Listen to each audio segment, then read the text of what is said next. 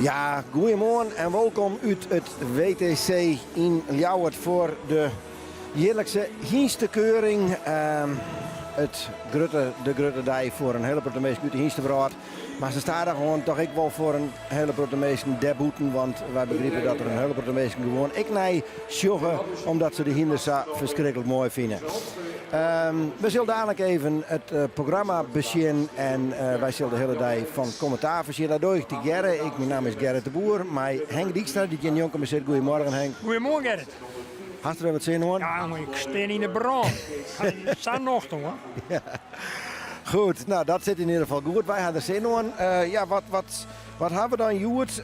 Vanzelf aan het eind van de dag, dan hebben we de kampioen en de reservekampioen. En dat komt zelf al die kleer. Maar daarvoor binnen er een hele grote rubrieken van de jongere hinders, de oudere hinders.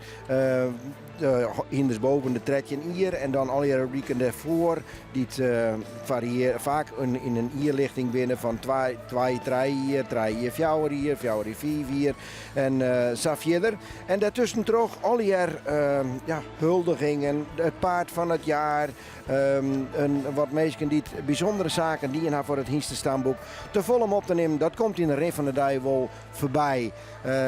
Henk, wij zorgen nu op dit moment alleen nog maar wat juryleden. Er zullen dadelijk de eerste hinders komen. Wat verwacht is van de dag? Nou, ik ben eigenlijk wel wat gespannen, zat ze dat aan zeggen. Want ik ben heel nieuwsgierig wat we Joert alle keer verrassingen mooi krijgen zullen. Want je kan er wel van uitgaan dat Jurre misschien wel weer kampioen wordt, dat zou we best kennen. Maar ergens hoop je dan dat er weer een nieuwsjaar op stiert. Die je Joert volslijn in extase überhaupt brengt. En daar zit ik eigenlijk in spanning op te wachten. We beginnen met rubriek 2 volgens mij. En dan hebben we de eerste in de ring. Even zien, jouw zo'n 60? Wat goed is al. Wolfert. Nee, herstel, het is Alke. Dat is Alke. Ja, dat is een orenrubriek denk ik. Wij moeten even het boekje reorganiseren denk ik. Alke is alleen al door zijn opstamming unieke hengst. Er wordt te weinig paarden in de populatie die Ja, hier ben we er al. onverwante bloedvoering hebben in combinatie met afstamming worden vol kwaliteit. Ja, rubriek 3. De Hiensten onder mij tolen weer. Fokkers zijn alle drie sterk en preferent. Met een verwantschapspercentage van 15,7% hoort hij samen met zijn vadervader tot de meest onverwante hengsten. Destijds in de richting Vilion doorzakt hij achterbeen. Waarmee onder het zadel tot prima scores kwam, wordt eraf en galop. Alke werd in 2007 niet te goed gekeurd op basis van zijn nakomelingen. Daarvoor dus ook het goede achterbeen gebruikt weer op bij zijn nakomelingen. Eén dochter werd inmiddels droom verklaard. Gestationeerd bij het rechtstation Vaagsteland, Oudeminde. Hier is Alke 468. Alke 468 is het hinder wat Joert het spits uitbiedt mij. Docht al een peer hier aan de keuring mei. Nog net potten brekken kennen, Henk? Nou nee, maar de breedte bij het stamboek is natuurlijk heel best vertjend worden. En deze Hienst heeft toch op een bepaald punt wel zien waarde voor de fokkerij. Zeker zo'n de afstamming. Het Faberbloed dat is in de fokkerij net heel reaal onwijzig. Dus alleen nog al daarom is deze Hienst waardevol. En daarnaast doet het in de fokkerij zelf wel heel goed. Dan had het dus door inteelt. Het is gewoon een bloed wat het ras zuiveren bewaart en de inteelt voorkomt. Ja, daar is deze Hienst heel nadrukkelijk een exponent van. Ja. En net alleen nog dat, maar ik in de sport door deze Hienst het heel best. Hij rent in de dressuurklasse. Zet in met 10 winstpunten. Dus een Hienst die hem aan alle kanten zowel vaktechnisch jongen als ik sporttechnisch jongen wel bewezen had. Nou, laten we er eens in.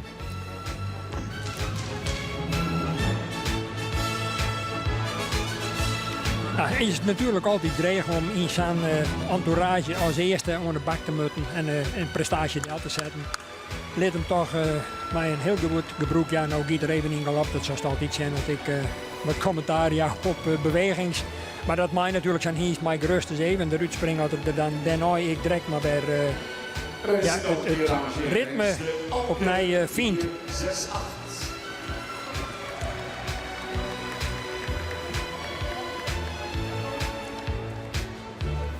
Ze hebben het wel eens door rastypisch, Henk. Is dat wat u zegt? Is dit een rastypische... Ja, heel duidelijk wel. Hij stiet mooi in het Frieske type, zoals we het graag zeggen. Typische raskenmerken. De maan, de stut, de fietterlakken, zoals we dat zeggen, onder voeten, die zitten er goed aan. En net al inderdaad, maar hij beweegt ik nog best genoeg. Sterk achterhand die goed ondertreedt en een goed gebruik van de voorhand. Alke 468 en daar komt achterom Alwin 469. Ja, dat is een hinder bij. Wel een flinke reputatie al. 4, 6, 9.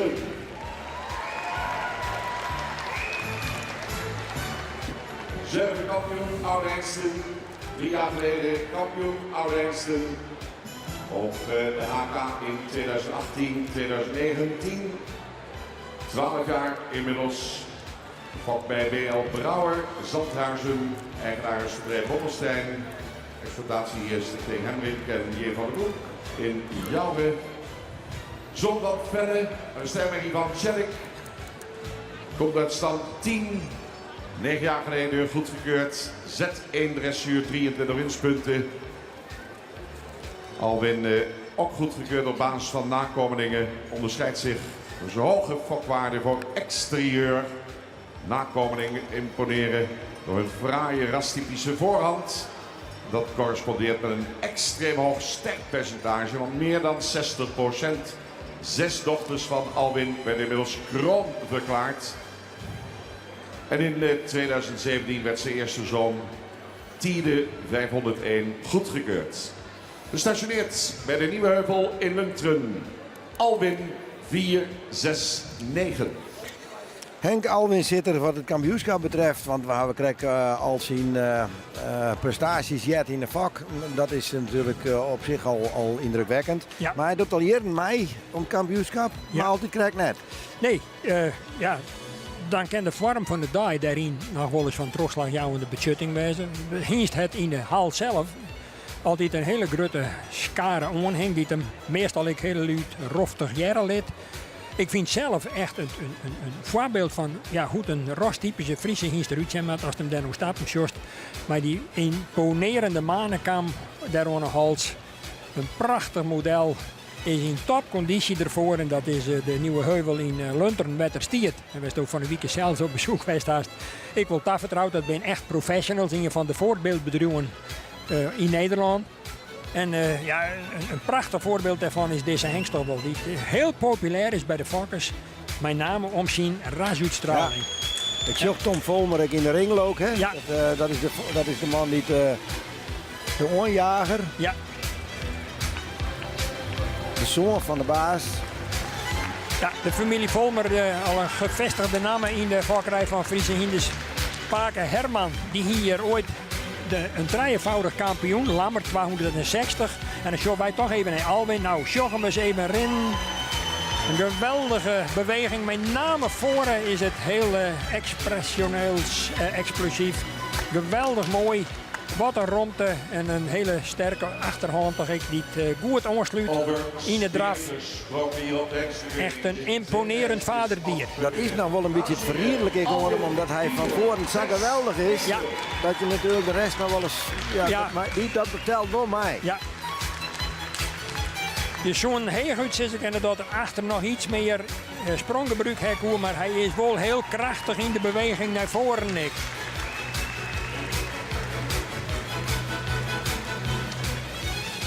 Maar over het geheel een hele beste presentatie van deze echt tophingst. Die qua exterieur bij mij echt in de top van het staanboek toe zit. Ik denk dat we erom joggen. We zullen afwachten. Want uiteindelijk is er gewoon een van de hele groep. En je moet het toch maar weer gewoon dwaan. Ondanks de fantastische reputatie die hij had. En de wijze van rennen. De volgende die erin komt is Bikkel 470. Fjouwer 0. Gepresenteerd wordt Bikkel 470. Dit is 12 jaar, gefokt bij Haan Bakker, Haske Horde. Eigenaar Constant in Kwadijk en weer mooi de Voideville, Wervershoofd. Zoon van Beert 411, uit een sterke en de prestatiemerrie van Tjellik 328. Komt uit stand 19, 8 jaar geleden goedgekeurd. Z2 dressuur, winstpunt daarin. Goedgekeurd op basis van een uiterst evenwichtig verrichtingsrapport in alle 3 disciplines. Rijpaard, menpaard, tuigpaard. We hadden 77 punten destijds. Hengst met een plezierig, meewerkend karakter. Bikkel werd 3 jaar geleden goedgekeurd op basis van zijn nakomelingen die zich onderscheiden als rastypische correct gebouwde paarden. Gestationeerd bij Spliethof in Bladel.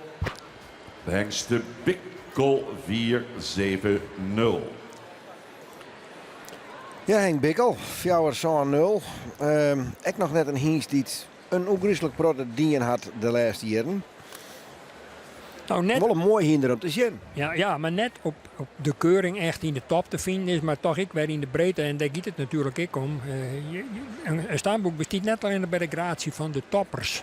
Dit dat ik even helder wijzen. Je hebt een breed hingstenbestaan nodig waarin het elke fokker zijn eigen kar might zien kan. En ja, bij de ene merrie zou een Bikkel bijvoorbeeld wel een hele goede combinatie wezen. En lid via het net, hij komt natuurlijk wel uit een excellente kampioen. Beert 411, dat is de heid van Bikkel. Grutkampioen, ja. Ja, een hengst die net van niks, een van de jongste hengsten destijds wie die preferent verkleerd worden op basis van zijn fokkerijresultaten. En er is dit een zoon van. Dus er zit fokkracht zit er in verankeren. Daar hoef je net ongerust toe te wijzen. Alleen ja, die ene hengst heeft zelf wat meer talent en wat betere bewegingsvorm dan de oren. Daardoor krijgen we die verschillen natuurlijk ook in die primering straks. Misschien nog wel aardig om even uw jury voor te stellen van hoe het in het midden stiet. Mevrouw Louise Hompen, mij de heren Hellings, uw Belgisch inspectielid en Piet Bergsma, ik een gevestigde naam in de fokkerij van Friese Hinders. En dan sjoven we maar even in Bikkel, die hem verdienstelijk sjellit, maar die toch met name achter wat krachtiger optreden koer, mist ik wat een beetje de boeging in de sprong. En voor hoe er het voorbeen in het draf toch iets royaler uitlezen matten. Die voorkant kan meestal vaak wel zien. Als je zorgt dat hij mooi naar voren strekt en dan de mooie knik maken en dan een mooi bedeltje, dat is wel te zien. Maar die achterkant, waarom gaat het bij die achterkant net helemaal goed? Kan je dat uitlezen? Nou, hij is ook net helemaal regelmatig. Zorg ik nou in een paar stappen in de achterhand. Het kan best zijn dat een spierenkwestie is. Maar als het nou juist, dan komt het achterbeen wel reaal naar voren. Maar dan zou er, dat is moeilijk omdat jij onderaan in die sprong, dat springbericht, dat zit ongeveer op 11. Dat zou dan meer opwaarts bewegen moeten. Al meer aanzetten eigenlijk en dan komt er ik verder. Ja. Nou, dat weer Bikkel. En dan is alweer het vierde hinder, dat is Arnold Fjouwer zoon in 2008 geboren. 471 is binnen. Sportpredicaat, 12 jaar jong. Gefokt bij B. Hofstee in Goddendijk. Eigenaarige gebroeders van Manen en M.J. Heuker. Arnold is een zoon van Wikke, 404. Een sterke prestatie met die van Jacob, 302. Komt uit stam 135. De dressuur, lichte toer met winstpunten. Als de eerste goedgekeurde zoon van Wikke. Via moedersvader Jacob en grootmoedersvader Nammen voert hij relatief onverwant bloed. Hengst die opvalt, dus een grootramige, moderne exterieur. Toonde destijds veel progressie in het onderzoek. Aangespannen, maar liefst 85 punten destijds gescoord. Hengst die 3 jaar geleden ook goedgekeurd werd. Vanwege zijn nakomelingen die opvallen door een gemakkelijke en ruime manier van bewegen. Eén dochter werd inmiddels kroon. Dames en heren, de hengst Arnold 471. Nou ja, dus hij is, Gebroeders van Manen. dus hij is het al, Henk. Hè? Die En makkelijke manier van bewegen. Dat is natuurlijk, dat, als je dat vak kan willen, dan is dat bijvoorbeeld een kenmerk waar je naar Sjen kennen. Ja, en dan is het in het geval van Bikkel, als we nog even waarom zorgen, die show wij net een heel soort in de wedstrijdbaan. Hij had dan wel het setniveau hellen, maar daarin is denk ik een beetje het plafond. En als dan Sjors bijvoorbeeld naar die Arnold die je nou rondstapt, die is al startgerechtigd in de lichte toer en heeft daar ook al winstpunten in hellen. En ja, dat verklaart ik voor een deel dat sommige hinders qua training vooral beter hier voor het lucht komen. Even, want zie die dressuur, we zien iedere keer meer Friese hinders in de dressuur. Dat neemt alleen maar ta. En toen zei het van, nou ja, dan zit ze op de lichte toer en dan worden ze in de set. Even voor de mensen die dat net weten, hoe is de opbouw van die klassen? Nou ja, u begint in de B, dan kan je de L1 en de L2, de M1, de M2, de Z1, de Z2, de ZZ licht, ZZ zwier en dan kom je daar gewoon in de buurt van het Gruttenburg. Het Prix Saint-Georges ligt de Tour en uiteindelijk het Grand Prix niveau, het absolute topniveau. Ja. Met Nederland natuurlijk geweldige toprutes in het als een Edward Gal. En jij er Ankie van Grunsven bijvoorbeeld. En dan zit Arnold de Krek een niveautje op, ja, dus die is mooi onderwijs. Ja, die is... Zitten we er even eens in.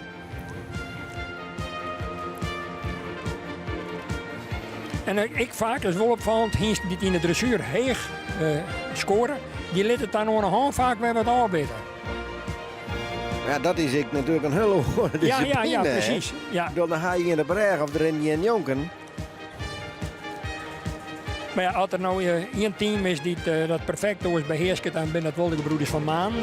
Dus je even beter opletten bij de tweede ronde van Arnold. Misschien moest er even in komen. Ja, de Hienst mist toch ik. Van achteren liet beetje de kracht. Nou, ik zag Grut massaal hinder, dat zul je nou ik al een beetje. Mist ik eigenlijk toch wel een beetje de boeging in het spronggewricht. En de absolute kracht. Voren eerder dan wel imponerend. Maar een goede beweging. Je achterbenen komen net echt omheen. Nou, nee, voetbal wat sterker. Ja. Toch een prachtige kroon op het fokkerijburg van Bob Hofstede, die spietig genoeg vorig jaar verstoren is. Arnold Fjouwers, zo'n hier wie dat. En de volgende komt er weer binnen, dat is Bartelen Fjouwers, zo'n 2. Equity, dezelfde lichting, 2008. Volgende is Bartelen 472. Ook Bartelen, inmiddels 12 jaar jong. Gefokt bij de heer Drost in Heeswijk-Dinter.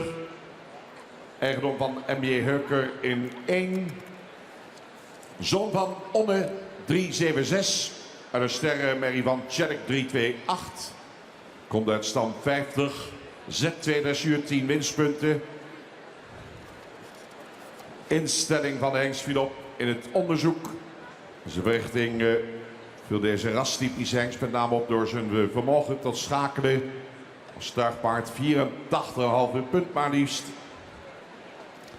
Hengst die 3 jaar geleden ook goedgekeurd werd op basis van zijn dochters en zijn zonen. Naast het feit dat hij beschikt over prima fokwaarde voor exterieur en sportaanleg is hij ook in staat absolute topwaarde te geven. Uit zijn eerste 2 jaargangen 3-jarige, maar liefst 8 nakomelingen kroon. Werden ook 2 zonen goedgekeurd, Tjebbe 500 en Teun 505. Beschikbaar bij Handels Exportstal Heuker BV Zevenhuizen. Wat stond hij daar mooi in het midden van de piste, dames en heren. Hier is Bartelen 472. Ja, ik zag hinder wat zo'n soort in de dressuur uitkomt. De Z2-klasse, dus die zit er nou ja, zo ongeveer wij. Docht het wel aardig?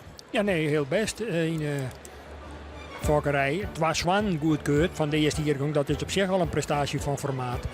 En daarnaast ik een hinder met een enorme rasuitstraling zat er de krijg sting als een kening over het hele spul heen te zien. Een mooi kopje. Prachtige manen kwam ik. En hebben we dat zes kapje? Ja, zes ik hoor, ja. Ja. Een heel mooi sprekend kopje, een holtje, zo'n je ze kennen. We leerden vroeger al van mij bij de hinder net een kopje zetten. Maar een kopje in de verliezende vorm vind ik. Dan is het leer. Bij mij wel, ja. Vooruit. Zolang had het net zat Siebert maar ooit zei kop als een bushokje is, dan neem ik de vrijheid om het kopje toch als een mooi rostypisch aspect om te merken van een Friese Hienst. Dus even zien of de Bartelen dat kopje wat omheen brengen kan, want dat is net verkeerd als je dat bij het draven doet.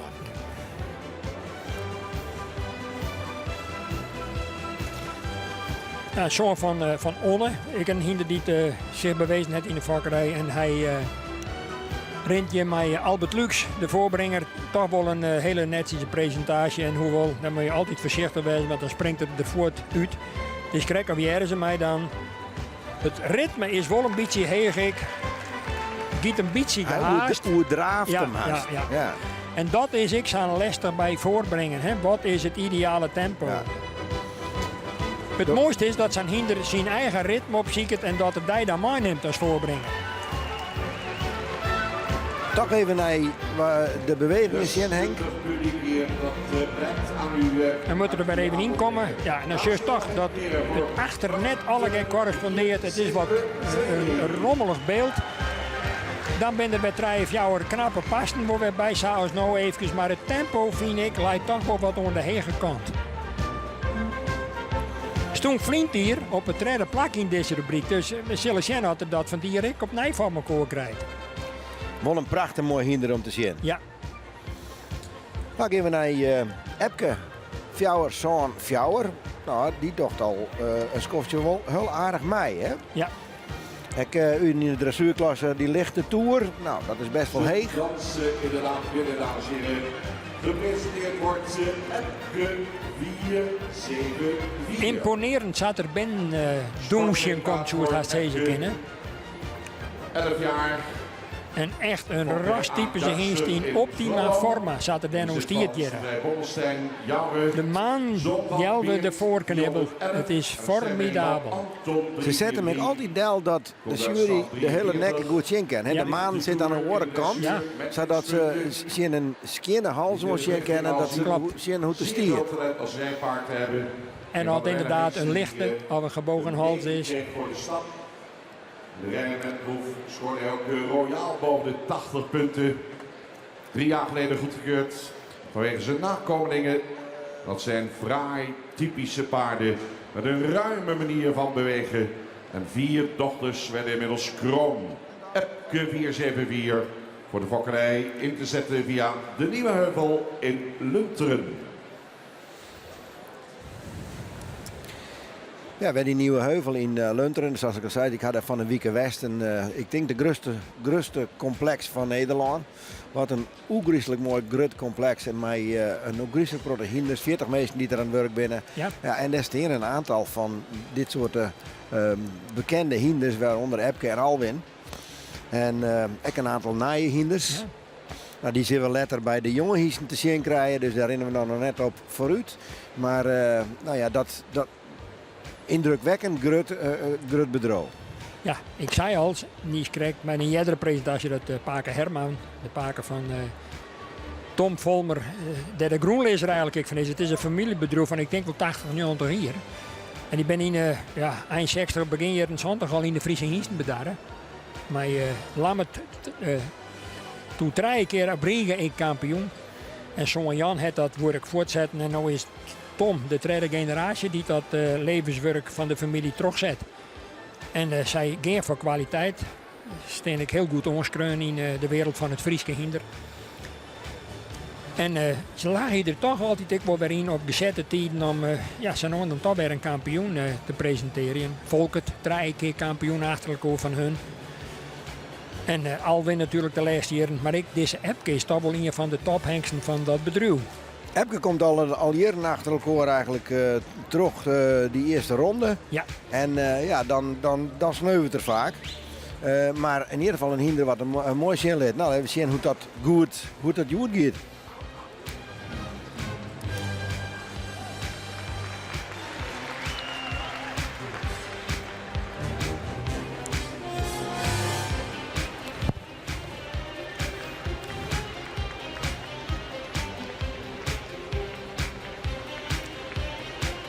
Ja, nu komt er wat beter in het ritme. Het voorbeen komt er ietsje meer uit.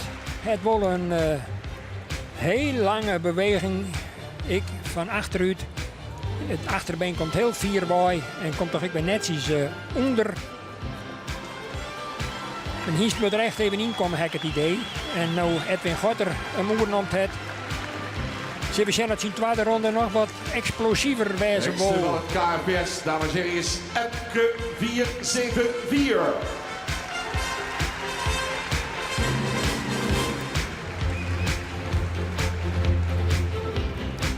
Ja, en het is altijd moeilijk om in die 2 rondjes die je dan krijgt, met name in die draafronde, om dan even te excelleren en je te onderscheiden van de concurrentie, want daar draait het uiteindelijk om. En krijgen de hinders moeten wij er ook nog wat in komen eerst natuurlijk. Entree van de Vonger 478.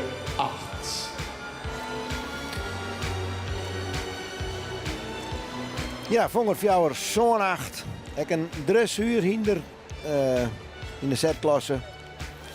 Uit 2009. Dus een iedere keer jonger. Vonger. Ja. Gefokt bij J. van Ende in Wezep. Eigenaren J. Schaap in de Broek en Hendrik Eppinga uit de Middem. Vonger, de zoon van de Olgert, de 445 van de stermerrie van Doeke 287. Komt uit stam 44, Z1 dressuur met winstpunten 5. Aangespannen in de limietklasse, 10 winstpunten. Eerste goedgekeurde zoon van Olgert. De overgrootmoeder aan zowel vader als moederzijde is de model dubbelpreferente prestatiemerrie Elbricht. Liet ze in de verrichtingen destijds zeer goed zien. Heel goed als rijpaard. 8,5 voor de stap. Uitzonderlijk mooi cijfer. Door zijn bijzondere afstamming is de hengst met een relatief laag verwantschapspercentage. Het nakomelingenonderzoek dat afgelopen jaar werd afgerond verraste Vonger met uitstekende cijfers van zijn nakomelingen voor beweging. Zowel in de keuringsbaan als in de aandachttesten hebben de nakomelingen voorbeeldig gebruik van het achterbeen. Uit zijn eerste 2 jaargangen werden al 2 merries krom verklaard. Vonger 478.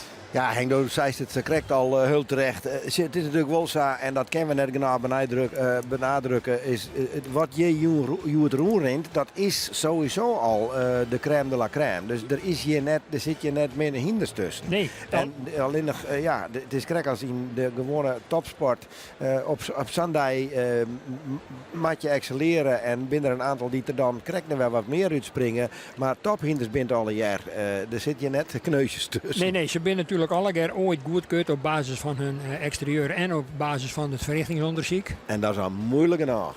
Dat is heel dreig. Daar ben al een hele soort die dat net oprijden. Dus die keer komen, die ben echt waardevol. Ja. Daar kan geen discussie over bestaan. En zeker, dat vond ik wel mooi dat Speaker Bert eruit dat ik even benadrukt. Want deze hingst had hem oude hier met name in het afstammelingenonderzoek van zijn nijteam onderscheiden met hele beste cijfers. Dus en dat is natuurlijk voor de eigenaar fantastisch. Dat is wat het om draait. De beste reclame die schrijven kan. Ja. Want aanvankelijk weer mijn wel wat sceptisch over de kwaliteiten van Vonger, maar die heeft er van hier geweldig getaleerd in zijn nijkommelingenonderzoek. En hij liet hem jezelf ook heel best zien, vind ik trouwens. Hè? Een sterke achterhand, en dat word ik even neemt. Dat zocht ik erom in de jongen van Vonger. Presteert hier En Vonger 478. we zullen eens even bepalen, noter mij Jalmer de Groot. Hier zijn tweede ronde draaft. Hij had wel eens vaker een ronde via de West, dus het is net onmogelijk. Ja, nou springt er even voort. En dan pak je er toch vrij makkelijk bij op. Met sterk spronggebroek ik van achteren. En een royaal gebroek ik. Met een mooie uitlezende voorhand. Een krachtige hingstiek is in beweging en ik een hele protte krijft zien weer. Vonger Fjouwer zo'n 8 en daar komt achterom Gerben Fjouwer zo'n Jochen en hinder Ineens de Bannaert en de Vonger is alweer binnen. We hebben een geweldig team achter de schermen. De keuring perfect laten verlopen. Kijk eens zo mooi. De binnenkomst van Gerben 479. Ook het sportpredicaat 10 jaar jong. Fokt door de heer Schut in Hengelo, Gelderland. De Bot, AP Bot in Voorthuizen, eigenaar. Gerben is een zoon van Dortsen 420. Komt uit een stermerrie van Sape 381. Komt uit stam 161. Z1 dressuur, 26 winstpunten. Goedgekeurd op basis van zijn prima exterieur en zijn allround verrichtingsbeeld.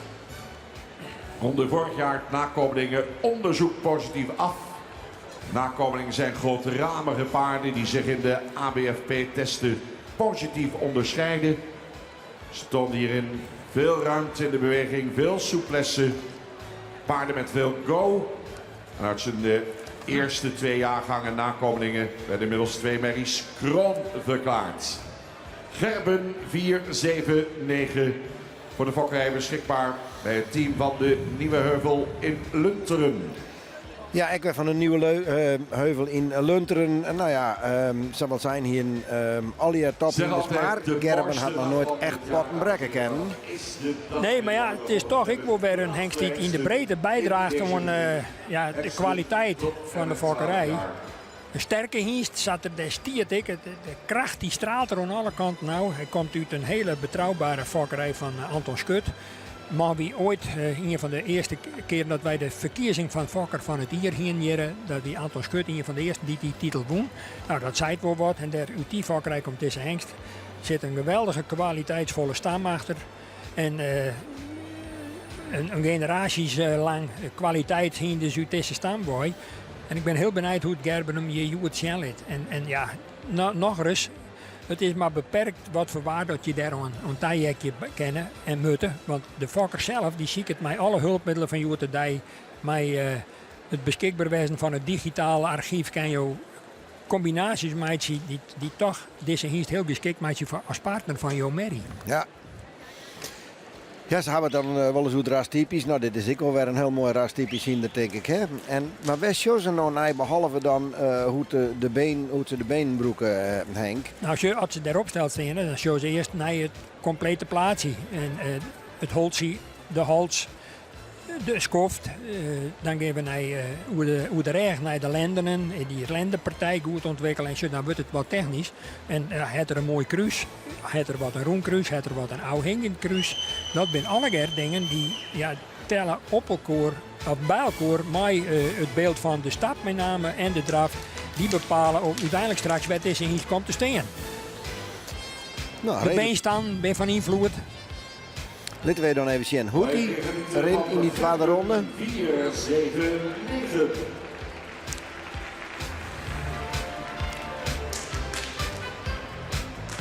Nou, dit hem toch heel verdienstelijk en goed zien.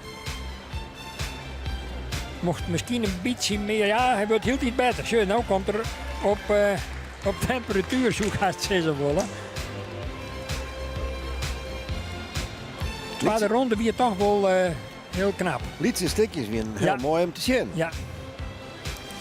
Ja, en dan geven we nou toch een hinder wat een reportage had. Johannes Fjouwer had kampioen geweest in 2015, toen als debutant. En daarna nooit daar echt bij de laatste fjouwer, maar nog altijd niet wat je rek mag horen. Slechts en weer. Kampioen Jong Hengsten 2015, algemeen kampioen hengstenkeuring 2015. Johannes, inmiddels 9 jaar, fokt door de heer J. Bakker, Detgem, eigenaren JJH en JPW Boot en de familie Age Okkema. Johannes is de zoon van Tjalle 454, een sterk referent en prestatiemerrie van Oepke 266, komt uit stand 15. Dressuur Z1 12 winstpunten, mendressuur ZZ en 4 winstpunten. Limietklasse aangespannen met winstpunten. Werd dus in 2014 als eerste zoon van Tjalle 4x4 goedgekeurd. Vanwege zijn fraaie rastypisch exterieur. Bovendien wist hij in de verrichtingen in alle 3 de disciplines buitengewoon te scoren. Hoogste score haalde in de tuigproef. Vorig jaar goedgekeurd op basis van zijn eerste jaargang nakomelingen. Die imponeerde al als speurde. Maar liefst 33 eerste premies. Later in de rubrieken Enters en Twenters. Vorig jaar was hij bij de 3-jarige beeldbepalend. Maar met maar liefst 10 eerste premies. En uiteraard CK-kampioen Werben van Brabant zal als fraai boegbeeld. Met name in front en draf aan de hand blinken de nakomeling uit. En het succes werd vorig jaar verder gecompleteerd met het goedkeuren van zijn eerste zoon Auwert 514. Beschikbaar bij stal de Mesken Siegerswoude. Johannes 484. Nou, een heel lang verhaal, hè? Een heel lijst succes. Age Okkema, de eigenaar, die rent er voorop met Swiepke. We even uitgebreid zien hoe er daar staan. Jury dan er even goed omheen. Ik ben toch wel benieuwd wat Johannes kent. Ja, nou in elk geval, wat mij wel belangrijk is, stiet het er excellent voor. In topconditie echt. En dat is natuurlijk het team van Age Okkema ik wel vertrouwd. Die ging ik voor de winst, Stuart. Had het er uiteindelijk in van commercieel dat zal de tijd lezen. Maar deze heeft het wel een super seizoen achter de rug. Met een hele protte Fokdijk-kampioen door heel Nederland op verschillende dagen. En met name op een centraalkeuring had er geweldig scoort. Dus of dat een rol speelt in uiteindelijk zijn klassering, Stuart, dat weet ik net. Maar dat het een publiekslieveling is, dat is wel een ding wat wist is. En nou zullen we eens even zien dat Marijn Zwart ik heel mooi te ken. Ja, Mr. Jen hoe er dat achterbeen broekt. Het is formidabel hoe Johannes hem hier presenteert. Hij maakt het hier een hele beste indruk in deze eerste omloop. Hier van de regelmatigste, nota, dat is niet heel regelmatig rennen. Nauwelijks doet het ritme bij. Heel best. Dames en heren, Johannes 4-8-4. Hij waait de roer, zeggen wij dan. Hij rekt het de groen kwalijk.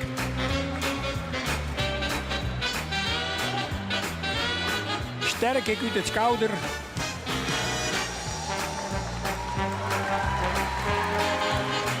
Maak het een hele beste beurt. En een hele goede indruk in deze presentatie. In deze eerste groep. Celestien, wat dat burgwezen is. Zeldzaam regelmatig. Ja, heel best. Dus zie je het haast net een minder slag tussen. Dat zul je net eens zo vaak. Nee, dat is, je hebt wel even een visitekaartje, jou, jongen. Johannes, rek De me maar horen. laatste in deze En de laatste in de groep is jouw Fjouwer Prestatie 8, van 5. Jouwe Nou ja, 4, dat zei echt actief in de dressuur. Sportpredicaat. 9 jaar. Fokt door R.H. Veenstra, Suharsum. Eigenaar en familie van Doorn en familie Salari. Zoon van Pier 448. En de koopsportmee van Volker 353.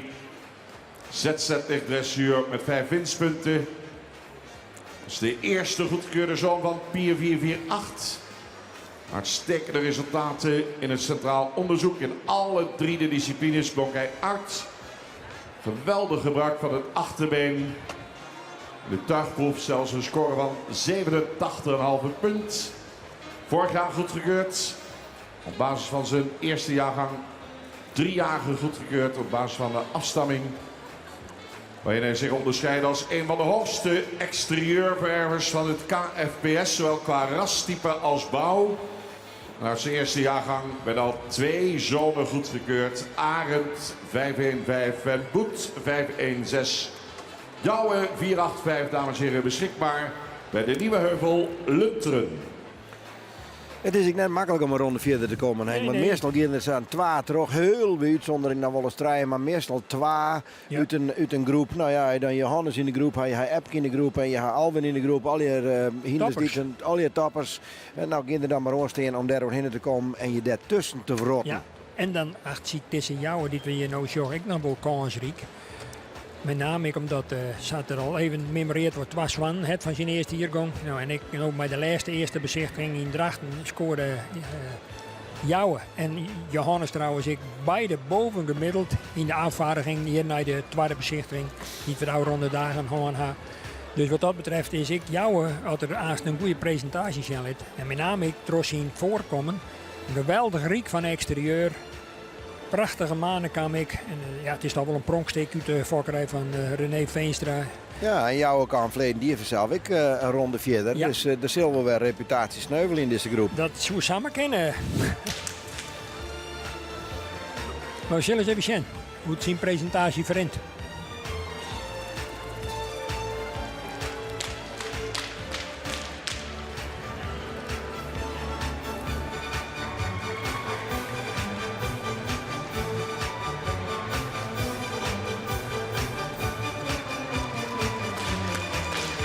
Spietig dat de voorbrenger het holtje wat naar binnen doet, dan heeft hij hier net echt optimaal de ronde en om zijn beste beweging in te letten. Want dat heeft altijd wat consequenties voor het broek van de voorhand. Misschien dat het tweede man dat nou beter van elkaar krijgt. Nog eenmaal, dames en heren.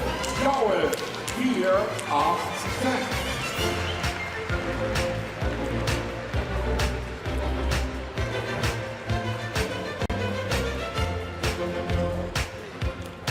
Ja.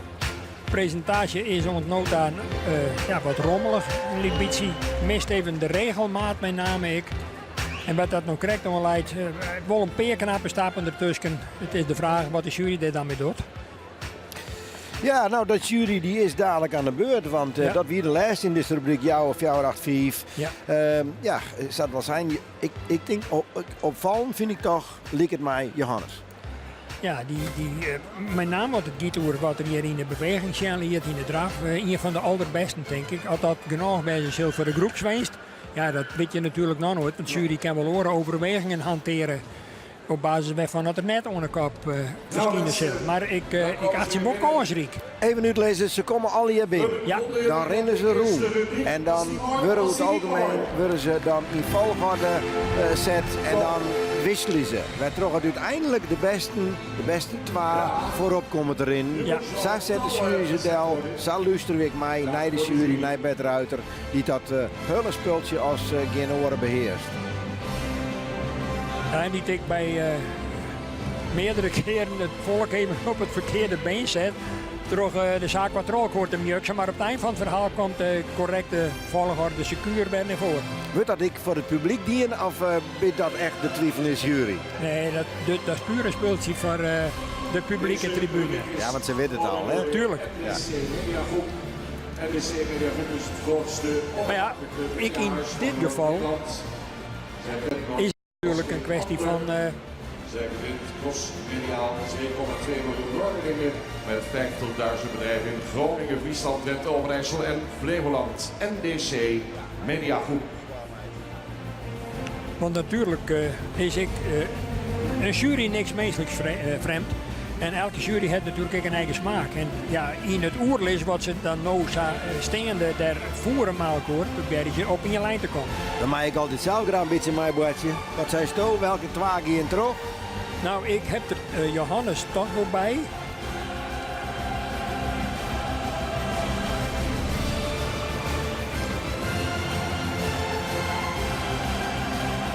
Alwin?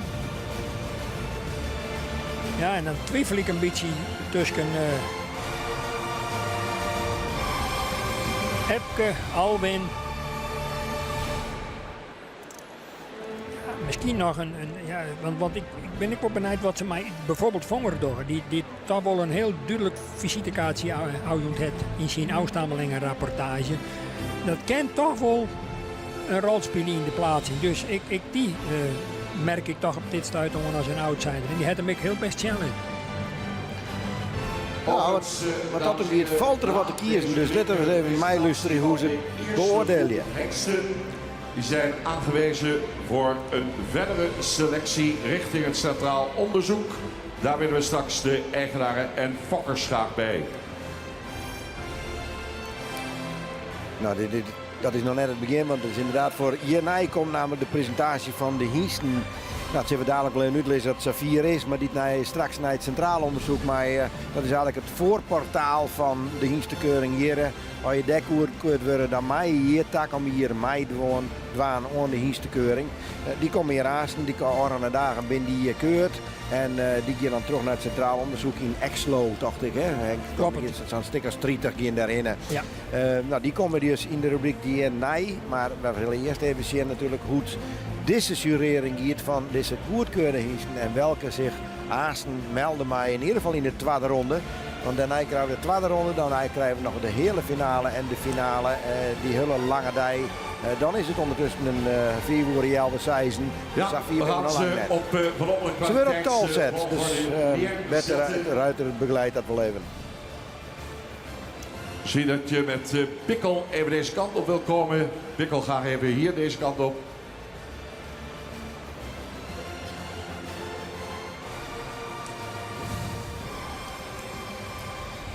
Ja. Arnold 471 mag ook even oversteken. Komt er al een beetje Voor tekening Pikkel. in de street.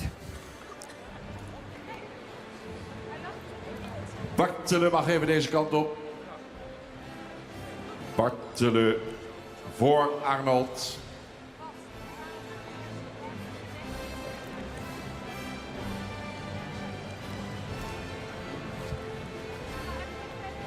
Alke, even deze kant op.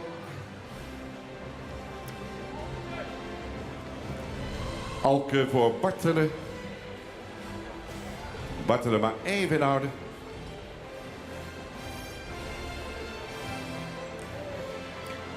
Nou, Johannes rint nu op de tweede plak. Ja. Dan willen we 479 Gerben. Gerben, maar ik een beetje zakje. Gerben voor Alke.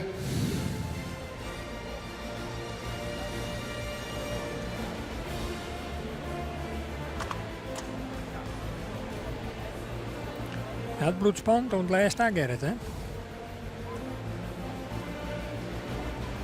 Dat merk ik wel een beetje. Het is nou heel stil in de haal totdat er misschien straks Alwin even oversteken. wat sympathie bij komt dat de winnaar uiteindelijk duidelijk wordt. Alwin voor 485. Voor jou, hè. Nou, ik zei al, de rol van Alwin is ik nog net uitspelen. Maar Bert de Ruiter die verpakt dat altijd kreeg. En die heeft u ook gauw eens even te pakken. Maar Alwin wordt nu van de kop naar het vierde plak scoot. Ja, En dan rent Johannes voorop.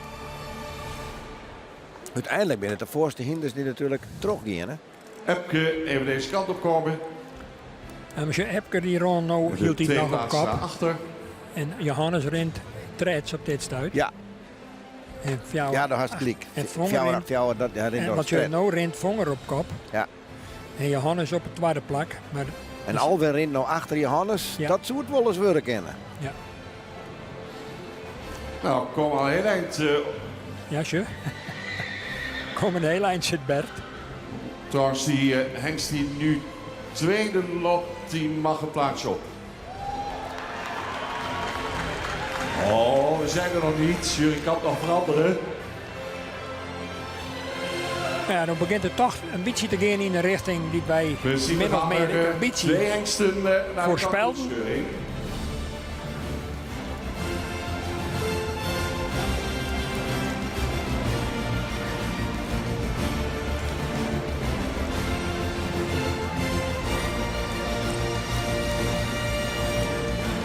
En als het bloed zat ze nou in, is dat natuurlijk voor Vonger een hele beste prestatie. Altijd zat bloed, hè. Het kan nog op het laatste moment naast nog opgepast worden. Dames en heren, de jury is raakt zijn eerste ronde op kop geplaatst. Johannes 484. Johannes als eerste terug. Hoofdsterren. Het wordt aan Louise Hoppe. Wij Vonger erachteraan. Ja, Goedemorgen. De stemming zit er al goed in. En wat een heerlijke rubriek om mee te beginnen. Een groep hengsten die ons allemaal geïmponeerd hebben. Of het nou qua ras was of de bovenlijn die nog zo goed bewaard is. De jeugdige hengsten die staan vooraan. En we waren erg onder de indruk van 484, het sterke achterbeen, het goede rastype en de goed bewaarde bovenlijn.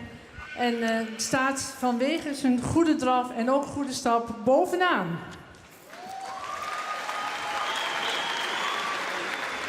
Gevolgd door 478, ook een paard met een zeer jeugdige uitstraling, een sterke bovenlijn. Hij moest even wat beter stappen. In de individuele presentatie was hij nog wat druk. Maar toen hij hier weer in de groep terugkwam, waren we erg overtuigd. Want ook zijn achterbeen is enorm sterk. En ja, een lust voor het oog. Dan hebben we 474. Een paard wat enorme uitstraling heeft, goed in de verbinding is. Ook voldoende stapt. En in de draf ook mooie momenten liet zien, maar net wat minder elektriciteit in het achterbeen. En dan 469. Wat een machtige voorhand. En wat een mooie balans liet hij nog zien, vooral in het voorbeen. Ietsje meer slijtage in de bovenlijn, maar dat is ook logisch, dus hij is wat ouder. 485, ook een hengst die goed bewaard is. Met een sterk achterbeen, zou iets meer ruggebruik mogen laten zien. Dan hebben we 479, een paard met veel rasuitstraling, goed beenwerk. Zou in de draf iets sterker in de achterhand kunnen zijn, maar had wel een mooi voorbeen. 468, ook een paard met een indrukwekkend rastype, zou in het beenwerk even iets beter bewaard kunnen zijn. Zou ook in de beweging iets meer ruggebruik kunnen laten zien.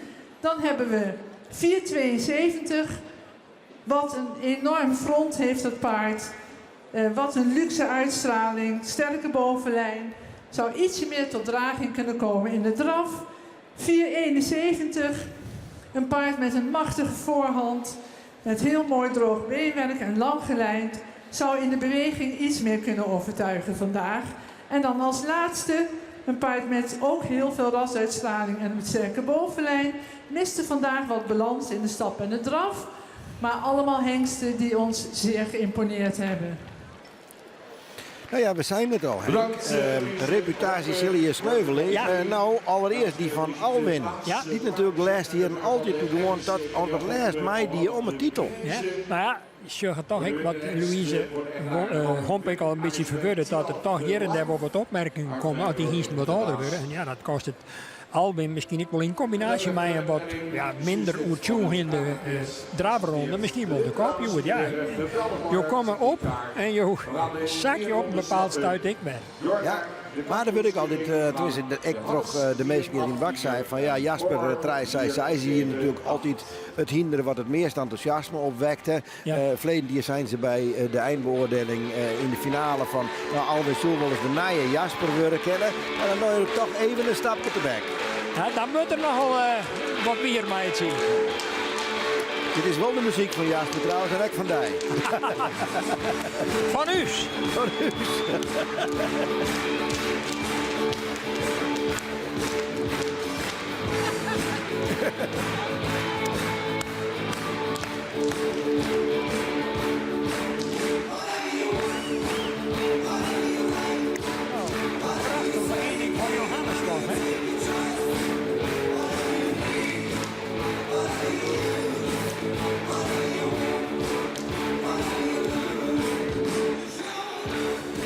Ja, en dan hebben we die eerste rubriek gewoon, de kop is er al. Ja. En dan ben we vaak wel wat wend uit de orenkeuring en dan dat er een aantal rubrieken achter elkaar komen. Dit hier is dat vaak net zo. Er zit eigenlijk altijd wel zaken tussen terug. In de eerste keer dat dat nog gebeurt is de presentatie van de eerste groep hinders. Ja. Die dus aanwezig binnen voor het Centraal Onderzoek in Exlo. Ja. Nou, even voor de meesten die net weten hoe dat is. Op een bepaald moment worden er hinders in de voorselectie plaats aan 300. Ja. Daar komen ze dan 100 te lanen op de keuring die hier plak vindt. Ja. Dat wie altijd doet 2 dagen, maar dat wie nu alleen nog aan het toonsje. Klopt. En dan gaan er uiteindelijk aan 30.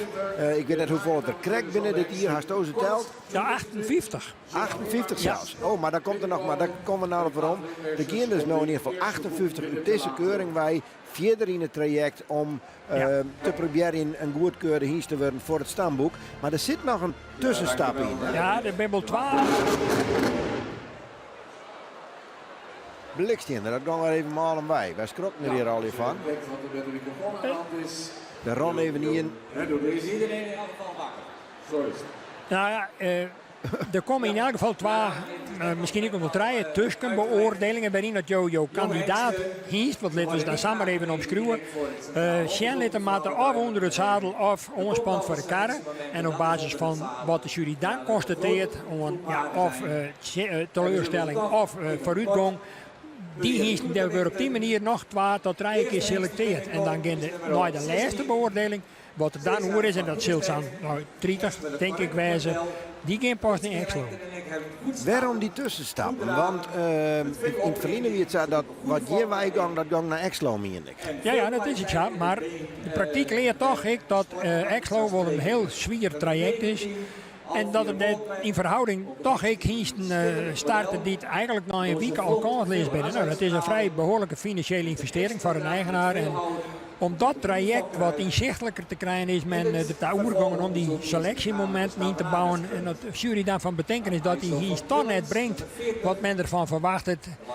Dan zei men in oerlis, dat even helder was, ik mag de eigenaar en dan mag de eigenaar nog altijd besluiten om het traject vol in te gaan. Maar als een verstandige eigenaar die zei dan, nou ja, de jury er toch net volle heil in zit, ja, dan kan ik die €40.000 beter zelf in de beurs. Ja, maar dat kost een protégeel. Ja, maar je moet dat al zelf betalen. Ja. Dat verrichtingsonderzoek werd uiteindelijk te landen komen in Exlo. Even heel kwart, want ja, daar komen dus dan die Santrita Giesten en die matten onder het zadel voor de kar. Nou, wat maakt ze al eerder waar? Nou, ze worden sowieso 5 keer in de week hebben ze traind. Dat wil net zeggen dat ze deze uren op werk binnen, maar ze maken wel alle dagen even op werk. De ben bij die ben al behoorlijk voorbereid. Vroeger wie het zei, dan kwamen ze daar ik nog grieën aan. Nou, als het dan hinder dan in één aan het werk wordt, dan krijg je spiersituaties dat hij geblesseerd eruit ziet. De meesten zijn er nog wel redelijk op prepareerd, maar dan nog voor een jonge hiest van, nou ja, krijg je hier 4 dagen in de week, 20 minuten tot 9 uur, dat is behoorlijk intensief aan de arbeid. Dat komt er wel wat op aan en ja, dat verklaart ik voor een deel toch wel het hege percentage uitvallers. Ik ben persoonlijk een beetje van mening dat ze misschien in een aantal gevallen wat onder een jonge kant binnen. Een hinder van 4 hier heeft toch vaak even wat meer lichaamskracht, is wat volgroeider, is wat bespierder rekken. Ik zou mij voorstellen kunnen dat je zegt van is het net de volle vregen op deze jonge leeftijd al. Maar ja, dus juist ik echt, want ze komen hier vlak voor de del. Ja. Dan zie je ik echt dat ze nog heel jong binnen zijn. Ja, dat klopt. het echt nog de vallen er nog in herkent. En dat de kracht echt eigenlijk nog komen maat. Ja. Oproep aan de fokkers Ecknaren onderweg. Ja, het is, zoals ik al zei, de dream van alle eigenaren om uiteindelijk een hiest in het stamboek te krijgen. Om een goedkeurde dekhiest te krijgen. Ja, nou steen je hier met zijn 58 en azen in 3 groepen waar ze je presenteert. Ja, dan ben je er dus nog lang net. Nee. Je hoe je hier nou beslist net riet te rekenen. Er komen meer teleurstellingen, denk ik, op het eind van het verhaal dan hoogtepunten en triomfen voor de verschillende fokkers. Maar dat is inherent aan het spul wat je speelt als fokker. En ja, ik vind toch, ik vond wel mooi dat er, wat lietsere fokkers, dat die dan toch in dit grote spul altijd nog meidman kennen. Als nou juist er hier in mijn programma hier bijvoorbeeld, Abe Bransma. Die het ooit van zijn paak en zeker Leyendekker, die ik nog goed ken, een valtje kreeg en daarmee begonnen is. Ja, met een hoop inzet en daarbij dat dan toch dit weekend 12 van zulke kandidaten hier staan heeft. En dan wil ik net beweren dat ze allebei de ijstreek. Maar alleen nog al het feit dat je hierbij bent, dat is wel een bekroning van al die inspanningen. En ik vind het mooi dat ze aan de Abe Bransma daar bijvoorbeeld inslagen. Ja, nou ja, en ik hier van de week zelf. Ik ben nog op visite geweest bij de familie Dijkstra. Ja, die man die vroeger boer wie en al 30 hier in het WTC werkt, nou eigenlijk wat besmet rekken is met het Hienste-virus en zelf een Friesinder kocht had er mij een vakken sloeg en verdorie dit hier niet echt in de keuring had. In die jonge Hiensten, daar zit niet bij, die is goedkeurd en ja, een dream die uitkomt. Nou, zij is het. En dat maakt het dat elke fokker, liets of grut, ja, die dream ergens wel had. Hij moet zich bewijzen met de nek. Ik denk toch dat er hier wel degelijk een protagonist nog tussen staan die hier wel degelijk heel gerust stenen. Van daar stier toch minder maar even. De mooiste dag van het leven, wat dat betreft. Nou, mooier als de trouwdag, in sommige gevallen. Ja, wat zijn we daar nou uit doen zitten? Ik spreek uit ervaring, Gerrit. Dus. Ja, daar hast je zelf lang beleefd. Bezocht. Daar hast ik wel eens Ik heb hier een keer naar het centraal onderzoek. Maar ja, die slagen net. Die slagen net. Dus ja, vandaar dat is. Ja. Maar het moment vergeet ik nooit weer in 1988 in de Frieslandhal in Lauwert. Nou ja, die familie Dijkstra zei van de week, Dirk Dijkstra, de man, die zei ik zeg maar van ja, Gerrit, maakt het net goed rond is, het is geluk. Maar het is natuurlijk aan de andere kant wel zo, ze zijn altijd maar bezig van welke hiest en welke merrie, wat past het beste en hoe hak de grootste kans om een goede hiest te vakken. Dan moet ik nog maar een hiest geboren worden. En dan, er wordt wel een nijtocht, maar daarna heb je gewoon een hele product geluk nodig. Zo zit het. De broer van Van Basten is net zo goed als Van Basten willen spreken. Ja, zo simpel is het. Zo simpel is het in wezen, wel in essentie. Ja. Een interessante fokkerij, maar Alco 468 en anders 458. Als zoon van Alco 468 en anders 451 als vader. Kan deze hengst voor bloedspreiding zorgen? Heeft een indruk daarvoor voor 110. Nou shock hier toevallig Fijk en Ipi Haltrop ik aankom. Nou die hebben nou, ik en Hiester bij die hebben ze dan net zelf ook. De fokker van iets en de vriend die rent er tussenin. Maar dat ben nou ik van die mensen die het hun leven lang al trouw binnen aan het Frieske hinder. En daar nou, ben ik nog prachtig in beeld. Het liep het wel op bestelling. Links Ipie en Fijke. En succes uiteraard. Prachtig dat dit op deze dag moet ik beleven. Liefhebbers in Ieren en Zien, zeggen we dan op zijn Friesk. Voor Krijker iets overtuigender, wat weinig sport in de lijn. Zijn eigen prestatie moet overtuigend zijn. Dan 114, de Alvin Doeren, de Alvin Keemijntse. Een jeugdige, elegante hengst met een sterke bovenlijn, hard beenwerk. Veel rasuitdrukking door zijn front en statuur. Stapt ruim, draaft met oprichting en goed gebruik van het voorbeen. Heeft in Dracht een goede galop getoond. Komt uit een ruim voldoende fokkerij. De sport in de lijn, foklijn zou iets overtuigender kunnen. In het traject is het snelheid van het achterbeen en gedragenheid een aanspreekpunt. Een aandachtspunt. Dan nummer 115. Die Ami de Monica, Alvin Kim Maurits. Heeft zich na Drachten goed ontwikkeld. Goed van type. Sterke bovenlijn. Veel ras door houding en front. Voldoende ruim stappend en krachtige draf met veel techniek en voldoende lichaamsgebruik. Komt uit een interessante, goede foklijn. Sport in de lijn kan iets overtuigender. Zijn eigen prestatie wijst vooral de galop een aandachtspunt. Dan 116. Veergehoes van het Waard. Alvin Gebeert. Heeft zich ook na Drachten goed ontwikkeld. Goed model. Iets zwaar in de hals. Veel kwaliteit in de stap. En een draf met veel souplesse en veel buiging en spronggewicht. Een goede index uit een voldoende fokkerij. Nog wat weinig sport in de lijn. Moet zich met name ontwikkelen in gedragenheid en oprichting de manier van draven. 122. Philippus van Oostenburg. Philippus van Oostenburg. Hengst met veel front. Een lang middenstuk, iets lang middenstuk. Correct beenwerk. Goede lengte in de hals. Ja, dan krijgen we natuurlijk de besproking van al deze die keer nou stenen hangt. Kan er weer iets meer draging tonen. Dat wordt ook een aandacht straks voor het vervolgtraject. Komt uit een goede fokkerij met een goede index. Maar goed, ik net. 125. Fraai model. Met veel front- en rasuitdrukking. Veel kwaliteit in de stap. Draf in Leeuwarden was overtuigender dan in Drachten. Nu met veel gemak, voldoende kracht en techniek. Goede foklijn. Iets meer sport kon er zijn in de foklijn. Hij moet zich bewijzen in in houding. Zelf, we hier in het al jarenlang zelf bezocht.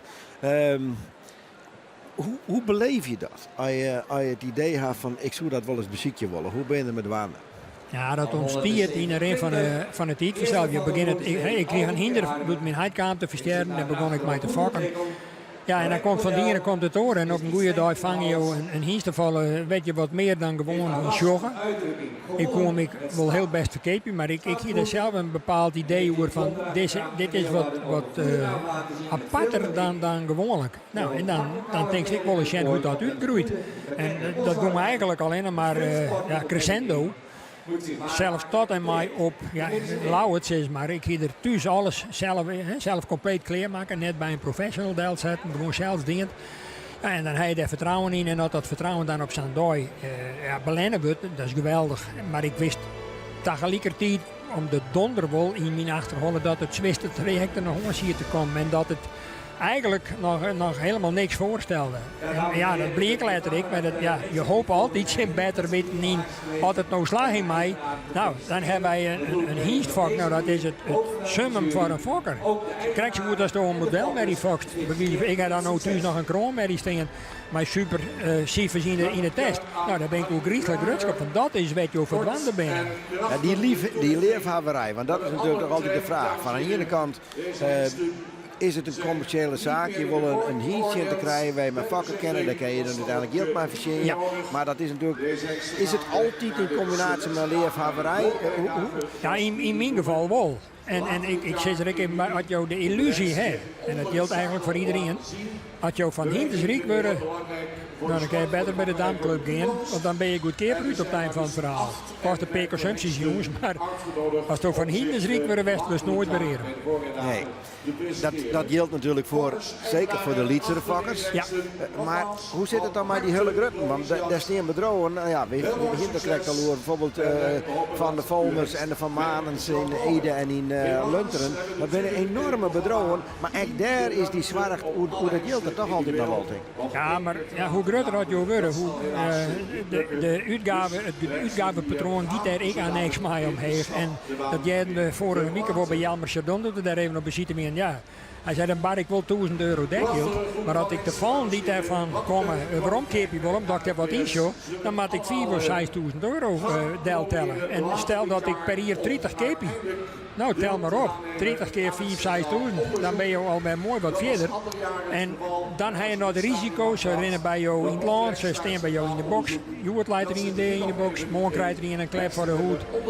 Die is ook onverkoopbaar. Dus daar zijn altijd risico's mee in. Het is net een pure yieldwinning. Die mensen hebben lieke goed onkosten als elk oorbedrijf. Plus dat ik al zei, je bent er natuurlijk dag en nacht met wandelen. Ja. Het is, als je heel dreun binnen, dan kan je dat niet volhouden, ik het mij. Nee, dat is denk ik net mogelijk.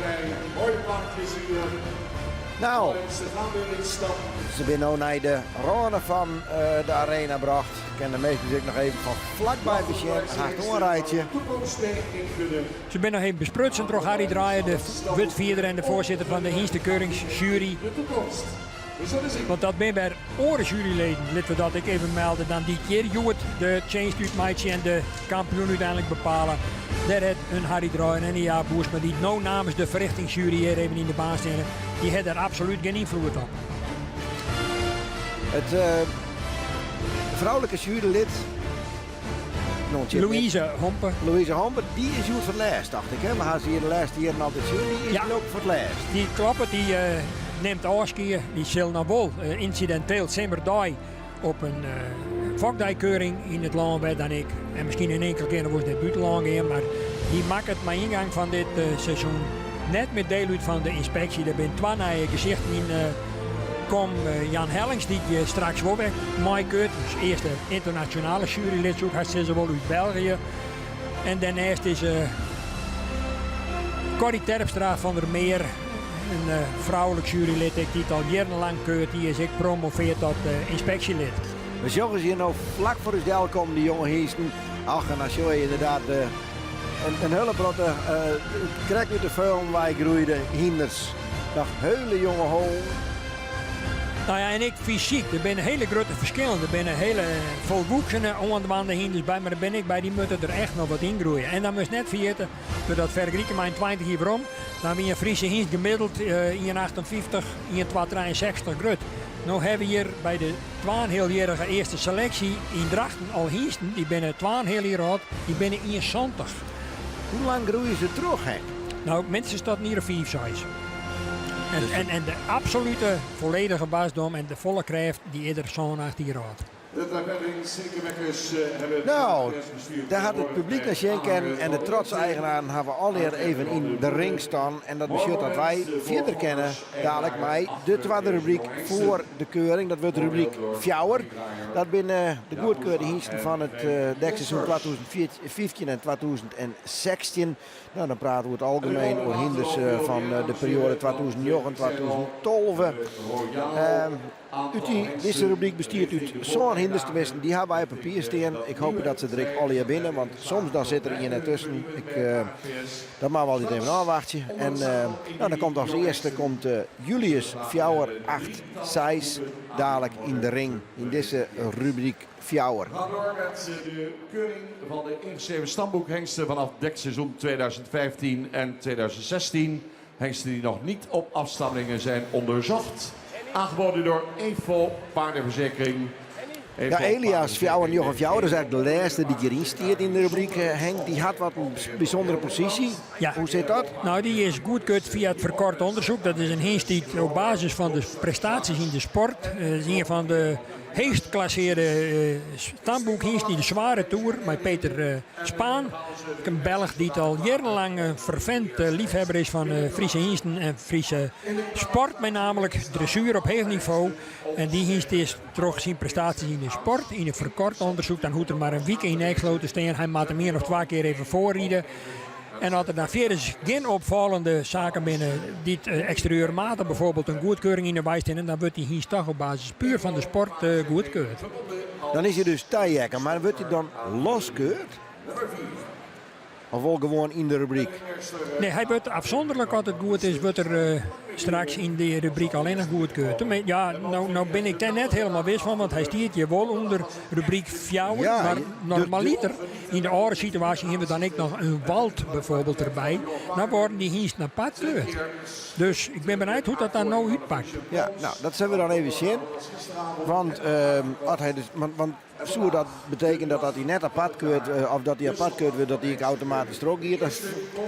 Ja, dat zou het dan wel haast veronderstellen, want hij is de enige, dus dan best sowieso een ronde verder. Maar dat zullen we ook we wel zien. zullen dadelijk even zien dat er gewoon in opstelling maar internet. Julius Fjouwer 8-6, die zat ik al aankondigen. Die komt nou als eerste hier in de ring. En hinder mij, ja, toch ik wel wat een reportage, toch? Ja, en het apart is, bij Sjugam je het voor het laatst, want hij gaat manji het vliegtuig in.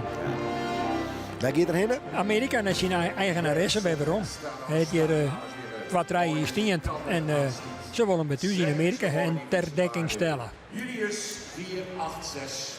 En hij is ooit in Amerika goedkeurd. Hij staat bij Jelmer Sardon, hè? Dan per hier. Nou, het laatste jaar. Hij had ik bij Stuart Meekma op Ries in Gasterland staan. Jelmer Sardon, de eigenaar natuurlijk van Jurre. De kampioen van de laatste 3 hier. Ja. En net de vierde van IJzer natuurlijk. De kampioen natuurlijk. Tuurlijk. Komt letter nog voorbij. Ja. De stad van Amerika. Dat is eerst deze seizoen de maximale 180 mennies. En hier is mij een geweldige cijferlist doet er in Amerika goedkeurd is. 93 punten in het uurproef. Het is ongehoord eigenlijk. Ja, alles boven de 90 is ongehoord eigenlijk, hè? Ja.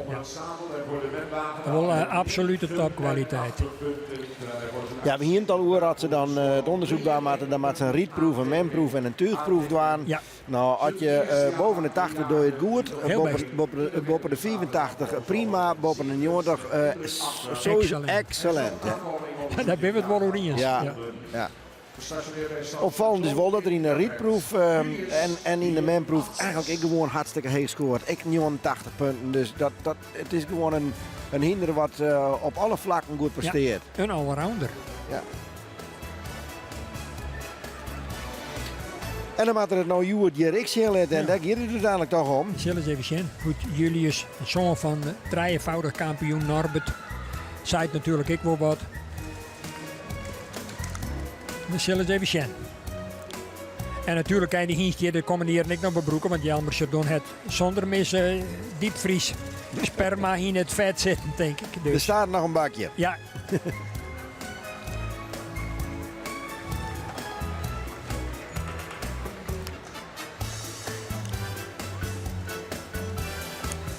De presentatie is toch op het.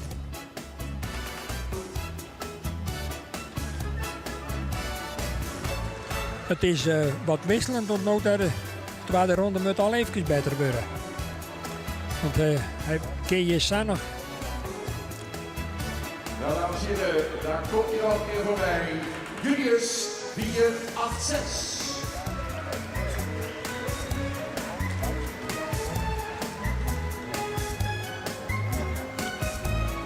Nou, de tweede ronde is toch wat beter.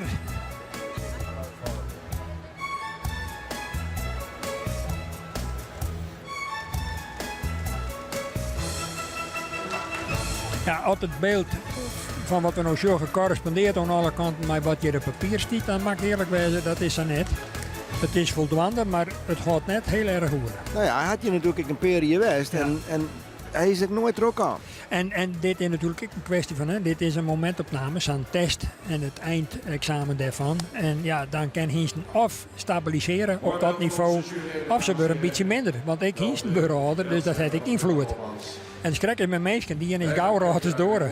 Ja, en dat is natuurlijk wel nieuwsgierig, want als we naar Eritjos, die je nou dadelijk in de ring komen zal. Ja. Nou ja, als we die punten die in de rijproef, de menproef en de tuigproef erbij halen, ja, die helpt het maar op één vlak. De rietproef krijgt 82 punten en voor de rest net is de 80. Nee. Dus dan zou je van tevoren nou denken, nou kans leest, maar zo zit het net. Nee, dat klopt. Maar het is natuurlijk wel zo. Je krijgt toch wel een bepaalde verwachting op basis van de cijfers. En ja, dan is het altijd wel nieuwsgierig om te zien hoe dat in de praktijk voor het licht nou komt. En als je naar de klassering de vorige keer. Nou, toen stond ik wat in het onderstaan van het klassement. Dus we zullen zien dat er een wat dat dan iets verbeteren kan. Nou, dan gaat het doen voor het licht, maar er maar ik maar voor het licht komen, Ja. want ik zie hem dan net. Nee. Dus ik weet net bij de bloot, ik zou de jury daar staan te wachten. Ja, ik ben er ja. wend dat de voeten dadelijk hier naar achterom komt. Misschien heeft het vergeten. Versliep? Dat ze het verslept hadden, dus ik weet het net correct. Maar het wordt het even voordat het volgende hinder binnenkomt. En mensen, tot Utrecht vanmorgen allemaal even Er kan natuurlijk ook wat gebeuren op het achterterrein, hè? Daar hebben wij geen zicht op. dat is helemaal weer. Daar komt er aan.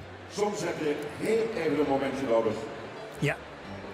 Volgende eindspaaksopwachting. Erit Fjouwer 88 en die is geboren in 2009. Erit 488 wordt opgesteld. Sportpredicaat. Middels 11 jaar. Gefokt bij B. Veldhuizen in Putten. Bezit van de heer A.P. Bot in Voorthuizen. Erit is een zoon van Mijnse 439. Een stermerrie van Sietse 385. Komt uit de bekende stand 50. Fantastisch gedaan in de dressuur. ZZ licht met winstpunten. Erit werd 5 jaar geleden als 6-jarige goedgekeurd. Eerste hengst die met reeds het sportpredicaat op zak aan het Centraal Onderzoek begon. Behaalde het sportpredicaat al in de dressuur bij zijn eigenaar in Oostenrijk destijds. En die dressuur lag in het verrichting-onderzoek op zijn belangrijkste kwaliteit met een prachtige score van 82 punten. Zijn eerste verdens gekeurd in 2017, 2018, 2019 vielen op vanwege een prima manier van stappen. Erit is beschikbaar bij de Vinnie Bosma in Kolmerzwaag. Ja, want die wat legere punten. Maar in de dressuur doet dit hinder het heel leuk, Ja. Henk. Ja, De ZZ-klasse. ja, dat is best genoeg. Ja. Ja, dan ben er ook weer andere factoren die spelen een rol. Hè. Het gaat natuurlijk dan ook in dat geval om de combinatie. Hokker getalenteerde ruiter of Amazone heeft ook op zijn hiest zitten. Want het gaat nog altijd om de combinatie en de kwaliteit van het hinder, maar met name ook de kwaliteit van degene die erop zit. Die bepaalt voor een deel het succes in de dressuurbaan. En een topruiter als een Peter Spaan bijvoorbeeld, die kan van een gemiddeld hinder, ja, toch nog voor een redelijk sporthinder maatje met knappe resultaten. En Ja. dat bepaalt wel een beetje de status van zijn hingst. Want aan de andere kant moet ik eerlijk weten dat ik deze hingst in de fokkerij en met name op keuringen net echt heel vaak als een echte gearriveerde topper zien komt. Dat er een heel soort afstammelingen van deze hingst binnen die kampioen worden of dat soort dingen. Daar onderscheidt deze hingst zich net in. Nee. En ik net heel verschrikkelijk populair bij de fokkers. Dan gaat het om Joet, ik om de beweging. Ja. Ja, zo toch een beetje meer opwaarts rennen moeten. Het bloed een beetje vlak. Inderdaad eigenlijk achter wat ondertreden en dan jouwt dan de gelegenheid om voren wat omheen te komen. En dan krijgt het voor ik meer ronde in het uitlezen van het voorbeen. Hij bloedt over de hele linie. In de eerste ronde tenminste een beetje vlak. Het oogt ik wat nerveus. Is het binnen hinders ik zenuwachtig? Wat zie je hier zo'n ring om rennen? Ja, nou ja, als je dit keer verschillende keren best hebt, die beter nog zo sterk gewoon wollen. Dat zou deze ik weten matten. Hier is, Wat dat inhoudt, maar goed, ze 4, zijn een 8, hele hier 8. net on dit soort omstandigheden natuurlijk staan ze bleed. Als je nou springt er direct krijgt voor de jury weer even uit en ja, de kracht achter ontbreekt er toch ik wel een beetje, jongen. Het is net een hele overtuigende presentatie, moet ik spietig genoeg vaststellen. Ik had wel in de gaten, die kennen die just ook net in de tweede Zo ronde. is het haast, zeggen Gerrit, die kunnen we wel troosten. Nee, niet. Troostrip, ja, ik wel voor de tweede ronde Ja, misschien. precies. Ja, dat bedoel ik er met te zeggen. Ja.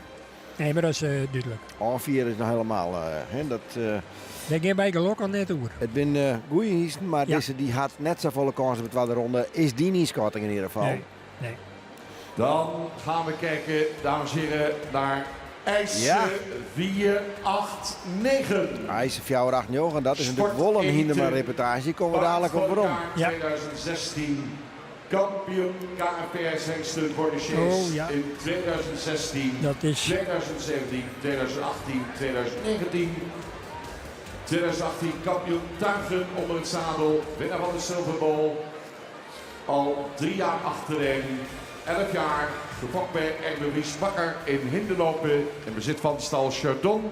Zoon van Maurits 437, een sterpreferent en prestatiemerrie van Olaf 315, kop uit stand 15. Meerdere malen dus kampioen dekhengsten, ereklasse ook, dressuurklasse lichte tour met 7 winstpunten. Werd als 6-jarige goedgekeurd in 2015. Verdiende zijn aanwijzing onder meer door de prestaties aangespannen. Was al reservekampioen in de Pavo Friso-pokaal in 2015. In het onderzoek de hoogste score van 85 punten in de tuig. Maar ook onder het zadel maakte hij indruk. Van zijn eerste lichting zonen werden tijdens de eerste bezichtiging groot aantal aangewezen. Voor de tweede bezichtiging heeft het allemaal kunnen volgen. Zonen die verrasten met name door een opvallend goede stap. Gestationeerd bij stal Chardon in Jorwet. Ja. De sportelite en multikampioenhengst IJssen 489. Ja, dit is nou zo'n voorbeeld, Henk, van een hinder die voor de chase eigenlijk onverslaanbaar is. Ja. Fantastisch bewegen kan. Misschien wel een voorbeeld van hoe het een hinder rennen kan. Maar hier op de keuring nog nooit door de eerste ronde kwam. Nee, maar ja, dat het wat grootste paard te krijgen. Maar het feit dat er hier in stap eigenlijk altijd wat een matige indruk achter ligt. En dat komt voor het grootste paard door de spanning. En ja, daar kast heel weinig ontwaan. Hij nou doet er wel een paar knappe stappen, maar hij stapt net heel royaal over. Als het goed is, dan gaat die ene voorvoet gaat voort. En dan moet de achtervoet daarvan, die moet eigenlijk over die voorstap heen stappen. Nou, dat doet deze hiest wat min. Ja, de achterste benen, maar eigenlijk hoe de voet, de Ja. indruk van de hoek van de voorvoet heen stappen. Ja. Ja, daar mag je dan goed naar zien, maar Sam had het sapje, maar die strekken. Maar ja, voor de karren. Ja, dan telt dat net. Nee.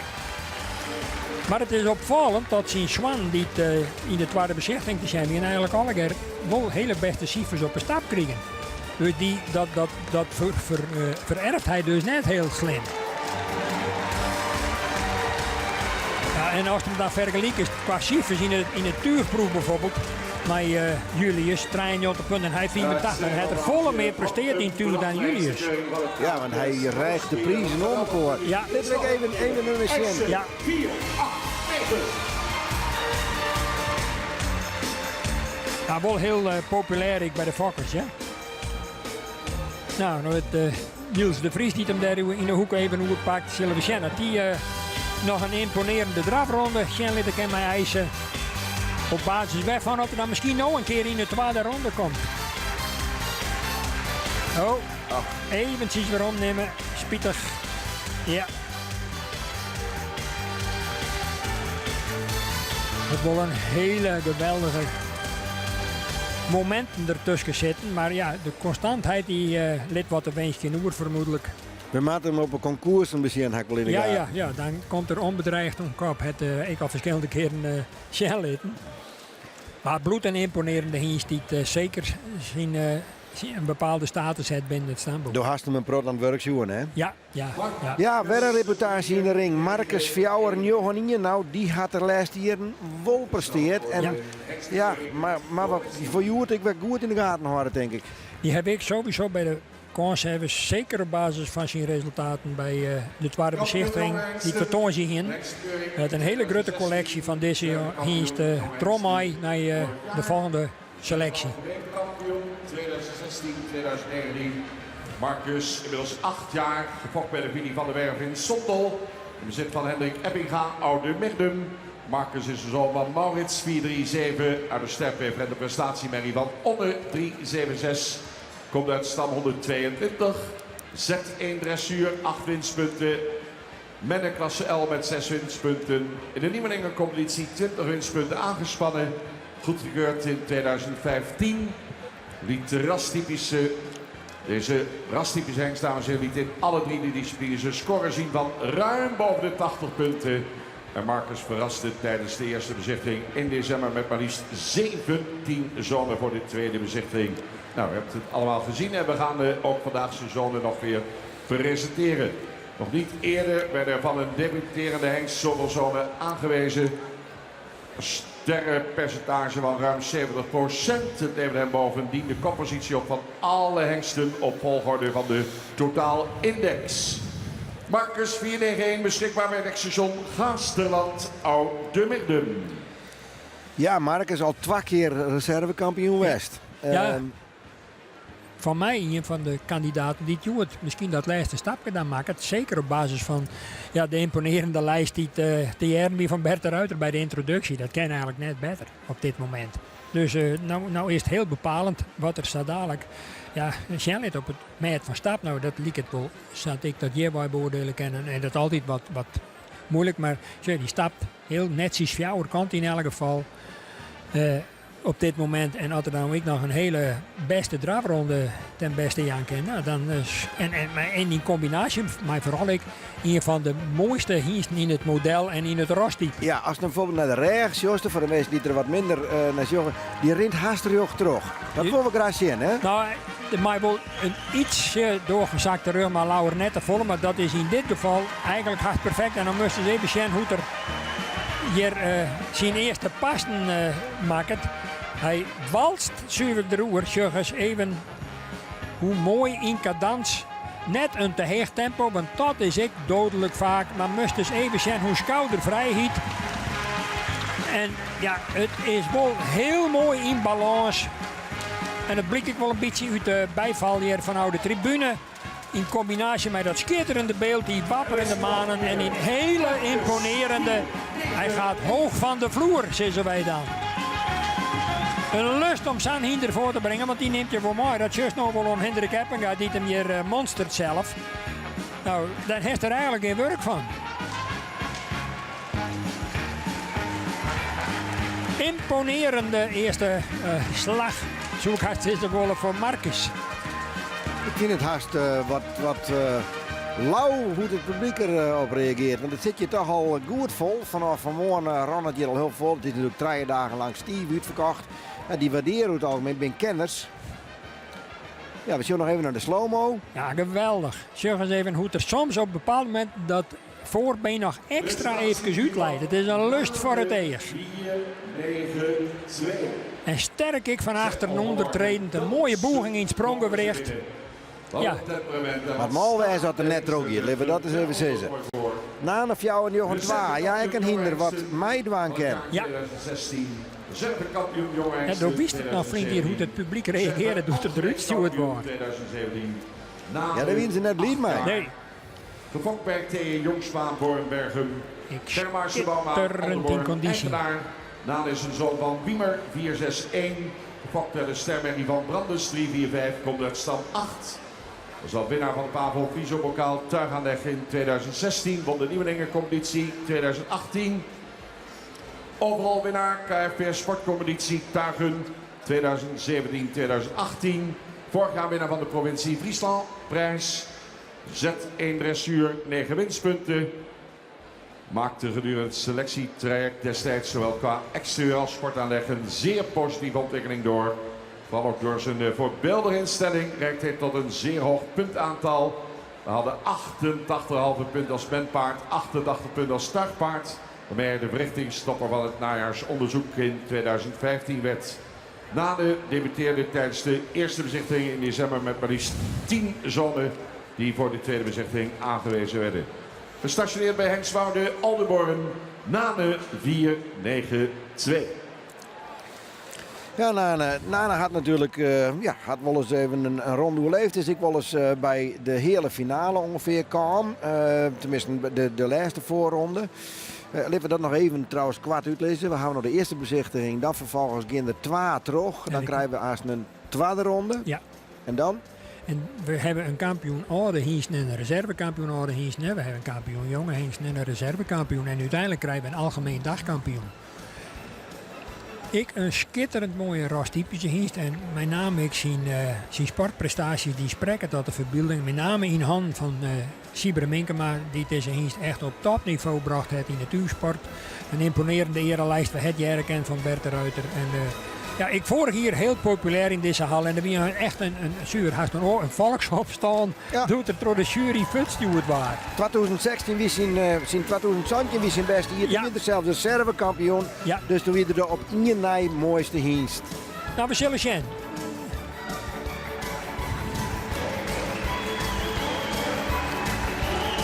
En Germ IJzerbaum in extase. De zuur haast achterom. Mensen, hier is Nane 492. Ah, geweldig in de voorhand met name. Ik zag eens even. Ah, ja, gevaarlijk wat je dat moet zeggen. Maar zag eens even hoe die hengst erin klimt. Een prachtig scheef schouder erin. Beetje week in de reg. Maar het zuur haast moeite om het achterik bij te horen. Maar toch wel een hele knappe presentatie. En we zullen zien dat Charling de Boer die hem nou Beetje neemt. werk in de reg. Ja, een beetje gezonken in het Ja. middenstuk. En een beetje een boogje. Ja. Die heb lezen. Maar dat zul je meer bij hinders die het explosief tuigen kennen, ja? Maar dat voorbeen, dat subliem hoe er dat broekt. En dan ben er een heel soort mensen die viert eigenlijk dat de achterhand ik mee komen. Ja. Maar die voorbeeld, hij danst het roer. Ja, Hè? een ballet doen ze. Mag ik nog even waarom zien? Nou, het is wel heel mooi wijs. Of die beweging nog eens een keer zien kennen. Zien of we de slow-mo nog even voorkrijgen. En daar eerder. Ja, moest eens even zien. Hij tilt hem verschrikkelijk mooi hoog op. En dan dat uitstrekken met name. Dat is echt, natuurlijk ging er in optima forma. En dan juist wel dat er achter echt werkje moet om aan te sluiten. En dat het geheel wel een mooi beeld bloedt om naar te zien. Maar grote halen, lange halen, goud thuis. Fantastisch. Plaatsje om naar te zien. Ja. U Visser. Omer Fjouwer en Jochen Trij uit 2012 komt nou in de ring. Omer is een zoon van Gjalt 426. Uit een sterpreferentenmerrie van Karst 362. Komt uit stam 47. Z1 dressuur met winstpunten. Omer is een van de laagst verwante hengsten binnen het KFPS. Hij weet dit te combineren. Een afstamming die bovendien veel kwaliteit in zich draagt. Combineerde dit in het verrichtingonderzoek. Opvallend daarbij was het zeer actieve gebruik van het achterbeen. Omer debuteerde met zijn eerste zonen bij de eerste bezichtiging afgelopen december. 6 zonen werden in Drachten doorverwezen hier naar Leeuwarden naar de tweede bezichtiging. Omer is beschikbaar bij de Nieuwe Heuvel Lunteren. Oh.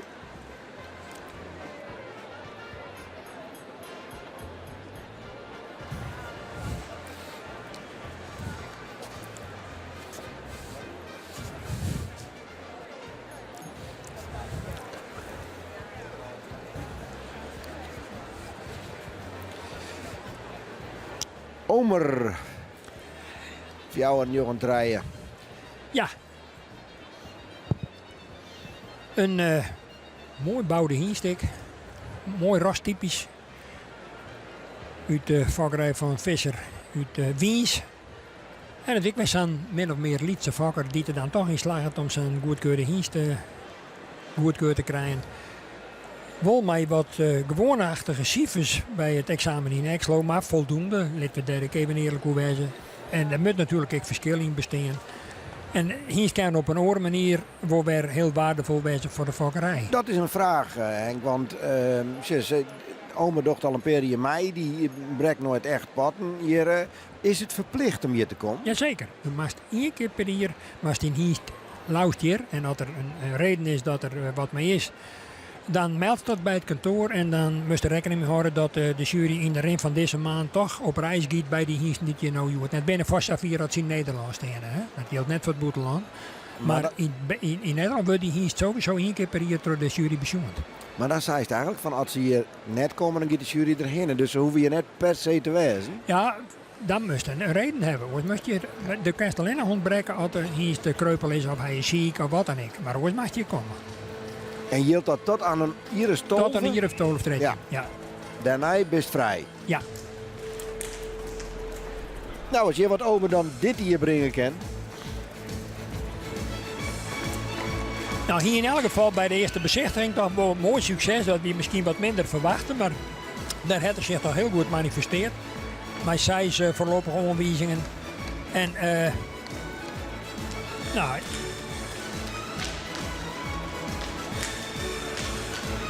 dit net Sicien, net heel spectaculair, maar wel voldoende. Als we dat nou zorgen, vergeleken met Nani hier vlak voor, dan Ja. zou je toch echt voor iedere leek te zien dat deze beweging een volle gewoner bent. Ik hoop wel dat het leek dat ik Ja. shot, ja.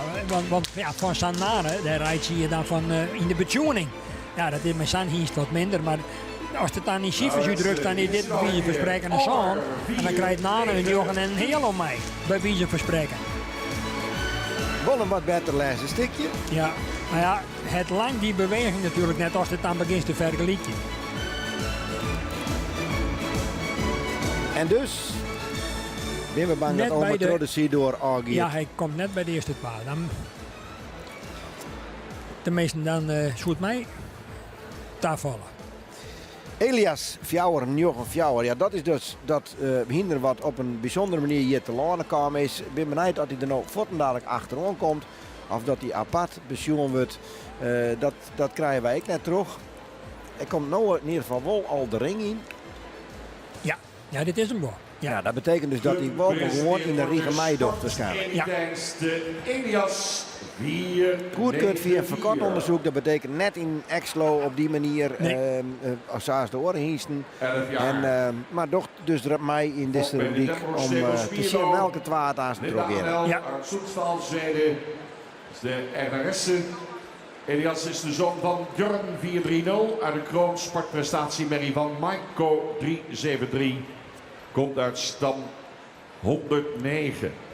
Allerhoogste bereikt in de sport. De zware tour, vele winstpunten. Het zijn er, dacht ik, 27 zelfs. Destijds goedgekeurd via het verkorte onderzoek. Vanwege zijn uitstekende resultaten in de dressuursport.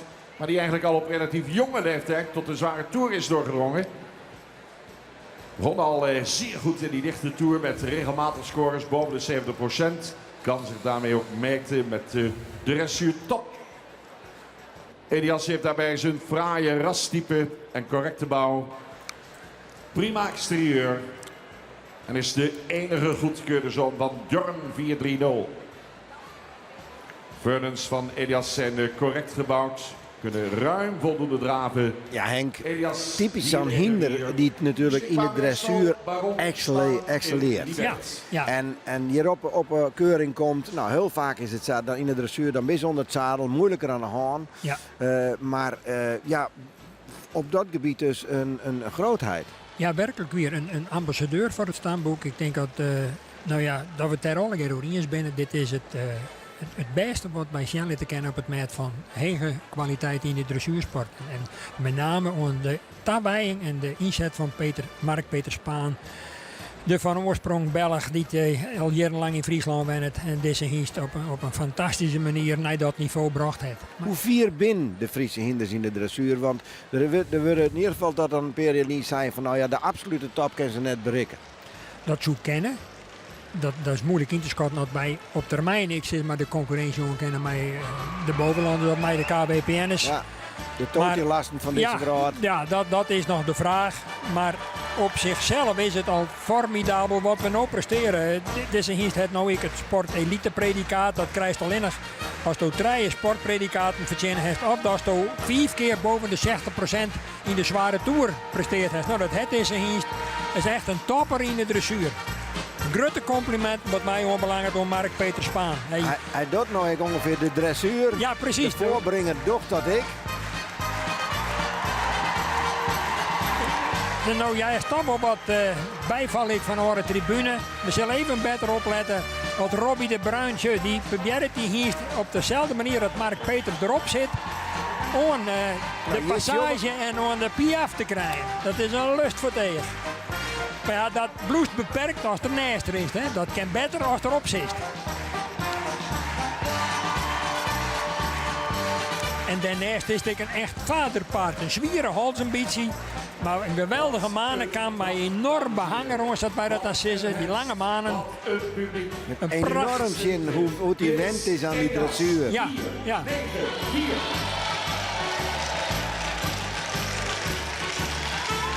Nog tegen een wat alternatief circuit, dwars door de baan heen.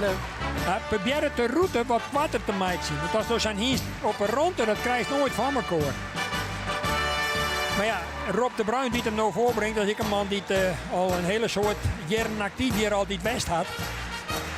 Had de Skofje in Frankrijk bivakkeerd, maar is hier nou hoe het ik weer en ja, die is het vaak dan net verleerd. Echt even een hele orde ronde en een stylist. Ja, geweldig. Een lust van tegen. Maar Henk, dat is dan wel, dan show je dat, je show die prachtige bewegingen, dan show eigenlijk wat een oren manier van voorbrengen. Tje. Ja, zullen we nog even naar die slow-mo? Ja, grandioos. Toch wel een enorme beweging in een huis. Aangewonnen door Evo Het wordt Paardenverzekering. nog een beetje hinderen doordat ik scheef gesteld rent en rennen mat. Maar door heel Nederland. nou ben ik wel heel nieuwsgierig wat er nou zo dadelijk gebeurt.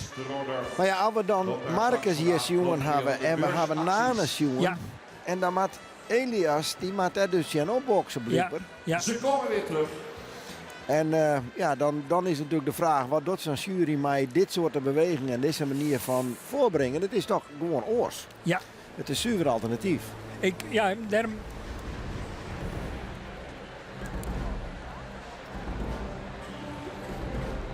Daarom ben ik wel heel nieuwsgierig wat er hier nou ik. In die groep mij keurt wordt, ja, Ja. of nee? Ik zag hier 6 komen, dat betekent dus dat het er net is. Ja, schön. Hier Ja, heeft daar hem. komt er al Hij aan. komt uit. Ja, hij komt uit de orenhoeken. En sluit op dit moment achterom. Ja. Ik werd de eerste weer mooi, maar dit week weer een Ja, prachtige een rubriek. toprubriek. Ja, werkelijk weer. Met name de eerste 2 die ernaast opstelt staan zullen. Dat is wel heel nieuwsgierig. Ik heb er 2 van mezelf deeld zetten. Ik weet net was dooddiend heeft. Naan en Marcus, denk Ja, ik. Hè? ja. Ja. Die het hem geweldig zien lieten. En ik moet eerlijk zeggen, het is wel prachtig om te zien hoe het Elias hier ik staan. En ik had de laatste hier eigenlijk nooit zien dat iemand die een hinder wat zo geweldig goed in de dressuur weer, dat we dat hier even te zien kregen. Oh, dat net- is wel apart om dat eens een keer te aanschouwen. Dat ben je heel imponerend. Daar ben je het helemaal over eens.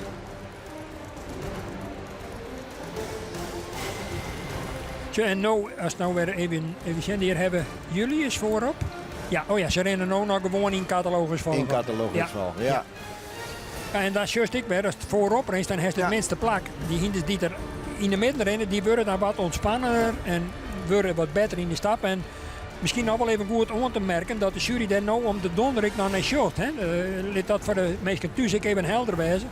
Het is net alleen nog die individuele presentatie die telt, en met name ten aanzien van de stap, maar in groepverband, ja, dan komen die hinders tot ontspanning. Giet het holsken naar beneden. En dan krijg je een langere stap in de meeste gevallen te zien. Want dan ben die hinders volledig ontspannen. En dan kan dat in het klassement nog voor verhoring en verrassing. Ja, en dat zal vooral spelen als je natuurlijk 3 of 4 hinders had die elkaar eigenlijk net ontrennen. Precies. Dan moet er misschien krijg waar het verschil bij komen. Ja, en dan speel je er natuurlijk ook nog exterieur invloeden een rol bij. Is een hinder een beetje toontrederig of weer wat Frans in de voorbeenstand. En dan wordt het Wat inhoudelijk Frans misschien... in de voorbeenstand. Ja, Dat dat is wel kan even ik uitleggen. Nou ja, dan staan ze dus ongeveer een beetje met de hoeven een beetje naar boeten richten op beide voeten. En dan is er sprake van een Franse stand, zat wij dat in je vakkerij nemen. En is het omgekeerd, dan nemen wij dat toontredend. Oké. En dan Dus hebben dat de Franse ik stand een beetje rechtsbenen? Of, Nou, dat soort een beetje zo. Dat jaart net mooi. Nee. Maar dat komt wel voor in de zwakkerij. Ja. Krijg ze goed dat een hinder wat onderstandig staan kan bij de presentatie. Dan stiet er mij het voorbeen net mooi rug, maar dan stiet de krek een beetje met de voorbeen een beetje te volle naar achter. En zo dat kerst van de oude kant wel makkelijk roppen, maar dat moet meestal eigenlijk zijn. We even in de gaten houden hoe het uiteindelijk de opstelling is. Had ik al zei, wij verwachten toch dat Nane en Marcus trok hier. Daar ben we het roeren doorheen. Maar de jury Dus misschien even wel zien net. wat de jury doogt. Maar gelukkig zitten we net in de jury. Nee. Dat we hopen, dat ken het. Rangtijdsvolgorde. Daarvan moet ik volle meer op orendetails let worden. Zo haast er wel aardig doorloeren, maar het is gewoon een hele pittige taak. Hè? Ja. Ja, ik bij kant op komen. heb diep respect voor de jury wat dat onbelangrijk. Van de aansluiter achter 492. Het is net altijd makkelijk en het wordt ik altijd net in dank aannaam terug een eigenaar. Hey, bloot is jury sport. Ja. 1 mag even bij kant op komen. Kom maar even, Hendrik. Als je nog gaat, Marcus al naar de voorkant. Deze kant op. Nane rent erachter. Ik weet net dat ze het zo steen litten. Ja, Bert de Ruiter die verpakt dat alle keer mooi.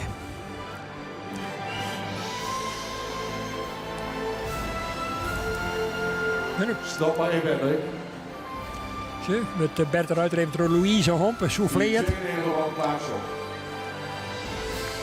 Dan komt Nane voorhand erin, maar Marcus erachter. En dan gaan we stappen.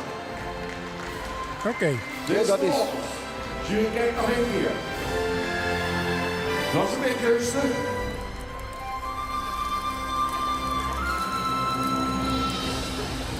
Nane en Marcus, ja eigenlijk als de show hoe ze gepresenteerd had, zou dit de volgorde wijzen moeten. Ja. En ik ga het zo doen dat jullie niet helemaal kunnen volgen. Spannend mensen, blijft het zo, wordt het nog anders.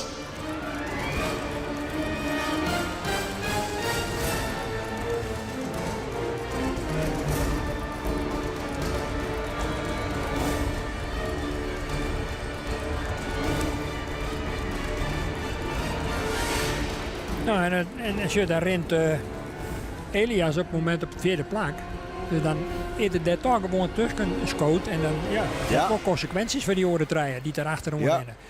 En nog eens Nane. Dames en heren, de jury is eruit op kop geplaatst. De Nane Kom, Sjen. 492. IJzer, geweldig. Nane 4-2 en Marcus 4-18. Dat binnen de 4-9, dat binnen twee die trok in de IJzer giet als derde in deze ronde. En Elias die prachtige dressuur hinder stand als vierde. Ja, goed, dat betekent wel dat IJzer en Elias net verder gaan. Nee. En dat Nane en Marcus in de ring van die weer rondkomen voor het kampioenschap. Prachtige ontknoping. Uiteindelijk heeft de souplesse in de stap de doorslag gegeven. Want Nane en Marcus, allebei prachtige paarden met een jeugdige uitstraling. Een goede bovenlijn en met een sterke draf en met een sterke achterhand. En vooraan dus 4,92 en op de tweede plek 4,91. Jeugdig, sterke bovenlijn en beide paarden met zeer droog beenwerk. Dan op de derde plaats 489. Ook nog zeer jeugdig en wat een voorbeen in de draf. En wat fijn dat de sportpaarden, de sportelitepaarden, straks ook nog terugkomen. Want ook 494, wat een presentatie, wat een verzameling. En ook weer een paard wat nog steeds heel goed bewaard is. Dat geldt ook voor 489. Ze presteren in de sport en ze hebben nog steeds duurzaam beenwerk. Wat mooi om te zien. En straks zien we ze terug in hun eigen dressuur- of tuigenrubriek. De sportelite hengsten. 493. Een paard wat opvalt door zijn mooie lange kruis. Goede stap. Zou in drap iets meer kunnen oprichten. Dan 486, een paard met een enorme hals. Zou ietsje met meer souplesse in de bovenlijn kunnen lopen. En 488, een paard wat met iets meer souplesse zou kunnen laten zien in de bovenlijn. Maar verder ook een goede presentatie had. Mooie groep hengsten, we hebben ervan genoten. Henk, toch nog even, ze zei van, nou, Aasten bij waarom komen, zei ze van die eisen en Elias, die komen weer waarom in hun eigen rubrieken. Ja. Maar dan hebben we het net gehoord. Nou, die komen vanmiddag in een speciale presentatie die gepresenteerd werd door de landelijk bekende Laurens van Lier. Een grote man in de verslagjouwing van hippies evenementen. Het ik zelf een eigen dressuurstal. Maar die presenteert je die hingsten die nou elite binnen. Daar kon je hier voorop, ja. Er zijn nou stuit ook 18 hingsten die dat predicaat hebben. Maar er zijn ook vanmiddag 8 of 9. Daar hebben we ook even nou mensen die hun dan hier onder het zadel presenteren zullen. En dan zal hij een soort van verslag van doen. Wanneer hebben we dat ongeveer? Dank aan de Info Paardenverzekering. Dank aan Henk de Jong. En dan gaan we de eerronde lopen. We zullen het even nooien Als de ranken om 4 te draaien. met voorop, dames en heren. Ja, dat is dus vanmiddag, dat is misschien om iets om naar u te zien, hè? En dan hebben ze dus ik in groepjes. Ze komen net in één keer, maar ze komen op verschillende momenten in het middagprogramma even met je trein tegelijk bij waarom. Kunnen ze eigenlijk hunzelf zien laten Ja. op de wijze waarop wat ze eigenlijk Ja. het beste van voor het licht komen. Ja, nou weer dat. Maar hij is misschien wat oors, want die komt dan onder het zadel nou. Nou, zorg eens even.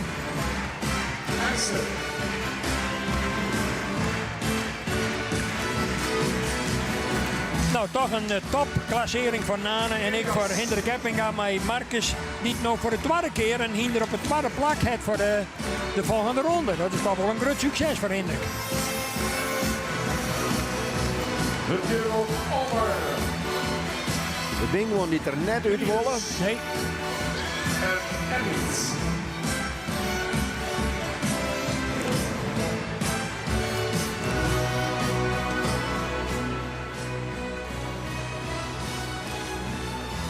De draaier en zijn collega's komen binnen. Dat betekent dat we toe zijn aan de tweede groep hengsten. Uitgenodigd voor de voorrijdagen. Dat nieuwe traject. Dat ze zijn ingeslagen bij KFPS. Ja, en dan krijgen we de Niet aangewezen tweede groep van die hingsten die de oranje dagen bij het onderzoek goedkeurd binnen om terug te gaan. Om voor het vervolgonderzoek dat ze Aasten goedkeurd werden voor het stamboek. Dat wordt het nog een hulskoft. Nou, dit hebben we die hingsten naast even rustig binnenkomen. Mooi moment altijd voor de eigenaren. Voor u toch wat minder. Omdat we nog net weten hoe 84 hingsten komen. En of we hier Aasten in de toekomst nog ooit weer op de kampioenschappen komen. Maar het is in ieder geval voor de eigenaars een mooie stap. Nou, wils deze hinders binnenkomen, had collega Johanna Brinkman, de familie Haltrop, die in de eerste ronde dus een hinder bij een hingst bij deze groep hingsten hier, die gepresenteerd waren, had er even mee praat. En daar kunnen we nog eerst even naar zien. Ja, Fijke Holtrop, waar is dit? Dit is Alfier Waardman. En dit is hem naar je onweest, hè? Dit is dus naar jongen geweest, ja. En wat maakt het hem zo speciaal? Nou ja, vleet keer hebben we hem gekocht van vrienden van ons en gewoon mij, wij toch een soort mijn sport tegen dan. En deze leek is wel geschikt om bij ons hinders te hebben. En gaande uit hier, wij vonden hem steeds mooier en mooier. En toen hebben we hem opgehaald voor de keuring. En wie dat al de plan? Hier neem dat al in gedachten? Nee, dat was helemaal geen plan bij en daar ben ik helemaal net van doel. Maar op een gegeven moment ik vond hem gewoon sterwaardig. En toen zei ik in Ipi, mijn vrouw, ik vind hem sterwaardig, ik jou hem op voor de eerste bezichtiging. En uit de jury dat ik vind, dan zitten we op een lijn en anders net. Maar het bleek dat we dus wel op een lijn zitten, want hij is het worden en nu ben we Safir. Ja.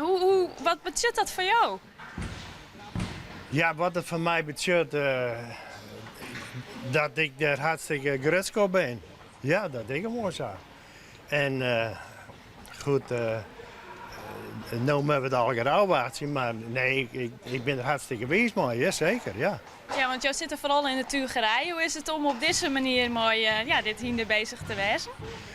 Nou, zoals alle hinders bij ons, zo hebben we altijd naar begonnen. Nou, en dat ik maar, de vorige zei, je begint ergens mee. En je hoopt dat ze dan ster worden, maar dat is in feite bijzaak. Maar het gaat er wel allebei bij een totale opleiding.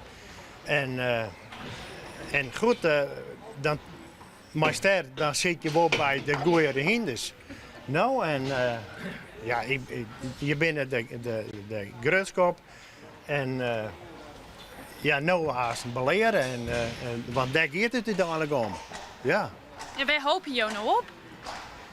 Nou, dat het een goede teughinder wordt mooi. En verder ben ik helemaal net met andere dingen bezig, met dekhengsten, want ik wil helemaal net hengstenhouder wezen. En het is puur voor uzelf, het is puur hobby. En hoe heger de futjes op de deur, hoe beter het wezen zal voor u. Maar het is wel heel mooi om dit zo mooi te maken. Ja, zeker, zeker. En dit is een hartstikke lief vinder. En we zijn alle dagen nog de meesten dankbaar dat wij hem te Cape krijgen konden. Nou, en dat het dan tot Xavier uitpakt, dat is alleen maar mooi. Ja, zeker. Hij bent wat ongedurig, hè? Dat je er allebei, hè? Jonge hinders, ik zat er wezen. Dat is weer. Nou, is het zo dat de fokkers dit je rek, hè? Jou bent de fokker van het hinder. Waarom heb je hem verkocht? Nou, hier vonden we hem nog wat te liets om toen voor de keuring te doen. Hè, want we hadden dan deze in woonholen omdat we qua bloedvoering wel wat erin zeggen. Dat we zeiden van dit kan misschien wel wat worden. Maar toen we daarvoor hier nog aan de lietse kant en we zeiden van dan kunnen we direct afscheid van nemen. En ik ben blij dat Fijk hem nog kregen had, want nu had hij een hartstikke mooi plakje. Want het is een mooi hinderloon. Die had er mooi ingegroeid. Die zat er heel best op past. Ja, want er moest nog wel wat ondien worden. Nou ja, dat leidt ook wel een beetje bij de memmelijn. De mem wie als 3-jarige ik wat lietser en die groeide er als 4-jarige toen ik in. En die werd toen reservekampioen op Tabehout. Dus het leidt wel een beetje in het laag dat ze met 4 wat beter binnen dan als 3-jarige. En dat weet je dan op laatst ook wel. Dus daarom ben ik blij dat er nog zoveel is. Ja. En wat is dan je geheim best? Nou, ons geheim, het geheim ben er helemaal niet, want we zijn niet op een boeken. Maar we hebben altijd wel zijn, en dat is vroeger wel leerd, vroeg rijp, vroeg rot. En deze is let riep en ik hoop dat er heel oud wordt mee. Dus dat is de strategie, maar verder de goede passen, ja, dat denk ik gewoon zo. En wat extra slobber, denk ik. Nou ja, zo, het gaat net vanzelf, maar zei je het ik? Nou? Je moet er gewoon goed aan passen. En de zouden december eerst gewoon niet langer doen. En we zitten dan op een klaai. En dan wil ik net zeggen dat de klaai alles is. Maar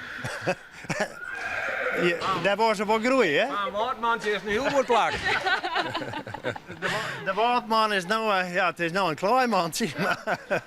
Maar hij viel hem hartstikke thuis bij ons. Ja. Mooi, dank u wel. We blijven hem volgen. Ja, mooi. Ja, nou mooi even zo'n verhaal van een fokker die er met dwaande is en een eigenaar die ik wist geen reden had op de fokker die elke reden had om hem te verkepen. Hè? Ja. En een beetje een inkijkje in hoe het werkt in dit draadje en hoe onwezen het is, hoe werd je dan uiteindelijk te landen komen? Nou ja, dat is wel mooi. Wedwijd van de morgen al jij er even nog in dat je dat van Sam belutsen. Ik even buddelijk jaren kennen en ik prachtig dat zo'n fokker iets in de Vries die ik heel goed ken, dat die dat op die manier ik even verwurrt. Vind ik wel heel aardig om te zien. En Fijke, het bloed een echte liefhebber. Ja. Geweldig. Nou, wij kwamen hier van de weekend natuurlijk nog hier zien. Die had wat jurren verkocht. Voor €5.000. Ja, dan denk je, let er al even, denk je, de 3-voudig kampioen. Ja, maar dat verhaal erbij pakken. Man vertelde ik dat hij hier staan eigenlijk al 4 keer oud wiest weer. Maar ik ben er wel wist van dat als hij hier net bij Jan Mercier daar weer. die hem excellent begeleid heeft. En ik met name Chinees die hier in de sport alle competitiewedstrijden winnend afsleert. En ik eindwinnaar was van de tuurcompetitie van jonge Frieske hinders.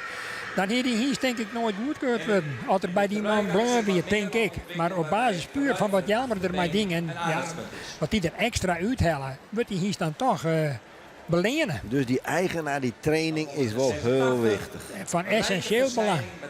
Geweldig van invloed op het uiteindelijke resultaat. Ik heb heel lang op praten en breed op praten, maar daar valt alles maar. Dus het feit dat Jurre toen zo goed dien had in de natuursport en nou eisen nog altijd, dat had ik wel degelijk hulp voor op te maatje. Maar Jelmer Chardon, de eigenaar. Ja, vakman op dat gebied. En mij vieren om dat beter te vinden. Ja, dan een vergelijking met bijvoorbeeld een Harry van Middelaar, dat bij ik alles op bezoek was, die dan meer tuigt in de bovenlandse tuughinders. Maar dat is ik zo'n typische vakman. Zat die bijvoorbeeld Jasper nou vermidden je bij presenteren zelf. Dat zei wat over het vakmanschap van zulke man. En neem maar voor mij hoor, dat zijn dus Jelmer Chardon, die heeft zijn eigen goed hier. Die heeft genoeg rondjongen en die heeft het beste van het beste gewoon combineert dat met hij nou zelf dat uitgroeid is. Een vakman eerste klas. 97, Johannes Kerindert. En dat is eigenlijk mijn Agen, die we hier nou toevallig even voor u staan hebben, maar eigenlijk precies hetzelfde verhaal. Bij mensen die 100 uren in de week werken, bij wijze van spreken en sport in de lijn. Zich onderscheiden in topprestaties gewoon. En wat mij opvalt, heel vaak in combi, hè? Together met de vrouw. Ik zoek het wel regelmatig echt peer. Dat is bij Agesa, dat is bij Jelmer Chardon. Dan doen we het van de Marne.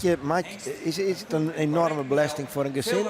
Ja, je moet er wel allebei voor 100% achter staan. Want ooit giet het ten koste van, en dat zullen ik, Spieter genoeg wel eens in sommige gevallen dat net stand houdt. Het is gewoon een passie en een bezigheid. Dat is 24 uur, daar is eigenlijk mij aan niks best zo'n dagen in de week. En dat loopt natuurlijk wel een zwiere best op die persoonlijke huishoudelijk leven. Het moest wollen. Veel ras, mooie bovenlijn. Ja, de Aag zijn vrouw die riep natuurlijk de hinders en dat doet Anita Chardon ik. Ja. En iedere keer meer had Jelmer mij van de week verteld. Dat straalt ik van de stal. Dat vind mensen mooi. Ja. Dan 209. Ik ken er. Ik wil van genieten dat mensen op die manier hun passie eigenlijk te jelden maatje om het samen te zeggen. Dat verzin het wat mij onbelangrijk wel alle respect en waardering. Gesloten kan zijn. Komt uit de goede fokkerij. Ja, Abe Bronsma, dat we niet krijgt even doorheen, die stiet je natuurlijk bij als fokker van deze 190. Ja, die gelundert ik van eer tot eer en dan 12 van zulke kanon in zijn selectie. Van de week in Heert is je buurt ja. En de fokkers gefeliciteerd met dit resultaat. Nou hier, Frans Hetting als je ook voorbij komt. De broer van de verneemde dichter te hebben. Die tik fokker is van hier van deze hiesten. Hij is net meer eigenaar, maar het een bof fokt. Een echte liefhebber krijgt als Tjebe zuiver haast, kind haast net meer zien, maar dan toch nog vol passie en enthousiasme die hobby uitvieren. Geweldig. Frans, wat mij onbelangrijk, lokwenske. Hij had geen goede eigen, hè? Nee. De dames daarbij aanwezig. Mevrouw Mekkens namens het bestuur ook betrokken bij de huldiging. Dus de tweede groep jonge hengsten die hier... Agen had de hiest van de Brandsma's op stal staan. Totaal 8 en... Had Agen ook maar de hiest van de Brandsma's op stal staan. Ja, Abe Brandsma die doet een heel soort mij Agen ook maar. En ik denk dat ik weer een kwestie is van teamwork. Wat dan op deze dag weer tot succes leidt. En natuurlijk, Abe zei dat juist in dat programma ik al heel duidelijk. Het dreigste komt nou natuurlijk nog. Maar ik ben wel hoe griezelig grutskak dit Safir al bereikt heeft. Nou, is nee, voorzitter, ik al druk de maanden. Het is maar goed dat het waar is. Ja, wat zou dat wijzen eigenlijk? Al een hiestekeuring en de Elfstedentocht op dezelfde dijval, Henk. Dan weet ik het net. Met succes hier op de KFPS hengstekeuring. Gelukkig ben wij hier met dit spektakel minder waars afhankelijk dan wie bewilling mij zien Elfstedentocht. Nog geen centraal onderzoek. En ja, het is natuurlijk ten alle tijden een kwestie van teamwork. Dus bij de Alversterrenvereniging zat het bij het staanboek natuurlijk net oors. Afhankelijk van hoe de Je doet dat paarden heus zich, net alleen nog, je bent alleen nog wel het uithingbad, het boegbeeld van zijn organisatie. Dan is er in ieder geval wees dat het ook hier, hè? Want als we nog naar boeten beginnen, dan Wat minder. dat denk ik net dat je nog een gevoel krijgt dat er ooit nog een Elfstedendag komt. Nou, daar was net optimistisch, Koer, nee. Zeker dat we veel. Nou, dan vind ik dit wel een heel mooi alternatief. Echt een keuringsdag om niet snel te vergeten die afgelopen donderdag. Je ging zitten en je ging genieten van die jonge paarden. Met zoveel kwaliteit, zoveel vertrouwen in de toekomst in. Kijk, die hele mooie collectie hier nou staan. Het is nog maar een derde van het geheel wat doorgaat naar de volgende ronde. Top als je als fokker hier zo'n hengst hebt staan. Ja, voor sommigen is het inderdaad routine. Voor sommige mensen steen je haast nooit. Nee, en voor die mensen is het dus extra speciaal. Als je dit al een keer of 5, 6, 7, 8, misschien wel meer dan 10 mooi maken hast, ja, dan is dat een heel andere beleving. Dan begint het te wennen. Het is gek als een sporter op de Olympische Spelen voor de eerste keer goud wint. De tweede keer is oors. En dat zei Jelmer Chardon natuurlijk van de week ik doet wij daar op bezoek winnen. Eerste kampioenschap, dat viert nooit bij me. De tweede, dat ik oors, maar dat is een hele andere beleving. Ja. En maar de tweede weer. Maar, nou, neem de hele grote fokkerijen. Als een Volmer, als een Van Manen, als een Okkema, Hettinga misschien, in Ebbinga misschien, in Gasteland. Zo binnen nou een peer. Wordt het routine of ken dat net? Is het daarvoor te moeilijk? Nee, routine wordt het nooit. Maar de beleving is gewoon ooit bij dat soort mensen. Ik bedoel, Agen het alles wat beleeft mij. Nog ver verwijderd. Johannes, mij Tjalla en neem het allemaal maar op. Dat soort succes. Het zal mij nooit vergeten dat ik van de Jest op centrale keuring. We hebben de prijs der besten. Daar komen dan de beste hinders in het vuursport in een rubriek uit Channelcore. En dat woon Agen mij Tjalle. En toen woe ik hem even wat vregen. Toen weer er volledig van elkaar. Hij goelde er even over. Hij herpakte hem wel 2 tellen letter. En toen kwam er toch wel even een mooie reactie aan. Maar dat moment dat Tjalle, die het eigenlijk al een beetje uitskreun wie er toch in slagen om die felbegeerde titel prijs der besten op zijn naam te schroeven. Ja, dan is Agen weer Lietsman. En dan heeft me zo'n heel iets uitzien. En dat vind ik het mooie in deze wereld. De grote hechten en de diepste dalen bewijzen verspreken. Dat liet ik zien altijd. Hè? Ja. Ik bedoel, hij verstapt zijn teleurstelling net. Nee. En hij kan als een beste blied wezen als het wel al is als slagen dat er de prijzen binnensleept. En dat geldt natuurlijk denk ik specifiek wel wat voor hingstenvolk. Ik ben vaak toch wel heel emotioneel. Is dat zo? Ik lees het van. Ja. Wat een mooi beeld. Ik zil die er even van die in de gaten houden. Zaten wij van de week hier bij de prom zitten. En dat ik dan zo'n Frans Machoch. Wat die hier steent op hinders. Maar wat die daarmee doet. Ja, dan heb ik het piekenvel op je armen en de trend nog in eigen. Ja, wat dat omgeeft denk ik dat wij, want dat wordt Juni stuurt en volgens mij morgen ik nog een keer de Frisian Proms, die je Toortje en Freed, dus Juste Toortje en Juste Jonne Wien, daar zie je Lorenzo de Flying Frenchman, die dan maar 16 hinders, een aantal skimmels en een aantal zwarte hinders hier in de piste is. En die hinders echt vrij rinnelid. Informatie, nou, dat maakt een enorme indruk op de meesten hier. Hij gaat er mij over hindernissen heen, hij springt zelf nog over hindernissen heen. Het is haast net al joh wat je joggen en zeker omdat hij de hinders vrij rinnelid. Dus die hinders maakt echt volg je en hoe je dat erin krijgt. De wieken trainer die zei dan ben wij eigenlijk prutsers. Hè? Nou, op dat soort momenten dan denk je dat wel ja. Die man heeft een veel meer als een beers. Om er maar een mooie Friese siswies bij te broeken. Ik vond het van een oren planeet zuiverheid. Geweldig. Joen zien en Geer verder van zo'n 40 minuten. Ik zou zeggen, Geer ervoor zitten. Alleen nog zeker voor die Fransman is het meer als de moeite waard. Jaar en ouder. Gaan wij verder mee de volgende rubriek, want Safia ben we dan. En dan komen we bij rubriek 2 te lanen. Dat binnen hiesten van Tretjen, Ier en Ouder. Dus ja, de reputaties komen voorbij. De oudere hiesten, een aantal hele bekenden daarvan. Wij gaan als een rustig balans. Ja, want er ben sowieso ik net alle present. Dus de hele collectie die in het boekje staat, die zal net al even verschijnen in elk geval. Zal even zijn als je zo gauw even vinden die het hun aanmelden hebben, want er is wel in het uw draaiboekje wel wat over te vinden. Ik begreep dat in ieder geval 463 wielster strijden, dat dus de eerste is. In deze rubriek, en dat zul je dan zien als verschil met de andere rubrieken. In deze rubriek is het tastien om de hiens gewoon een lange line binnen te brengen. En dat gebeurt bij wielster dus ik. Die mij dan in een lange lijn voorkomen. En dat erin denk ik toch wat makkelijker hek. Nou,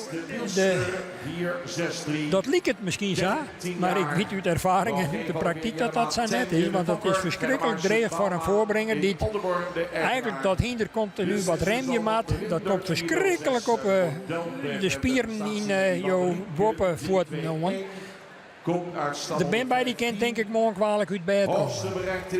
Nou ben deze wel redelijk traint, maar die hinders zijn natuurlijk volle meer in de malken te brokkelen. Totdat ze nou eigenlijk in volledige vrijheid hun rondje draven kennen. Maar dan maakt het wel mooi. En in de bochten maakt eigenlijk het tempo wat beziekje te regelen en wat we rond te nemen.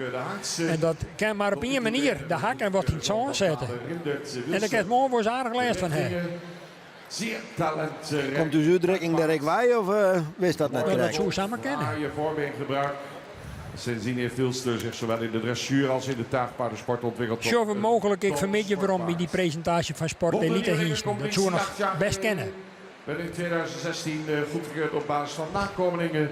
En van Wielster zijn 4 dochters kroonverklaard. Beschikbaar bij Dexison en Zwoude, Oldenborren. Genieten van Wielster 463.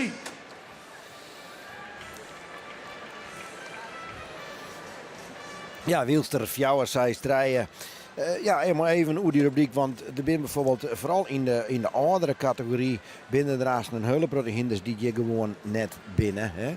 Nee. Maar voorop natuurlijk Beert 411, 411, een van de voormalige grote kampioenen, die is hier net. Ulke is er net, met name de oudere hiesten ben je net. Het grootste deel zit in het eerste deel van de rubriek. Die binnen de wat jongere oudere hiesten, die binnen hier wel. En als eerste dus Wielster en laten we daar even rustig naar zien. Nou ja, en hier is in elk geval mij een imponerende erelist. Ik in Tuur geweldig presteert. Ik mij de vrouw van Germeisje Bauma, Germeisje die hem hier nou in de lange lijn presenteert. Zijn vrouw Nienke die is het toch wel heel succesvol ik maar in de tuursport. En daarnaast het Siberen Minkema nogal wat met deze insteek in de sport presteert. Een hele mooie rostypische insteek. Zocht toch eens even naar dat voorbeen hoe geweldig had dat nog beweegt. En ik achter dan nog wel behoorlijk goed ik ontredend en bij de les. Bloed toch heel ongenaam om naar te zien. En dan krijg toch ik een stuk routine zien van zijn hinder. Want die biedt donder ze goed wat er gebeuren moet. En het ik onhing hier aan de kant. Het komt uit de fokkerij van Griet van der Veer. Altijd wel heel mooi om dat er even bij in te betrekken. Je kent denk ik toch mooi zien dat ik echt een tuurginder is. Ja, Hè? ja, helemaal. Ja, formidabel hoe er hem hier zien ligt. Een lust van tegen.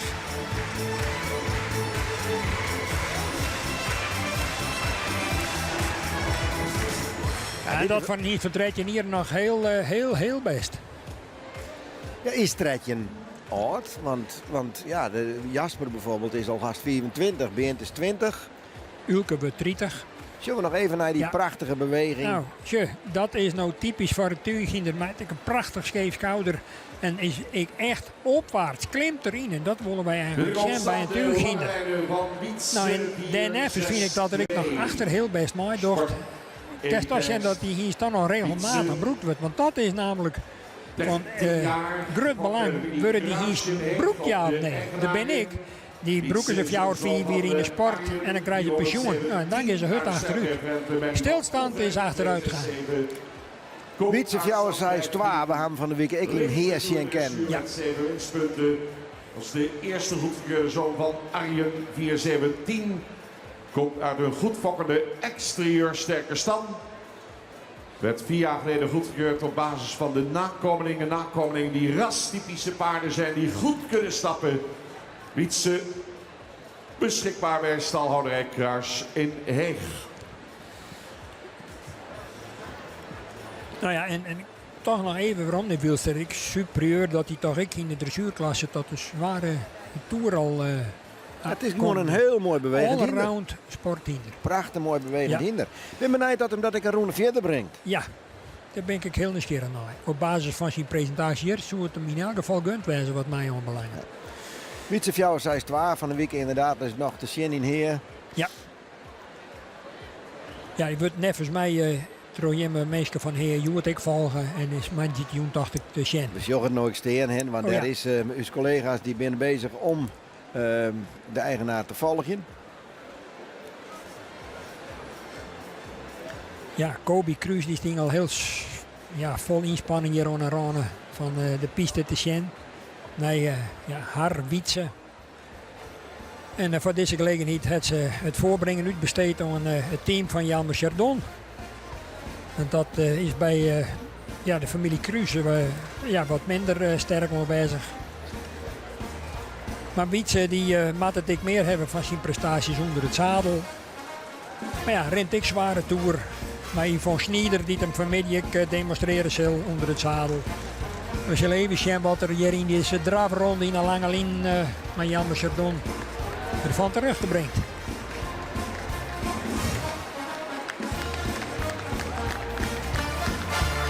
Nou, doet het toch ik heel netjes.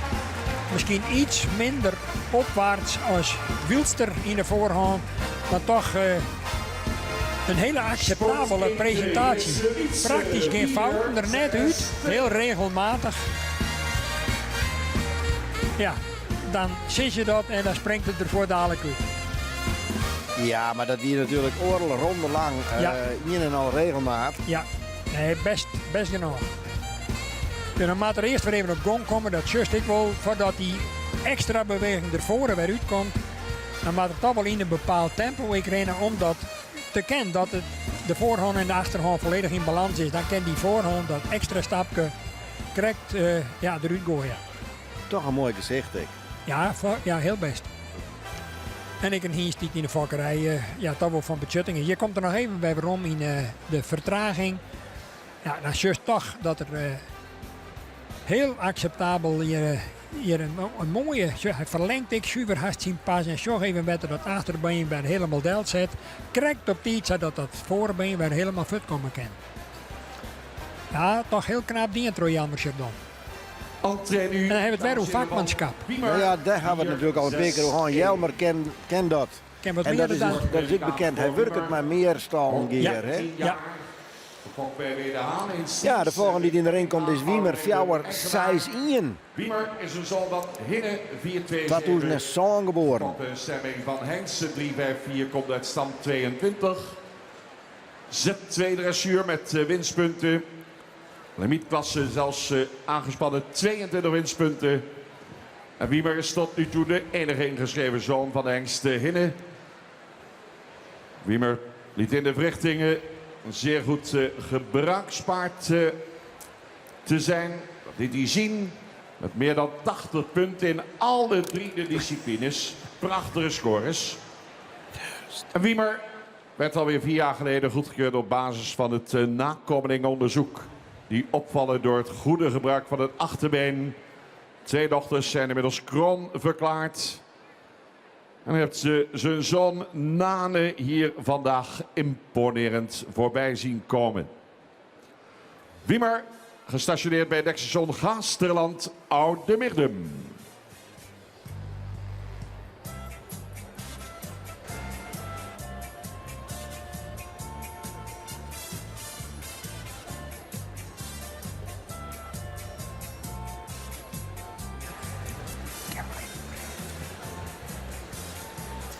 Nou, Wiemer.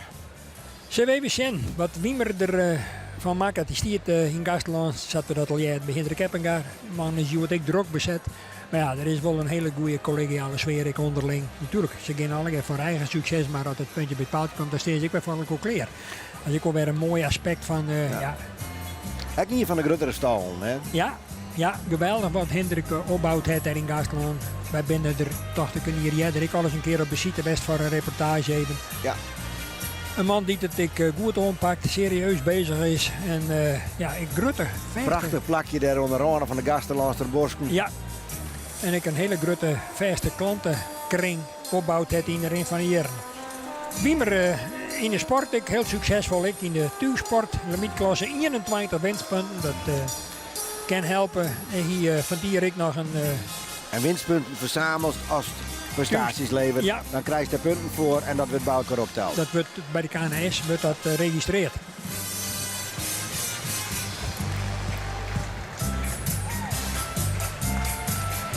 Even een beetje onregelmatig in de voorhand, even een keer passen.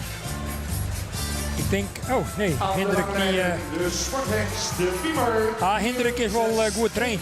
Fietst en draaft, is een echte sportman. Giet alle weekend ik naar te rieden. Naar de kunstdienstbaan. Nou,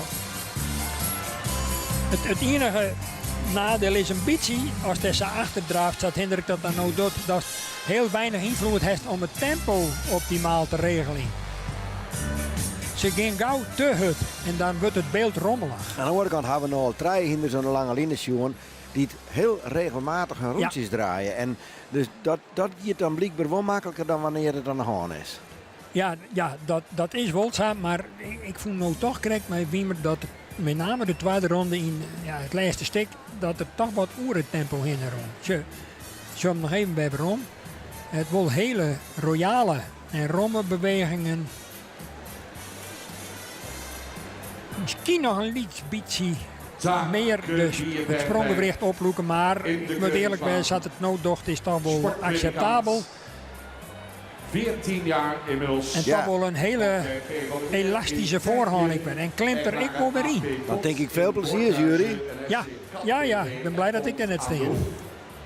Zondag Jacob 302. Taak Fjouwer 4-5 is de volgende die je nou in de ring komt. Uit 2006, 14 jaar oud. 66 dressuur. En deze wordt nog een hand voorgebracht. Taken 455. Een laatste onder meer vanwege de onverwante bloedvoering. Zeer welkome zoon van Jacob 302. Zeer rastypisch hengst, u ziet het. Gesteund door een moederlijn met veel preferent bloed. Het Centraal Onderzoek viel hij destijds op vanwege zijn prima instelling. Prima cijfers als rij- en menpaard. Taken ronde in 2016 het nakomelingenonderzoek af. Nakomelingen lieten uitstekende indruk achter in de ABFP-testen. Taken 455. Ja, ik ben prachtige manen of behang. Zou het ik wel nemen? Ja, heel rostypisch nemen we dat. Hè? Dat zijn de rostypische kenmerken van een Fries hinder. Dat valt je op door de kleur en door de manen. En de manen top voor de holen sowieso. En natuurlijk die volle stut.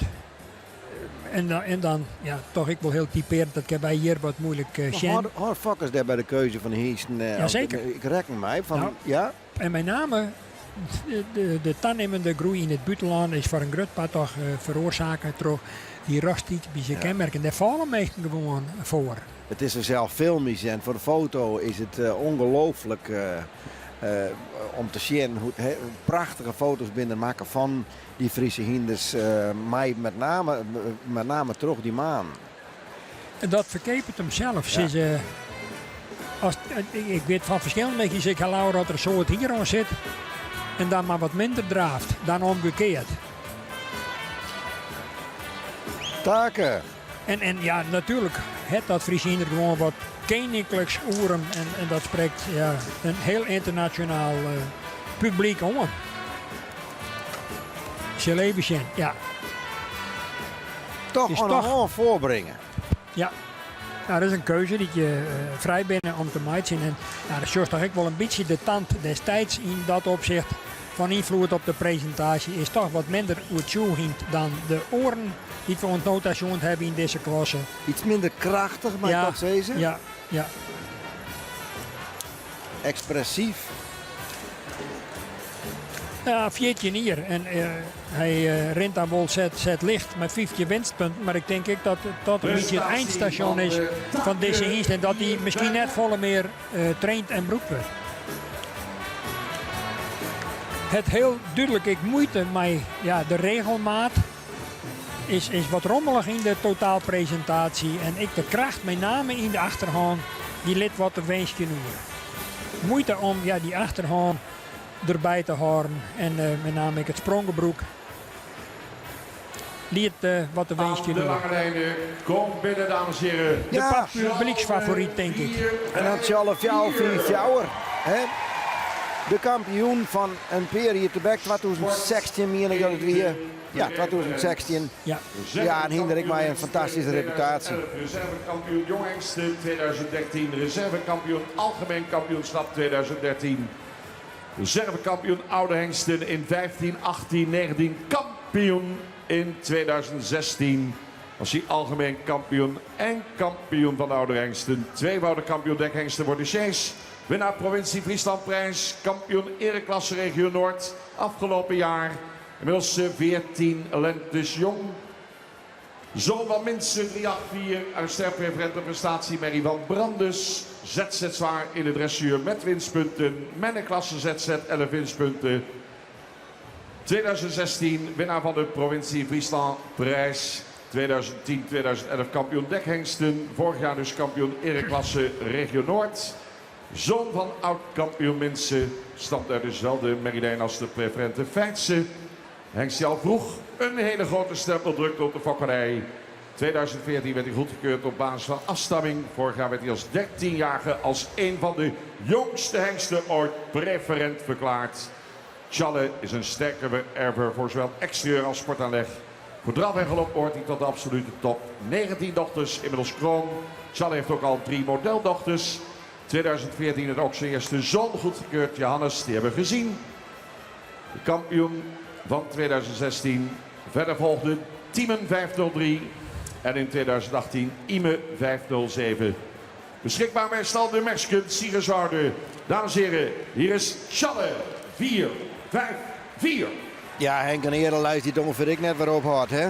Nou ja, wij kunnen u voor stil houden, want dit wie indrukwekkend wat beter uit hier even opleest natuurlijk. En het verklaart ik de populariteit van deze hengst natuurlijk, die het excellent doet in de fokkerij. Hier van de allerbeste fokhengsten die wij hebben. En dan wat mij dan bij zijn aanspreekt bij zijn hengst is de jeugdigheid die dit hier aan alle kanten naar uitstraalt. En hoe het ervoor stiert, het is echt super. Hendrik oeze grutskop en wil hem ik net weer kwijt, zei hij altijd. Ja, dat inderdaad. Dat ik beweer worden zal, dat wacht je wel. Maar hij liet hem hier natuurlijk bij superieur zijn als just hoe hij hier erin klimt. Maar ja, een hele opwaartse houding. Superieur. En dan dat tempo, nog giet er zijn eigen koers even in. Giet er volgens in het protocol in en giet er gewoon op de andere kant. Dat doet eigenlijk net in. Maar ja, dat is nou typisch Hagen. Die ziet het zijn eigen paard op. En dan zien we even zijn direct. Dan zet er maar even, neemt er een beetje weer om. En ja, nou leidt er weer op tempo. En zo mooi beheerst aan alle kanten. Hij doet het er als een ballerina haast, zou ik zeggen. En met name zijn enorme imponerende voorhand. Het is een lust voor het eeg. Hij houdt je toch weer even een demonstratie en een visitekaartje jou. Nou. Ja, hier is het krek, er zit al wat sleet op, maar dat is hier minder, liek het mij. Ja, maar ja, dat hebben meestal ik. Ja, zo simpel is het. Nee, ik vond dit echt een hechtepunt van ontnota. En dat je wat kriskras door de baan gaat, dat mij gewoon. Ja, nou ja, ik ben benieuwd dat de jury daar consequenties over verbindt. Het kan. Je hoort je net aan het protocol en er is een bepaald protocol. Nou, dat... Ja, tje. Hij verheft zich eigenlijk echt van voren, maar net alleen dat. Hij bloedt ik achter fenomenaal mooi dwan. Sterke boeging in het spronggewricht. Hij brengt ze uitstekend naar voren. Het is een lust voor tegen. Grandioos. Wat een topprestatie. Een plaatje van een voorbeeld van bewegen. Ja, Mr. Shen. Wat verdorie. Daar rijdt zich nou van in de bron, hè? 326 komt uit stand 108. Machtig. Z1 dressuur 11 winstpunten was de eerste. Wat er hier tegen gebeurt, dit verbetert je voor het net. Ik neem aan dat Age Akkema er ik nog altijd alle vertrouwen in had. We gaan verder met Reinder Fjouwer 5-2. Reinder Fjouwer 5-2 uit 2005, 15 jaar oud. Op basis van zijn nakomelingen. Die bezorgen een goede fokwaarde voor exterieur en sportaanleg met als sterkste onderdeel de stap. 2 dochters inmiddels kroon verklaard. En in 2017 werd zijn eerste zoon goedgekeurd, Ulbran 502. Beschikbaar bij de familie Bosma, Kollemerzaag. Hier is Reinder 452. Ja.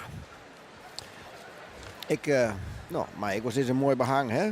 Ik een hele mooie rastypische hengst die het heel riek versioen is van ja, de wezenlijke raskenmerken, zetten we dat dan nemen. Een prachtige hiergroei, de maan, het behang zat ik dan, en zat bij dat in Friesland toch heel vaak omschreeuwen. Dus in heel royale wijze is dat onwijzig bij deze hengst. Ja, die natuurlijk in zijn presentatie wel heel erg verschillen zal met die van Tjalla, maar ja, elk hinder is net op dezelfde wijze getalenteerd. Wat dat onbelangrijk. Maar Gaatse Bosma die de hingstje zelfs voorbrengt, die zult toch wel zijn uiterste best doen om hier een netjes en een goede presentatie te gaan. Het in elk geval goed eeg voor zijn hengst zat er hem nou voorbrengt. En onregelmaat ontbreekt het in elk geval net. Maar ja, je zorgt toch ook dat zijn hinder wat achter wat minder krachtig is en ik wat minder optreedt van voren, dat er minder omheen komt in zijn voorhand. Ja, dat is ik annex mij de leeftijd toch wel vaak een beetje. Maar ik zorg er nog wel minder.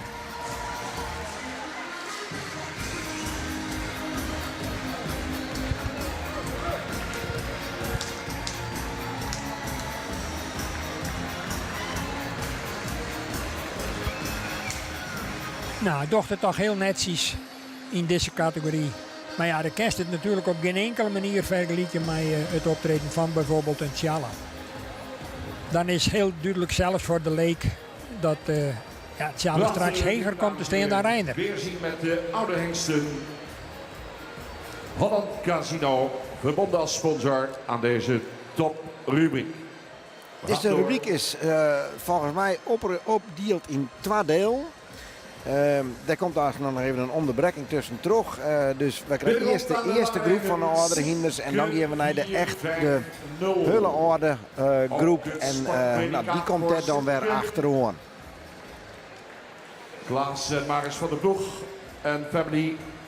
De lijst in dit rietje, in die eerste groep, is standaard Fjouwer Zoon, die nu in de ring is. Een hinder uit 2004, ik 15 jaar oud. Een stermerrie van Ulke 338 komt uit stand 50. ZZ ligt dressuur met winstpunten. Wijs van het succes van de opzet van het Centraal Onderzoek in Noord-Amerika. Deze in de Verenigde Staten geboren hengst werd in 2009 goedgekeurd. Kijk hem daar mooi staan. En het is Sipke. Het is Sipke, ja. Ja, maar rijd je wat in de war doordat ze er net al een binnen. Ja, dat betekent dus dat standaard er net is. Nee. Sipke Die staan wel op je lijst. Van de derde 392 en is daarmee interessant qua bloedvoering.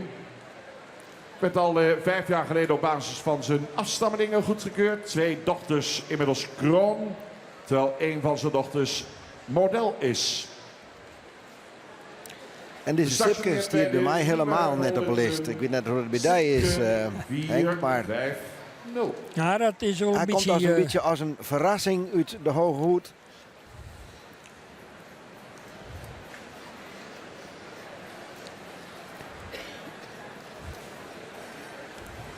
Ja, dat betekent dus dat na Reinder krijgen we nou inderdaad Sipke. Ja. Van Teerde en Joert de Dij. In eigendom bij Bommelstein in Jouren, maar dat hebben we natuurlijk al een keer leren kennen. Oorspronkelijk uit de vakkerij van Ime Wiersma uit Nijloon. Dawina W. Vinden we waarom in de Memmelijn. En dat is toch wel prachtig dat Ime Wiersma hierin toch als vakker mij eer en neemt worden mij.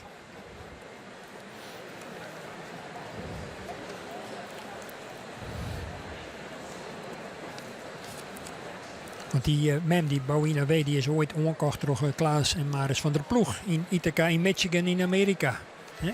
Klaas, Gertiets en Van Eemte. Rundveefokker hier in Friesland. Wat dat vaak, dat ze in Boetelang geboren werden uiteindelijk hier weer te lanen komen. Oh ja, want hier is uiteindelijk voor technisch jongen het meeste heel te verzinnen. Want hier zijn de dekstations.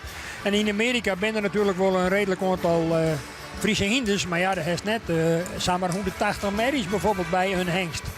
Nou zit ik net dat Sipke die dan samen dekken zo hier. Maar hij heeft hier meer kans dan in Amerika. Dat is, want als dan ik even naar de afstand dan kent wij dat tot 3000 kilometer reizen moest om bij zijn stamboekhiest op bezoek te gaan. Nou, dat moet je er maar verroeren dan. We zullen zien wat Sipke in de lange lijn is. Je shell it. Stiet ik in Lunteren trouwens bij de familie Volmer. Is ik wat wisselend in zijn presentatie. Ik heb hem van de weekend nog eens, jongen. Ja. Ja, daar wordt het jou super zwart verrekend, denk ik. Ja, daar wordt het dus en wat een fantastisch onderkomen had ze daar. Ja. Nog een keer laten horen voor Sipke 4-5-0. Nou, we zullen u nog even bij de drafronde van Sipke bepalen. Ja. Voldwande relateert aan de leeftijd, maar net in staat om vanmiddag weer rond te komen. Wat een verschil dan met Charles krijgt. Ja. Wel heel opvallend.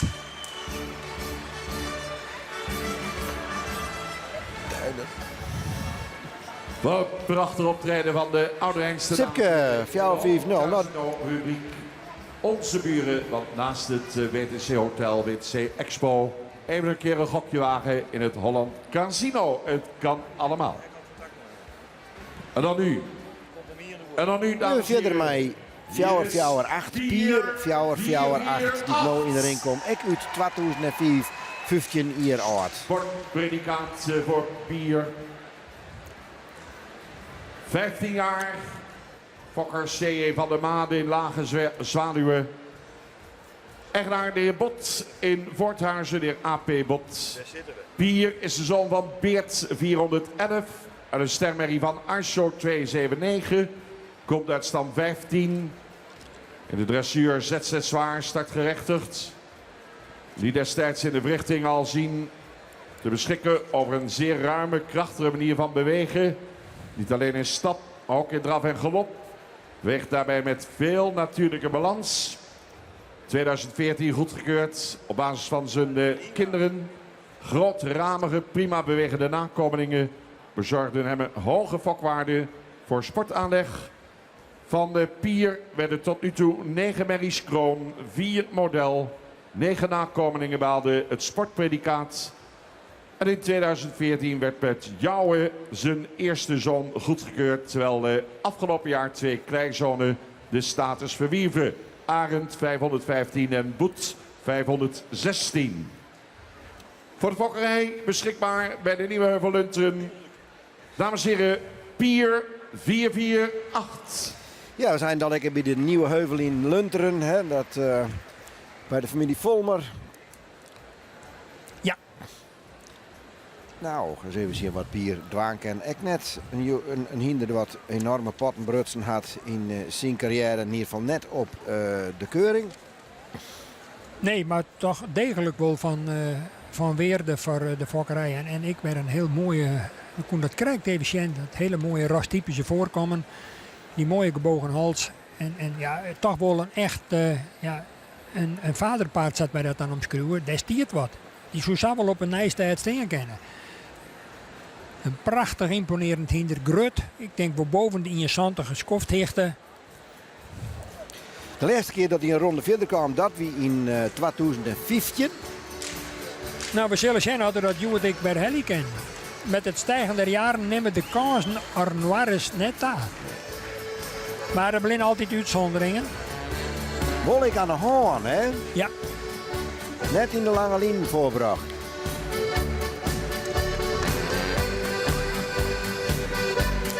Ja, en dat rastypische, dat komt natuurlijk ook wel een beetje van een grutpad bij de Heid Beertwaai. Die daar ik wel heel erg onbekend stiert.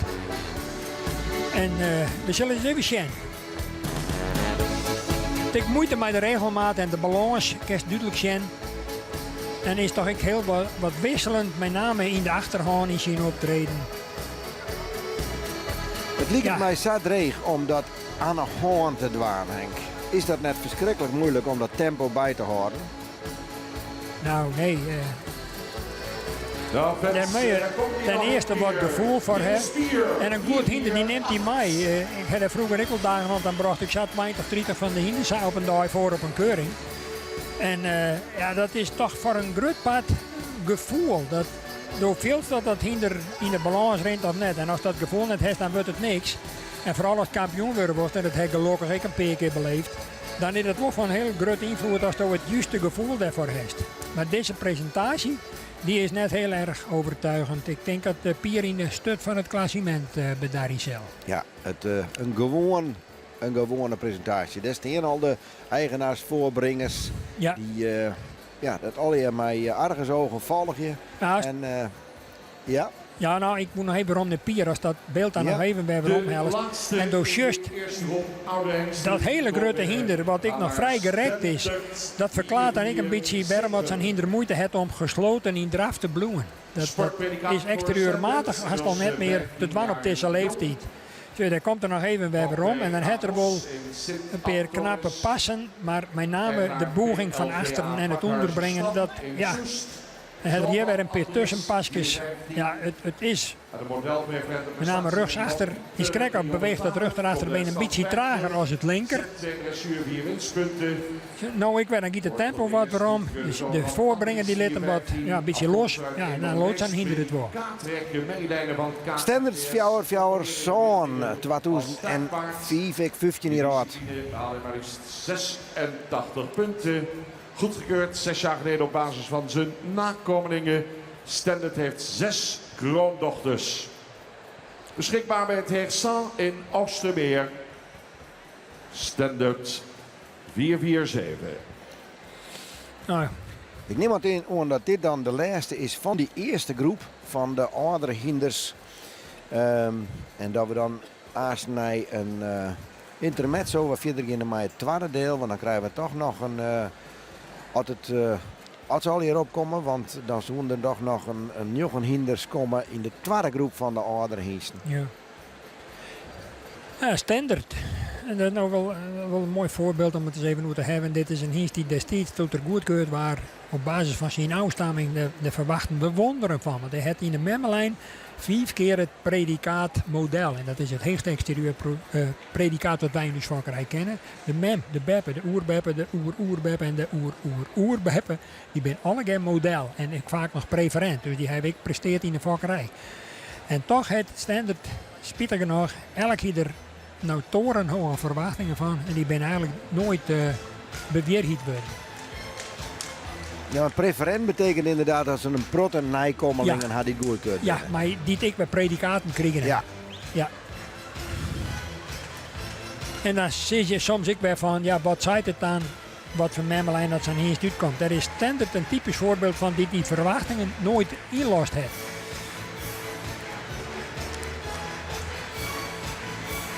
Nou, ik in de lange lijn, dat komt zijn presentatie denk ik wil wat ten goede. Ik wil hier stik mij een heel mooi exterieur. En liet hem toch nog heel verdienstelijk zien, maar met name voren toch wel heel knappe bewegingen nog. Ik ken ik zien dat het spronggebruik achter wat minder wordt, maar dat mij vind ik bij een hinder van deze leeftijd. Maar vooral zien optreden in de voorhand is nog toch best genoeg. We zien dan ik van de voorkant zo en dan maakt het dan nog uit dat die voeten wat naar boeten te slagen of wat ze naar voren komen. Ja, dat maakt het wel uit. Alleen nog de jury zat die nou opstelt, die kan dat nooit constateren. Maar in een keuringsbaan in de simmer, dan gaan die juryleden wel eens even uit het gelid en dan zouden ze zijn hinder toch even rug op hun oor komen. Want dit doet, menen jij wij dat dan? Of dat er naar binnen beweegt. En dat wordt wel mijn om in de klassering uiteindelijk. Zullen ook niet geplaatst worden. Ja, dat wie dus Standard fjouwer zo'n de laatste van die groep. Komen ze nog eerst weer waarom? Of krijgen we een orengroep? Ik moet even afwachten. En we hebben mooie presentjes voor de eigenaren van alle hengsten in deze rubriek. Aangeboden door Holland Casino. krijgen een heel leuk geschenk aangeboden van onze bijna buren, zal ik maar zeggen. Want hier naast het WTC Hotel, naast het WTC Expo, moet u maar eens een gokje gaan wagen in Holland Casino Leeuwarden. Zoals daar staan bij de ingang al die mensen die het erbij belutsen. Altijd in het wiet. Henk, is dat verplicht? Ja, dat jij erbij. Het enige verschil is dat wij in de Friese wereld van het grootste pad allemaal met, je hoort daar met stamboeks, stropdassen, strikken, rennen. Vroeger weer dat vrij. Met Sint-Burg had elk zijn stamboek, stropdas. En bij het WPM-broeken de meeste voorbrengen ze reden. Dat betekent wel, dit is een grote rubriek, maar een hele protagonisten. Dat is nou de eerste groep waar we omkomt. En dat we voortaan dadelijk twee, denk ik, onwezen krijgen die dat trok in naar de tweede ronde in de rest van de dag. En dan ben ik wel heel benijd. Nou, dan is absoluut onder de indruk van Tjalle. Ja. De bewegingen formidabel, maar zien 14 hier. Ja, waar we daar dan eventueel bij zetten, Wielster, die ik wel de moeite worden om te zien. Heel best, ja.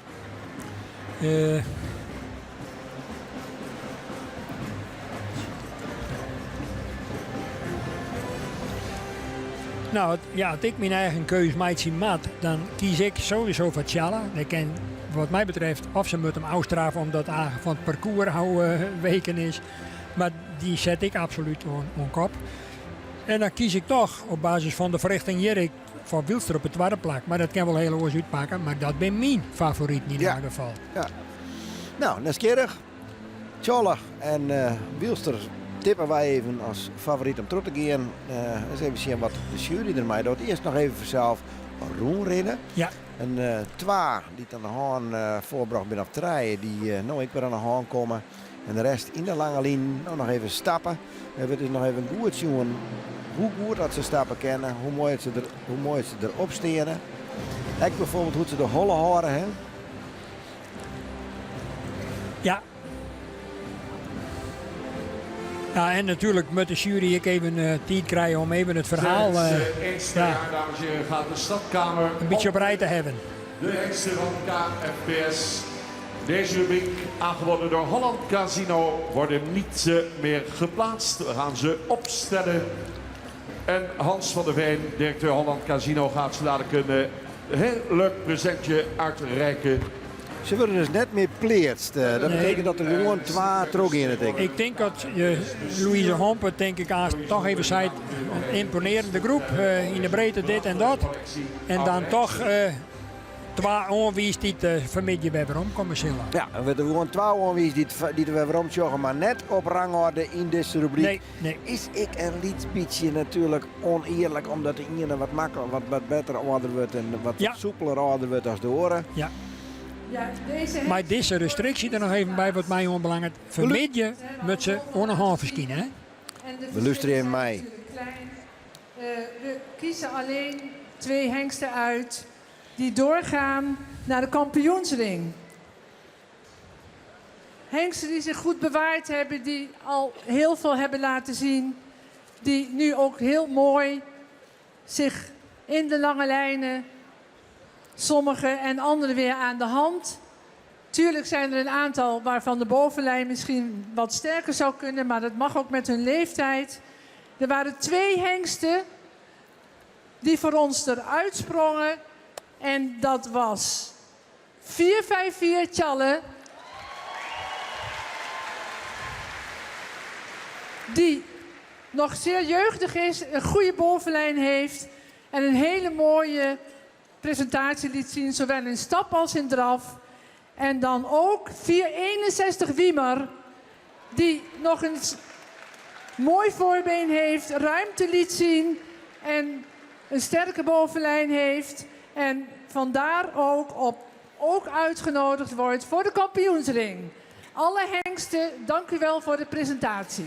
Ja, en daar zitten we bij de tweede toch even mis. Ja. Dat is Wiemer. Ja, Wiemer die natuurlijk mooi om te zien. En het is uiteindelijk simpelweg aan de jury. Dus Wiemer, mij nou nog mij naar de tweede ronde. En Tjalle, ja, toch wel duidelijk op nummer 1 mij. Imponerend om te zien. Ja, je kan altijd discussiëren over een uitslag. Ik hier morgen, nou, kleer simpel zat. Ik beweer ik net dat ik alle verstander van heb. Ik ben wel liefhebber. Maar en ik kan natuurlijk net zien wat zij wel zien kennen van dichtbij. Dus ik baseer mijn oordeel puur op basis van zat ik zie hier. Ja, voornamelijk in stap en draf roemgeens joch. Het is die vioen, Henk. Nou, nog net zo is het best Gerrit, ja. Het is natuurlijk wat dat betreft, ik denk thuis ik wel mooi, zeker als je wat vaker zag om een beetje mee te rieden. Ja. Want dat is ik een beetje de sport van deze dag. En dat doe je als je ook concoursen binnen. Dan denk je mij van, welke rent nooit mooi. Als je er nog een hoop product verstaan van haar, of minder verstaan van haar, dat bloot een aardigheid om daar naar te zien en een beetje mee te denken. Compliment aan het voorstellen van deze geweldige groep hengsten, dames en heren. Ieder met een eigen charme, ieder met een... Omroep Friesland had ik een film gemaakt waarin dat eigenlijk een beetje tipje wordt aan de amateurjury van waar moet ik een beetje om denken. En dan ga je het vooral om de belangrijkste dingen. Van hoe broekt hij de achterbeen, hoe broekt hij de voorbeen, hoe mooi rechtop stiert hij en hoe mooi stiert het hinder erop. Qua postuur en zien manen, dan kan je soms nog heel wat zien. Ja. Nou, we zullen eens even bepalen bij de herenronde van deze kanonnen, want zo wil ik ze toch wel betitelen. Het bent toch wel degelijk hiersten, ondanks de kwaliteitsverschillen, die hun weerde voor de fokkerij zeker handhaven. Ja, als je die Wilster hier dan nog eens even optreden. Ja, ik hier op qua en daar bloek ik bij. Jullie doen toch allemaal mee. Het is toch...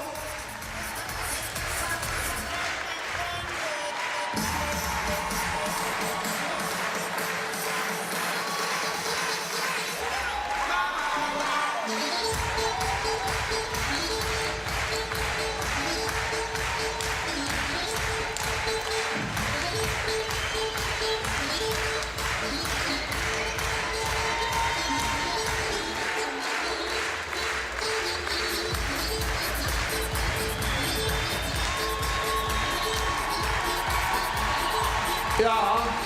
Mooi om te zien, het publiek is enthousiast toch. Ja. Hè? En het publiek dat van een groot pad uit kennis bestiert, die natuurlijk precies weten wat mooi is en wat net mooi is. Ja, en het blijkt elke keer weer, die presentatie in die lange lijn, die is dan wat beter door. Maar die spreekt nog altijd hele grote groepen mensen hierin haalt verschrikkelijk om. Ze vinden het prachtig om die gevestigde namen in uw vakkerij dan nog weer een keer hier op deze manier te zien. Meneer de minister, we wachten even. Meneer Van Meulen, we wachten even met de binnenkomst van de volgende hengst. Want dames en heren, we staan altijd stil bij hengsten die een bepaalde leeftijd bereiken. Ja. Er is een mooie traditie dat we tijdens de hengstenkeuring onze 25-jarige hengsten huldigen. En dit jaar doet zich het unicum voor. Want jullie denken alweer wat, maar jullie denken helemaal verkeerd. Maar dit jaar doet zich het unicum voor dat we een 30-jarige hengst hebben. En het is niemand minder dan Ulke 338. 30 jaar. Denk nou niet, hij komt binnen, want Ulke is er vandaag niet hier. Dat we hem niet aandoen. Hij is thuis bij zijn eigenaar Willem Wester, waar hij geniet van zijn oude dag. Maar wel maakte een heel mooi filmpje van Ulke. En daar gaan we even naar kijken. Ja, Ulke 338 wordt even in het Sint-Zet vanzelf. Die net, dat zou ik al haast een wonder wezen. Het is denk ik de oudste levende stamboekhiest. Ja. En geweldig in de Turksportwedstrijd. Formidabel. Er is nog net een hiestwest die Sam Winsom realiseert het. En het leuke is, die collega of die collega Albert Jensma, die maakt een portret van deze hingst en dat komt van Simmer nog, of van Mighty nog op de televisie. Daar zie je weer een Perry had er hier nog West. Ja, En hier is Vievelien. gemaakt. en dan hebben we nog even in de lange lijn. Als 25-jarige. Mijn Obe Maus, de fokker van deze hingst, want die mag ik niet worden. Jack Gaas, die met een heel veel succes behaalde in de tuigsport. Ulke 338 is zelfs het meest succesvolle tuigpaard in de geschiedenis. Daarnaast is hij ook voor de fokkerij van grote waarde. Zijn zoon Algert 445 is een hoge leverancier van een opvallend groot aantal nakomelingen in de hoge dressuurklasse. En via Algert is Ulke de grootvader van bewegingsverver Vonger 478. Daarnaast komt hij als moedersvader voor van de volgende hengsten. Maurits 437, Sipke 450, Tonjus 459 en Jalbert 460. Dames en heren, 30 jaar toonbeeld van duurzaamheid. Ulke 338. Ja, applaus voor deze bijzondere hingst. 30 jaar oud. Er zijn net volle die het Safia Dat hij nog maar vele fijne jaren. Heel bijzonder. En dan Sam Nijteam en zulke prestaties. We gaan door. Een monument in uw fokkerij. De eerste mag weer winnen. We gaan terug naar die tweede groep van de oudere hingsten. En dan beginnen we met Fjouwer 2.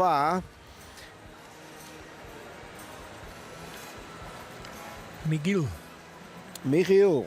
Dat het goed is, dat de volgorde klopt in elk geval.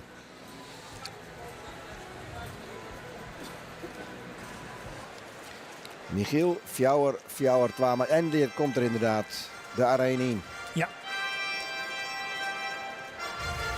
En het is de tweede groep, zal dus weer een aantal hingsten teruggaan. Ja. Nog Ja, dat- ouder als de vorige. Dat kan, het hoeft net, denk ik. Ik denk dat de jury daarin vrij mandaat heeft.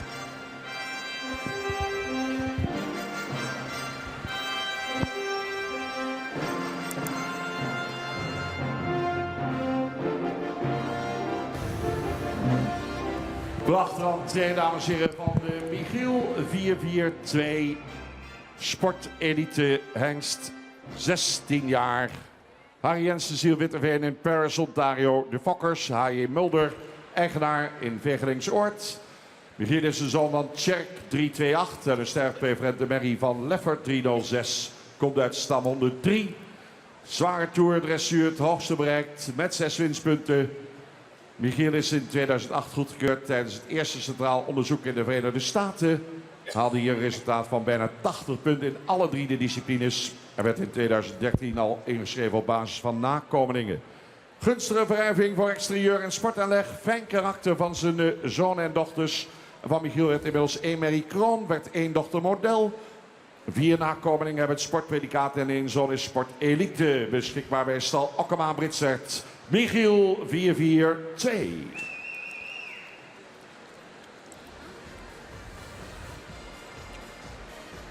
Michiel, zegt je niet rood.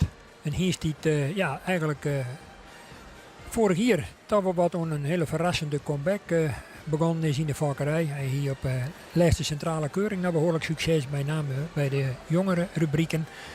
En op een fokdij van Blauwhoes, daar timmerde er nadrukkelijk onder dik met de jeugdkampioen van de familie Oosterbaan, Anke Oosterbaan, de dochter van Anne Oosterbaan.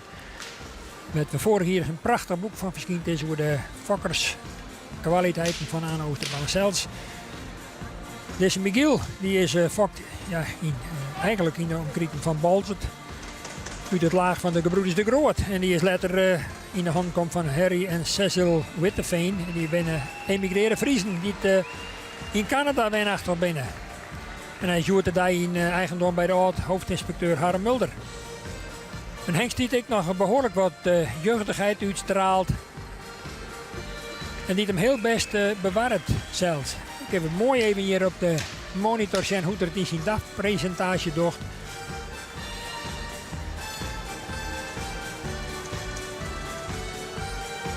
Stiet je nou vlak voor uw commentaarpositie, stiet er schitterend voor. En straalt nog zo'n hoop jongerijn uit. Het is een lust voor het oog. En ik vind dat er bewegingstechnisch sprutsen dan nog wel een royale voldwande scoort. Hij zou misschien achter in het spronggewricht gebroek even wat krachtiger kennen. Maar met name in de voorhand imponeert het dan nog behoorlijk goed. Ja, liet ik in de bovenlijn toch wel een beetje een stekje vallen. Maar dat is logisch op deze leeftijd. Maar stiet er excellent voor en maakt het hier beslist een hele goede beurt.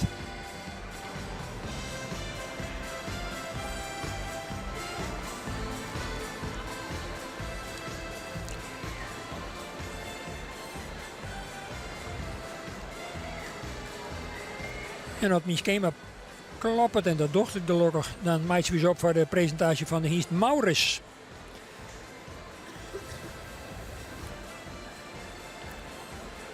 Prestatie aan de lange lijnen van de Maurus 441.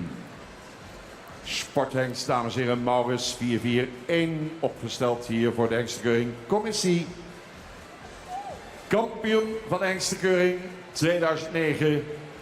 Inmiddels 16 jaar. Mevrouw Meineke Tweede, Wittingen-Gluzingen. De Fokker, eigenaren AP Bot en SJ Kat. Maurus is de zoon van Tjalke 397, komt uit een stermerrie van Chris 358. Vindt zijn oorsprong in stam 27. In de ereklasse aangespannen 57 winstpunten. Kampioen ereklasse 2010, 11, 12 en 13. L1 dressuur met winstpunten. Goedgekeurd op afstammeling in 2013. Nakomelingen tonen zich als kinderen van hun vader rastypisch met veel bravoer draven, met veel front. Van Maurus werden 5 dochters kroon verklaard en werden 3 dochters model. Friesenstal, Max Horst, Klein Meckelsen, Duitsland presenteert Zei iets? Maurus 441. Zo zei het maar, jongen. Your wish is my command. Sorry.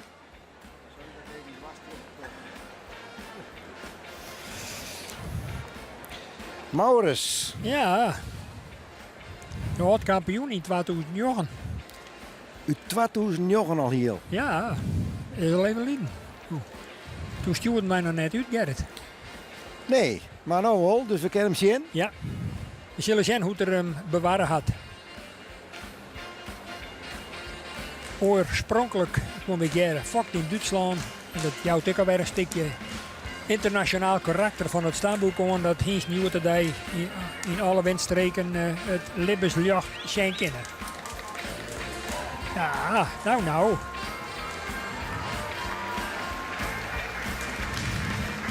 Nou, we weten natuurlijk van Jasper dat tot op hege leeftijd soms Hins een geweldig bewegen kennen. Hoe giert het Maurus zou?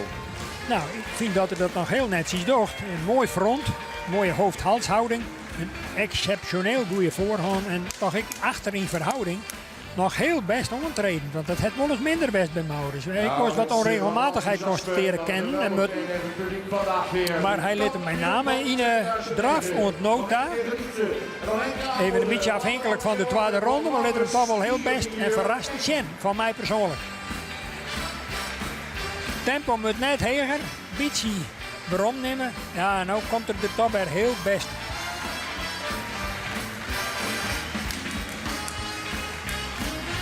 Nou, een hele nette presentatie. Sjoen relateert aan de leeftijd heel acceptabel. Kanshebber? Ik ga mijn kruid nog even droeg als dit goed vindt. Want er komen meer. Ik begrijp het, we doen het rustig aan. Je moet het opbouwen. Daar is de slow nog even, dan zien we dat voorbengebroek ik toch wel heel duidelijk, hè? Nou, dan voor de leeftijd, Gerrit, zeg ik nog eens een keer weer. Is het toch wel heel knap, ja? Binnenkomt de sporthengst de Maaie 440. 16 jaar, gefokt bij JTE Bauma.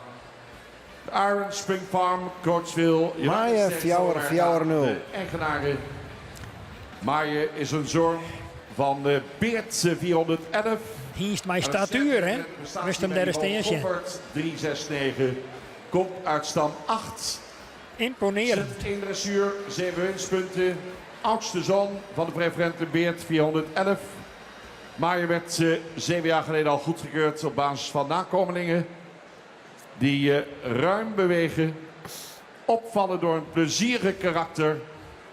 Van Maaien werden tot dusver 3 dochterskroon en 2 model. Beschikbaar bij Hengsthouderij Bosma, Kollemerzwaag Maaien 4-4-0. Stien als een standbeeld voor de jury Nies krijgt even een mooi fjouwerkant zaten we dat aan nemen. Geen opmerkingen over. Mooi voor jou kan. Even een beetje uitlezen. De beide voorvoeten mooi gelijk naast elkaar en achter net te gestrekt. En ik mooi, maar een liets beetje rond tussen de linker en de rechterhoef dat mooi. Hoe net precies hartstikke fjouwerkant, maar de achterste die steen dan krijgt vaak even 2-3 centimeter de rechter bijvoorbeeld achterlijker dan de linker. Nou, dat liet is hier perfect zijn. Het is even afhankelijk van wat er nog hier is. Nou, ik zie stap net helemaal goed, even mijn noemt in mijn oordeel. Maar met name de drafronde, die is toch vaak... Stevig en recht op de voeten. ja, en toch wel een beetje, zeg ik nou, in de bovenlijn. Het rechtje er wat uitdrukkend. Het kan nou ik wat zien. Ik wat heel geen kruis achter. En dan begint zijn hinder liet beetje de neiging tot in treien stikken erin zat wij dat aan nemen. En dat is voor een leek wel moeilijk. Maar ja, Nee. een kenner weet dan direct wat ik bedoel. Ik snap, ik zal er ook geen flauw grappen op meid.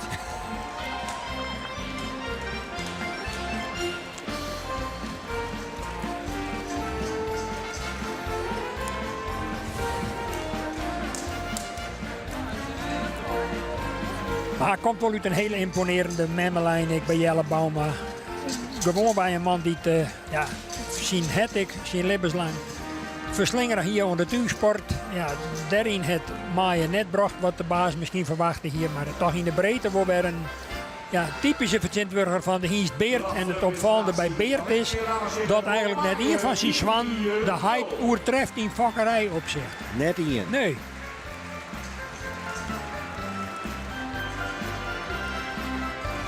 Op klompen.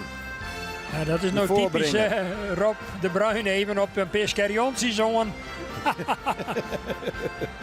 Ja, je mag het maar rondwaren. Ja, ik kan me voorstellen dat ze jou waar hingen blowen. Maar ja, de Hiest 14e Walden, hè, vlakbij naar Wadburgum, dus.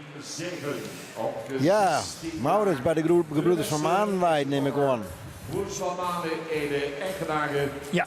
Zoon van Ulbert 390. Een sterkwerper en de merrie van Ulke 338. En natuurlijk kocht hè, van Willem Wester. De herenklasse Die heeft al die succes ermee behalen in het tuigsport. 2009 Klavertje 3. 2011, 2012 winnaar provincie Frieslandprijs. Kampioen dekhengsten 2013 en kampioen ereklasse 2014. Ook nog een set 1 dressuur met 6 winstpunten. 7 jaar geleden al goedgekeurd op afstammelingen. Nakomelingen zijn rastypische paarden die goed kunnen bewegen. 6 dochters verdienen het kroonpredicaat. 5 nakomelingen hebben het sportpredicaat en 3 zijn sportelite. In de mannelijke lijn speelt Maurits een opmerkelijk sterke rol. 3 zonen van hem werden goedgekeurd. U zag IJsse 489. De viervoudig Nederlandse kampioen stamboekhengsten worden Chains. We zagen Marcus 491. Qua fokwaarde de lijstaanvoerder van alle KFVS-hengsten. En de drievoudig hengstenkampioen, die gaan we nog zien, Jurre 495. Allemaal zonen van deze hengst, die beschikbaar is bij de gebroeders van Manen in Ede. Dames en heren, 16 jaar, Maurits 437. Die had hem dus, die had prestaties in de vak, ik wil zien litten, Henk. Ja, dat weer duidelijk uit deze blomlezing Suverhast van Bert de Ruiter. En ik sluit me daar uiteraard heel graag bij om. Met name in de mannelijke lijn, bij die hengsten die hij neemde. Ja, dat toch wel heel opvallend. Dan kerst het echt wel wat een stempelhengst nemen. Ik benijd. Ik vind dat de hengst zat er nou aan, komt ik nog een hele jeugdige uitstraling. Het stiet er excellent voor. Maar ja, Doe en ik ben alles op bezieten geweest bij de familie van Maan in Ede. En ben ik van die professionals die hun intrede diend hebben in het Frieske hinder, doet die populariteit alleen maar groter worden. En de man dacht, hey, wij moeten de bekers ik verzetten. Wij moeten ik Friese hingst naar, nou, toen kochten ze Beert. En daar is het eigenlijk mee begonnen. Ben het nog ik de beide broers die hem voorbrengen? Nou, dat ben volgens mij geen broers. Ik dacht dat het Jasper, dat iemand omkes is in Henny. Die het hem ondroet. Zijn man niet met, een ontrouwer. Ja. Maar echt een topstation. Vlakbij in de buurt van Lunteren. En we zullen zien hoe het Maurits in de lange lijn aangaat. Wat mooi verheven ik in het vooreind. De hoofdhouding is mooi voor een ras typisch en tuurginder als Maurits is. De balans is netjes. Jasper brengt hem heel gedoseerd zoek, had ze willen voor. net een te heeg tempo, zodat er ook in staat gesteld wordt om die beweging optimaal automatisch te zien. Voren nog heel sterk ik. Achter is het ritme soms wel eens even wat heeg. Maar zo'n wat hij al in de sport presteert heeft. En als het dan heeft toe slijtage, dan vind ik dat dat bij deze hier eigenlijk verwaarloosbaar is. En dat er nog een hele acceptabele presentatie houdt. En voor het publiek, ik maar, er zit eigenlijk net een middenslag tussen. Heel best. Maurits, jouw trein zo, nou toch mooi om te zien. En als we nou Lodewijk jouw trein in erin komen, en dat is ik zo. 10 jaar jong. Uit 2003, Santje. In Kampen staan serveren in zijn de eigenaren. Lodewijk is een zoon van Tjerk 328 en een stemmerie van Jurjen 303. Komt uit stand 50 uit de Namkelijn. Lichte toerdressuur en de winstpunten. Werd 8 jaar geleden goedgekeurd. Op basis van zijn zoon en dochters. Sterke punten in zijn werving liggen net als bij zijn vader met name in het exterieur. Royaal ontwikkelde, jeugdige en aansprekende paarden. Met uitstekend beenwerk. Lodewijk heeft 4 kroon en 2 modeldochters. 6 nakomelingen met sportpredicaat. 2 nakomelingen zijn sportelite. En vorig jaar werd met Waander 512 de eerste zoon van Lodewijk goedgekeurd. Beschikbaar bij Stalietse Vleren in zijn Lodewijk 431.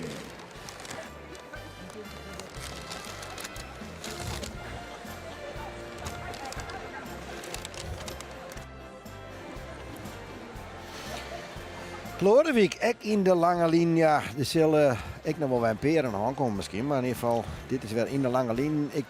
Het zal, door hast het uitlijn en dat loop ik best, maar ik zoek toch de regelmatigheid van de beweging. Zo krijg ik weer hoe rustig ze dan dat rondje rennen, dan zal het voor de voorbrengen misschien wel lastiger werden, maar het lijkt het krijgen wat de hinders er wat makkelijker mee omgaan. Nou ja, de hinders ervaren toch het feit dat, dat ze dus op 2 teugels zitten, maar staat bij het met de jaaglijnen. Dat ze de steun aan vinden en dat ze van daaruit ja, wat mooier in balans en in cadans bloeien. Dat is de functie van de jaaglijnen eigenlijk als ze achterrenst. En ja, als je dan draven moet, ja, dan neemt het tempo daar. En dan krijg ik meer druk op het teugel en dat moet eigenlijk ik weer net te volle worden. Dus dan maakt het wel een poortje om die balans te bewaren. Zodat het hinder zo min mogelijk hinder het van die onleuning. Maar dat er wel continu viel van, hé, ik sta wel onder appel. Zet de doors op een fjouwer in? Jawel. Ja. Ja. Als dat net doos. Maar dan moest het anker uitsmieten. Want toen is het mij die onhaal. Maar als je dan is de noodmaatregel direct op de rug te gaan omloeken dat ze een cirkeltje maatje en dan krijg je de controle bij waarom. Want dan moet de snelheid waarom. Dat ze een hele korte wending maatje moeten. Van de week zei nog eens in mij, als het hinder wit dat er sterker is, dan gaat het net volle meer in te brengen. Ja, maar dat geldt denk ik in algemene zin voor alles was door mij een hinderduster.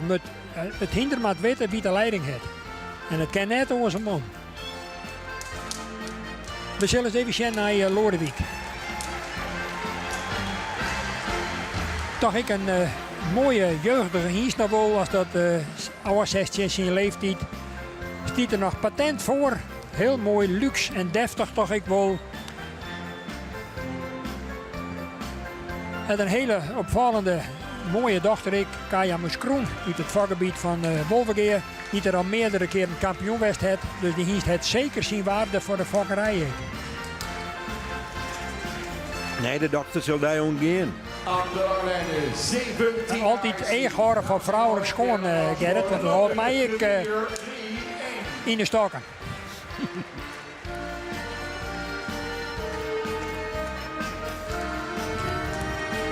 Nou, Jelle van der Weijden, ik even op het appel uit Sjerkwiet, een jonge vent die ik zie, ja, zo'n in 2 jaar, ik barber is in de Friese hinderwereld.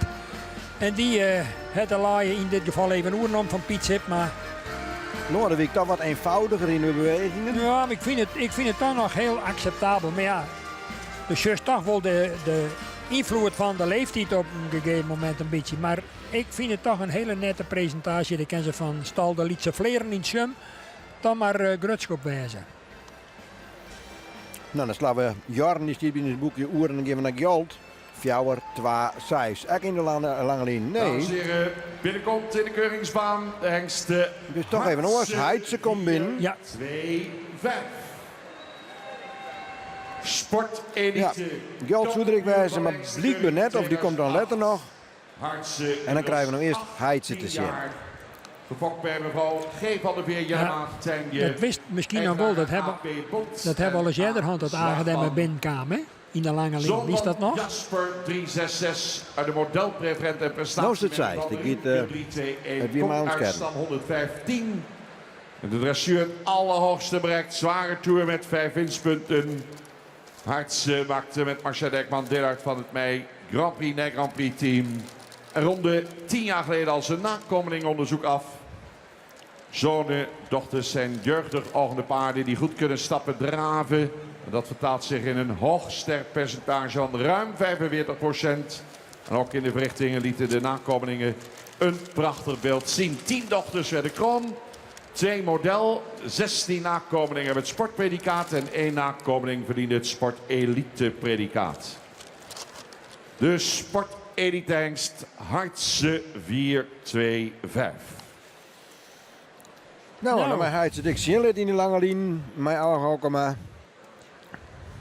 Nou, we zullen eens even zien dat Agem Krek zo imponerend door de vorige keer voorbrengen kan. Komt er hier wat wel op aan bij haar, want ja, het zal er natuurlijk ook al in de lange lijn zijn letten. En, ja.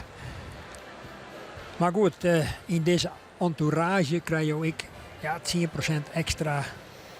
Doe hier is het door de trainer Eppinga. Ja. Nou, hoe ik het dat maar Agen?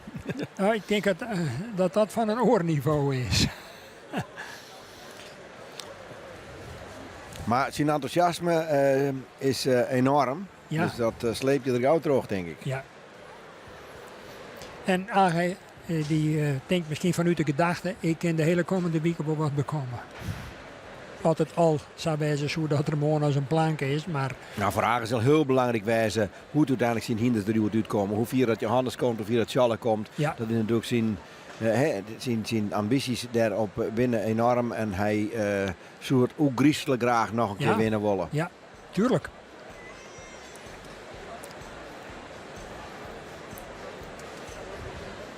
De Hiest is natuurlijk ook bij de introductie al melden.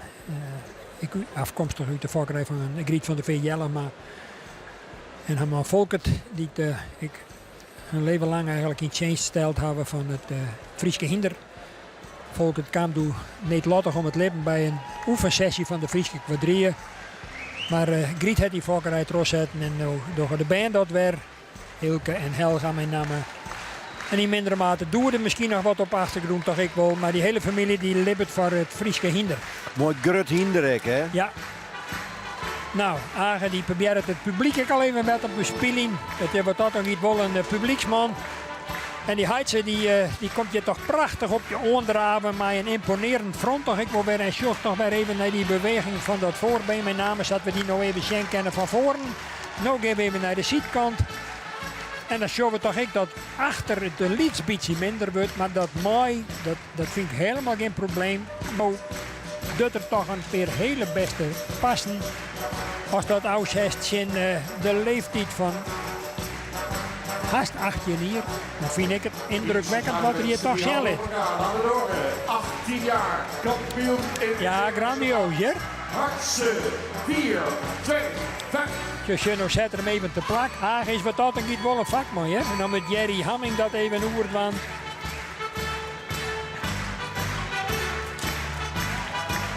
Ah, superieur. Je zult toch ik bij de invloed, vind ik, in het bewegen op leeftijd van de Heid Jasper. Heel duidelijk hier bij waarom. Ja. Fantastisch hoe die Heid hem je zijn liet. Maar een optimale houding, ik mijn naam. Heidse Fjouwer 2-4, mooi om te zien. Ja. En een nij hiemjende Age Okkema. Ja. Nou, prachtig. de broek ik nu, dat is nog net de bedoeling vanzelf. Als je nog ziet wat ik nog even zo mooi in vertraging ben, waarom dat juist toch ik wel bij bepaalde We gaan naar bewegingmomenten die Jasper dan ik de mensen in vervoering brengt. Dat kan deze hier toch eigenlijk ik wel. Ja, Jasper Trijs is natuurlijk het fenomeen wat vooral bekend is, die het omzien bewegingen. Ja, en toch juist die invloed hierin waarom. Grandioos. We gaan verder maar aan, fjouwer in je 6, 20 jaar oud. Z1 dressuur met winstpunten. Aan was de derde generatie hengst uit de Manderklein op het familiebedrijf van de familie Bosma. Die werd goedgekeurd. Aan werd in 2007 al ingeschreven op basis van zijn nakomelingen. Royaal ontwikkelde, mooi opwaarts gebouwde paarden met een lang voorbeen. Stap zeer goed van de Aan-kinderen. En de Manderklein van Aan wordt voortgezet via zijn 2009 goedgekeurde zoon Reinder. Via Reinder werd in 2017 Ulbran 502 de eerste kleinzoon goedgekeurd. Van Aan werden 2 merries model verklaard. 10 nakomelingen dragen het sportpredicaat. Beschikbaar bij de familie Bosma, Kollemerzaag. Dames en heren, is 20 jaar. Hier is Aan 416.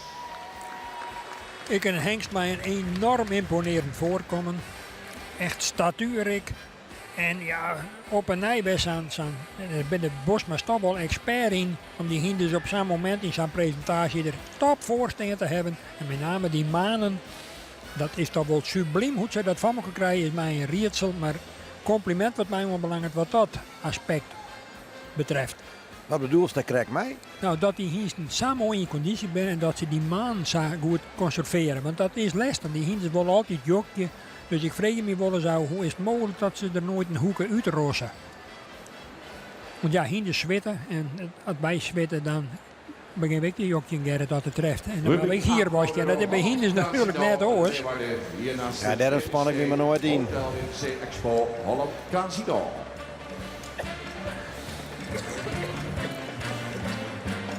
Nou, als je het aan de beweging, ik vind ik hem, want toch weer aan de hoorn.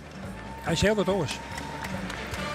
En het is natuurlijk sowieso lastig om na zijn optreden van Heitse bijvoorbeeld, die dan wat behoorlijk wat applaus mij krijgt, om daar nooit aan mij aan een hand te moeten. Maar ik vind toch, ik zo'n de leeftijd 20 jaar dat hij wel eens even wat onregelmatig is, maar ik bij momenten toch nog wel verdienstelijk beweegt. Maar ja, ik een beetje scheef stelt en dat gaat altijd ten koste van de beweging. Een beetje scheef stelt, beschut. Ja, dat je de hollen naar de binnenkant loeken, dat die er net bij horen kennen. Toch dat er nog haar in. Zo, deze die is nou rug. Ik heb er nou mooi zien, Robbie de Bruin.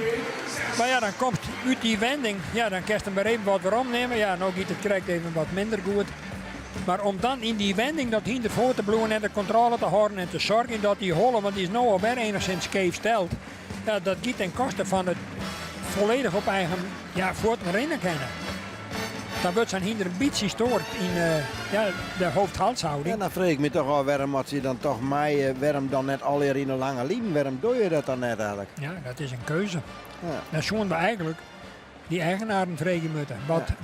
Wat brengt van hem de keus bij het onder de hand voorbrengen? Ja. Ook 20 jaar, dames en heren. Weer, fjouwer, Alve, ja, nou, wat maken we daar eigenlijk nou, Cecil? Eerst maar even naar beter uit te luisteren.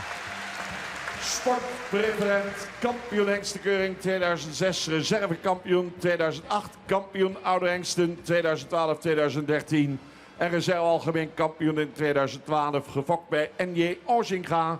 Eigenaren gebroeders van Mane Ede en R.J. Rienstra in Wommels, daar is hij ook beschikbaar. Zoon van Jasper 366 uit de sterpreferent en prestatiemerrie van Feitse, komt uit stam 50, Z1 dressuur, 5 winstpunten. De hengst die een grote stempel drukt op de fokkerij van Friese paarden in de afgelopen jaren. En zijn invloed zal de komende jaren alleen nog maar groter worden. Mede door zijn 7 goedgekeurde zonen. Maaie, Pier, Uwe, Tjalbert, Bikkel, Epke en Mijnte. 2014 werd kleinzoon Jouwe goedgekeurd.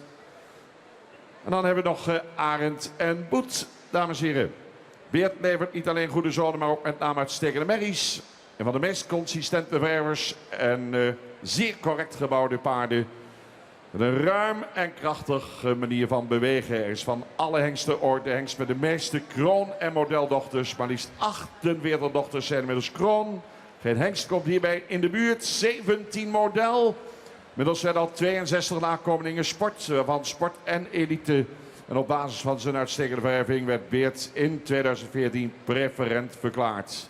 Gevoelens van Mane, Ede en ook beschikbaar bij Enrienstra en Wommels. Dames en heren, Beert 4-1-1. Ja, Beert. Nou, ik denk net dat we hier nog wat ontdekken. Een monument, hè? Ja. En dat wordt even goed verwoorden. Zien wat Beert nog ken in de lange lijn. Ik moet dan altijd weer even denken aan de vakker na de oorzaak die u spietig genoeg vliegen hier ik ontvallen is. Ja, dit weer toch wel het absolute bekroning van de jarenlange inzet voor de vakkerij van Nana Oorzinga. Piekervel even, wat mij betreft. Maar het even zijn ritme ziet je, en krijgt van Jasper ik de kans om even in die cadans en in die balans te komen.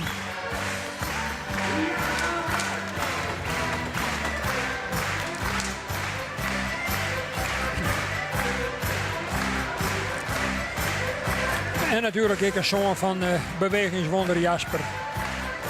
En de vakkwaliteit ben in alle toonaarden bezongen terug Bert de Ruiter. Nou, zullen we even naar de presentatie. Nou, hij is daar natuurlijk lichtvoetig misschien net als Jasper. Dat is een oormodel hinder. Is ik wat grutter en wat gerekter.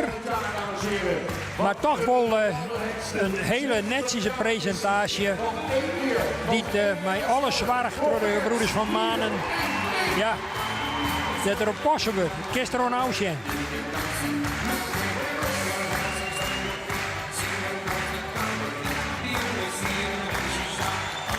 Nou, met name de voorhand, die kan natuurlijk nog heel best meekomen. Ik zou hem iets meer verheven zijn willen in het front, ik mijn naam. Maar 20 hier. Ik kan verschijnen niet minder bewegen op deze leeftijd. Ja, misschien kunnen we dat stukje nog even rondje en dan kan je nog even wat door die beweging zezen. Ja, nou ja, hij neemt je nog goed op, strekt ik heel goed nadrukkelijk dat voorbeen uit. En in verhouding brengt toch ik achter mij een proto-spronggebruik. Dat is op Jelwe de achtervoet, daar zit een sprong. Die kan scharnieren. En ik vind zo'n de leeftijd dat er dat dan nog wel heel acceptabel doet. Om net te zeggen van hartstikke best. Beert zit er gewoon nog heel best op. Ja, ja. Het zei wat over de duurzaamheid en daar hebben we wel verlet van. Want wij hebben een heel soort hinders die ik dat ze het in broek worden, maar al heel gauw oud binnen en opbrand binnen. En met 15, 16 hier ten een binnen.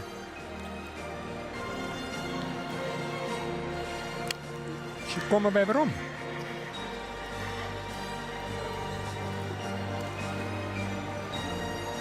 Ja, deze groep is ik voorbij en ze komen nu weer de arena weer in.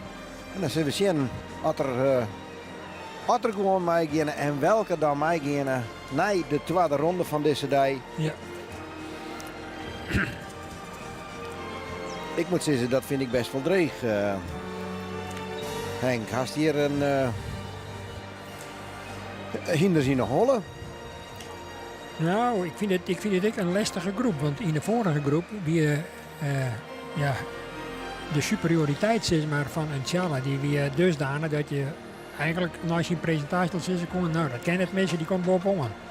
En dan kan je hoe de tweede en de derde verschillen. Maar in deze groep heb ik er wel eerlijk zeggen. Want de verschillen zijn heel iets.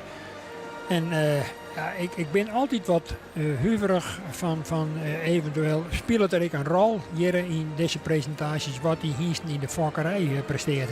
Dat jet ze net en dat wordt ik beweerd dat dat net zo is. Maar soms kan ik me toch net aan de indruk onttrekken dat dat wel een rol speelt.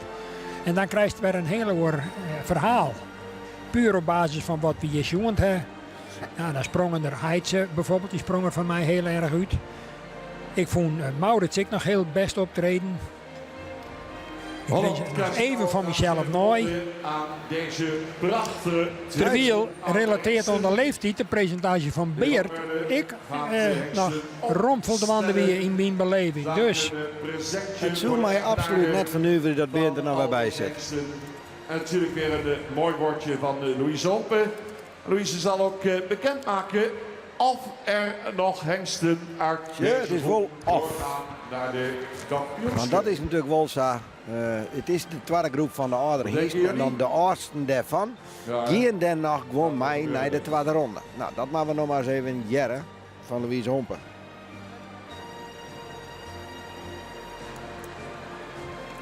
En hier worden ze net meer op tal zet. Ze worden net meer in volgorde deel zet. En ze ben ik nog druk om het oerlezen, heb ik de indruk. Ja, in Piet Bergsma en Jan Hellings en Louise Hompen.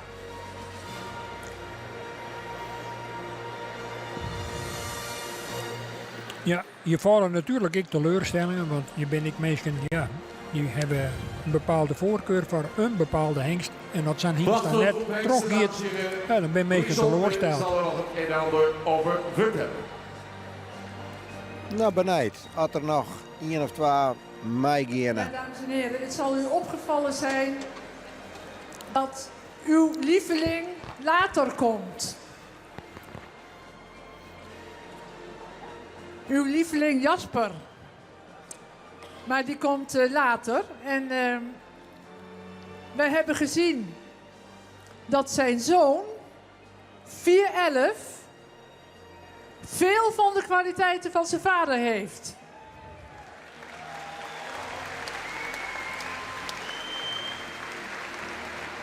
Veel behang, een goede duurzame bovenlijn. Hij is nu 20 jaar. Goed en droog beenwerk en nog heel veel tact en regelmaat. Voor ons staat nummer 411 bovenaan om aangewezen te worden voor de kampioensring.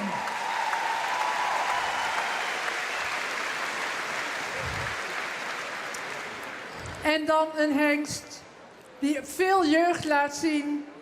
Actief is in stap en draf, ook heel correct in alle onderdelen.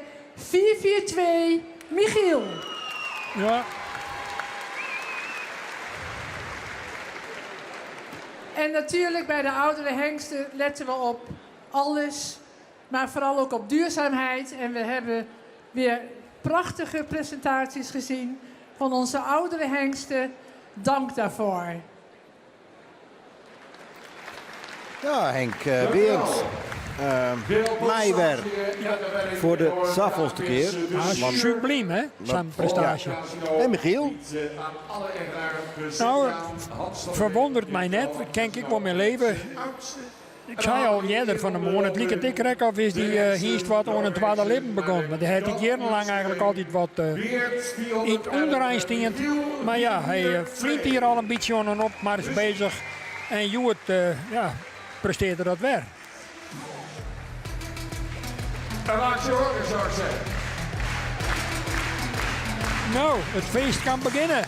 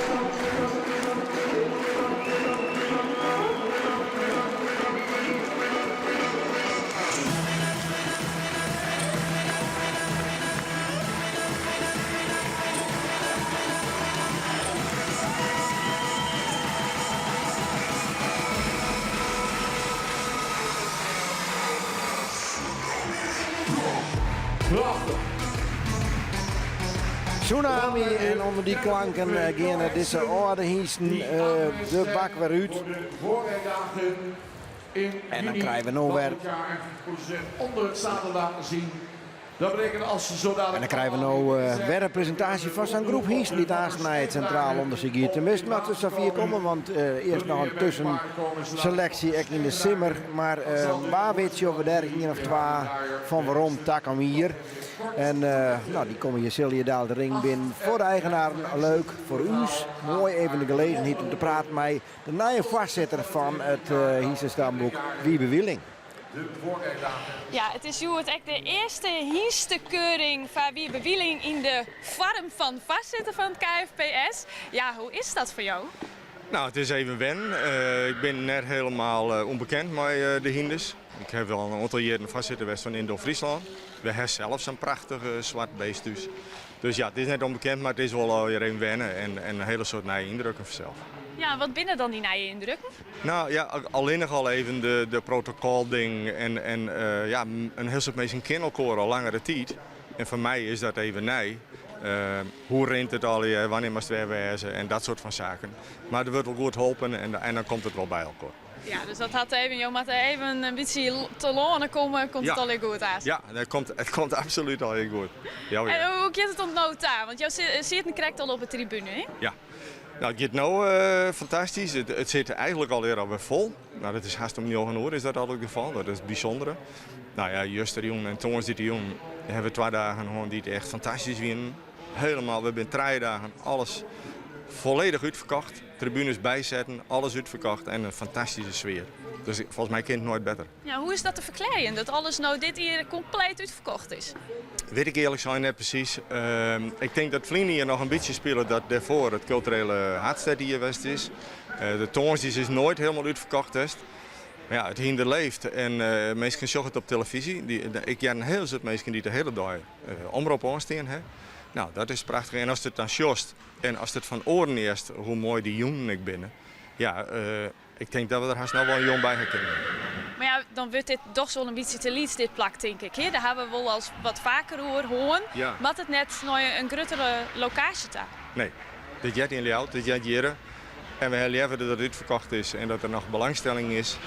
Dit is altijd het plak. De combinatie van hotel, de voorziening, wat hier al hierachter gebeurt, de ervaring die erin zit. Dat maakt het dat ik al hier rent zat op mat. En dat willen we zo horen. Dus Ekkel is compleet uitverkocht en ken ik geen meisje bij, dan is het gewoon pech voor die meisje. Zo is het. Oor hier op tijd erbij wezen en oors keer er net in. Nou, duidelijk op deze locatie dus. Ja. Jou zijn het ook kwaad, hè? Jou had zelfs ook een Fries kinder. Ja. Is dat dan jouw fascinatie voor dit, zeg maar? Echt dit, de eerste keuring zelfs? Nou, succes, dat is al langer. We zijn hier jarenlang in Friesland. Nou, daar ben ik een aantal jaren vastzitten van geweest. Dus die fascinatie. En het is zo mooi Friesk. Dit is toch een van de prachtigste dingen die we in deze provincie hebben. En ja, dat geldt voor meer zaken, maar als het jost, hoeveel mensen hiervan genieten en hoeveel hier bij belutsen binnen. Nou, Friesland, heb ik wel wat mooi, dus het past er heel mooi bij. Dan zullen jouw azen, ja, het hele publiek welkom hier om jou weer te aan. Wat Ja. zullen jou dan sissen? Nou, zullen we dat dan maar even jaren? Is goed, dan blijven we dat azen volgen. Dank u wel. Oké, graag gedaan. Nou ja, dat jaren we dan haast. Maar ja, wat wel duidelijk wordt, en wij hier dat ik al eens eerder had, dat van een week zei Marijke Akkerman dat ik al, dat het toch serieus nijtocht wordt om een derde showjoen op het programma te zetten. Dat is net samen een gedachte, dat is net een wens. Daar wordt wel degelijk echt serieus hoe nijtocht Henk. Want ja, dit hier voor het eerst, de vrede die we wenden, maar de tongens is ik heel uitverkocht voor de showjoen. Dus mogelijk toch zien naar een derde joene. Ja, is dat te volle of is daar een merk voor, had ik het gevoel? Nou, ik denk dat er een aantal dingen daarin een rol spelen, om dat wel net te wollen. Voornaamste vind ik persoonlijk dat je de inhoud van die programma's zien moest. Wat heeft ook te bieden. En de laatste keer nou, Thomas Joen, hebben wij de keren zitten te zien. Er was eigenlijk één absolute top-act in, dat was Lorenzo, die heeft ook zelf van de morgen ik al even neemt. Maar als dat niveau voor eigen hast, dan denk ik dat het die, nou net mij vallen zal om dat elke keer te evenaren liet staan te treffen. Maar horen we, je mag wel vernijen, je mag elke keer wat bijzonder zijn. En eigenlijk vind ik in het geheel, hoe de hele breedte van de show van de week, dan wil ik toch meer hechterpunten erin hebben. En dan vraag ik me jou, dan kerst ook wel de tweede joen inplannen. Dan moest wel 5000 mensen hebben. Het is van mij de vraag of dat slaagt. Deze 2 jongen die winnen dan ook voor het eerst uitverkocht. Ik kan net inschatten of er nou nog een hele soort mensen geen kaartje krijgen konden die dadelijk wel wonen. Maar ik denk dat de eerste uitdaging erin leidt om het niveau vast te houden en ver mogelijk nog uit te breiden zien. Het jouwt natuurlijk mogelijk wat meer financiële armslag. Als je nog meer jong doet en dan heb je meer inkomsten, dan kan je misschien nog wat meer del zetten. Ja, maar ja, ik denk dat wij zorgen naar de kwaliteit van de top act van dit jaar. Ik denk dat dat een hele dure act is. En als je daar meer van in die programma hebt, dan is van mij de vraag dat die extra jong dat opsmieten zal.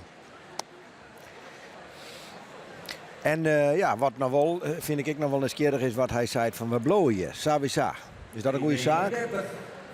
Nou, daar ken ik wel mijn leven. Ja, wij vinden een vergelijkbare oerdekte accommodatie west dit bierenkast in Friesland. Ja, met mij maar. Ik zou het net weten. Het heeft natuurlijk wel zijn beperking, maar wie zou het? Nou kan het misschien wel 2 keer uitverkepen, maar bloed dat zo.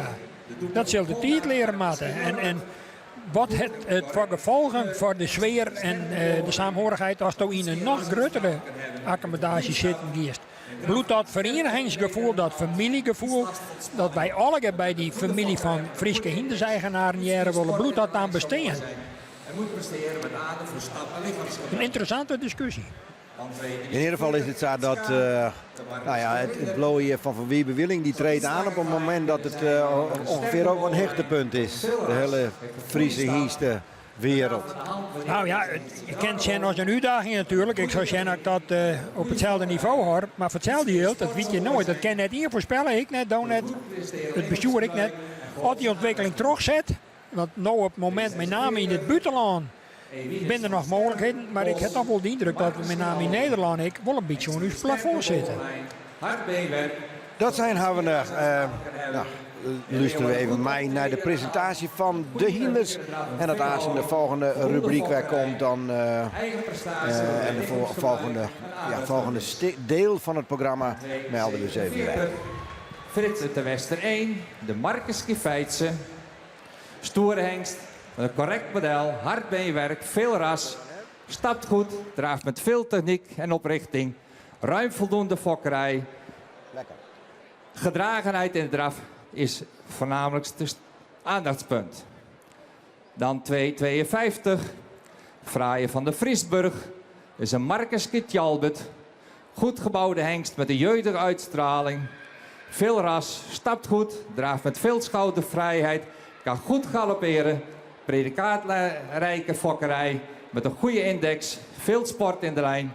Presteren waarbij aandacht is voor lichaamsgebruik en ruimte in de draf. Dan 265. Oh, goeiedag. Doewij van Henswoude, de nadekeer Dries. Een hoogbenige, luxe hengst met een correcte bouw. Hengst met veel ras, stapt ruim, goede draf aan de hand, met veel schoudervrijheid. Goede fokkerij met hoge index, sport in de lijn. Dat is mooi, prestatie moet je waarmaken waarbij gedragenheid een aandachtspunt is. 266, Duco van de Olde met de maten.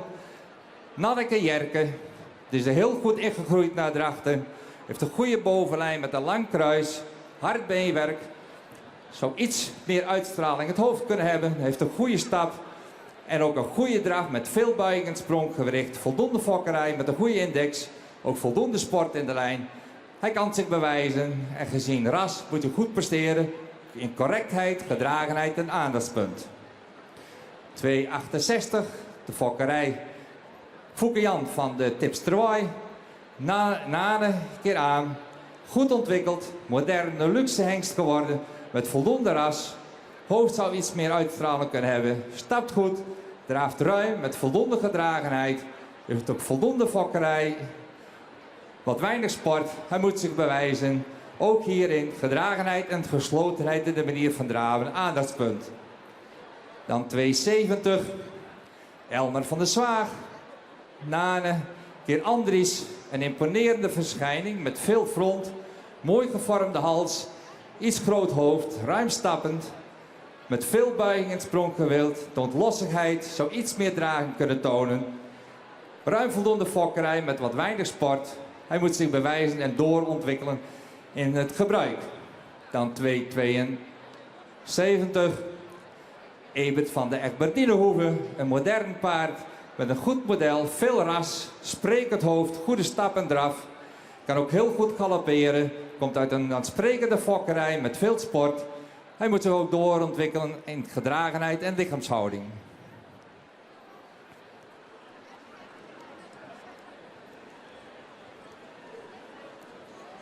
Dan 280. Waar is hij? Dries van de Westereen, de Omerker Arjen. Een heel compleet paard, modern met veel ras. Stapt en draaft goed. Komt uit een goede foklijn met een voldoende index. Heeft een verwantschap van 16,4. Daardoor een hoge index voor de bloedspreiding. En dat is positief. Voldoende sport in de lijn. Hij kan zich ook doorontwikkelen in gedragenheid als grootste aandachtspunt. Dan 283. Dietmar van de Ridderkerk. Omerker Ulke. Heeft zich heel goed ontwikkeld tussen Dracht en Leeuwarden. Het is een correct model met veel ras. Best stappend en dravend. Komt uit een goede fokkerij met voldoende index. Ook hier is de bloedspreiding met 105 positief. Heeft veel sport. Ook voor hem geldt een goede ontwikkeling doorbrengen voor een eventueel vervolg. Dan 284. De laatste in de rij. Dat is Douwe van de Weertshof. Een Omerker Deutschen. Een hengst in een goed en een mooi model. Veel rasuitdrukking. Stapt goed. Met een actieve en voldoende gedragen draf. Komt uit een goed fokkende moeder. Iets weinig sport in de lijn. Maar wel een hoge index voor bloedspreiding voor 106. En dat is positief. Ook hij kan zich doorontwikkelen in lichaamsgebruik en lichaamshouding. Dat zijn de aandachtspunten. En ook voor mij als voorzitter van de jury, eigenaren en fokkers, gefeliciteerd met dit tot nu toe mooie succes. Dank u wel.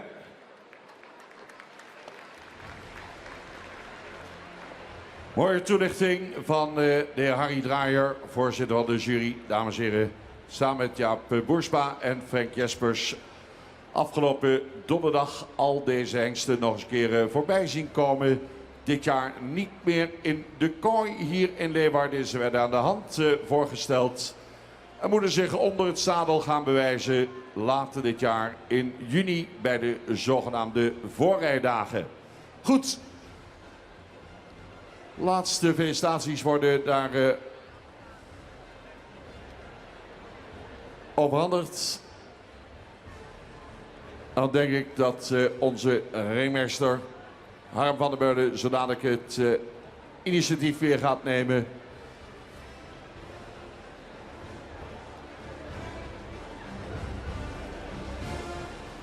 Mooi moment voor fokkers, eigenaren.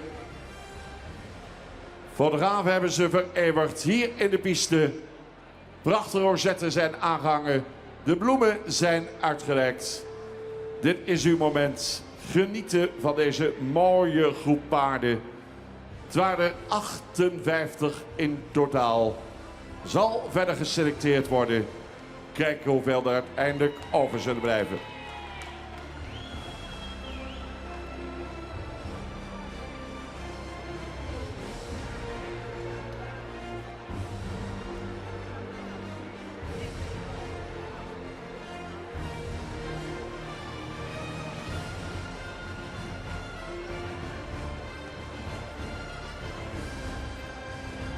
Prachtige hengsten, dames en heren, wellicht in de toekomst in te zetten in uw fokkerij. Ik zeg, het is al een lange reis te gaan. Fokkerijseizoen zit er alweer aan te komen. Misschien wel even leuk om te vertellen, de Birdwatch geboortemelder, die moet u eigenlijk gaan gebruiken.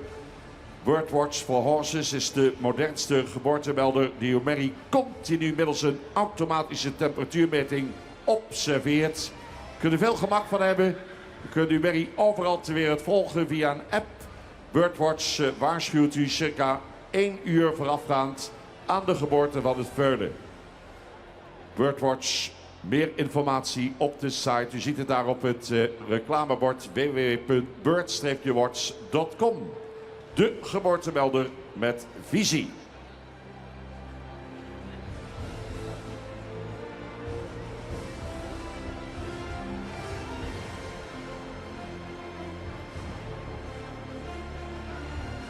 Een prachtige dag. De slotdag van de KNFPS Hengstenkeuring 2020. Vanmorgen om 8:30 begonnen, dames en heren. We gaan een half uurtje pauzeren. We have a break now of 30 minutes and we will start again a 1:45. 1:45. Dan beginnen we weer. We hebben de presentatie Sportelite Stamboek. Ja, en dan hebben we dus de presentatie van die tweede groep Hingstenhoorn. En dan is er eigenlijk al een stukje achterom komen dat een aantal bijzondere hinders van commentaar voor Schumann door Laurens van Dieren, die tech voor de NOS, voor Studio Sport werkt, om die te presenteren. Maar we rennen wat voor op het schema. En dat betekent dat er vooralsnog even een jelloerke pauze in last is. Dus dat is ik aan het publiek bekendmaken. Dat betekent dus in feite dat we nou een jelloerke lang er even tussenuit gaan. En dan zodra die hinders in de ring binnen voor die presentatie, melden we ze even weg. Want aanstaan.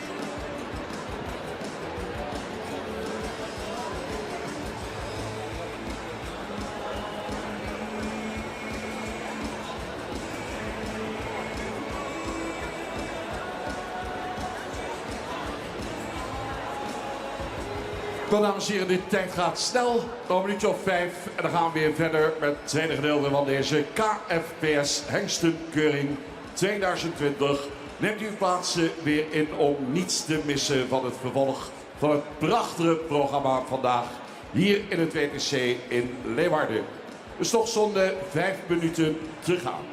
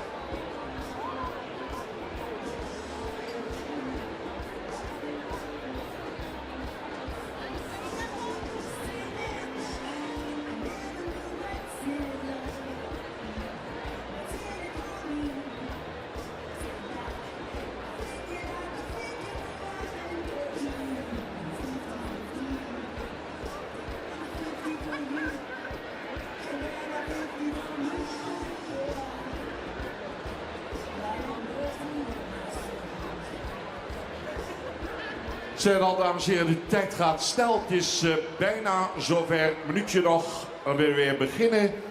Krijgen zo dadelijk een mooie presentatie van de Sportelite Stamboekhengsten. In de eerste groep zullen 3 hengsten hun opwachting maken. KFPS kent inmiddels 18 Sportelite Stamboekhengsten. Van er vandaag 9 zich aan u presenteren. Deze hengsten hebben veelal door hun carrière in de dressuursport het elite-predicaat verworven. Middels minimaal 5 keer of meer dan 60% te scoren in de lichte toer.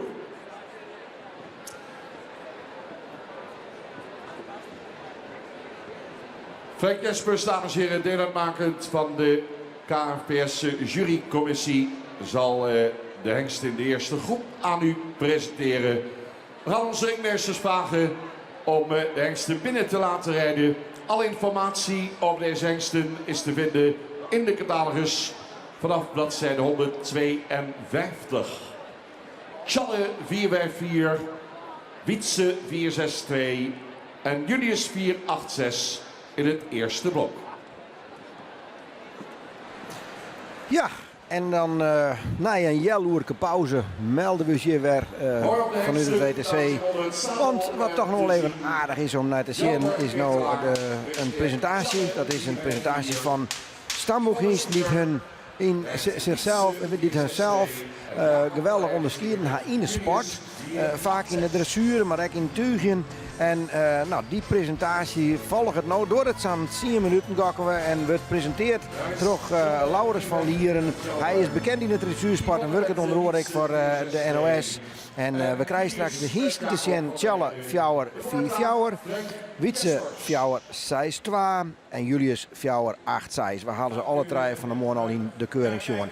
Ik zou zeggen, een soort willen er even mee. Waar het uiteindelijk om gaat, dat is de sport. De prestaties daarin, de kwaliteiten van de hengsten, die kunt u nou heel mooi zien. We zien hier nummer 4-5-4, Tjalle 4-5-4. Een hele mooie, actieve, opgerichte draf, gecontroleerd met een zeer actief achterbeen. Buiging in het spronggewricht, blijft heel mooi gesloten. Heeft ook een mooie rust in zijn lopen. U ziet de echte imponerende hengst, goed model.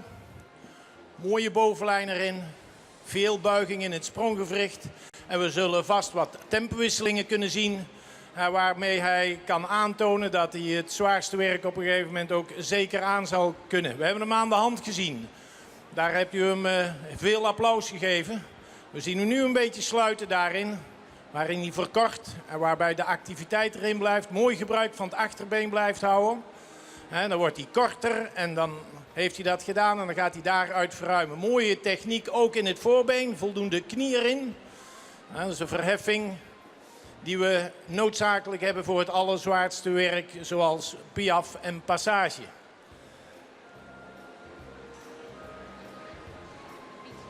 En dan zien we Yvonne Schnieder met Wietse in het midden van de 3 nu. We zien hem in een appiëment naar rechts waarbij hij die hele goede buiging laat zien. Het is niet alleen de opwaarts-neerwaartse buiging die een paard moet kunnen tonen, maar hier in een appiëment naar rechts waarbij hij heel gemakkelijk buigt om het rechterbeen. Het is niet alleen de buiging in de bovenlijn, maar ook de buiging in het zijwaartse gedeelte van een paard. We zien daar galopperen. Kijkt u naar het ondertreden van het achterbeen. Veel buiging ook in het spronggewricht. Goed zuiver in de takt. Mooie knie erin. Heel veel oprichting. Oortjes naar voren. Neusje op de loodlijn. Activiteit. Misschien een keertje een paar pasjes naar voren. Een appiëment krijgen we. Ja, kan alle 2. Kijk, dat is op uitnodiging. En dat is zo belangrijk. De go. Het willen. Het willen verruimen. Het kunnen verkorten. En dat met weinig inwerking van de ruiter. Dat wil zeggen dat het paard bereidwillig is om het gevraagde te laten doen. En we zien hier een mooi appiëment naar links. U kijkt dan ook naar de stelling van het paard. Het hoofd is mooi naar links gesteld, maar blijft daarbij heel goed verzameld en mooi doorspringen. Want dat is dan de kunst. En dan zie u hier Wilster. Oh, sorry. Julius. En we zien Jacob in een fantastische piaf, dames en heren. En als u de hand op elkaar wil zetten, dan is dat zeer... Want die paarden kunnen er tegen. Ze hebben de activiteit. En we zagen een hele mooie gesloten beweging. En daarna ook weer het naar voren rijden. Waarbij dat hij de balans blijft houden. We zien ook hier een heel mooi gebruik van het achterbeen. Mooi gebruik van de bovenlijn. En daarbij ook de gevraagde knie in de beweging. Met veel gemak naar voren. Mooie staartdracht ook. Daar valt me trouwens op dat die paarden ook steeds meer gedragen worden door het gebruik van de goede bovenlijn en de mooie staartdracht. Goede schouder binnenwaarts. U ziet dat de ruimte niet ingeboet wordt door de schouder binnenwaarts. Dat is ook nog een puntje. Hè? Dus zijwaarts kunnen gaan en ruimte kunnen behouden. We zien hier diverse kwaliteiten in de gangen. Het verkorten, het verruimen. Jacob, misschien kan hij nog een keertje terugkomen. Ja, hij begint al. Kijk eens naar de achterbenen, dames en heren. Maar ook naar de voorbenen. En de regelmaat. En het van de grond komen. En de oprichting. Geweldig. En dat zijn de kwaliteiten die Friese echt hebben. Buigen. We zien hier een pirouette. Een arbeidspirouette. Heel mooie techniek ook in het voorbeen. Dat zien we graag. Buiging overal. Buiging in de nek, in de rug, in het achterbeen. Maar ook in het voorbeen. En niet een gestrekt voorbeen, maar de knie omhoog en dan voldoende ruimte. Misschien dat je een paar pasjes naar voren kan galopperen. Even een paar passen verruimen. Ja. Heel veel macht en heel veel rust. Heel veel tact ook in de beweging. Dat de tact niet verloren gaat. Ook een mooie oprichting daarbij, zonder dat die oprichting ten koste gaat van het ruggebruik. In die oprichting een neerwaartse tendens, waarbij het paard de rug goed kan blijven gebruiken en zijn hele lichaam. Kijk, daar zien we die verruiming, dat is geweldig. En ook daar kan een keertje applaus voor gegeven worden. Het is niet alleen de piaf, maar het verruimen en het verkorten.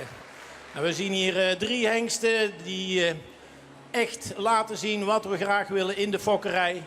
Bereidwilligheid, een mooie pirouette daar naar links van Jacob, waarbij hij goed door blijft springen. Dit hebben we nodig in de fokkerij. Bereidwilligheid, kwaliteit om te sluiten, kwaliteit om te verruimen. Het is niet alleen maar het groot lopen, dus de grote passen maken, wat imponerend is altijd om te zien. Maar daarbij het lichaam korter kunnen maken zonder de rug weg te drukken. We zien hier weer een fantastische galop. Heel veel lichaamsgebruik, hele mooie techniek, oortjes erop. Heel vlijtig in het achterbeen. En een fantastisch changement. Wow, wat kwam die van de grond, dames en heren. Kijk, dat is niet omhuppelen van de ene naar de andere kant. Maar dat is van de grond af. Met afdruk en een mooie gesloten overgang naar de draf. En dan weer die actieve draf, die oprichting daarin. En hier die uitgestrekte galop. Kijk eens hoe ver het achterbeen onder de massa komt. Grijpt heel ver naar voren. Heel diep onder de massa.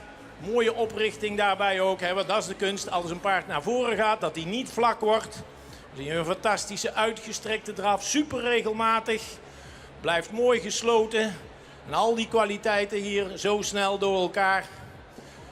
Mooie pirouette daar naar rechts. En ook bij die pirouette, dan kijken we naar dat achterbeen. De lengtebuiging naar rechts. Ja, er zit een mooie lengtebuiging in. Misschien kun je het nog een keertje proberen.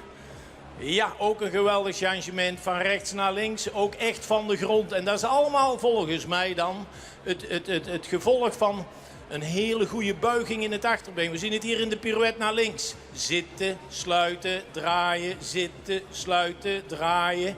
En weer mooi eruit. En dan weer een paar pasjes naar voren. Kijken dat hij wil. Ja, en dan vertrekken. Die go. Maar ook een go die te controleren is. Niet een go waarbij het paard het initiatief overneemt. En dat hij dan de rit aanzet met het terug kunnen komen. Mooi appiëment naar links. Kijkt u naar het buigen. Kijkt u naar de stelling. Maar er wordt geen pasbeweging gemist. De tact blijft heel zuiver, ook bij die zijgangen. We kijken nog een keer naar die fantastisch mooie techniek. In de overgang ook. Een keertje misschien verruimen. Een appiëment naar rechts hier.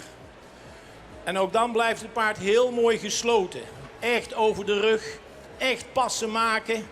Geen ruimte inleveren, geen krabbelaars op het moment dat er een oefening gevraagd wordt. En we zien het, echt mooie oprichting, ook het stappen. Dus niet onbelangrijk, op de wedstrijd geldt het maal 2. En we zien hier een fantastische stap.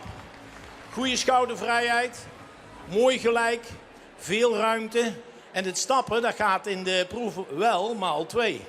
Vooral op het allerhoogste niveau is het wel fijn dat je bij zo'n onderdeel, als ze dat goed kunnen, die punten kunt behalen. Kunt u alle paarden mooi in de stap ook beoordelen. Is niet, en dat is vooral belangrijk, u als fokker, kijk naar uw merrie. En wat komt de merrie tekort? Misschien is een van deze hengsten die daar iets aan toe kan voegen. En dan kunnen we het stappen beoordelen, het draven beoordelen, de oefeningen beoordelen. En een keertwending om de achterhand hier, waarbij hij heel mooi actief door blijft buigen, door blijft treden. En weer mooi swingt. Een mooie deining in hoofd- en halshouding. Het mooi volgen van de hand.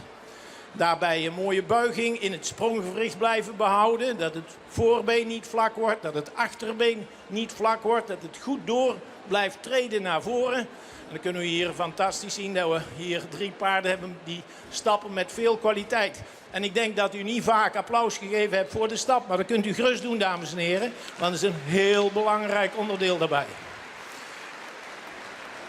Ja, en vanuit dat stappen is er weer een mogelijkheid tot wat sluiten. Nou, we toch proberen te kijken dat je dat ook een beetje aan wil pakken. Daar zie je het weer bij Jacob zitten. 1, 2, 3, 4, 5, 6, 7, 8, 9, 10 en eruit. Super, ja. En misschien dat ze het nog mooier doen op het ritme wat u aangeeft. Dat de paarden zich een beetje aan gaan passen nog in het ritme van uw applaus. Want het is niet alleen de kwaliteiten die ze laten zien, maar vooral ook de rust die bewaard blijft. Daar waar de omstandigheden een beetje scherper worden, dat toch die paarden koel kunnen blijven. Laten zien wat ze kunnen. De rust blijven bewaren. Misschien dat we nog een keertje een uitgestrekte draf kunnen zien van een van de combinaties. Ja, daar gaat hij. Het tjallen met een geweldige schoudervrijheid. Kijkt u naar het lichaamsgebruik. Ja, dat is invloed van buitenaf. Dat zou een strafpuntje zijn in de wedstrijd.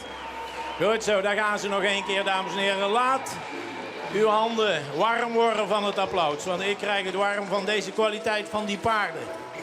Dat is wel heel stoer, wel heel ruig. Ja, daar gaat hij. Fantastisch, wat een oprichting. Wat een veerkracht, wat een souplesse, wat een tact. Super. Ongelooflijk veel kwaliteit. Mensen, Julius met Jacob van der Heijden. Tjalle met Jelmer Ketelaar en Wietse met Yvonne Snieder. Hengsten kunnen even worden opgesteld. We hebben een rosetje, meneer de ringmeester. Jullie ook. Ze mogen nog heel even terugkomen, dames en heren. Nog even opstellen. Hier super, op het midden. Dankjewel voor jullie. Hij geeft niet op, hè. En dat is het mooie, het plezier erin hebben. Dat geeft ook aan dat het makkelijk gaat. Als het makkelijk gaat, heb je plezier. En daar gaat het om. Op welk niveau dat je ook paard rijdt. Als dat stopt, heb je niks. Sineke Bekkers, dames en heren, zal namens Vira, die dit heeft aangeboden, even een presentje overhandigen. Prachtig voorgesteld door Frank Jespers, super begeleid. U zag, en daar staan ze. Tjalle 454, indruk maken onder Jelmer. Ja, een prachtige presentatie van deze drie hiezen. Tjalle, Wietse en Julius. En ja, vooral Julius, daar krijgt die leert natuurlijk een ongelooflijk mooie beweging en hele vloeiende beweging zien, Henk. Nou echt, ik denk voor een heel soort mensen, ik thuis, maar ik hier in de hal. Dat zijn eye-openers, dit soort optredens. Want dit wordt in detail eigenlijk, door Frank Jespers voortreffelijk becommentarieerd, werd het omdraaid in die hegere dressuurniveaus. En dat kon weer geweldig zijn. En dan te betekenen dat we straks, als het goed is, nog 2 keer van zo'n groepje van 3 te zien krijgen. Dus genieten, geblazen en opletten. Je kan je het wat leren. Even voor de mensen die het heel goed opletten, ga ik hier natuurlijk zijn Laurens van Lieren. Ja. Die zou dit verhaal waar, maar die is er net. Die is in ieder geval net op tijd. Dus daarom is het de presentatie die door Frank Jespers. Hij is ook onder andere jurylid bij de verrichtingsonderzoek in Exlo. De keuring van de hinders voor deze de keuring voor taalletten als dekking voor het stamboek. Dus dat even voor de correctheid voor de meesten niet. Maïskroos is het dan. Ja. Maar een prachtige presentatie. Het publiek waardeerde dat ik heel bot. Zo nou en ik duidelijk enthousiasme te jaren. De meesten niet mij begonnen te klappen. Even wat juist uit de zaal. En het is natuurlijk wel heel mooi om ze samen een keer aan het werk te zien. Want ja, de hele dag showen ze aan de hoorn, showen ze aan de lijn. En dan showen ze eigenlijk even in hun element. Ja, en ik denk dat net onderschatten we met hoeveel waarde dat we hier aan jeetje moeten. Want dit brengt mensen die ik in de dressuur actief ben of het erover nadenken om ik maar een Fries een dressuurwedstrijd maakt het, want er komt een stuk enthousiasme van en het werkt gevolgen voor de marktwerking, zoals wij dan zeggen, dus hoe groter het podium, hoe meer exposure, hoe voller beter. Nog even een laatste rondje, laten we maar even zien.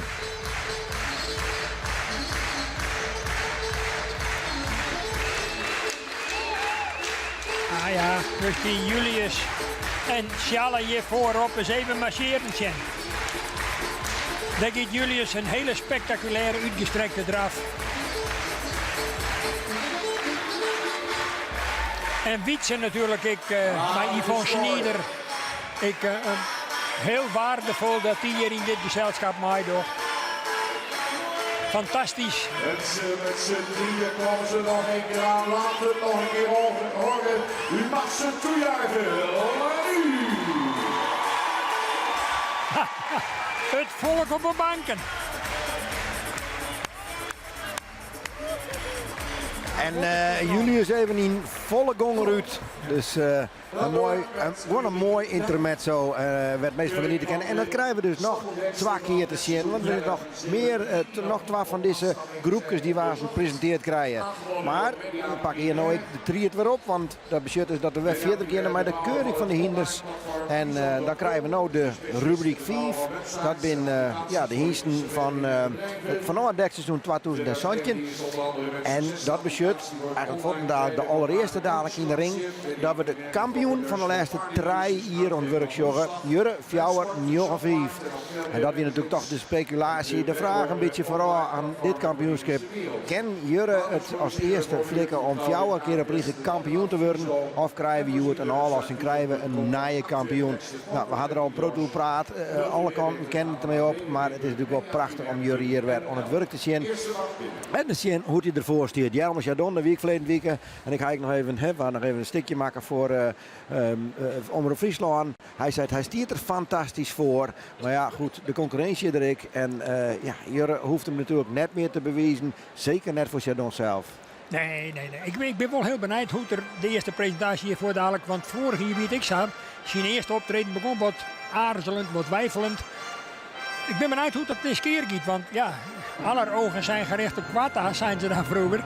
Nou, dat is in het geval van Jurre natuurlijk net oors. Wilst zijn vrouw Anita even close in beeld hier. Die natuurlijk gespannen stiert te zien van hoe gaat het dit hier. Want de 4e keer was het best wel winnen, hè? Maar ja, het ooraspect wat misschien nog een rol speelt. De verste voorbrenger, 3 keer kampioen bij deze instrument. Die stiert hier op krukken, heupsteken, Tim Kruid. Ja, het had ook consequenties. We zullen het zien. Was al kampioen jongengsten in 2017, 18 en 19. Was algemeen kampioen op de hengstekeuring 2017, 18 en 19. Inmiddels 9 jaar. Gefokt bij H. Dijnum, Stalcherdon en H.J. Niemeyer. De stiertevoorbrenger op de krukken, Henk. Ja, precies. Dit is al wonderlijk dat er hier weer is, vind ik. Want hij is opereerd. Alle griezen in de heup zetten. En ik kan zien, gevaar leidt alle dagen op een loer. Het een beste klets van de hinderhand. En dan ben je uitschakelen voor een aantal maanden, denk ik. Jurk kwam met name door Schande. deze plaat in de tuigsport in beeld bij de jury. 2016 werd hij voor de chase winnaar dus van de nieuwelingencompetitie van het KFPS. Ras-typische, modern gebouwde hengst die in de verrichtingen alle 3 de disciplines boven de 80 punten scoren. Met als startpaard manifesteerde hij zich prima met een score van 85 punten. En de Verdens die zich omschrijven als ruim voldoende rastypisch correct gebouwde Verdens die met balans en souplesse bewegen. Beschikbaar bij stal Chardon in Jorwert. 3 keer kampioen.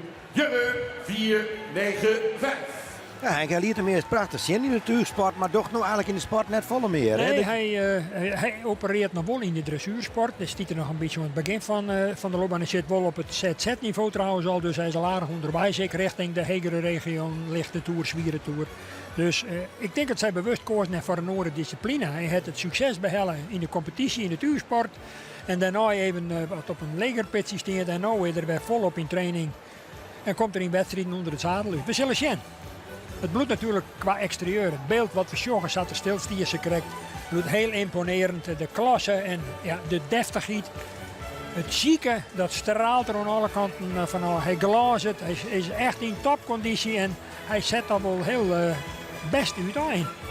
Dat zei Jelmerik, hij stiert er top voor. Ja, maar dus even zien hoe het er erin klimt.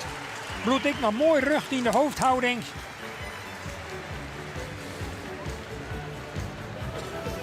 Ja, toch wel een voorbeeld van hoe het zijn hier staan gaan eigenlijk rennen mat. Tjoch eens even, wat een kracht. Ja, hij dacht het toch heel best. Maar een soort rond in de voorhand, je ziet de Duitse maai eigenlijk nog al even te zien. Maar ja, de spanning, hè, die kan ik van invloed wijzen. Maar de eerste ronde wie in elk geval om in te lijsten, zo ik ze willen. Nou, Niels de Vries. Die tot die geweldig oplet op het hinder. En die beziekt het natuurlijk. Ik sta een perfecte ronde auto. Ja, moest dus even zien. Hij doet het al wel heel bijzonder goed. Mooi in het takt. Even een liedje tussen passen. Maar eigenlijk ik een tweede fout lezen ronde. Maar de concurrentie is groot. En Anita die stiet ik mij wietwaal uit zijn gezicht te zien. Even dat droogtijn waarom zie je nog even dat expressionistische wat hij had. Ja, daar komt eraan. Is fantastisch. Volledig in balans. Mooi opwaarts. Ideale, ja, dan maak ik er even een tussenpakje daar ik nog in. Nou, dat zul je dan in de vertraging wel weer om. Nou ja, het is de vraag aan de jury dat shot. En dat is ik net heel erg, dat er daar verschrikkelijk op straf worden zal. Maar ik vind het toch, het niveau is van een kampioen weerdag in elk geval. Wat dat ook hier stelt het zeker net te lopen. Nee, beslist net. Menne, Fjouwer en Jochen Seijs stiert ondertussen in de ring in 2012. Ja. 28. Z1 dressuur, 23 winstpunten. Men komt uit dezelfde familie als Grand Prix dressuurhengst Ilke. Mijn schoonmoeder is de volle zus van Ilke. En men is een opvallend correct gebouwde hengst. In de verrichtingen behaalde in alle 3 de disciplines een score tegen de 80 punt. Heel opvallend was de goede galop. Gekeurde Verdens die presenteren zich als rastypische moderne Verdens. Die in draf ook imponeren. Men had in 2018 een hoog percentage eerste premie Verdens en wist dat in 2019 te vervolgen. Gestationeerd bij gebroeders van Manen-Ede, de sporthengst de Menne 496. Ja, en we weten het nog, ik kan Vlien die het toch heel vier. Ja. Zie je toen bij de jongen hiest met de laatste fjouwer. Ja. En sneuvelen toen, dus men ken wel wat. Ja, ik joeg het dan wel bij bepaalde verwachtingen van dat zal altijd uitkomen, dat is best waar. Maar wil er hier om rekening mee te houden in elk geval. En ja, in deze groep, in deze categorie, deze jongere hengsten, is de concurrentie natuurlijk moordend, om het samen te zeggen. De verschillen zijn nog lietser en dan komt het optreden hier wel echt onder een vergrootglas te lezen. Want ja, iedereen wil natuurlijk graag terug naar de kampioensronde. Dus de strijd is fel en de verschillen verschworend links. En ik de gebroeders van Maan, die verstingen als geen oor. De kunst om die hinders op het juiste moment pieken te laten. En Jasper, die het hem nou voorbrengt, is wat dat betreft ik een vakman. Ik geloof dat er wat mensen nu de stal hier vlakbij staan, want die slagen mij. Enthousiasme is dat, Gerrit, hè? Zal u eens even bepalen dat het beeld. Ja, is ik heel knap. Iets scheef stelt, maar de holle wat naar binnen Maar dat hindert hem net eigenlijk om tot een optimale presentatie te komen. Maar we zullen zien tweede rondes even zijn. Stan Derksen, ik een betoefd voorbrenger die het nou oernaam heeft. Zo, nou eerder wat ruchter even. Oh, even een lietse correctie. 4-9-6. Ja, imponerend, Jer. Zeker net minder dan Jurre. Ja, je krijgt tot extra 1-2 stappen in dat voorbeen. Dat moeten we direct nog even bij waarom zijn. Maar jongen, wat een verhip verschil. Liets verschil met Jurre. Ja. Achterbeen Nick kreksa krachtig. Ja. Ja, misschien kunnen we dat rug. Ja, hier Daar krijg komt ik er nog nog even te zien. Ja, en als het juist met het achterbeen bijhoudt en dan bij Delt zet in de voorwaartse beweging. En dan tagaliek toch zo mooi opwaarts. En mooi sluiten in de bovenlijn. Het hinder begint net in het stikkend erin. En shit, dat voorbeen is even. Hij gooit het echt schouderhecht en dan strekt er het enorm uit. Ja, fantastisch. Hè? Twee toppers hebben we al hand. Die kunnen we bijschroeien, Jurre en Menne. Nou, dan moet de orenbal van goede huizen komen waar ze deel hinnen. Ja. Maar ja. Meest Fjouwen Jochen Zoon is de eerste die het beziekje mij. Zoonman Timon 4-6 uit de stemming van Dries 4-2-1. Komt uit stam 11. Won als 4-jarige de Pavo Frieso-bokaal dressuuraanleg voor hengsten Ruinen. Als winnaar van de Pavo Frieso-bokaal als 5- en 6-jarige. Loopt al lichte toerdressuur met 8 winstpunten inmiddels. In de catalogus staat al 3, maar er zijn alweer 5 winstpunten bijgekomen. En voordat Meijs deelnam aan de verrichting had hij zich in de dressuur al nadrukkelijk laten zien. Won dus de Frisian Talent Cup voor 3-jarigen in 2016. Tijdens de centrale keuring winnaar van de Pavo Frieso-bokaal als 4-jarige. En op basis van zijn verrichtingscijfers mag hij aangemerkt worden als de verrichting topper van het onderzoek 2016. Hengst die opvalt met zijn souplesse, die opvalt met zijn natuurlijke balans. Verdens rastivies lang gelijnd, die in beweging veel ruimte en souplesse tonen. Mees 497 beschikbaar voor de fokkerij bij station Henswoude in Aldeborn. Ja, Mees, hij is net in de rust te krijgen, Henk. Die gaat haast net stilstaan. Nee, ja. Vurig. Misschien wat te volle prepareerd of wat te lang in het zusterhok staan. Ja, dat is maar gek niet, maar vroeger was dat dan wel dingen. Dan stond hier een week of jeetje in een box en dan kwam het er 1 keer in die uit. Nou, dan de stut op een reg en dan walsen het door de piste en dan huppakee, mijn prijs ben in huis. Maar ja, zo werkt dat nou niet meer. Maar ja, dit ben hier die bieden op een bepaald moment ik wat er gebeuren moet. Ze komen hier in die trogong uit dat boxcomplex hier achterbij. En als je dat lacht hier al en dan weet ze al ogenblikkelijk hoe let dat het is. Ja. Ja. Dat gaan ze echt wel in de gaten. Ja, secuur. Maar het just ik wel, hier zit vol spanning, die wil eigenlijk net stappen. Nee. Nou. Het is al een en al beweging. Ja. Maar ik denk dat een jury daar, ik wil een liep beetje terug in de prik daarnaast. Het stappen eigenlijk pas serieus beoordeeld als ze rondstappen in een groep. Grutte ramen hier in 72 schoft hechten. Dan moet je vergeten, je hebt een lederbroek om erop te kennen. En de vaste Britster, die stiet je ook al uit te zien. En dat is toch weer een hele oor verhaal. Dat ging er onder het zadel of hier aan de haan. En deze die stiet ik op de drompel van de oergang naar de Zwieren Tour. Hegere niveau.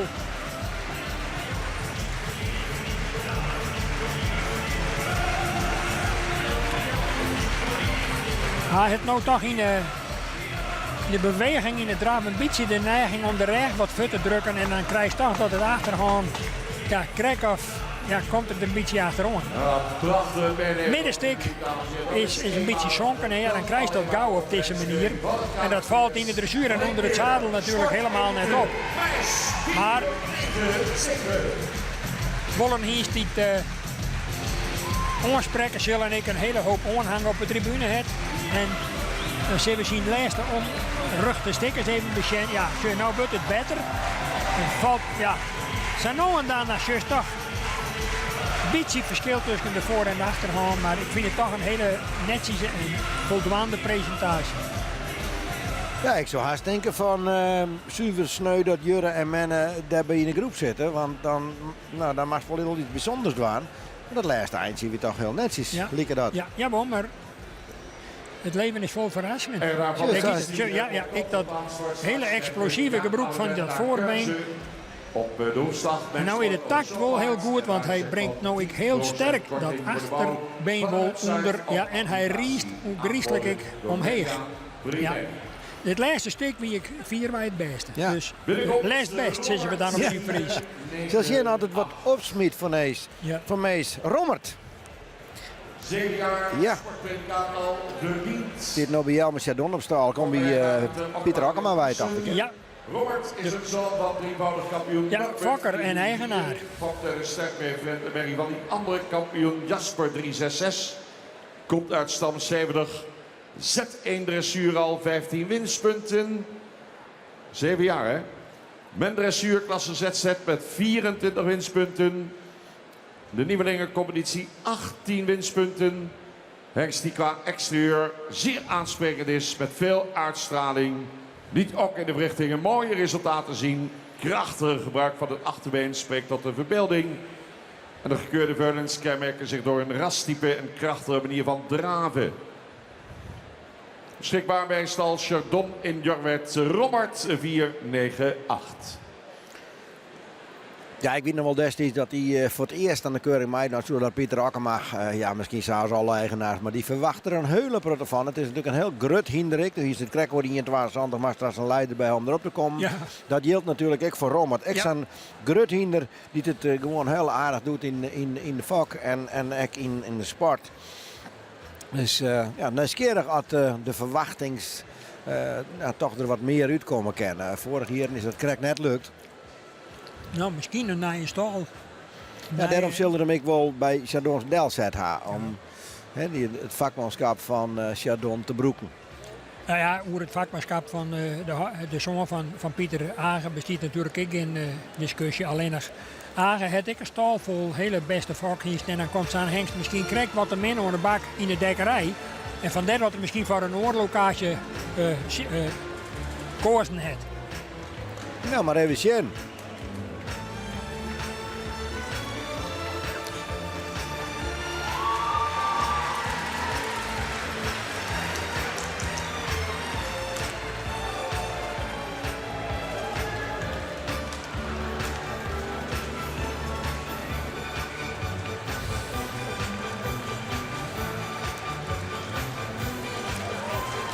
Komt nou wat beter op dreef. Begin weer wat voorzichtig. Dat is misschien nooit verkeerd. Je kan beter naar een climaxwerkje dan dat je mijn soort bravoer van start gaat en op jou houdt het op. Maar we zullen even zien dat de tweede ronde ik nog wat spectaculairders zien. Ja, hier toch. is het wat minder front. Dan komt wat minder van de vliegers, zal ik het wel. Toch kan je nou al zeggen wat dat betreft. Dan maakt er wel een hele bijzondere laatste ronde rennen. Ja. Wil die oer Jurre of Menne heen komen en ik hoe Mees. Ja. Gooit het voorbeen ik wat minder 4 uit. Misschien dat dat nou direct nog even wat beter wordt. Rol het een beetje het voorbeen nou. Ja, nou heeft er toch een paar hele beste passen tussen dat er het bol even goed uitstrekt. Ja, het binnen, ik hinder zijn mutterplastic van alles kennen. Want het is een kentuiger die kan mennen. Dus rent er op een heeg niveau met Pieter zelfs in de sport. Ja, ze rennen dressuur. Je kent misschien niks aan hinder wel oervreegje. Ik weet het net. Dat laatste stukje misschien nog krek even het shin. Weet het. Beste 2. Even hoe dat strekken van die voorbenen. Nou komt er beter in zijn ritme. En nu krijgt er de rond en de tijd. Zodat het achterbeen beter omgluit. Zodat er meer op achterhand komt te rennen om die voorhand optimaal uit te smieten. En vergeet net hoe grote krachtsinspanning dat is voor een hinder. Om dat gewicht zo vol mogelijk op het laatste gedeelte, op het kruis, op het achterhand uit te brengen. Voordat er voren omheen komen kan. Zie het voor jou, Johan. De laatste in deze rubriek, rubriek 5. De nieuwelingencompetitie al 16 punten verdiend. Komt uit de wijkjestam. Waaruit ook de hengsten Jurre 284 en Tjerk 328 zijn voortgekomen. Zijn moederlijn heeft 5 generaties preferente merries op rij. Dan zie je het. viel op door de progressie die hij tot eind toe maakte in de verrichtingen. Bracht hem tot een puntentotaal van boven de 80 punten in alle 3 de disciplines. En bezit van F. Mora Visions, John Stark, Siert 499.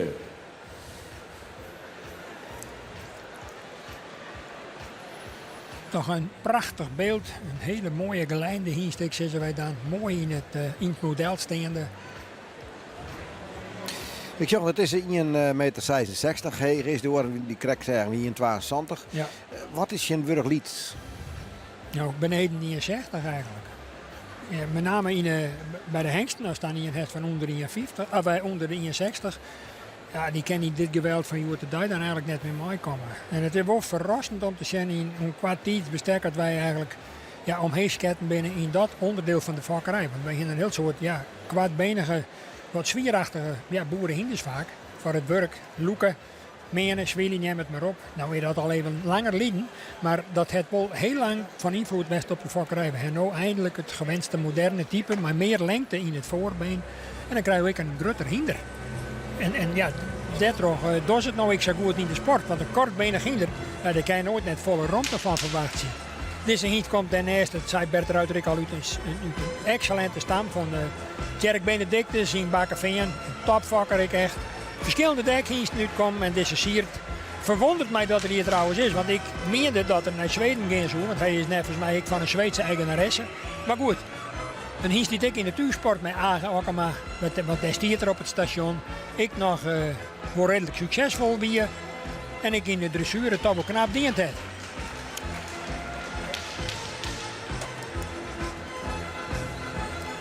En het is voor de vakker Verre Smit natuurlijk in Wochten om elke keer weer een feest om zijn vak te hiest hier. Ik was een liedse vakker om zijn zelf vak te hiest hier in Lauwert.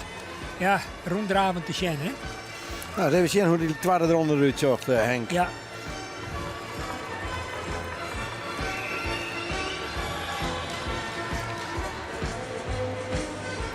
Van voren wel heel correct bewegend zaten wij op de korte zijde. Krijg je op een monitor even zien. Maar ja, nou moet het eigenlijk gebeuren in deze laatste ruchte passage. Ja, is toch wat wisselend, is net echt heel overtuigend, maar het bloedt aan alle kanten wel acceptabel genomen. Hij komt net in aanmerking voor een topklassering. Netjes, net niet goed genoeg. Zij is de hengsten, dames en heren, gedeelte in rubriek 5, aangeboden door Media Primair. Heel goed. Wat is nou wat er minder is? Oh, sorry. Mooi openingsmuziekje bij de binnenkomst van de firma Koopmans. Nou, dit is toch wel heel best weg. Ja, als ik het nou weer omzorg in de vertraging. Dan zie je toch wat een oorbeeld. Het is logisch dat het in de wendingen net helemaal optimaal is. Maar zat ik nog zo dat ik echt riest in de voorhand. Ja, dan moet ik mijn woorden denk ik opbieden. En hem toch een dikke voldoende. Ja. De luitenant broodje begint daar met mij, zou ik zeggen. Wij zullen eens even zien wat de jury ermee docht. Uiteindelijk toch gewoon 5 hele knappe hinders. Ja. Maar ja, wel onder indruk van die eerste beide. Zien als de jury er ik zou denkt, Jurre en Menne.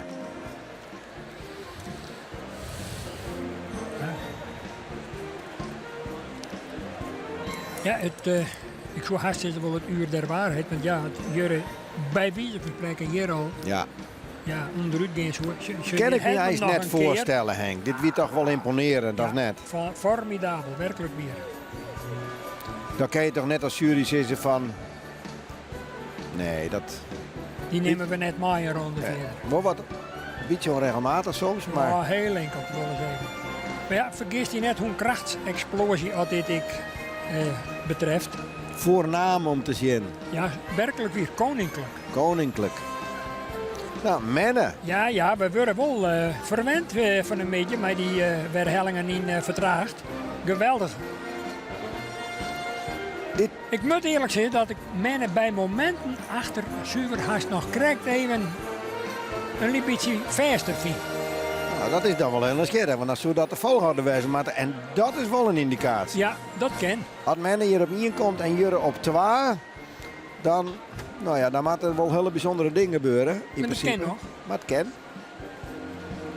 vorig jaar, hier bij natuurlijk ook wel wat twijfels hoe het eerste optreden van Jurre. Ja. Maar we kregen een diesel. Hij was elke ronde eigenlijk wat beter. Maar hij ging wel altijd als eerste trouw. Ja, Nou, de jury stiert nog en een zo- rierplachtje. zo nou kan je bijvoorbeeld, ja, nou jouw meisje non het del. Beluister je mij. Dus een beetje op kwaliteitsvolgorde te plaatsen. Soms is dat een heel karwei, soms valt het ook een beetje mee. Dus even kijken wie loopt hier voor mij. 498 Rommert, die mag even een plaatsje op.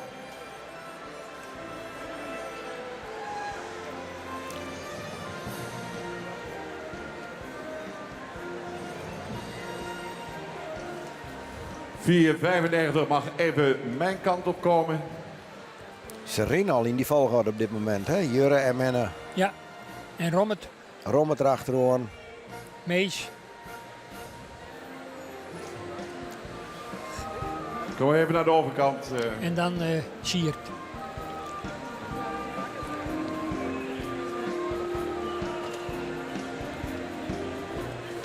Andere twee hengsten even aansluiten. Jan, stop maar even. Achterste twee hengsten even aansluiten. Oh ja, die stond daar. Dan sluiten jullie dan ook maar aan. Nou, dit is echt een aardig ietsje. Verhoor het niks. Jury zegt het is goed, dames en heren, op kop geplaatst. De Jurre 495. Ja, Jurre toch als eerste en Menne als tweede. Wat dat betreft, wie het wel een zeggend wel onkomt. Ja. Maar het mag even gebeuren. Anders waren jullie direct al op de hoogte van de uitslag. Jammer, die werd al zo wit als ze pak is. Goed, we gaan opstellen. En Louise Op, die gaat toelichten. En de prijzen worden zo dadelijk uitgereikt door Rob Mekelenkamp. Jaarabonnement naar keuze op de Hoefslag, Wenssport of het Showpaard. En een waardecheck van 10% korting voor de bouw van een website of applicatie. Aangeboden door Media Nou, en Primair. toch een beetje wat je onkomt zeggen. Maar iedereen die het eigenlijk goed. Maar deze beiden die toch krijg even een stapje beter. Dat denk ik wel. Nooit was hier dichtbij, ik ben even Ja, goed. We dames zijn en gewoon, heren, ben natuurlijk ik uitgesproken hele luxe rastypische hinders. En dat speelt natuurlijk ook een rol in de beoordeling. Het is net alleen maar de draf. Maar luister even maar de motivatie. Lessen in beweging hebben voor ons gemaakt dat Jurre bovenaan staat. Wat een mooie bovenlijn, wat een mooi rastype. En wat stond hij er weer goed voor. En waren wij onder de indruk van de balans en het opwaartse beweging en de sterke achterbeen. En met name het over de rug gaan. 496. Ook een paard wat heel goed ervoor staat. Heel goed front heeft. Heel sterk achterbeen heeft. Kleine opmerking, zou nog ietsje meer kunnen afkappen. Maar wat een sterke presentatie. Dan 498. Een paard wat ook opvalt door het sterke achterbeen. En ook de goede stand van het achterbeen. Maar kon net niet tegenop tegen deze twee kanjers. Maar ook een goede presentatie. Dan hebben we 497. Zou iets meer de stap mogen laten zien. En drukte soms de rug wat weg. Maar ook een mooi voorbeen en een goede presentatie. 499. Een paard wat opvalt door zijn droge beenwerk. Zou ietsje meer over de rug mogen gaan. En dank jullie voor deze presentatie en het goed bewaard blijven van deze prachtige hengsten.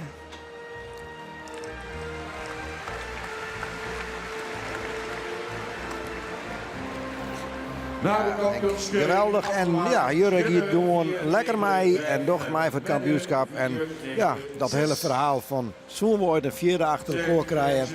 Bloot nog wat in de lucht hangen. Dat maakt het toch spannend. Ja, heerlijk toch? Ja, ik zou het heel bijzonder vinden, maar desalniettemin, hij liet wel zien dat er nog absoluut rekening met hem houden moet. Zo zit het. En dan vind ik het in dit verband opvallend. Toch wel min of meer het reddenplak van Rommet. Als het vergelijkt is met de vorige jaren, dan is die toch wel wat mij een opmars ondergang zoals dat ik ze kennen en uitlezen kennen. En de oren, ja, maar het commentaar van Louise Hompert erbij met name, hè, wat wij eigenlijk al zijn, dat die mees eigenlijk net stappen voor. Nou, dat wou hier even duidelijk aanhellen. Ja, dat kost het die dan de kraas. Ja. Dat is eigenlijk toch een schande. Gewoon vanuit het stappen even. Ja. Ja. Maar ja, aan de andere kant, het jouwt de jury ik bij de mogelijkheid om. Ja, dat als argument te gebruiken om die deel te zetten op het plak, wij staan nou uiteindelijk betalen komt. Zo werkt dat nog een keer. Dat is een kwestie van plussen en minnen. Nou, nog mooi even genieten van de eerste ronde van deze groep. Maar de kampioen van de laatste draai hier voorop.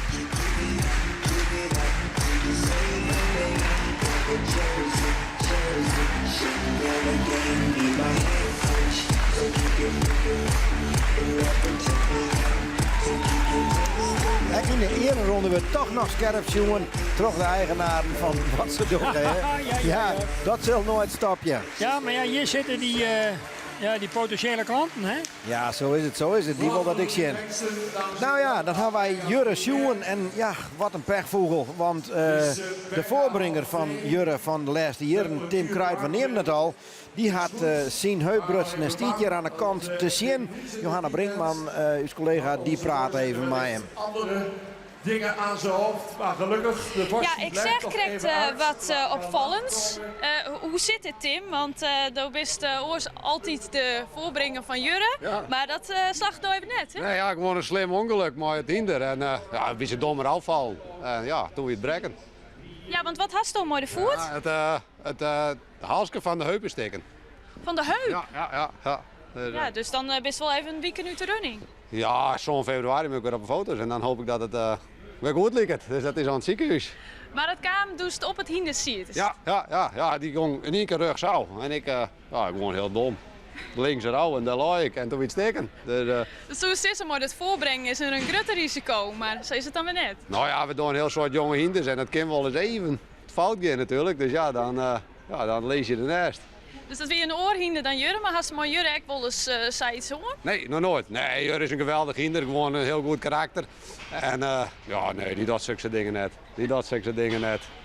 Maar ja, nou is het wel wat sneu, want nou wist je bol, maar het is net mooi dwan. Net Nee, voorbrengen. dat is verschrikkelijk natuurlijk. Je wil hem nooit van ons spult zien, maar ja, je moet je hoeien aan en we moeten naar de tak omstaan en we moeten weer trouwwerken. Maar hier is Daar hebben ze maat. Ja. Daar hebben ze maat. Vriend? Ja. Hij is er toch even bij. Ja, nou ja. Emotionele steun. Geestelijke steun. Ja, is het wel wat emotioneel saai? Nou ja, tuurlijk. Je wil graag mooi dan het speelt. Het is een geweldig hinder. En je hebt het al een baan mooi. Dan draai je een keer op regen kampioen. Nou ja, dan dat is toch geweldig. Het lijkt me echt wel slim voor Jim, hè? Want nou doet Tim net mooi als voorbrengen. Het allerbelangrijkste is natuurlijk dat het goed gaat met Tim. Maar het is inderdaad, je leest het wel eens van wekken. Dat klopt wel, ja. Ik bedoel, met Tim weet je gewoon een gouden combinatie. En we hebben een heel goed team om je heen. Maar het gaat hier om de puntjes en dan mis je Tim wel. En ik denk wel, Majolkor hebben het geweldig opgevangen. Ik mooi Tim, achter het scherm heeft Rick super mooi op. En ik wil toch de tips en tricks aan. En hij had het wedden hier, maar ik vind wel mooi dat Tim nou even hier achter het scherm. Dat is een mooi moment. Wat is het? Ze zijn echt op elkaar inspelen. Ze kennen elkaar. Ja, nee, maar het is geweldig. Ja, het is geweldig. Ja. We gaan naar de tak om staan. Dan komt het wel weer goed. Begin erin, Tim? Ja, je mag erin. Begin erin. Succes! Daar gaat hij. Ja, daar gaat hij. Ja. Nou, het komt wel goed, denk ik. Hoop ik. Ja, het is aan de jury vanzelf. Nou, Dat is examen. Mooi om te zien dat Jim zijn gouden combinatie Ja, dat is geweldig. Gewoon super mooi Jelmer en met het hele team. En dat is gewoon, dat is zo mooi om dat deel vanuit de markt te zien. Dat het zo leuk en zo mooi gaat. Ja, dan op deze manier heb ik wel weer plezier ervan. Dat is wel zo. Dan moeten we maar gauw weer naar de piste gaan. Ja, gauw. Hoors missen we hem. Ja, dat kan net. Ja, fantastisch om te zien. Ja, schitterend. Ja, ik zag hem nog steeds de laatste jaren bij de prijsuitreiking vlak nu de holle van Jurre Sagrutsk als een proter.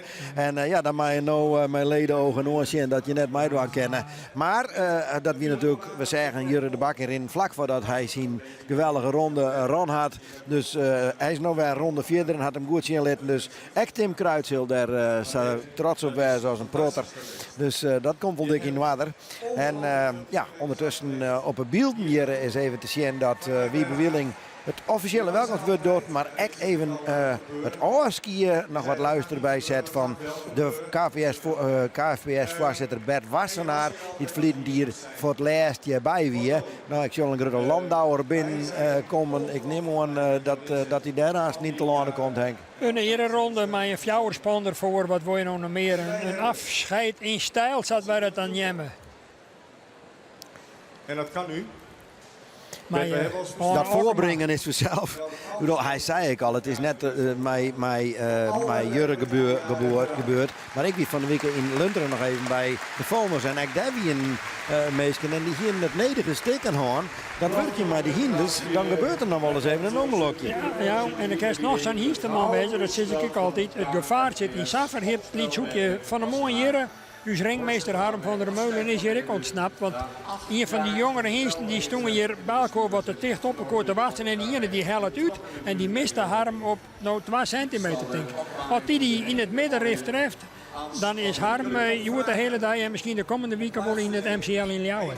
Ja. Levensgevaarlijk, hè? Ja, maar dat is ik wel duidelijk. Hier ken in die beweging maatje. Want Santem Kruid die is natuurlijk heel wat wend. Die kent de hinders heel goed. Die weet ik dat er dat soort onverwachte bewegingen komen kennen. En toch, het hinder gaat er ook zo. En Tim Kruid had net voor de keuze om terug te gaan. En dan luister dus, dan stiert er dus zo bij. Ja. Ja, het is bekend, het is een prachtsport, maar je moet er altijd om denken en je kent het net altijd voorwijzen. En het makste hinder, weet je het nooit van verwacht, die kan jou de poort met slikker slaan. Hè? Ja. Hinders gaan natuurlijk vaak wat skrikachtig. Ze kennen van lietse dingen. Maar in de natuur regeert ik het recht van de sterkste. En hinder in de natuur, ik bedriegen veel, dan kletst het er ik in. Nou, dat doet er eigenlijk in dat soort situaties, ik in het geval mij het omgaan met mensen, kan dat een keer ontstaan. Alleen nog door het feit dat er een vreemd hinder bij komt. Je moet ik nooit dom bij samen met 2 hinders bij elkaar proben. Die moet eerst wel even over wennen. Dat kan hele rare reacties opsmieten. Hè? Wassenaar gaat nou in de koets zitten, de landouwer. Wat maar we dit nemen, Henk? Ja, dit is een landouwer. Dit is wel een landouwer. Ja, zeker. Goed, hier gaat het heel goed, jongen. Ja. En tegere mij zien echtgenoot gaat er in zitten. En krijgt er de verschillende ereronde die de tak komt. Ja, we kennen hem vooral natuurlijk van de koninklijke stallen, waar hij de baas door is. En nog een peer hier vast zitten geweest. En dat wie verleden zijn laatste keer. En nou zien afskiet van het publiek en het applaus wat hij krijgt, wat hem tak komt. Ik en er ik even verstaan.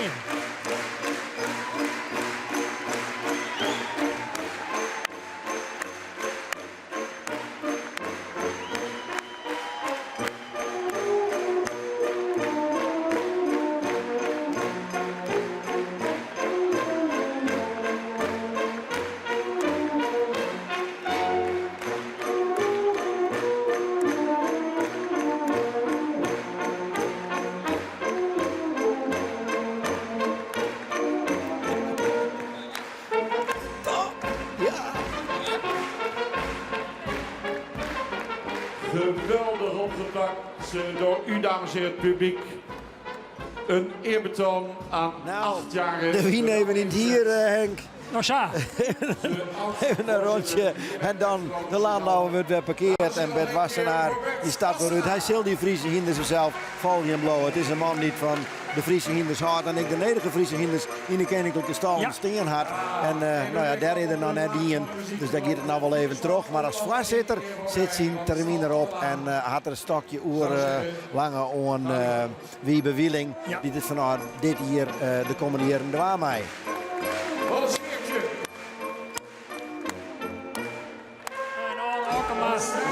Ik geniet even. Als je fjouwerspan.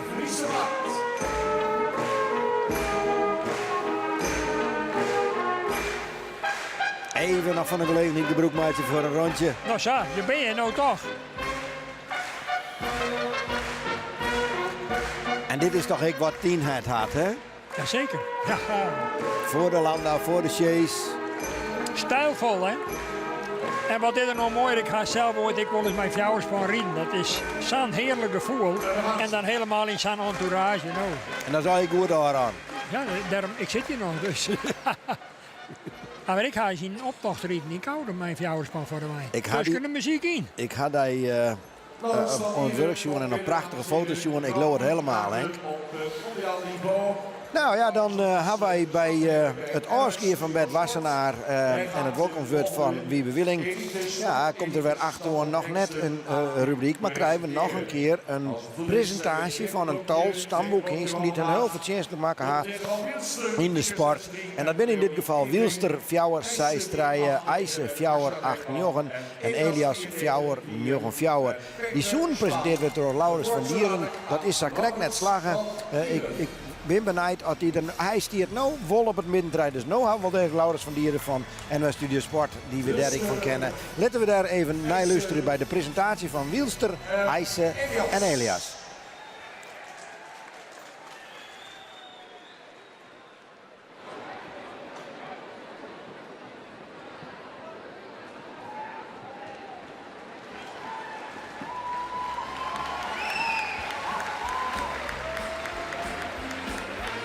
Ja, ik hoef al niks meer te zeggen. Kijk naar een hele mooie piaf van Elias met Peter Spaan. Er is mij gevraagd om wat toe te lichten over de dressuuroefeningen die deze hengsten laten zien. Maar ja, jullie zijn zelf ook een kennispubliek. Ik hoef jullie niks te vertellen.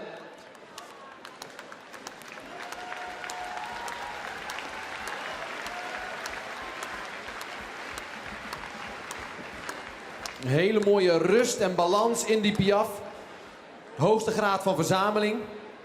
Het paard gaat heel mooi zitten en draagt de voorhand naar boven. Dat zien we graag. Zoals jullie gewend zijn om een paard aan de hand te zien draven. Hè, dat hij een beetje gaat zitten en opstijgt aan de voorkant. Ja, dat wil je ook graag zien in een piaf. En dat laat Elias heel mooi zien. Dan kijken we in galop naar Marcia Dijkman met IJse. Paard wat een hele mooie galopsprong heeft. En ik moet zeggen, als er iets is wat mij opvalt aan de Friese fokkerij, is dat de galop in de loop der jaren enorm is verbeterd bij de Friese paarden. Dat was vroeger een aandachtspunt als je dressuur wilde rijden. Maar tegenwoordig zie je juist een hele mooie gedragen galop. En in het vorige groepje zag ik net een paard met een hele mooie galopchangementen. Hier een hele mooie pirouette van IJse. Ook daarin weer de balans dat hij gaat zitten op het achterbeen. En de voorhand omhoog dragen en daarmee de lichtheid in de voorhand. En wat mij opvalt is dat deze paarden ook heel vanzelfsprekend lopen hier. Serie om de 2. Prachtig recht in balans. Iedere wissel raak. Ja, en dat was dan de uitgestrekte draf van Wielster. Misschien kun je dat nog een keer herhalen, Leonie? Dat is uiteindelijk waar het om gaat, hè, mensen.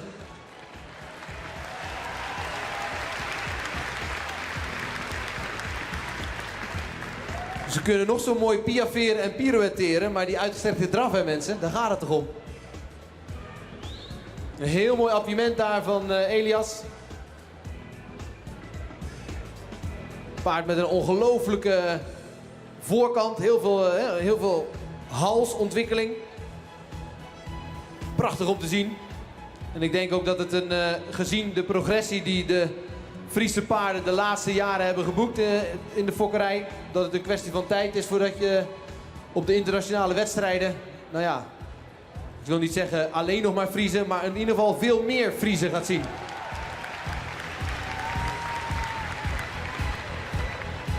Wissels om de pas.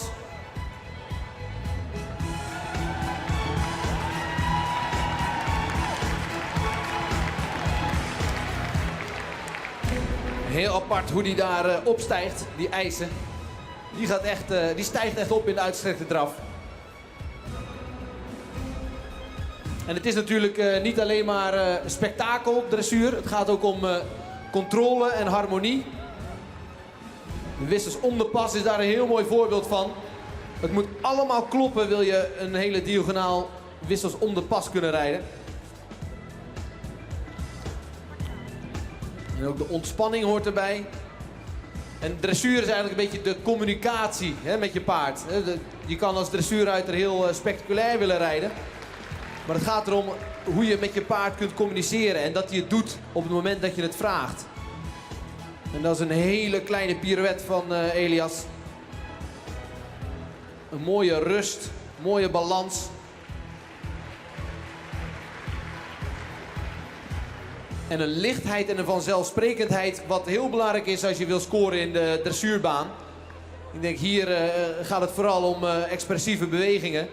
Maar als je echt een jurykorps langs de ring hebt zitten, 5 internationale juryleden, dan moet het ongedwongen, vanzelfsprekend en heel harmonieus zijn. En daar weet Peter Spaan alles van.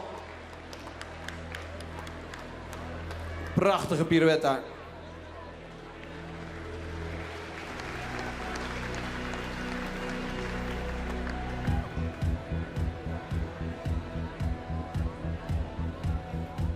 Een ijzer die kan ook in het appiëment enorm van de grond aflopen.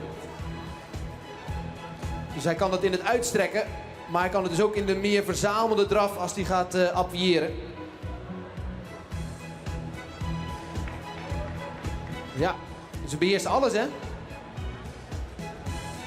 Het zijn niet voor niets de elite hengsten, elite sporthengsten. Want dit zijn paarden die op een internationale wedstrijd niet misstaan.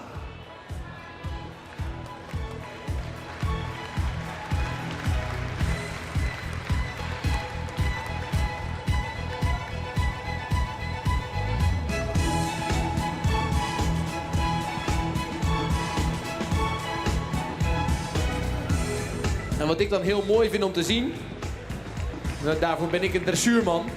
Ik vind het mooi om te zien dat Elias dan ook een hele mooie ontspannen stap laat zien. Want dat is wel de kunst. Om aanspanning te vragen en ook als je dat dan weer wil, meteen weer ontspanning te kunnen vragen. Dat is harmonie en dat is de samenwerking met het paard. Vanuit de stap weer naar de passage. Hoogste graad van verzameling.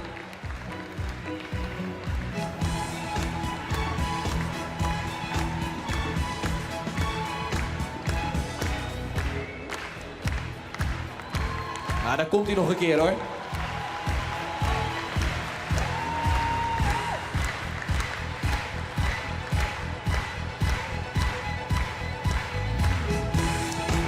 Het is aan jullie. Jullie mogen nog een rondje maken. Maar ik hou verder mijn mond. Nou mensen, dat laten ze nog een keer zien. Hier zijn Wilster 463 met Leonie Eving, IJsje 489, Marcia Dijkman en Elias 494 met Peter Spaan. Henk, dit weer toch weer een plaatje om te zien. Elias, maar ook IJsje heeft een geweldig zien. En Wilster die het krijgt in de rubriek, krijgt net redden. Ja, een mooi vertoon van souplesse en beweging.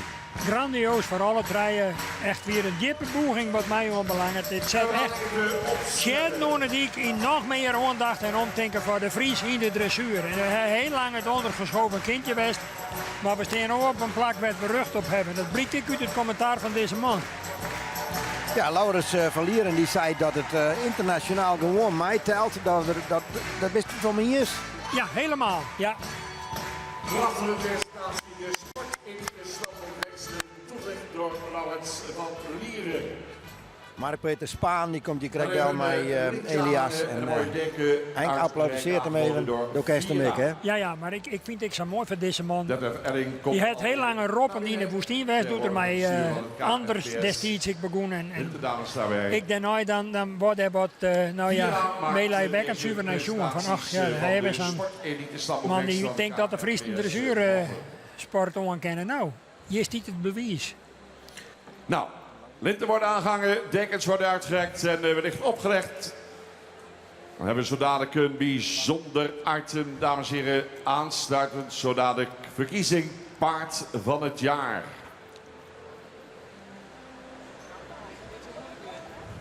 Misschien al even op vooruitlopen. Paard van het jaar, deze titel werd afgelopen jaar toegekend aan Horses to Fly Aniek. Die met Wij een eigen naaientekken. in de wetsport. Kijk als bij de vorige groep. De daarmee limited edition IJzer In een dame met prachtig Fries kostuum. Hij stond er nog een beetje door uit welke regio dit is. Dit kostuum? Ja. Uit Friesland. Ja, dat is Ja, niet... maar ik geloof net, voor zover het mij bekend is, ja, maar uitzondering dan van het Hilperkostuum. Maar dat het Fries kostuum gerelateerd is aan een bepaalde hoeken. Dat ze bijvoorbeeld in de Zuidwesthoek een oor kostuum aan hebben als in de Wadden. Nee, dat wordt er bij mij niet in. Nou, het zei dat hij kwartelijk geleden toen gelijk. En Hielp had inderdaad wel zijn eigen. Ja. Kijk, als de eigen beschilderingen natuurlijk. En de taal. Ja, en de taal. Net te vieren. Ja. Dat ik krijg ik weet niet dat vlakbij Hielpen. Een enorm Hielper Wutboek uitkomt. Nou, Je had vroeger een Friese les aan. Friese les, maar ik ken het Hielpen zeer goed verstaan. IJzer en Elias. Ja, ja. Dus doet de ene het dekker wel op en door en net. Ik vind eigenlijk dat je dit soort hinders eigenlijk net onwaan in staan optreden, een dekker oplezen. Maar ja, Claire, wie ben ik? Ja, dat binnen de keuze neem ik aan van degene die het op het hinder zitten. Ja. En natuurlijk hij sponsorbelangen, je krijgt hem mee te houden. Maar ja. De ronde van eer. Het is wel opvallend dat de man die het hoogste niveau... dat is Anita. Anita weer er even bij IJzer natuurlijk. Nou, ik ga even staan, want ik vind dit echt, dit zijn de hechte punten en de krenten in de brei. Deze topdressuur Amazones en Rieder. Leonie Evink op wielster. Ik zou zeggen, Henk leeft die uit. En Mark-Peter Spaan op Elias. En natuurlijk de publiekslieveling IJzer bij Marcia Dijkman.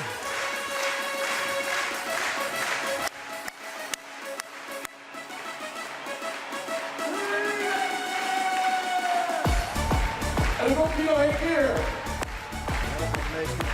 Niks tegen. Die had diezelfde waardering als mijn collega Henk. Die het besteding is en zonder stethoscoop liep het goed uit zijn dak hier. De waarde van de baan verlaten. Straks nog meer sportindex van Stamboek. Azen komt er nog één zanggroep even bij. Letter in het programma. Daar nog één keer een groepje van draaien te zien van de hinders die het heel goed joggen in de sport en onderskieren. Dat verderop in de midden.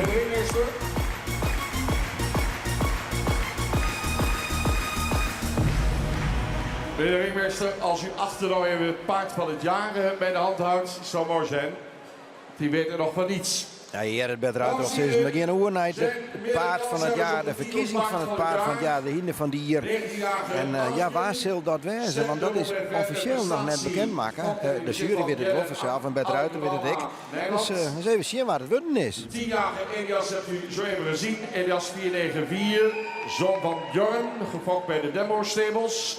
In bezit van Linda Anel uit Zweden. Ook genomineerd Sven B., vader Wiemer.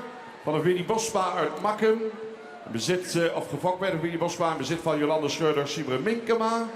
En de 4-jarige Hessel nakomeling Irsi C. Gefokt bij Gert Sent in Netteden. In bezit van Yvette Raquel Pen uit Heelweg. Wie wordt de paard van het jaar? Herma Donker gaat het ons vertellen.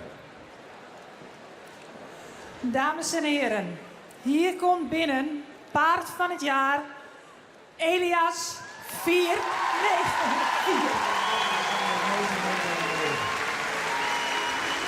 Ja Henk, Elias 494. Ja, een geweldig hinder voor de dressuur. Hè? Ik ken het mooier. Weet net, ik denk het net dat Mark-Peter er ik maar iets van in de gaten hier naar jouwtjes aan de demonstratie. En dan meest vervolgens binnenkomen. Nou, dat is natuurlijk de slagroom op het taart om het samen uit te drukken. En het is deze man, wat mij onbelangrijk, aan alle kanten van het te gun. Wat een stimulator voor de dressuursport, mijn Friese hinders. Een ambassadeur, ik nog een gentleman in every inch, zei de Engelsman dan. Nou, dat is helemaal van toepassing op deze Mark-Peter Spaan.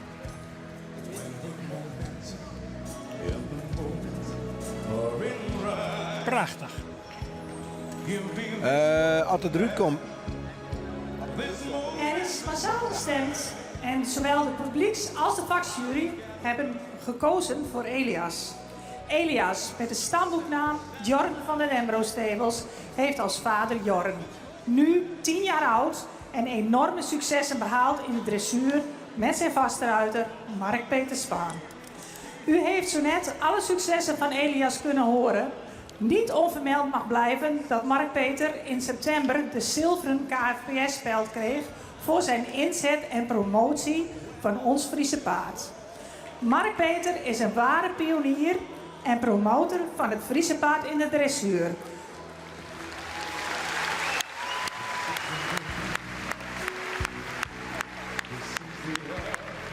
Zo heeft hij de hengsten, Abel en Anders, ook naar de top en nu Elias. Elias werd paard van het jaar door onder andere in 2019 Europees kampioen Friesras te worden met zijn indrukwekkende kuur The Incredible Man. Ook acteerde hij in de hoogste internationale klasse in Valstebeu, Hamburg en Hagen. Volgens Mark-Peter is Elias net een Ferrari. Je raakt hem aan en hij gaat voor je. Een gouden duo waar wij nog heel veel van hopen van te horen. Mark-Peter, Elias en het team, van harte gefeliciteerd.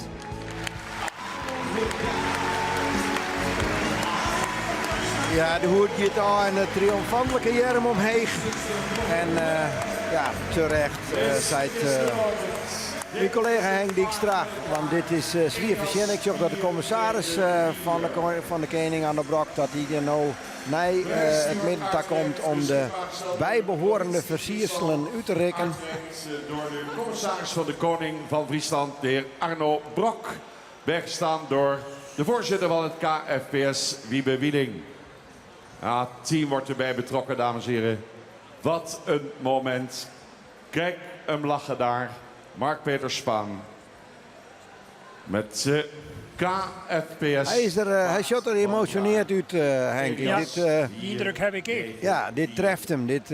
Dit verrast hem ik. Fok bij de Dembro Stables in Milo. Misschien ook een enorme voldoening.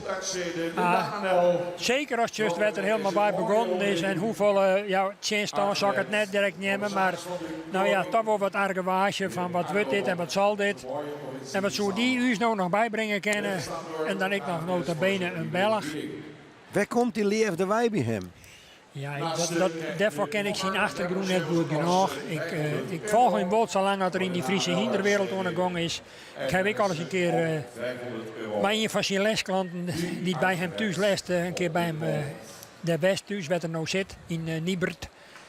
Bij zijn partner Ike Baron. En ja, dat is een hele sympathieke man die altijd vanuit de ontspanning probeert het beste uit een hinder te halen. Druk erop lezen, dat komt net in zijn woordenboek voor. Nou, ik hoop dat dus collega Johanna Brinkman dadelijk even met hem praten kan en dat misschien ik vragen kan wat die leefde van dat Friese hinderwij komt. Want dat is natuurlijk wel nieuwsgierig dat een Belg hem daar voor inzet en zich daar zou ook zijn best verdocht. Ja, dan is het Nele van der Locht, dat ben ik een fokker in België die het vrij betitel in de Friese hinder zit. Die stelde hem ook in staat om met Friese hinders in de wedstrijdsport uit te komen. Maar vooral ik zie geduld en tijd nemen, en niks forceren. Want dat is zo bepalend bij een dressuuropleiding. Elias hier, met Mark-Peter Spaan. Hij heeft al eens eerder nomineerd geweest ik. Toen kwam het krek net hoor. En nu plukt er eindelijk de vruchten van zijn trogzet met het gun ik hem van Hetten.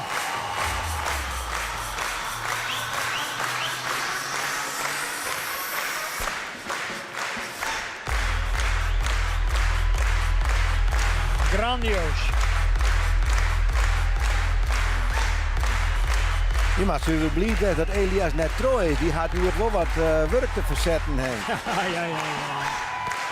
Ja, we zijn hoe mooi in balans. En het doet precies wat de baas wil. Neemt nooit zelf initiatief terug.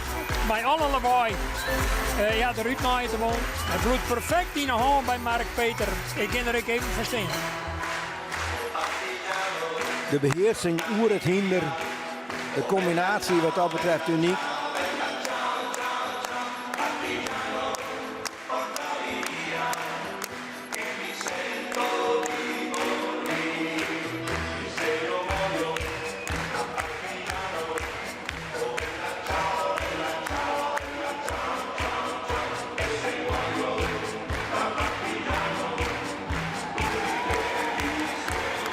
Nou, en dan gaat hij naar Boetenta. Ja, dat was weggooien. Mooi, dames en heren. Ja, omroep Friesland heeft eigenlijk heel de wereld mee kunnen kijken. En de huldiging paard van het jaar bij het KVS Elias 4-9. Goed, Elias Fjouwen, jongen Fjouwen. Hinder van Dier, tegen Park, Mark-Peter Spaan. En dat betekent dat we nu weer 4 keer naar mei de volgende rubriek, die nog weer aan de beurt is. Dus dan gaan we 4 mei de keuring. En dat... Ik ken nou toch dat Johanna Brinkman Mark-Peter Spaan bij de microfoon had. Dus laten we daar als eerst even gauw heen gaan. Professionele vertrouwde handen. Met tientallen jaren ervaring op het gebied van export en dierengeneeskunde. Peter Spaan, als allereerste gefeliciteerd. En service. De eerste komt binnen. Het was echt een hele verrassing en het was echt heel emotioneel voor mij. Dat zag ik inderdaad. Even kijken hoor, waar we even rustig kunnen staan. Want ik kan helaas niet zo snel meelopen. U zei het net, u was heel emotioneel. Waar komt dat vandaan?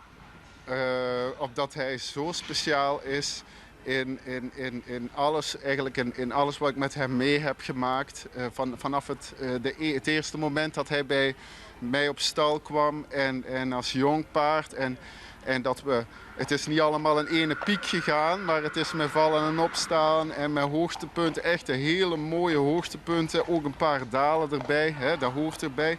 Maar vooral die momenten dat hij tot nu toe gegeven heeft, die zijn zo fantastisch. En ja, daar denk je dan onmiddellijk aan terug als we het beginnen op te noemen. Heb ik hele mooie herinneringen aan. Ja. Ja, en hoe is dat dan hier nu zo bij elkaar komt, dat hij gewoon paard van het jaar is geworden? Ja, dat is gewoon echt fantastisch. Dat is eigenlijk onbeschrijfelijk. Dat is zo'n moment, dat ga ik gewoon nooit meer vergeten.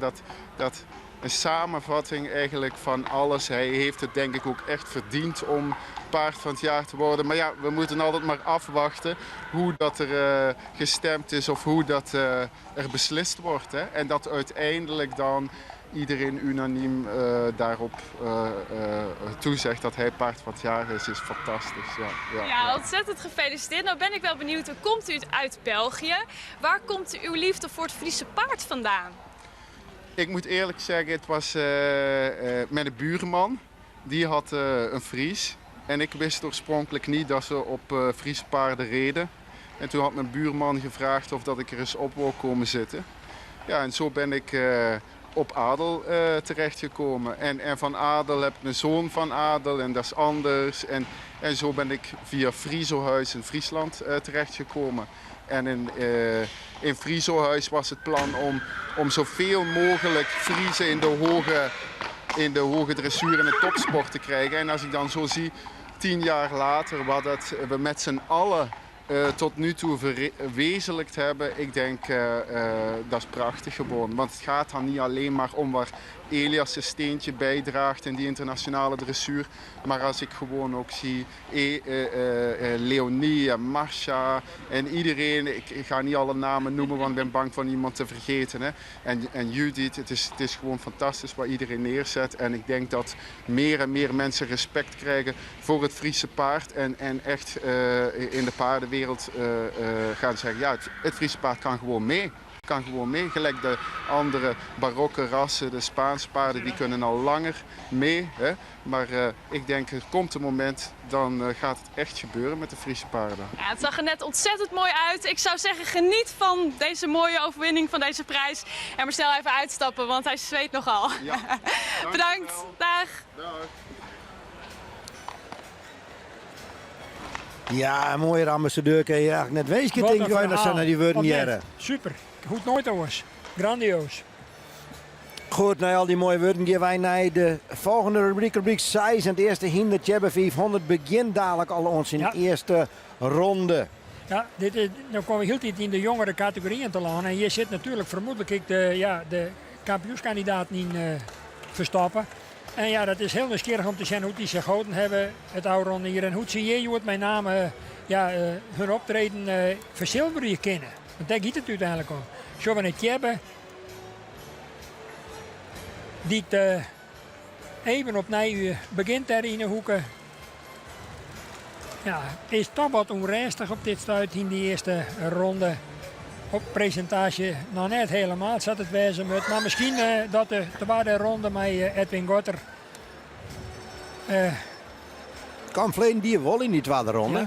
Hij zoekt nou de baan al even uit, maar Erwin die houdt hoek en die pakt een beet. En die beziekt het netjes de tweede ronde. Gentelit, maar dan schudt het maar weer. Sa fel en sa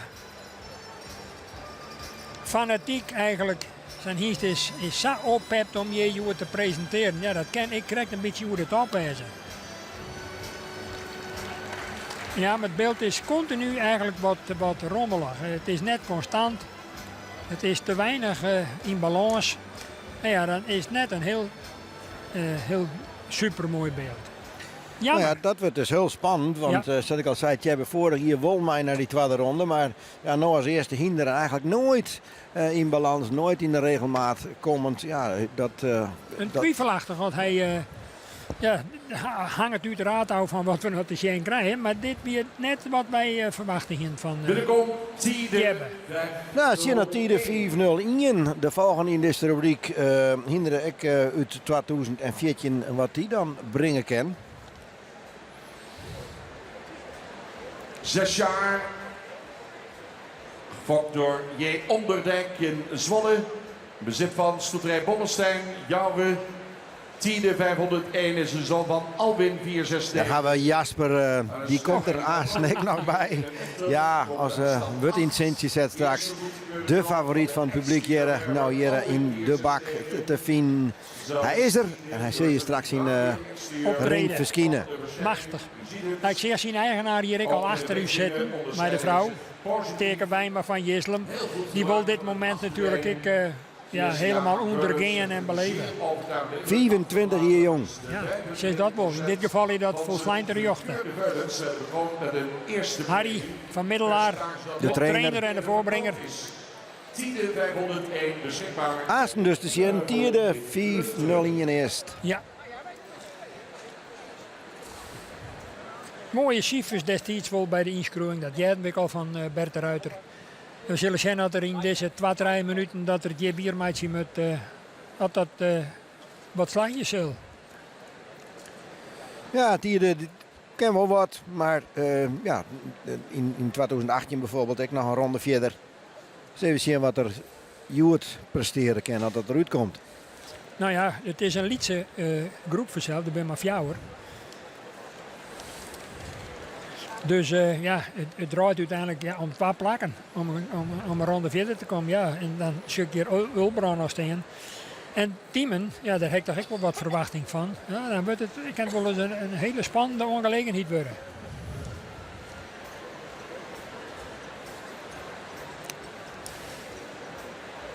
En dan mijn zo'n Lietse groep, maar is die eigenlijk, ja, ik net een matige ronde, ik die permitteren, denk ik. Want het ogenblikkelijk geval, denk ik, ja.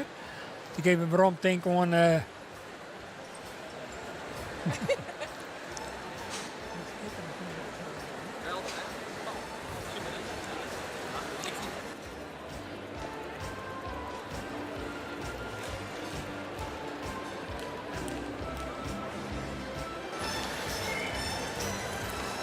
Mooi. Tiende. We zullen eens even zien. Ja, dat is in zijn Lietse groep, maar zoals het met z'n zien, is het nog dregen vanzelf. Ja, maar goed.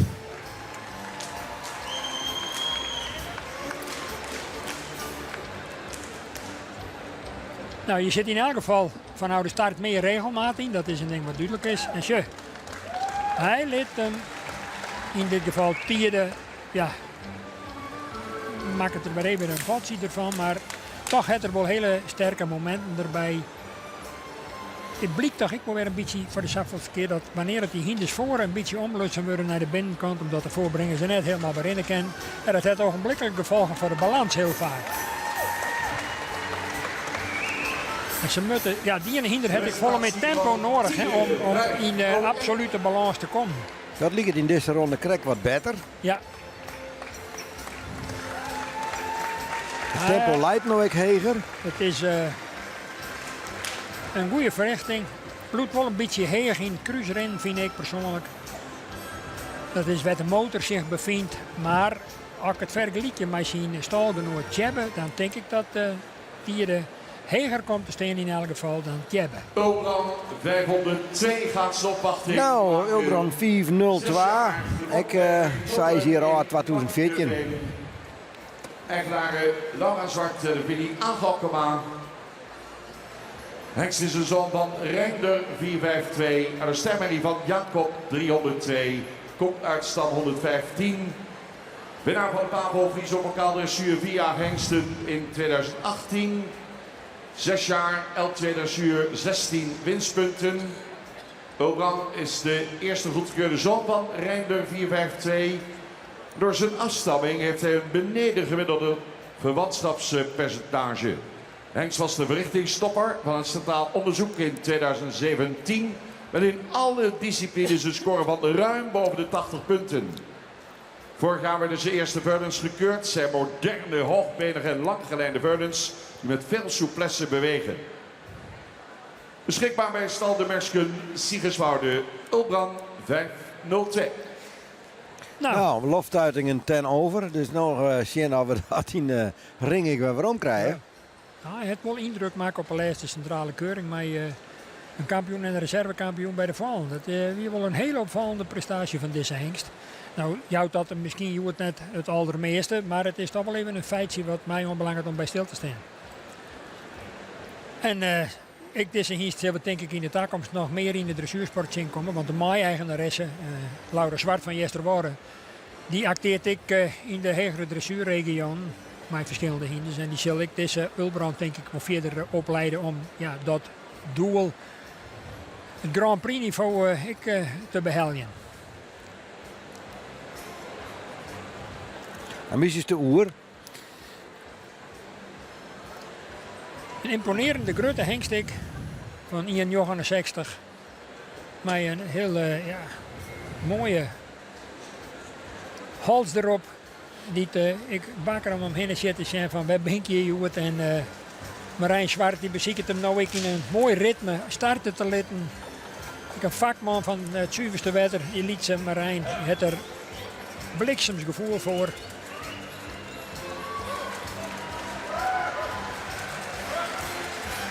Mooi rugtocht.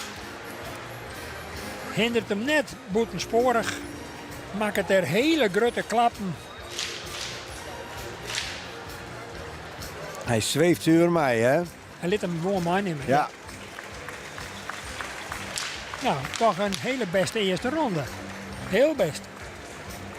Dus we zien dat er een dikke vervolgjank in.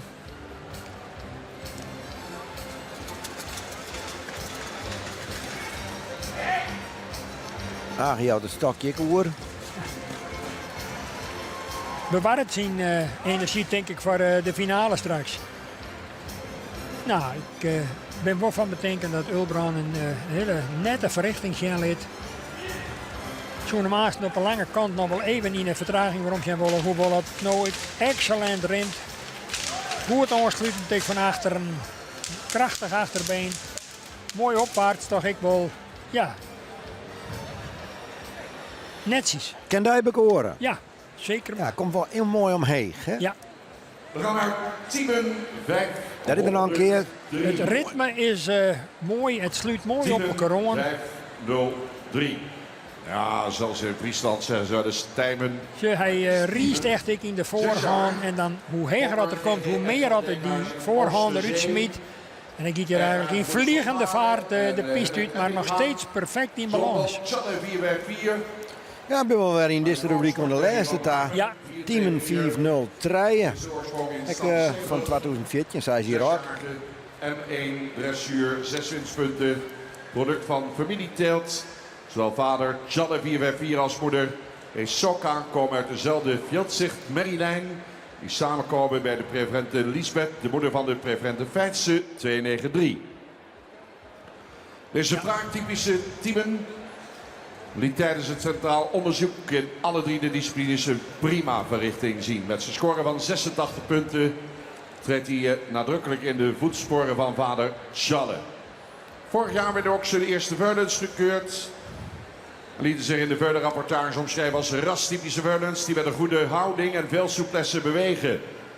Beschikbaar bij de roes van Mane, Ede en Dexterson Gaasteland, Oude Midden, Tiemen 503. Nou, ik ben heel nieuwsgierig hoe het Tiemen. Het dwaarsdeel stiet er excellent voor. Prachtig mooi ik van exterieur. Een hele deftige hengst. Mooi van verhouding ik. Alles past hem eigenlijk, zeggen we dan. En ja, dan komt het allerbelangrijkste. De stap wie netjes. En dan is het nou aan Jasper om een excellente drafronde zo dadelijk aan te leveren. Om de kansen op een finale plek eigenlijk in Libben te houden. Ja, verleden dier toonde hem zelf natuurlijk al duidelijk zien dat er nog een stapje verder komen kan. Toen hoe leefde de 2 rondes. Ja.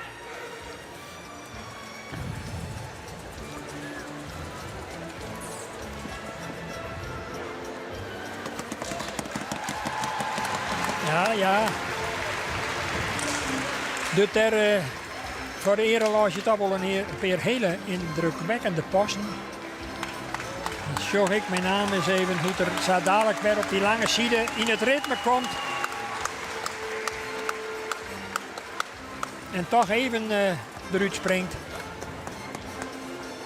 Dan staan Derksen die Silbezietje, die toch indrukwekkende passen. Mogelijk nog in deze finale tweede ronde de vervolg. Ja, die zweeft erover. Zo gauw had het vertrekt ik en u dat aangeeft. En eigenlijk zonder problemen ik in balans broek nou. Ik op die kwarte zijde. Ik had wel het idee dat deze voorbrenger volle meer werk ervan had. Zusje. Ja, rent heel best. Zou misschien nog iets meer riezen kennen in de voorhand. Maar is in de beweging wel heel royaal en ervoor. Maar hem nog even weer omzien. Was de laatste in deze ja, ze zeggen zien dat op dat rugte eind, want ik team natuurlijk, of Ulbrandse krijgt, die wel daar indrukwekkend. Komt er nog gewoon, hoe er toch wel heel nadrukkelijk stijgt, zeg maar van voren. En dat er ook in staat is om dat voorbeen optimaal uit te smieten. En toch ik achter heel sterk en bij een soort boeging in de sprong om dat geweldig onder te brengen. Ik vind het toch een toppresentatie. Ik ben wel heel benieuwd wat er dan uitkomt. Dat ik dan zei naar die, dan haast Ulbrand en Tiemen een ronde verder. Die schat ik heel in, ja. En dan Tiemen op 1 en Ulbrand op 2, of dan zag ik wel een beetje naar die luisteren. Ja. Maar ik denk dat mijn ontmaskering nou ik ontstaan is. Ja, ik had die vaak steeds niet. Uiteindelijk doet het er net zo volle taal Henk. Want gelukkig kan de jury het beslissen en dan kennen wij er weer hoe protteli. Of we kennen er minions werden. Hè? Ja.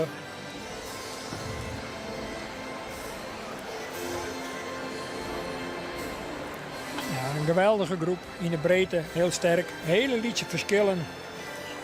En dan is inderdaad, de Piet Luttergiet misschien wel van een jury die het op een bepaalde reden, dat zullen we straks ik zonder mis wel beluisteren kennen. Zullen we dat jaren? Hoewel het ik tierde toch ik nog wel even nadrukkelijk als een hele beste outsider onmerken wil.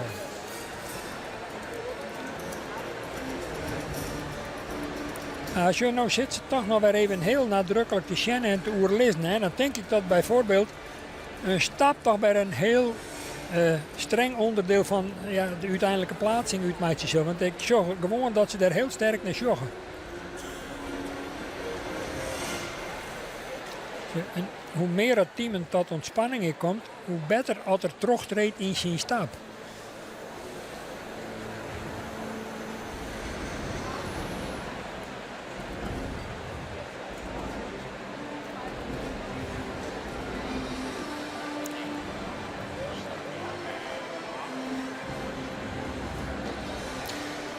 Ik zag Edwin Gorter erin bij Tier de 4-0 hij komt dik van die stal van de Volmers in Lunteren. En ik zei jongen die het alle stikken had in zijn carrière tussen de hinders. Ja.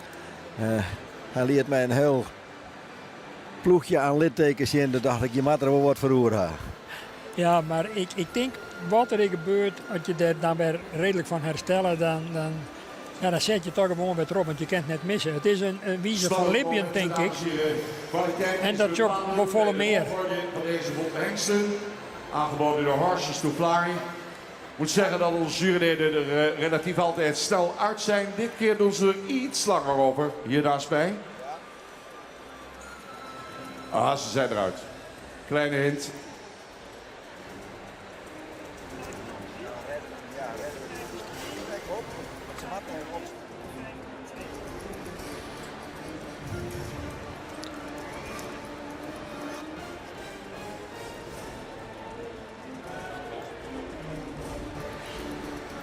Ja.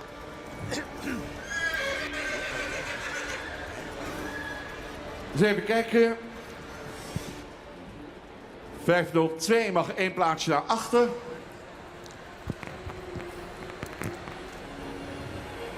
.500 even voor 502. Dus 500 even voor 5. Ja, voor Ulbron. Ja, het kindermaster missen. Zo is het. We zullen eens even zien dat ze dat zo horen. Eind in de richting. Ja. Die nummer 503 die mag wel een plaatsje op. Tiemen komt naar voren.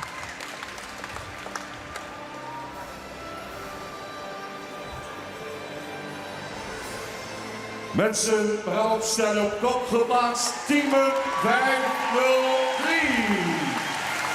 Nou, Tiemen, nu hier is het bij het rochteind. Nee, gelukkig. Ja. Hier op ons zal KNVS bestuur tegenwoordig onze vicevoorzitter Rek de Linten. Tiemen 503. Pascal de Rijfhout namens en als tweede. Als oud KNVS bestuurslid. Maar dit keer in actie namens Horses to Fly. En het woord aan de voorzitter Louise Hompen. Ja, soms moeten we er even heel goed naar kijken. Te meer daar deze hengsten ook wat gespannen waren in de stap. En ook veel rust nodig hadden om hun kwaliteiten te laten zien. En we hebben besloten dat 503 kop komt. In de stap zouden we misschien wel ietsje meer losgelatenheid willen zien. Maar in de draf had hij veel over, vonden wij. Want hij had een heel goed achterbeen, mooi opgerichte draf. Ook mooie draging van zijn front. En Tieren, nummer 501, ook een schitterend ras en goede bovenlijn. Alle paarden hadden ook dus deze Tiemen twee en koppaarden Tieren terug. Ja, en wil ze daar nog even bij de lijn delgen, dan willen wij allereerst toch even, want Azen komt Jasper in de ring. Even jaren hoe het met Teke Wijmen is. De fokker en eigenaar van Jasper, want die stiet hier boet in de bak en praat de krek even met mijn collega Johanna Brinkman. Dan nummer 500. Ook een mooi jeugdig paard met een goede bovenlijn en een heel sterk kruisbeen. Stopt hij juist heel goed. Dit is wel een heel bijzonder moment, hè? Ja, dat is, daar krijg je kippenvel van en dat je naartoe komen mij. Ja, ik vind het zo geweldig. Ja. En hoe zeg je jou dat? Dat het jou ook komen mooi? Wat bedoelen jou er mooi? Nou ja, je gaat 25 jaar op een post. En dat het zo lang alle jaren maar wedstrijd in mij. En dat het seizoen bloot heel tijd. Nou, dat is een lot uit de loterij, vind ik. Wil dat er al... van zijn iergang al een hele al vertrokken binnen. Die er net meer binnen. Ja. En nou, Joet, een speciaal moment. Hoe viel dat voor jou? Ja, het is heel bijzonder. Ja, ik mag het trouwens net zeggen, maar ik ga een apparaatje aan het had en als die me nog net begeleiden, dan heb ik dat net overleefd ook. Nee. Ja, want het gaat zo rap, dat het van jou? Ja, heel dit al, maar fijn. Maar ja, dat is heel bijzonder. Ja. En hoe volle van zijn Nooikommeling binnen de Razend te Sjen? Nou, volgens mij 12 jaar, 10. 10, ja. Het had daar een mooi lesje, dat zet. Ik dan net krijg, dan net jij dus joh, maar dat zeg ik wel correct. Maar ja, ik vind het wel heel bijzonder dat ze alle hier komen. Ja. Het is heel bijzonder om te zien. En herken je ook iets van Jasper in die oren, Hiesten? Ja, wat exterieur, sombere plakken, maar vooral in de gong en nek. En dat wel vererfd had. Dat ik dat wel weer omzocht. En de karakters ik altijd wel weer. Ja, ze zijn heftig, maar als ze dan weer up to die wezen, dan ben ze er weer. Dus dat had ze wel echt van Jasper? Ja, Jasper is echt een fjorenfretter. Maar ja, als het dan weer gebeurd is, dan jouwt er weer oor en dan is er weer ontspannen. En dan is dat weer, Hij zit er nou heel ontspannen bij. Ja, hij zit gewoon te wachten. Hij wil er graag in. Hij wil applaus heren. Ja. En hoe steen jouw azen erbij te zien? Dat weet ik nog net hoe dat dan rent. Maar heel emotioneel en heel vereerd. Ja, daar ben ik echt heel trots. Daar ben ik heel trots op. Geniet je van dat moment, Azen? Ja, hier is het Sofie van Jasper Treijen. Zij is altijd nog maar in de wedstrijd. Maar dit hier als 24-jarige huldiger in de arena. Applausje voor Winnie Wijma uit Gisteren. Daar is de familie.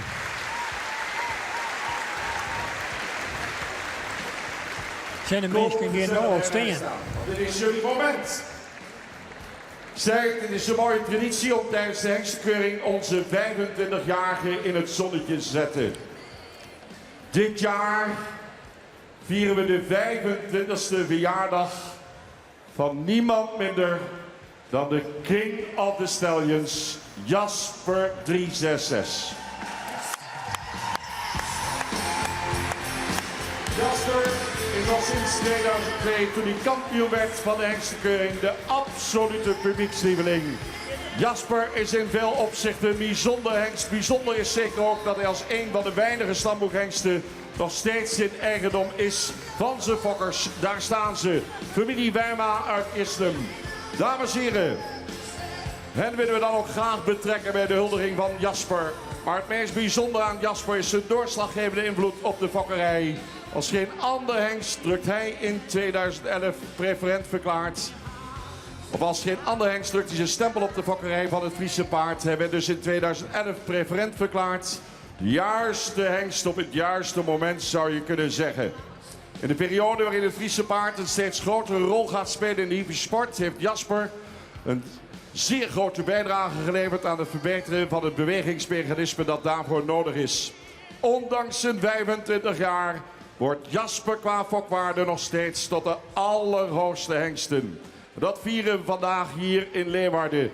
Met zijn zonen Beert, Hartse Maaien, zijn kleinzonen Pier, Bikkel, Epke, Siert en achterkleinzoon Jouwe en achterkleinzonen Arend en Boet. Dames en heren, we gaan staan. De huldiging van de King of the Stallions, Jasper 366.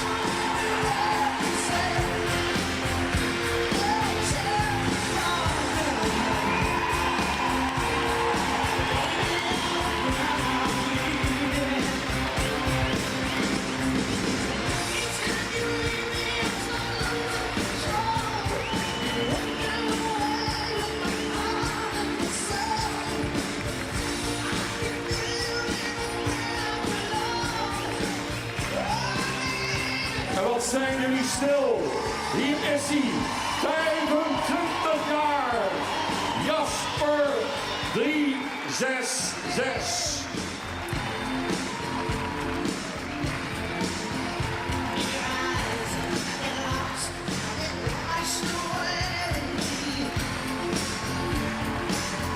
Alles stiert, Henk. Ja, behalve Douwe en ik. Doe maar eens rustig steen in. Het is Piekenveld, hoor.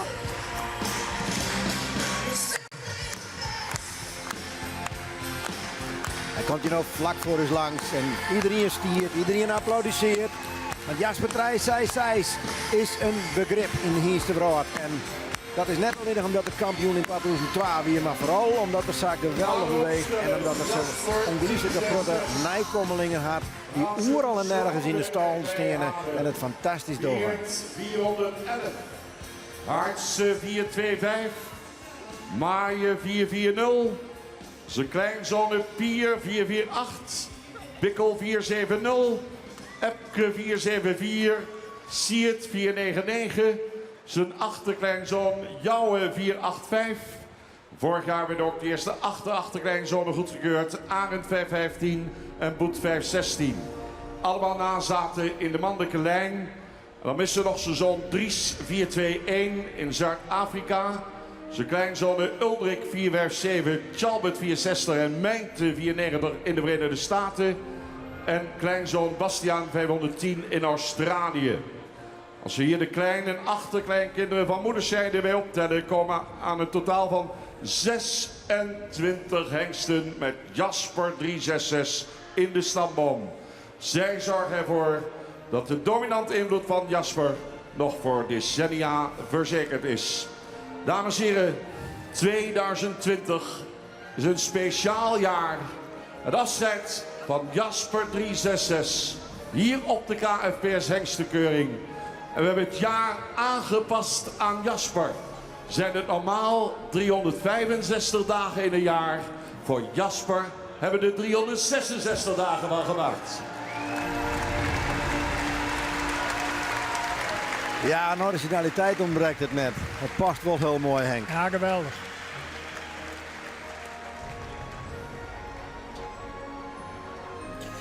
En nou alle bekroonde nijkommeling in vrouwelijke lijn dan hier de arena hier Hastelitswest. Fiestelits. Kunnen verkopen.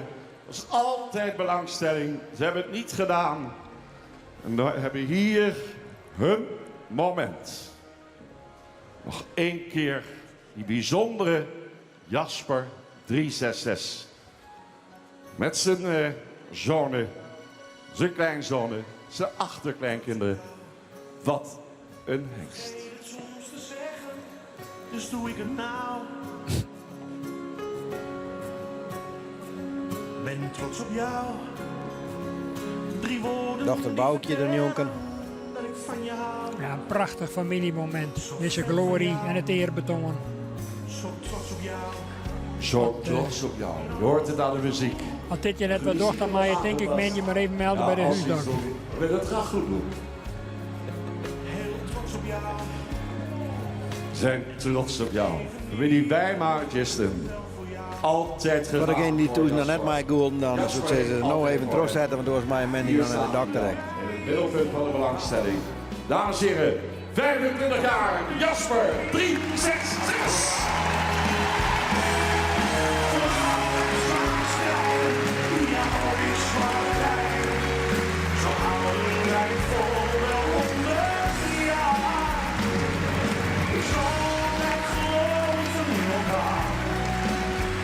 Meneer de ringmeester, ik denk dat ze de kinderen en kleinkinderen eerst de baan doorgaan.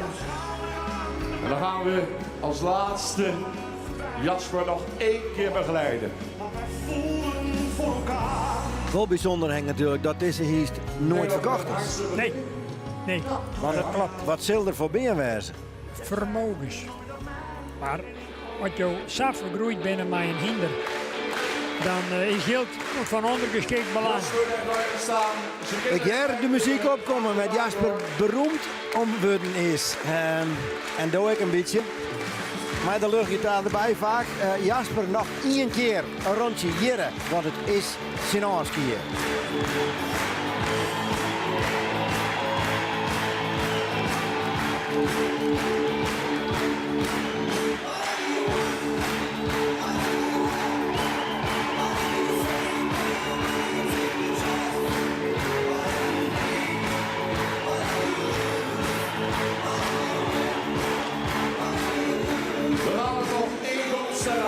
Kom nog 1 keer met Jasper hier naar voren.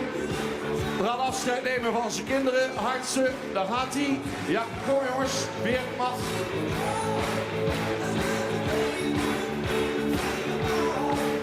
Wat een geweldige paarden heeft Jasper gebracht, dames en heren. Hier zijn zijn zonen, zijn kleinzonen, zijn achterkleinkinderen. Ze komen nog 1 keer voorbij. Epke, kom maar.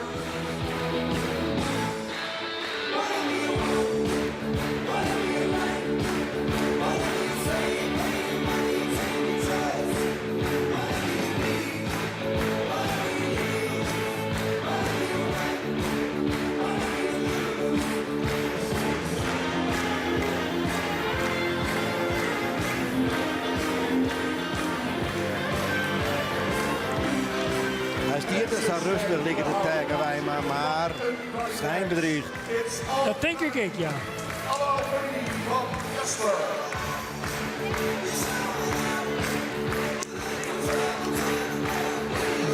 indrukwekkend hier voor uw lands als vaderdier. Al die hingsten, al die goedkeurde hingsten. Ja, dit is mijn rug een stempelhingst in de fokkerij. Die is die zo volle zwanen het.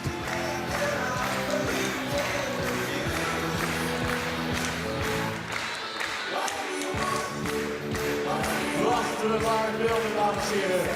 En u was het getuige van. We gaan Jasper hier ook even opstellen bij zijn fokker, de heer Werma. En de heer Werma die wil uiteraard nog even iets zeggen.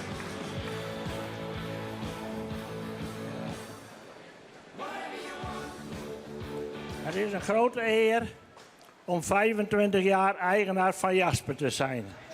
En u maakt dat nog bijzonderder door het emotioneel op de tribune. Wij willen u daarvoor bedanken. De fans, de fokkers, die gebruik maakten van de kwaliteiten van Jasper. De sportliefhebbers die met een nakomeling van hem de sport bedrijven. In het bijzonder dekstation Leppenhorne, waar Jolande Schreuder Jasper de eerste wissels leerde kennen. En met het Friese viertal veel successen boekten. Stoeterij het Zwarte Paard, die Jasper samen met Peter Spaan Europa doorstuurde om het Friese paard te promoten. En het stamboek, die Jasper hoog in het vaandel heeft staan. En dan niet te vergeten de verhalen in de laatste Friso, die allen kippenvel krijgen. En dan in het bijzonder nog het dekstation van Achille Brugging, die jarenlang tot de dag van vandaag een hechte band met Jasper heeft. En haar partner, Harry van Middelaar, die samen met Jelme de Groot Jasper zo vakkundig showden, zodat jullie, de fans dan, al applaudisserend op de banken gingen staan. Wij worden daar heel emotioneel door geraakt. En dat u dat allemaal doet voor onze Jasper. Bedankt, allemaal heel hartelijk bedankt. Kijk, wij maar. We zien en hun Jasper 366. 25 jaar Jasper 366. Dames en heren, we gaan afscheid nemen van Jasper. Nog één laatste eerronde. Misschien nog een extra eerronde. Maar het is aan u. U die altijd de grootste fan was van deze legendarische hengst.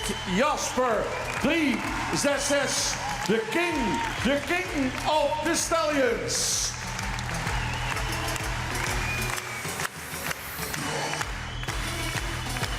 Harry van Middelaar, zijn trainer, voor de laatste keer hier. De rondjes. Voor een steen publiek, want daar zit net in.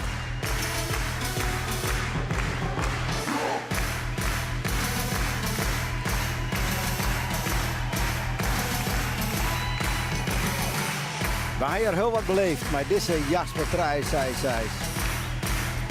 Emoties, alle keren weer dat er in de ring weer.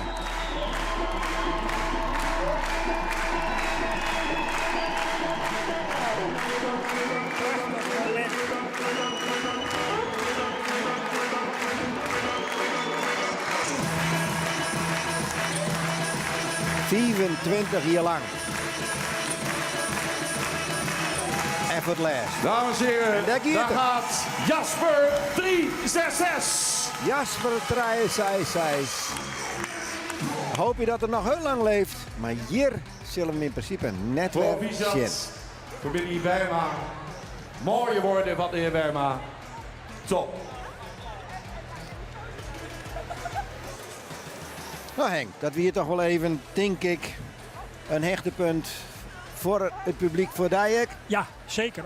Om stil van te wezen en worden, want dat is bij mij voor het net clear. Maar Geert van Thun, collega Geert van Thun, die vangt de familie op. Nooit ze de ring hier verlitten. En daar moeten we toch maar even mee praten. Een prachtig wandboord in Hoorn. Ik hoor jou even zien, Wijma altijd mooi. Je bent live op radio en televisie. Dit is wel even een momentje, hè? Ja, dat is wel heel speciaal dat je dit meemaakt. Ja. Hij wordt 24 hier, Jasper. En probeer nou eens uit te lezen wat Jasper voor jou budget. Wat hij voor de meesten budget weer wel achter. Nou, voor u hetzelfde. Alleen wij worden daar heel emotioneel van. Dat de meesten dat alle voor u, dat krijgt zij voor u Jasper door. U Jasper? Ja, dat hadden wij nooit verwachten kunnen dat dit eruit voortkomen zou. Hij is nog net binnen in de arena of het volk stiert al. Ja. De speaker die hoort het maar krijgt zijn namen te nemen. Als die zegt we verwachten iets, dan weten ze het al dat het erdoor komt. Ja. Wat maakt het Jasper nou toch zo speciaal? Wat is dat toch wat hij had in een oor internet? Dat kan ik jou net uitlezen. Maar het is al jaren zo. Hij stelt... Hij stelt gewoon de show heel tijd. Hij had iets... Ik wil het haast vergelijken die met koningin Maxima. Die valt ook in goeie. En zij is maar Jasper ek. Jasper had de X-factor, zoals ze dat in moderne termen nemen. Ja. Niet net te benemen, maar hij had iets speciaals. Ja. En dat hij nog altijd van Jim is. Dat hij hier nog is. Ja, wij zijn wel eens in de verlegenheid gebracht, heel groot. Maar wij beleven het nou nog altijd. En als het toen voortgang weer als Jerdelin weer door zee ging, hebben we nooit weer plezier bij gewoon. Want die belangstelling weer er, hè? Die belangstelling weer er enorm. En er is de grof heel veel bij, denk ik. Ja, toen hebben we daar wel eens oor trekken niet best. Wat maken we nou? Jouw vrouw zit erbij die denkt, hier die het met die en of net? Nee, absoluut niet. Nee, want we hadden samen willen van gewoon. We zijn nog altijd mee op reis. Terug Europa. Ja, we hadden overal mee heen geweest. En het was altijd weer geweldig. En wat een nooit teamwerk, hè? Ja. En dit is alleen de mannelijke lijn nog met die je wordt winnen. Ja. Nou? Ja. En dan die sportmerries al je nog. Want er zijn hele grote merries die het uitblinken in de sport. Van Jaspers. Ja, je had wat bijzonders en dat viel echt bijzonder, hè? Dat is echt heel bijzonder, ja. Dat ken ik. Nou, ik zou hebben zeggen, net in je al aannemen wel. Nee, 1 keer kampioen best hier. 1 keer? Ja, en een keer reservekampioen. 1 keer reservekampioen, ja. En alle jaren op 1 keer in de kampioenskeuring geweest. Ja. Altijd. Preferent verklaard. Alle jaren. Preferent verklaard. Ja. Dus het bewijst wel alles. Het bewijst alles, hè? Bewijst alles, ja. Wat een bezit, man. En wat doe je nou nog met Jasper? Wat maakt hij nog van jou? Nou ja, zijn goede oude dag nog mee, meidje. Ja. Om het samen te zeggen. En ik hoop dat er nog zo'n blijft. En dan krijgt er van Zimmer misschien wel mee dit jongen bij hem. Ja. En het gaat gewoon terug. Ja, prachtig. Ja. Mooi wij nog even dat boertje, wil je dat nog even voor de camera houden? Dit is Jasper. Het meest bijzondere hinder. En hij is van jou, Wijma. Hij is van ons, ja. Alleen maar van ons familie. Dank u wel. Ja, nou, wat we nog meer zeggen? Hier is er nog een keer te zien de hinder wat Savolle betekent had. Beschut nog altijd voor het Friese hinder, voor het Fries ras, voor de hele sport. Wat dat betreft, hier wordt aan Tattenjekje en Sterke Wijma had vanzelf groot gelijk, want wat je beleven kennen, dat kan je centen net vinden. En Savolle voor de laatste keer de arena. Ja, het is zuiver een beetje vreemdskakeling, maar we maar toch verder, want de rubriek Zon is in de baan. En de eerste daarvan is ik al aan de gang. Matties 5-0 fjouwer. En nu neemt de oorspronkelijke fokker, Stan Derksen, die neemt hem nou even over. Die is ik heel vaak bij de familie van Maan actief als voorbrenger. Maar die heeft deze hier zelf fokt en door de keuring kregen. En die probeert het nou natuurlijk, ik zie Hies hier optimaal te presenteren. En zorg eens even hoe die Hies bewegen kan. We komen nou echt in de topklasse te lonen. Voor mogelijke kandidaten voor het kampioenschap verderop. Zorg eens wat een exceptioneel gebroek. Ja, hij kan het soms haast net niet eens even vallenkoor horen. het ritme en de balans. Maar bij momenten dan is er enorm spectaculair aan het bewegen. Ja. Is dat ik jongen omstuimig, Henk? Ja, tuurlijk. Dat gewoon moeilijker in... Dat ze het gewoon moeilijker in toom te houden binnen. Dat ze het nog minder vaak dienen, hè? Nou ja, dat speelt wel een rol. Maar zeker in de oren als je aan daar zoet. Die zit stiefvol met krachtvoer. Die moeten hier in 2-3 minuten even het keusje vertonen om het zo uit te drukken. En ja, dat heeft wel eens tot gevolg dat ze hoe theewet eruit zien. En hinderen we van tevoren nog rekken houden, Mathies 5-0 fjouwer. Volgen nou terug Teun 5-0-5. En 1 dressuur met winstpunt. Teun is de tweede goedgekeurde zoon van Bartele 472 uit de fameuze Namkestan. En uit de rechtstreekse lijn van de invloedrijke Mary Setske F, de moeder van Beert. Teun liet een prima indruk achter in de verrichtingen met in alle 3 de disciplines een score van ruim boven de 80 punten. Het tuig is hier in zijn element, getuige de score van 86,5 punt. Gestationeerd bij stal van de Kadiek in Sint-Johannesga, Teun 505. Nou, spannend voor Tjalling de Boer. Dit zijn eerste hiest hier nou, ja, vorig iedereen natuurlijk ik, maar het nou een dekseizoen achter de rug. Hij hier zijn boekje samen vol. Hij heeft dus 180 merries betjennen.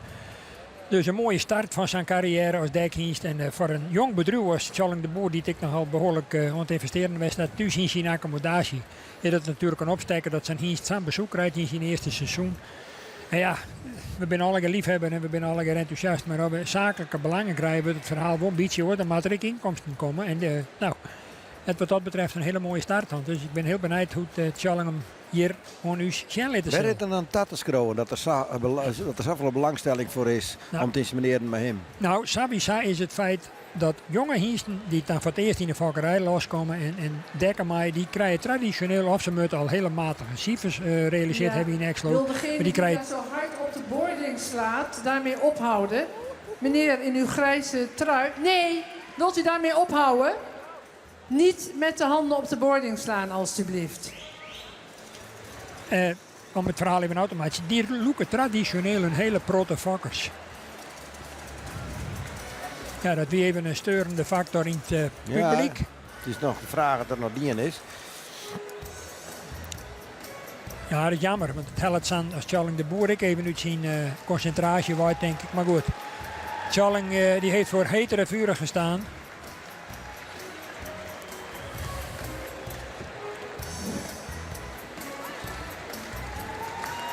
Als je kan toch zeggen dat hij hier wel beweging in een hoes had. Is nog wel eens even wat wisselend in de presentatie, maar liet toch hele beste bewegingen zien. Een mooi frontrek in, mooi netjes opwaarts, stabiel. En dan zal Ludo van der Weijden, die deel uitmaakt van het ruiterteam in Exlo, die neemt het hinder nou even oer. En zullen zien. Die tweede ronde ik nog een verbetering te zien jouwt. Wil dat de Tjalling nou als onjager fungeert. Prestatie van Teun 505.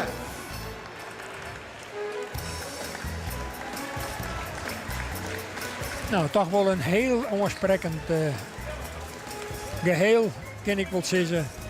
Zo'n misschien nog iets meer uitlezen van het voorbeentje willen. Maar ik denk dat wel heel acceptabel aan alle kanten. Ulbe 506 in de keuringsbaan. Ja, nou, we zullen zien wat Teun Dwaan kan. Ulbe 506. 6 jaar. We zien het hem in ieder geval toe treffen. Komt nou de ring binnen. Zijn op de eigenaren samen met Germaarse Bauma. Ulbe is een zoon van Anders 451. Als sterpreferent de merrie van Anton 343. Gisteren hebben we de hengst zien winnen, aangespannen in de KNVS sportcompetitie.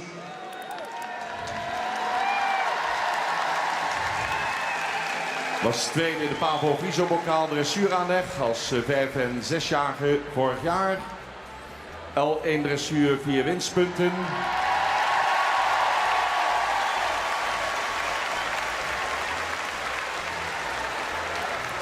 Hier wordt gejuicht daar. Ulbe is als zoon van Anders een hengst met een laag verwante afstamming.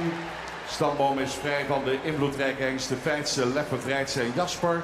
In de verrichtingen behaalde in alle 3 de disciplines een score van meer dan 80 punten. En de hengst wordt door de ruiters geroemd vanwege zijn instelling en bewerkbaarheid. Gestationeerd in Henswoude, Aldeborn. De hengst die gisteren wist te imponeren met de overwinning in de KNVS sportcompetitie Ulbe 506.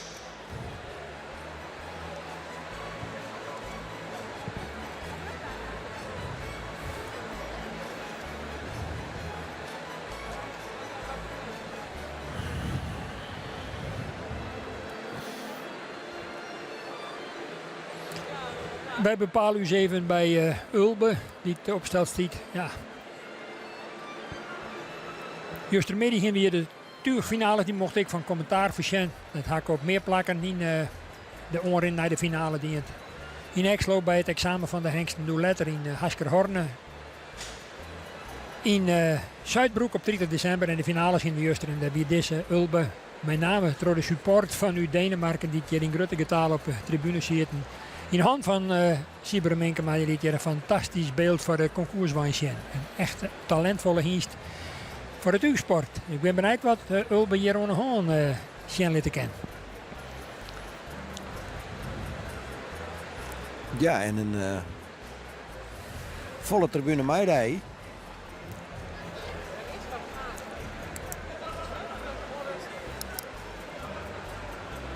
Ulbe had Ulbe alles een ronde vierde wedstrijd net voor hem dadelijk bij. Ik geloof het net. Nee. Nog een betrekkelijk jonge hengst natuurlijk. Die heb ik nog helemaal weermeidje met. Met name ik in de sportief opzicht, maar ik in fokkerij opzicht. Maar hij had een goede start maken. Maar hij natuurlijk de nederige 6-jarige jongen. Hij is ook 6 hier. Ja.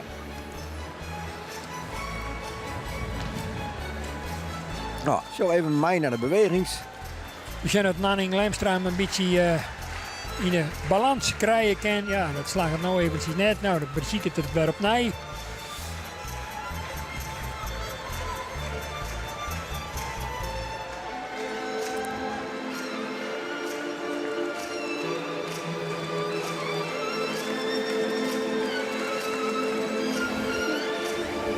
Ja.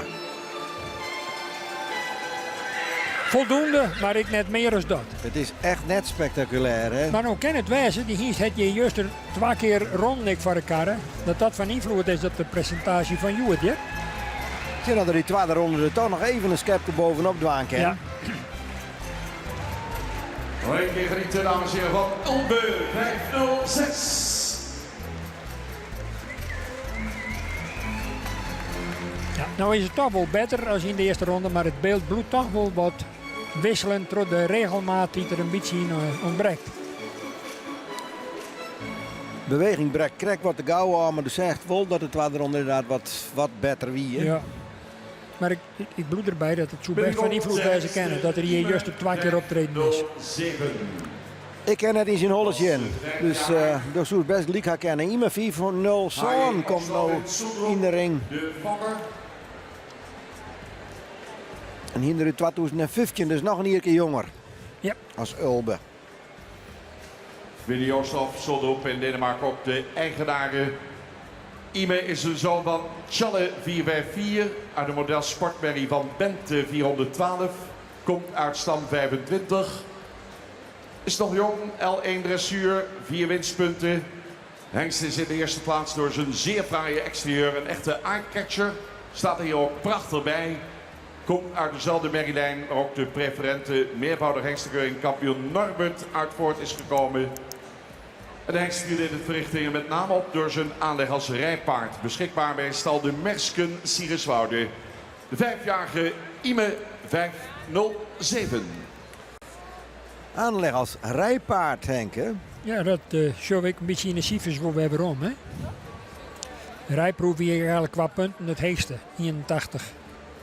En de horen die binnen 28 en 27, dus dat is ja, genoeg, maar net exceptioneel goed. Maak je nog bij die hiesten die ik broeken voor de vak, maak je er dan nog rekken met horen dat die minder berieden wordt? Of maakt het dat net uit? Nou, dat is maar kijk, wat doel het jou hebben bij de keuze voor een hengst? En wat voor eventuele mindere punten van jouw merrie die je compenseren willen met ja, de betere punten van zijn hengst bijvoorbeeld. Dat bepaalt op een gegeven moment, en dan kerst via een programma, via de computer, in het archief van het stamboek, kerst er combinaties met verschillende hengsten. En dan komt er daar weer een soort van cijferlijst uit die te zien jou bij de kans op verbetering in vaktechnisch opzicht het grootste is. Maar ja, dan wordt het wel heel ingewikkeld om dat onder een leek te lezen. Maar de ziek is naar een pluspunt in feite bij die eigen hinder. Ja. En dan is het altijd afwachten tot slagen. Precies. Dat is een roegwijd verhaal. Het is geen garage. Nee. Als een goede stapper op een minder stappende merrie zegt, als aan een vallen vangst die hij niet wel wonderbaarlijk stappen kent. Nou, ze zien wat iemand in zijn rondjes doen kan.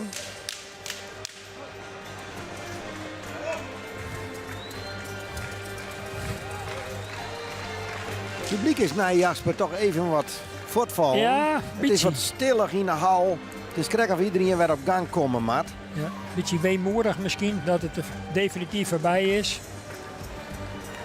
Maar goed, er zullen hopelijk bij Nijensjaren op staan. Nou, laat hem toch heel net zien. Het zit in elk geval, dat kunnen we constateren, regelmaat in de verrichting. Zullen we misschien nog iets meer erin klimmen kennen, wat reizen kennen in de voorhand, zat bij het aan Sissen. Maar ja, wel weer heel mooi in model en een complete luxe hengst. Die er nog wat ingroeien moet misschien en die ik nog wat om kracht winnen, maar dat ken ik nog. Ime 507.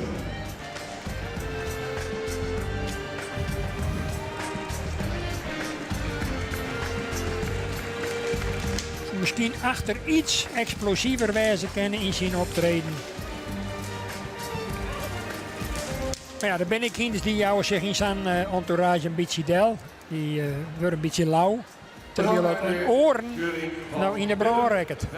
Ziet er een paar keer zijn oren, zou ik zeggen. En Ja. kan dan krek net. Iemand 507, volgen terug Willem 508. Ja, die cijfers die opvolgen binnen de naam vanzelf net. En Roderijs. Willem is een zoon van Hette 481 naar de stermerrie van Volker 353. Komt uit stam 14. Loopt L2 dressuur met 3 winstpunten. En Willem 508 behoort samen met Wardi 509 tot de eerste goedgekeurde zone van de naar Zuid-Afrika vertrokken Hette 481. Willem kwalificeerde zich voor deelname aan het centraal onderzoek dankzij zijn prima ABFP-test. Die hij in het kader van het nakomelingonderzoek van vader Hette doorliep. In het centraal onderzoek liet hij in alle 3 de disciplines een score rond de 80 punten noteren. Willem 508 voor de fokkerij in Zetpaar via het team van de Nieuwe Heuvel in Lunteren. Ja, Nou. Willem 408. Voordat we als je een rondje begint, we zorgen natuurlijk altijd die voorbrengers. Nou, die voorbrengers moeten hem begeleiden, zo goed mogelijk begeleiden. Maar wat toch de oorjager nog krijgt, Henk? Nou ja, die beziekert vanuit de eeghoek. Een wiel zat er op gepaste afstand, zat we dat al zo mooi zeggen, achter rent en draaft in de meeste gevallen straks. Nou in het geval bijvoorbeeld maar de stap, wat dat hinder wat wijfelend stapt, dan kent bij dat hij er achterom rent gaat om het hinder te dwingen, min of meer om toch een beetje vlot rot te stappen. De stap moet ik maar net te traag wezen, maar wel actief wezen. En dan zullen we dan lauwer een beetje een korte actieve stap dan een hele trage lange stap. Het achterbeen moet wel actief wezen. Het moet duidelijk waarneembaar wezen dat er een sprong optilt en een voorwaartse stap zit. Maar hij kan echt invloed hebben. Ja, zeker. Zeker. Een goede voorbrenger is, en vooral een onderroer is misschien zo wichtig nog wel als de man die hem beet had. Als je deze man heeft alleen maar de taak om te zeggen, hey, hij rekt het eruit, dan roept er wat. En in de soort zeggen, ja, dat verstaan ze net, maar het verstaan ze om de welen wel. En dan probeer het er een beetje op nee, ja, in de balans te krijgen terug om gepast om te gaan. Maar dat is een spul dat moet leren terug te doen. Dat kun je net uit een boekje leren. Nou, Het is puur een kwestie van gevoel. Had ik altijd zo'n dwaske bij hem met zijn rattelen of een flesje. Waarom doen ze dat? Nou, als je voor de jury staat en dan ligt een dwaske of een flesje hier met een spiekertjes of een pepunaises om mij zetten, dat roept de attentie van het hinder op en dan gaat er automatisch komen de eerkens erop te staan. En een hinder bij de eeren achteroer, ja, dat toont toch minder mooi en deftig dan dat er ze mooi vrolijk vooruit zetten. Dat zou wij toch liever. Dat maakt het beeld mooier. Het is nou ik wel, die eren die gaan voortdurend vooruit, achteruit en die doen al die indrukken hier natuurlijk op. Het gehoor is natuurlijk een van de belangrijkste zaken in de hingstenhollen. En ik in de natuur natuurlijk. We zullen zien wat Willem die ik verbeteren is vergeleken met vorig jaar. Het is wel mooi om te zien. Maar nou de beweging nog. Ja.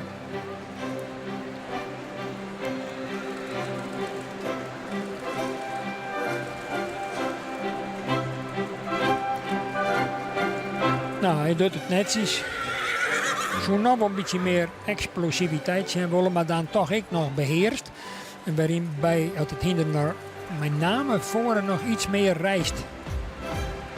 Maar misschien dat het tweede ronde kans op een beter resultaat jouwt.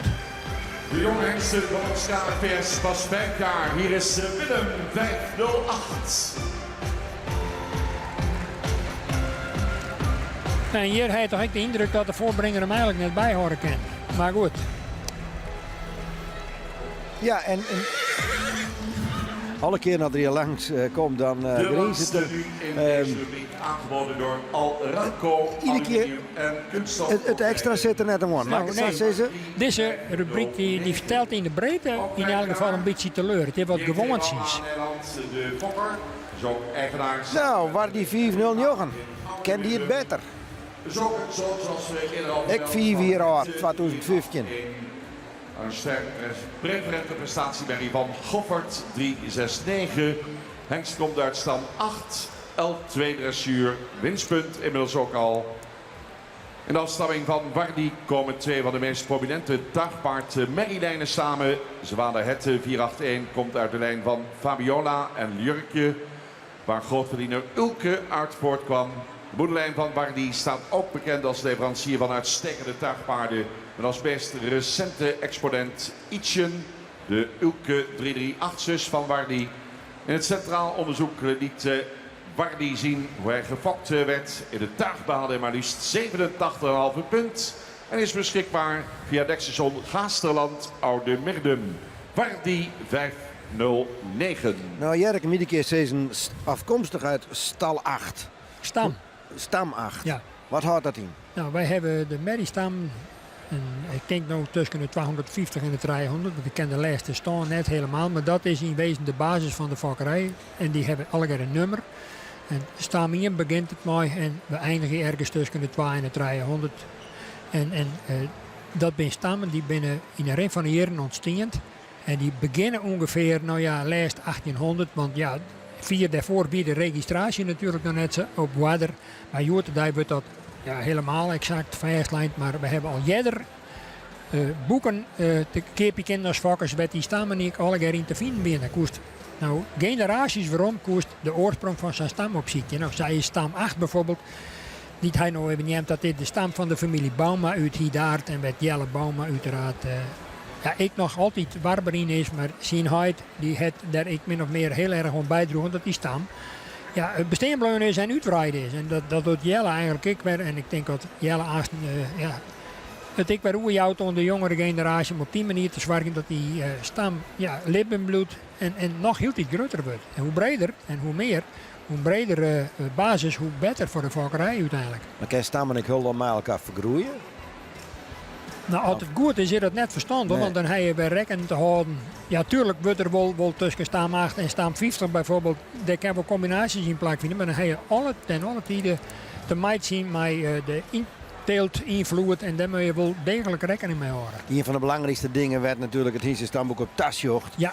Zien dat de intelt net 40 aanneemt. Had er een aantal jaren west. Het ligt het nou alweer aardig stabiel. Het zit vaak zo tussen de 16 en de 18 ongeveer. Ja, dat is verwantschapspercentage. De inteelt die moet gemiddeld eigenlijk in een normale combinatie lauwer net boven de 4% uitkomen. Tussen een merrie en een hengst. Maar dat kan je perfect uitzieken en nou ja, nagaan wat is dan verstandig om te doen. Je maakt zien in de regel een soort van keuze uit draaien hingsten en dan neem je in sommige gevallen degene met het leegste inteeltpercentage. Maar eerst, de rondjes van Wardi. Nou, Hendrik, die had weer even Utrecht te kennen in de achterhuislezende rubrieken. Dus, Hendrik Eppinga, hè? Wel een grutramige hienstik met een mooie opzet, een mooie hals erop. Is nog een beetje vreed nou en wat woestachtig in zijn optreden. En wel nou weer wat de hut. Ja, die balans, dat is zo verschrikkelijk belangrijk. Nou, dan maakt het nog een keer bezitje. Ja.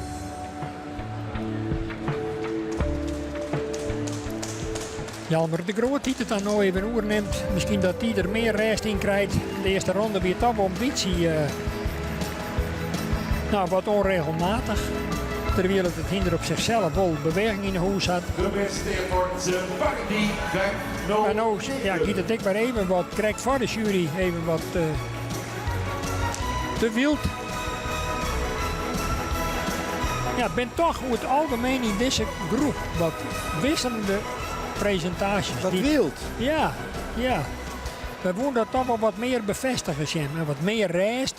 En met name meer gedragenheid. Dat die hinders mooi in een bepaald ritme op eigen voet op hun verdedigd zijn te kennen. Ja, zo'n Wardi en Mathies die toch duidelijk een ronde verder kwam verleden keer. Die het eigenlijk nooit echt de rust vinden kennen. Nee, heel opvallend. Ik het me best wel lastig voor de jury. Ja, het is dik.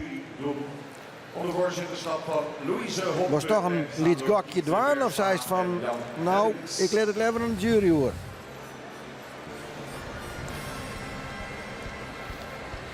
Nou ja, ik begin een beetje op eerste bladzijde in de boek. Ik een beetje hingen eigenlijk. In mijn oordeel. Mathies en Teun. Ja, maar ja. Ik kan er wel volgens lijnen in zitten. We zullen zien wat Louise Hopper dadelijk te melden had. Het jurylid wat Joert voor het laatste jaar is. Daar gaan we eigenlijk nog wel even een peteer mee, want dat is natuurlijk ook wel bijzonder dat je alles kan nemen. Ja. Maar Joert is er nog volop bezig. 6 hinders in deze rubriek, de rubriek Zoon. 5 en 6 jaar oud, de hinders. Jonge hinders nog. Mathies is dan krijgt weer even wat ouder, die is 8.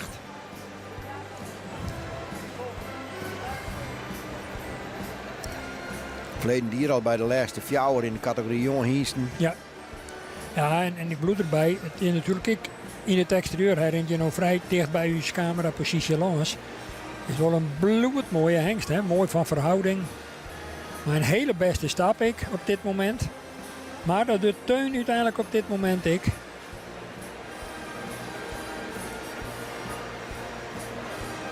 Ja, ik denk dat in dit geval de draadwollers de troslang aan kan. Want ja, op dit moment zat ze nou rondstappen.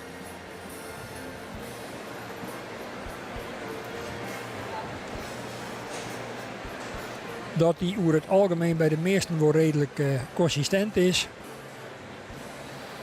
En dat het met name gaat over de optelsom van een onsprekend exterieur met weinig opmerkingen over de beenstanden of over een reg of het reggebruik. De jury kijkt de hele rij nog een keer na, zal zo dadelijk tot een oordeel komen. Belang is, die komt op kop te staan, die komt er 2. Dan nota ik nog geen verschoningen. Nee. Die plaats zich voor de dus je zult wel eens gelijk krijgen, Henk. Ik geloof het net eerder dat ze 4 is, Gerrit.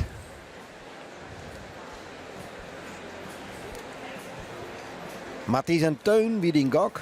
Ja. Waar die redde het verleden dier. Vooralsnog geen tekenen dat hij nog opscoren mij.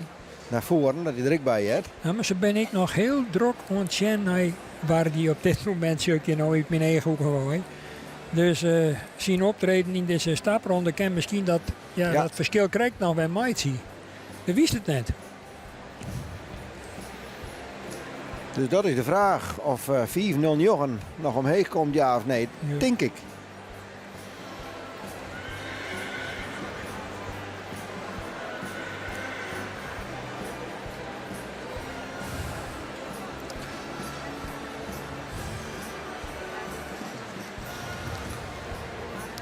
Mathies weer misschien ook wel het meest doet Tjoegen nog, hè?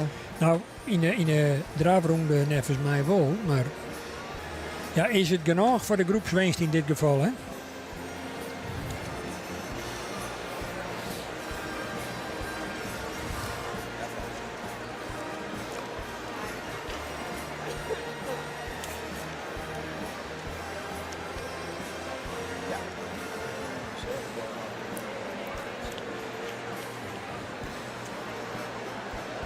Mooie groep hengsten, dames en heren, die klaarblijkelijk weinig voor elkaar onderdoen. De jury is er nog niet uit. Kijk, als ik dat zeg, schiet wel op, hè. Oké.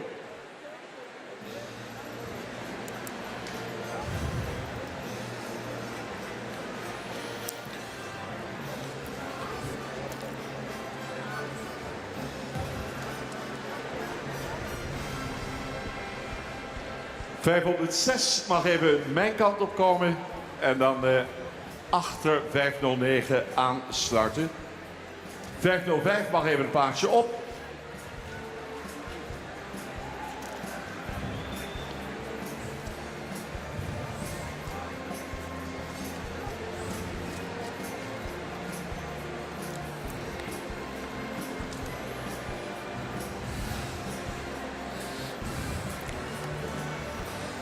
En dan gaan we opstellen, dames en heren, op kop geplaatst, Teun 505. Teun helemaal voorop als eerste. Dus wat dat betreft klopt het. En daarin Mathies 88. Ja. Prijzen worden uitgereikt, de litten worden aangehangen. Voorzitter van de jury, mevrouw Louise Hompen, zal de hengsten toelichten. En waar, die is ik nou een plakje op schoot. Die rent nou in een lijst. 406. Hulbe die rent lijst. Het wordt wat lastiger om de hengsten in een rustige stap te zien. Ja. En we moeten meenemen. En wat we zien, we geven ze de kans. Maar deze groep was wat gespannen. En uiteindelijk hebben wij 505 bovenaan gezet. Die was het meest constant in de draf. Natuurlijk een modern gelijnde hengst met een goede bovenlijn. Een mooie opgerichte draf. 504, ook een zeer goed gelijnd paard. Wat explosief in zijn beweging op dit moment. Had ook wat last van het slaan op de boarding. Dus ze krijgen nog een kans. En dan zien we wat hij doet. Maar ook een zeer sterke achterhand zou iets meer balans mogen tonen dan 507. Een paard wat ook jeugdig is. Wat het voorbeen iets meer zou mogen uitleggen en iets opwaarts zou mogen lopen. 508. Ook een paard wat mooi erin gegroeid is. Zou ietsje meer souplesse kunnen laten zien en iets meer de stap kunnen afmaken. Dan hebben we 509. Een paard met een hele jeugdige opdruk. Ietsje strak hield hij zich in de bovenlijn. Het zou wat meer moeten loslaten. Dan hebben we 506. Een paard met een mooie halsvorm, een goede neklengte. Draf was constant. Zou een iets flitsender achterbeen mogen laten zien. Maar een goede presentatie van deze jonge hengsten. Nou ja, dit is in feite een bevestiging van wat we natuurlijk correct zijn. De jury hier er ook wel een probleem mee. Ja. Omdat die regelmaat en rust er nooit in kan. Ze komen eigenlijk nooit in een ritme. Zowel net bij het rennen als bij het draven. En dan wordt het voor hun dreig om te zien hoe het zit. En dan inderdaad, natuurlijk als je bespreekt, moest dan ik nog een aantal redenen opvoeren waarom als ze dit aan de held zegt. Nou, dat valt in dan net altijd mooi. Dus alle respect wat dat onbelangrijk. En ik vind voor Charling de Boer toch mooi, want we hebben de indruk dat hij even hinderen wordt door dat geraas daarin voorin haalt. Maar het valt gelukkig daar. Hij revancheert zich en hij klasseert zich in elk geval voor de kampioensronde. Ja, er weet wat onrust om de baan heen. De jury beneemde dat ik, Heloïse Hompen beneemde dat ik van... Ja, en dan had hij dan al wat schrik achter binnen. Dan wist hij misschien nog wat meer aanleiden. Wordt het nog wat dreger om het ritme te houden. En nou goed, uiteindelijk komen er dan toch 2 uur al in die naast mij gaan. En de jury zei al, we hopen eigenlijk dat ze aasten in de tweede ronde, dat ze dan wat meer tot rust komen, dat ze dan misschien wat beter zien leren kennen wat ze kennen. Ja, nou, ik denk dat wij Dirk de Horst te kennen en hopen dat dat realiteit wordt. Aan het eind van deze dag. Ja, en wij gaan dadelijk weer verder met de tweede keer dat je treien van die hiesten presenteerd worden Sporthinders Heidse fjouwer 2-5. Lodewijk fjouwer 3-1. En Michiel fjouwer 2. We hadden alle drie al aan het werk jongen. En zij worden gepresenteerd door Laurens van Lieren. De man die het nederhaal weet van de dressuur en ook voor de NOS daarvoor aan het werk is. Hij zal het verhaal vertellen over deze drie hinders. Heidse, Lodewijk en Michiel. Laurens van Lieren staat hier alweer naast mij. Grand Prix ruiter, dames en heren. Zelfs zeer succesvol in de sport. En natuurlijk kent u hem ook als verslaggever bij NOS Studio Sport. Hij zal het commentaar leveren. De hengsten begeleiden in dit prachtige optreden. Met zoals gezegd weer 3 fantastische sportelite hengsten. Heidse, Lodewijk en Michiel. Het woord zo dadelijk aan Laurens van Lieren.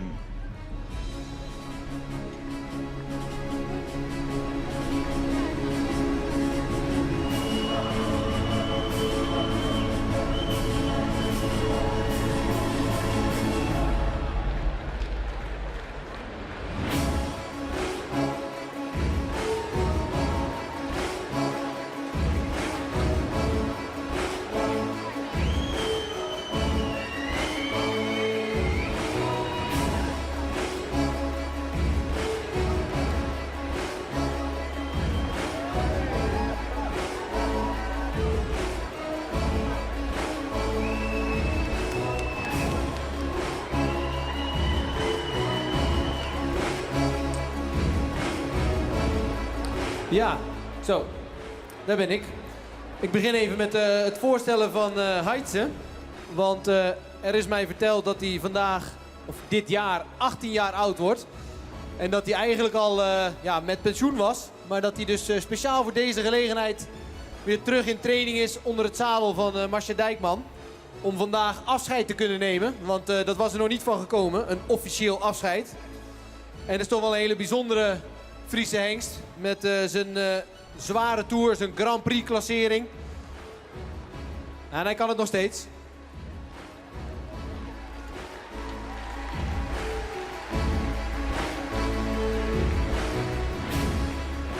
Dus vandaag het afscheid van Heidse.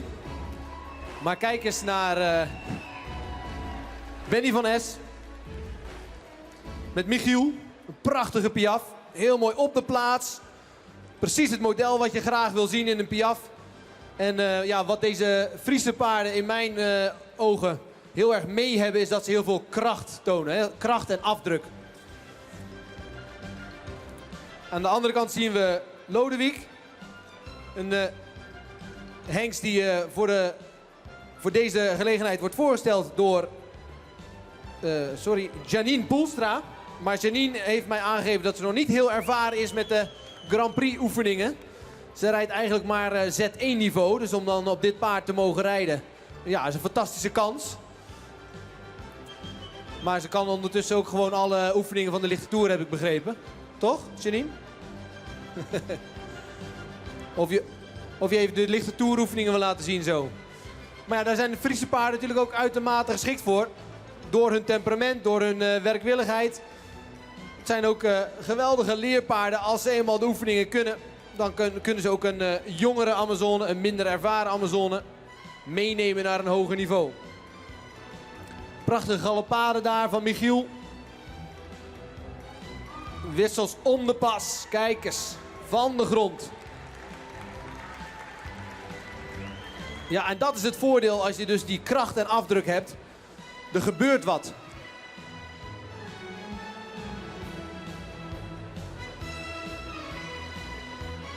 Hier Heidse in de serie om de 3. En hij is nog steeds fit hoor.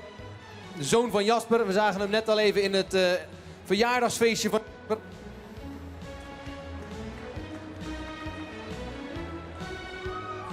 Een hele mooie serie om de pas. En de pirouette van Heidse.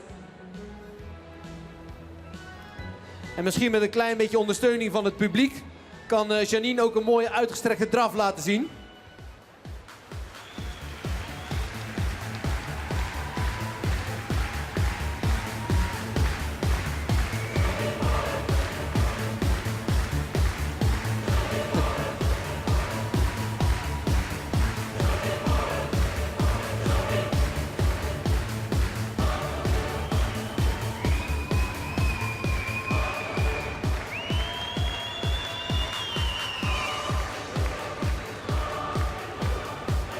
Ja, dat hoef je maar 1 keer te zeggen, hè? Dan gaan ze.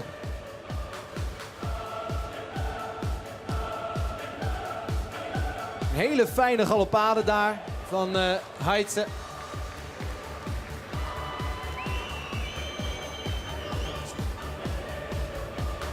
Oh, sorry, dat was niet Heitse, dat was Lodewijk.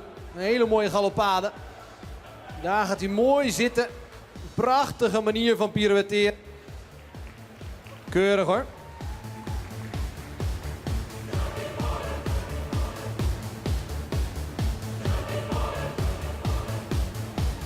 En een mooie piaf van Heitse.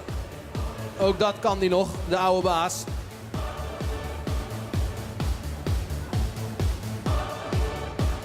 Heel mooi ritmisch, heel mooi in de takt.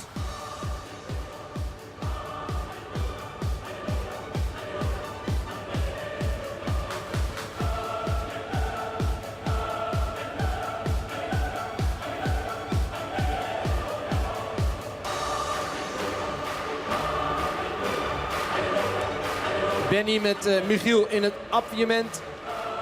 En daar zie je de kwaliteit in de zijgangen. Als die in de zijgangen nog mooi bergop en mooi gedragen blijft, dan is het niet alleen maar kracht, dan is het ook souplesse en gedragenheid.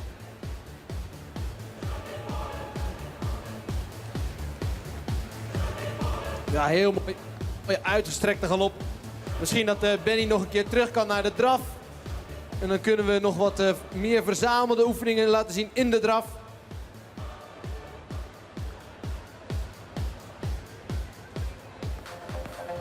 Lodewijk met zijn hele lichtvoetige galopade.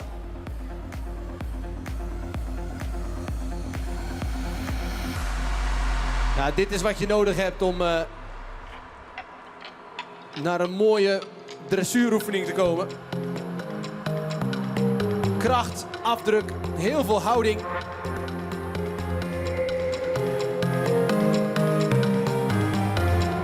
Prachtig, hele mooie piaf.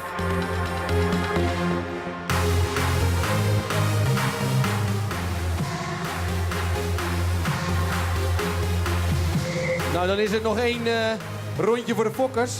Dan hou ik verder mijn mond. Kunnen jullie je ding doen. Marcia Dekman presenteerde Heitse 4-2-5. Janine Poelstra met Lodewijk 4-3-1. En Benny van Es met Michiel 4-4-2. Klopt nog een keer mee.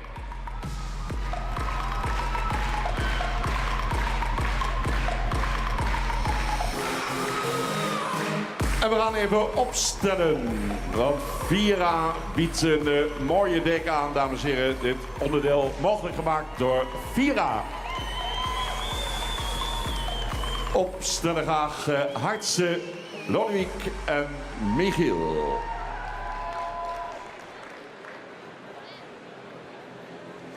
Ja, en dat wie dan de presentatie van Heitse, Lodewijk en Michiel.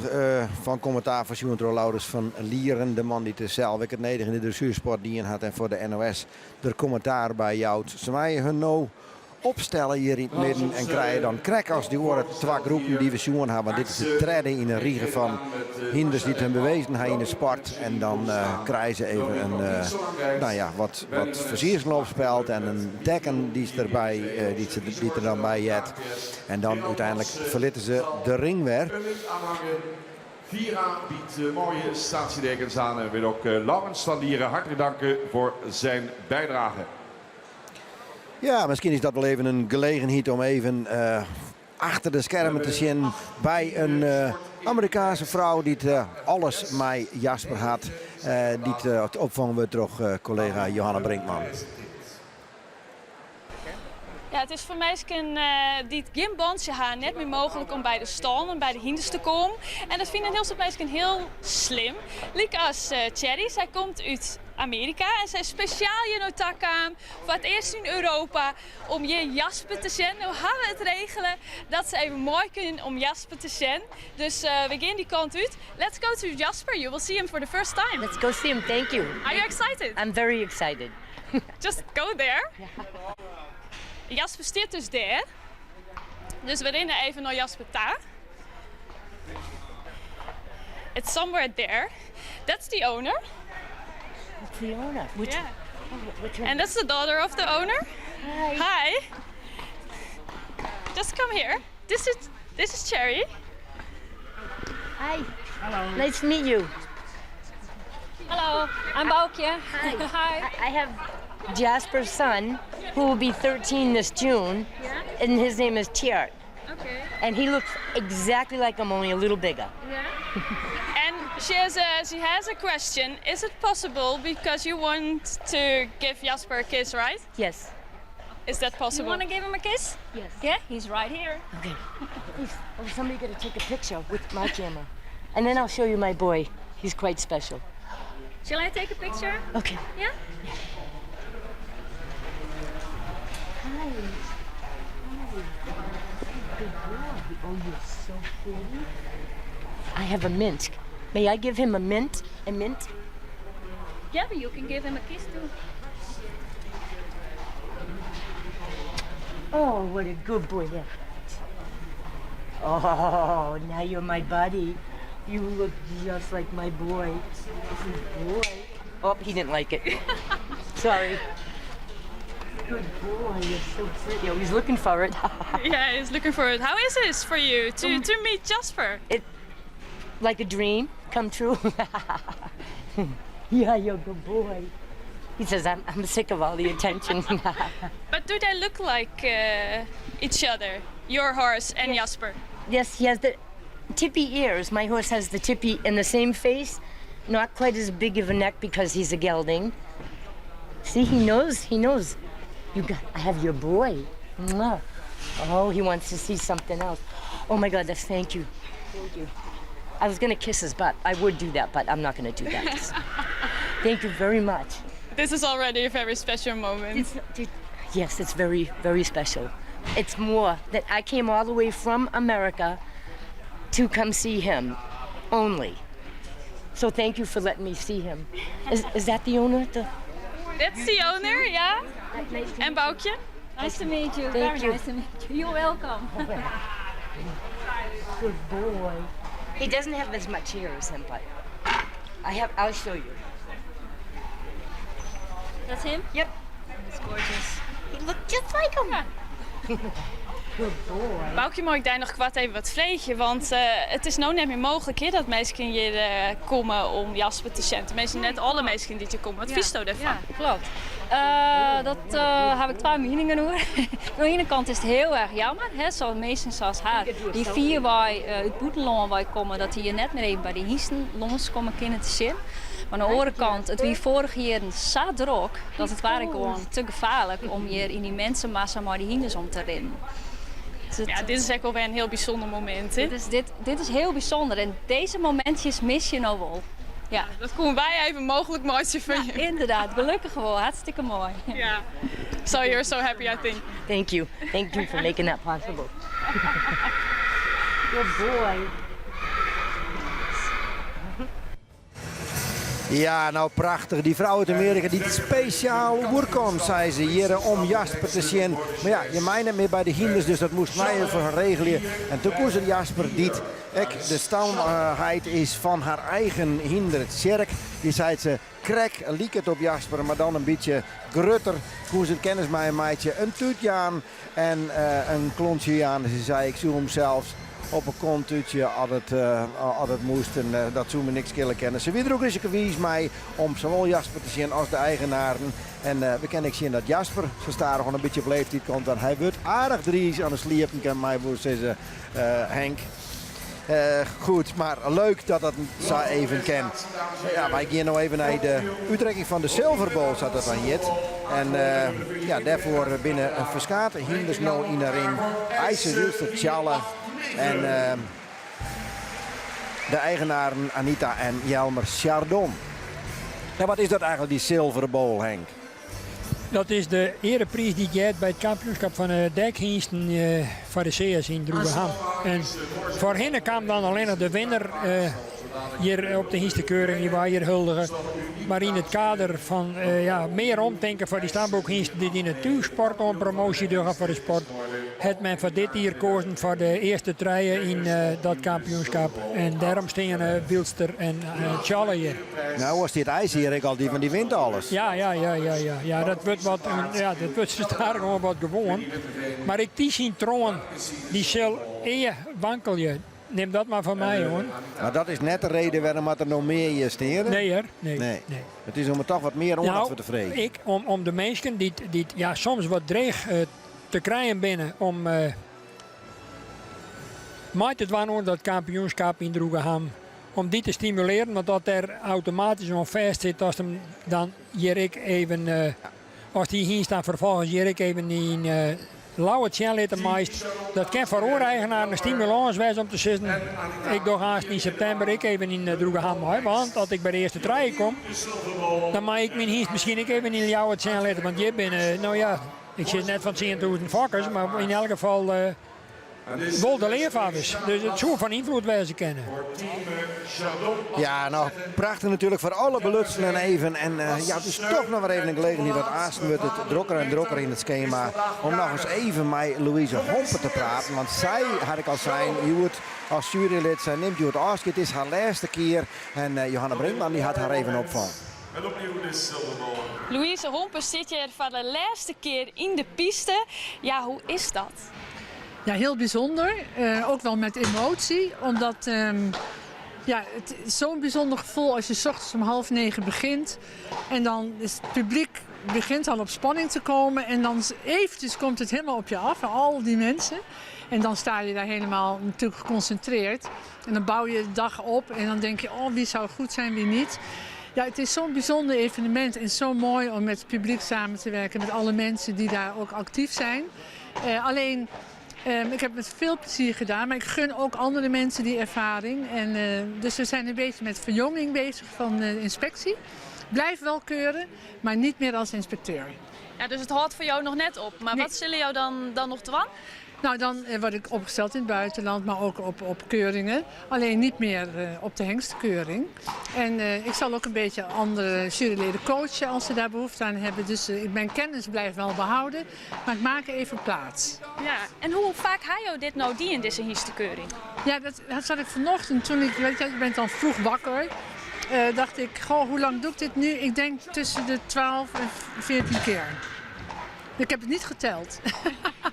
Maar is dit eigenlijk een beetje het meest bijzondere moment van het jaar dan echt voor jou? Ja, dat is echt dat is het meest bijzondere moment. Ja. En waar loopt het dan om? Omdat je alles bij elkaar komt? Hengsten. Kijk, sowieso op donderdag, voor mij altijd, als er jonge hengsten er zijn, dat begint het al. Dan wil ik geen enkele missen, want dit is dan weer een nieuwe toekomstgeneratie. Ik fok zelf ook paarden, dus ik ben daar altijd heel erg mee bezig. Van welke lijn zal ik nu nemen? Dus dan begint het al op te bouwen. Dan heb je de dag erop je clinics en vergaderingen met het buitenland. Je ziet altijd heel veel mensen, iedereen kent jou. Dus iedereen wil met je praten, dus het bouwt zich al op. En op zo'n dag, het is natuurlijk ook folklore. Je zag ook weer iemand op klompen voorbrengen vanochtend. Die hengsten die dan de oudere hengsten, dat is zo mooi om te zien. Ze zijn al wat grijs. En waarvan sommigen dan, nu hadden we net een hengst die was 20. Die dan nog zo mooi loopt. En dan ben je ook heel trots op het paard. En ook op het erfgoed. Maar het lijkt me echt wel dreig, want er loopt wel een hele druk op Jim. Want Jim bepalen wat de winnaars worden. Ja, dat heb je 's ochtends al voordat je begint. Voel je die spanning wel. Maar je bent met z'n drieën en je bent op elkaar ingespeeld. En gedurende dat je daar staat, valt dat ook wel weer van je af. Want je bent daar zo geconcentreerd mee bezig. En we hebben dat natuurlijk ook geleerd. Om dan alles om je heen een beetje van je af te zetten. Ja, want er binnen dan ook mensen die binnen het misschien net mooi in. Ja, en die gaan heel hard roepen. Maar ook dat is een mooi samenspel. En dat zien we natuurlijk ook helemaal niet als dat ze ons afvallen. Maar dus hun enthousiasme mogen ze ook laten zien. Jim Zugger verstelt een hele ontwikkeling terug de jaren heen. Wat valt er wat jou onbelangrijk op hier, mooi het Fries kinderen? De populariteit is natuurlijk gigantisch. Alle kaarten zijn heel vroeg al uitverkocht. Begin september begint dan de verkoop voor de leden. En daarna zijn er nog maar 400-500 kaarten te krijgen. Dus dat merk je heel erg. Ook wel de invloed van het buitenland. Natuurlijk heel veel belangstelling van de buitenlandse fokkers en andere landen. Het paard zelf, denk ik, meer naar sport gericht. Gebruikspaard, karakter is natuurlijk heel belangrijk. Dus eigenlijk verkoop nummer 1 is nog steeds karakter van de Fries. Samen met de rastype. Er zijn wel eens mensen die zich daar zorgen over maken, maar dat is helemaal niet nodig. Want bijna alle hengsten die we gezien hebben, die hebben een schitterend rastype. We zien een paard wat iets meer opwaarts gebouwd is, wat minder alleen maar op show loopt, maar ook vooral op duurzaamheid en op, als gebruikspaard. We krijgen straks ook Sport Elite hengsten die zich presenteren. Dat zijn allemaal ontwikkelingen die steeds verder zullen gaan. Ja. Nou ja, ik wens jou nog een hele mooie dag. Zullen jou aansnek even een trendje litten? Of, Ja, ik hier al een trendje. Ja, wanneer wie dan? Ja. Maar dat zit ik wel aan. Ja. Zie het van de jongere generatie? Ja, echt mooi. Voor hun en hebben we nieuwe ideeën. Heel goed. Heel mooi. Ik wens u nog een mooie dag. Dank u wel. Dank u wel. Ja, het lidse net kort, dat is duidelijk een trintje litten. En echt die wedstrijdspanning die erbij heeft voor zijn jury, zijn druk die erop leidt. Je wil het toch goed doen. Je wil dat je uiteindelijk de beste hinders kiezen. En maar dat hele kritische publiek, maar als je duizenden hier omheen en al die mensen aan de buis, ja, dan leidt er ook weer de druk op de schouders. Ik bij zo'n ervaren jurylid als Louise Hompen. Ja, ze zullen hier net mee wijzen, maar goed, haar leden we het net echt vervelend als je de wereld doorreis gaat om overal in de wereld eens wat hinders te keuren, Henk, er mindere baantjes te bedenken. Nou, ik denk dat dat een van de bijkomende aspecten is. En wie hier dat eer toch dat Friese mensen de wereld doorreis hier zo'n in die buitengewesten de hinders te beoordelen en te keuren. Ja, dat is wel een extra dimensie, denk ik. Ja, en ze komen werkelijk overal van Hawaii tot Brazilië, tot China en tot Tasmanië. Dus echt de hele wereld reizen ze al om de Friese hinders te keuren. Ja. Goed, wij zijn ondertussen beland bij de volgende rubriek die er dan weer achterom komt. Dat is de rubriek 8. En dan worden de hinders jonger en jonger. En dat betekent dus dat wij een rubriek hebben met 6 hinders, dacht ik, van het dekseizoen 2020. En die hinders die binnen al jaar van 2015 en 2016. Ja, en ik ben dus bij het laatste examen in december zit maar officieel ingeschreven als stamboekhingst. En die kunnen nog hun eerste dekseizoen te meten. En dat is heel spannend. De beste daar wij weer boet, dat is de laatste in de Riege. En daarvoor komt dan nog Arend. Nou, die hebben van de week ik nog bij Omroep Friesland schenken van de familie Dijkstra uit Belsum. En ja, die hebben zelfs dit hindervakt en komen is nou voor het eerst dat ze hier op de keuring binnen mei en Hienst. En dat is wel heel bijzonder voor zo'n Lietse vakker. Ja. De allereerste die in de ring komt is Wieboud 5 Ingen. Ja, deze hinders weten zelf net zo volle van. We kunnen zien naar de punten die ze helpen op het verrichtingsonderzoek. En dan maken we het afwachten. Hè? Zij is het. En ja, door neemt dus even de familie Dijkstra. En dan denk ik, ja, dat klopt eigenlijk ook wel een beetje bij deze Wieboud. Want die is vaak toch Leni Heitema in Woens. En dat is ook een relatief Lietse vakker. Die er dan toch ik maar in slaagt om zijn hingst inschreven te krijgen in de vakkerij. Hij is dan denk ik nou intussen gewoon misschien wel mooi in eigendom van Aangehokken. Maar daar komt er ter dekking te staan. Maar ik voor zijn vrouw is het dus blijkbaar toch mogelijk met een hele hoop daarbij om dat valkwoord te krijgen. We zullen zien hoe het Wieboud hem hier snel is. Vaak met dit van die groepen, daar kan verrassingen niet komen. Ja, zeker. Je krijgt er net een zinnig met hoe ze. Degene die in het verrichtingsexamen het heegste kwam, op basis van het onderzoek, die kan je wel leest worden. Dat wist nooit. In het verleden binnen gewoon ik uit de debutanten wel kampioen kwam. De laatste die ik me herinner wie Johannes Fjouwer. Die werden als debutant dadelijk algemeen kampioen. Dus het is absoluut net uitsluitend dat een nieuwe lichting, de onervaren lichting, toch een kampioen komt. Dat kan. Heel nieuwsgierig om te zien hoe die strijd zich ontwikkelt zal. En met name de presentatie in deze eerste ronde. En natuurlijk straks wie het 1 en 2 komen te staan in dat klassement. Nou, hoe liep het? We zullen eens even zien. Met even de balans op ziekje en even in het ritme komen. De jongste lichting. Nou, let hem net zien. Regelmaat komt misschien wel even beter, maar ja, het ben de eerste schreden. Nou, net de eerste, zei je natuurlijk voor hier ik wist. Maar toch, het is toch oors als dat etiket stamboek hier nou op die gest, hè? Beginnen kalm aan en voorzichtig aan. Dan werk je misschien wel naar een mooie climax staan. Wat weet je ervan? Wander 5-1-2 is het tweede hinder van die laatste lichting van die debutanten die keer de ring in komt. Die het heel aardig bij het verrichtingsonderzoek. Net superpunten, maar wel een aantal keren boven de 80 en dat mij te wijzen. Bezit van stoetrij Friese Visser en mevrouw Veuring. Zoon van Lodewijk 431 aan de stermerrie van Beert 411. Wander is de eerste goedgekeurde zoon van Lodewijk. Lodewijk die in het voorgaande blok nog 100 zadel zag. Ondanks dat hij uit een Beert 411 moeder komt, kan zijn afstamming als relatief onverwant worden omschreven. Ten meer omdat zijn grootmoeder een sterpreferente dochter is van Naan. Deze hengst Wander komt uit de merrielijn van de bekende modelpreferente prestatiemerrie Wijkje. De moeder van de preferente Tjerk en Jurre. Alvast. Wander gaat even tekeer. Van vaderskant in de stamboom van Wander voor. Ziet het, zeer fraaie rastypische hengst. Viel in de verrichting op door zijn prima manier van draven in alle 3 de disciplines en zijn voorbeeldige instelling. Beschikbaar bij stoeterij Friese Visser in Spier. Wander 512.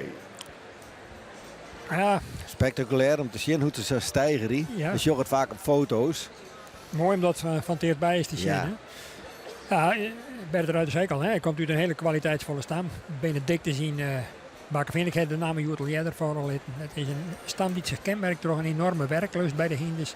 En die wijkje die hij even neemde, de stam hem eigenlijk van die vakkerij. Ja, die heeft geweldige hinders, jong. Ik denk toch ik even waarom Franke Schuurmans uit Mantgem.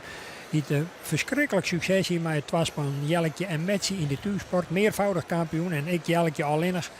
Kampioen werd op een Fokdag in Bloehuis. Een imponerende stam die deze maand uitkomt. En weet ik de Siert die van de Monal Jeder zeggen ik uitkomt. Hoe benijdt dat Wander dan de rust vinden kennen? Hij is werkbereid binnen en zou stuimig binnen. Want uiteindelijk mij natuurlijk wel een rustige, wat regelmatige drafje te vinden. Ja. En ja, de stap is op dit moment wat onrustig. Wat onrustig. Ja, komt door de spanning, dat is duidelijk. Maar goed, als die juryleden denk ik op dit stuit wel terug in. Die hiesten natuurlijk ook in het verrichtingsonderzoek goed volgen. Want die mensen gaan daar geregeld heen. Die hebben ook geen beslissingsbevoegdheid, maar die volgen natuurlijk. Omdat ze de ontwikkelingen volgen willen. Dit soort onderzoek hengsten natuurlijk ook van dichtbij. Dat is heus net alleen nog voorbehouden door Harry Draaier en zijn secondanten. We zullen zien, het is allegaar temperament en... Hij had eigenlijk nog net rond. Nou, gelukkig maar je nou draven, dat helpt. Kinderen wat energie verspillen. Nou, zo. Begint wel heel goed, maar ja, dan gaat er direct weer even wat te volle enthousiasme mee aan niks. Maar goed, de eerste passen die zijn toch wel veelbelovend, zeggen we dan zo mooi.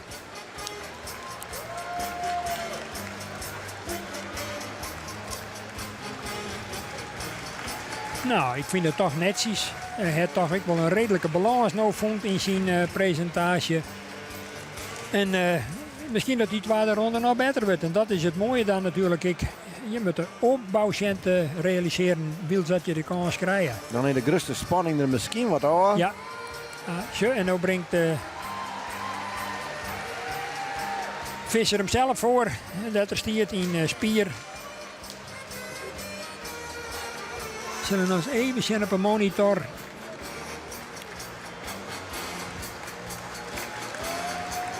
Nou, die maakt het hier toch een hele goede indruk. Met een paar hele beste passen. En ja, als je een goede jurylid bent, dan heb je soms ook gewoon een paar hele goede oertjoegende passen ik al genoeg. Wie ik de achterhand sterk genoeg hangt. Misschien kan je hem nog even rondchecken. Ja, hier zullen we dat nog even. Ja. Ja, voren is er heel explosief toch wel dat voorbeen uitlezen. En achter komt er toch rompelt wanden bij. Zo misschien een beetje meer boeging nog in de sprong, maar ik vind het toch aan alle kanten royaal voor de wanden. Wander kleine plusje mij. Wolter 5 in treien, het derde hinder van de debutanten komt nu de ring in. Faber 348, de sterkpreferent de merrie van Karsten 362. Komt uit stam 47. In het najaar 2019 ingeschreven En Walter voert zowel via zijn vader Fabe en zijn laagverwante moederlijn onverwant bloed. Zij komt uit dezelfde kast, 3-6-2-moeder, als eveneens onverwante Omer 493. En Walter viel in de verrichting op door zijn goede bewerkbaarheid. Aangespannen kwam hij het meeste tot zijn recht, waarbij vooral zijn mooie voorbeentechniek opvalt. Beschikbaar bij Stoeterij Friese Visser in Spier, Walter 513.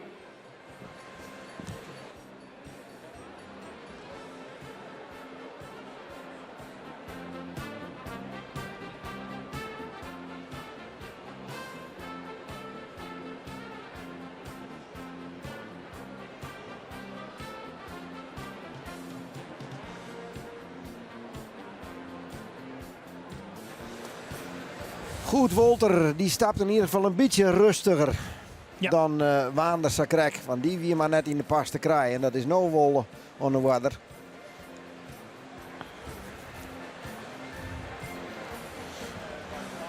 Toch zie ik nou dat de Hiest ik net heel reaal stapt. En Gieter Suver soms haast achterover ingedraaid. Hij zit er krijgt aan. Ja, nou, bij momenten in een knappe pas en dan komt er weer een kwarten achterom.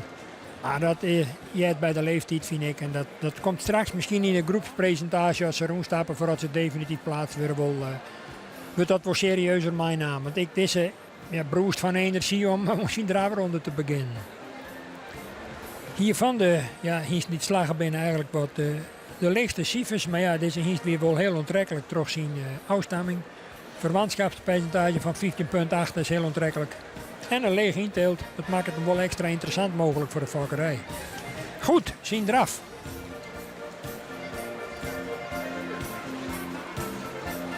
Zegt inderdaad bij het rennen al dat ze eigenlijk al naar draf daar willen. Ja. Ja, nou gaat het wel heel goed, maar... Wolder op de Tiroler tonen. Ja. Ja, dan zou de voorbrenger eigenlijk een lederhoos aan hem hadden, maar goed.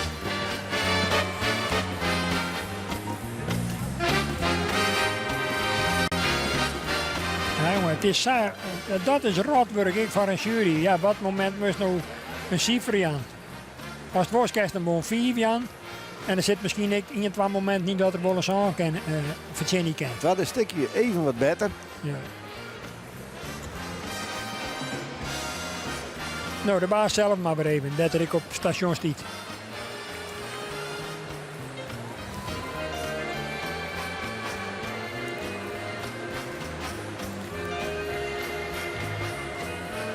Hier is Walter 513.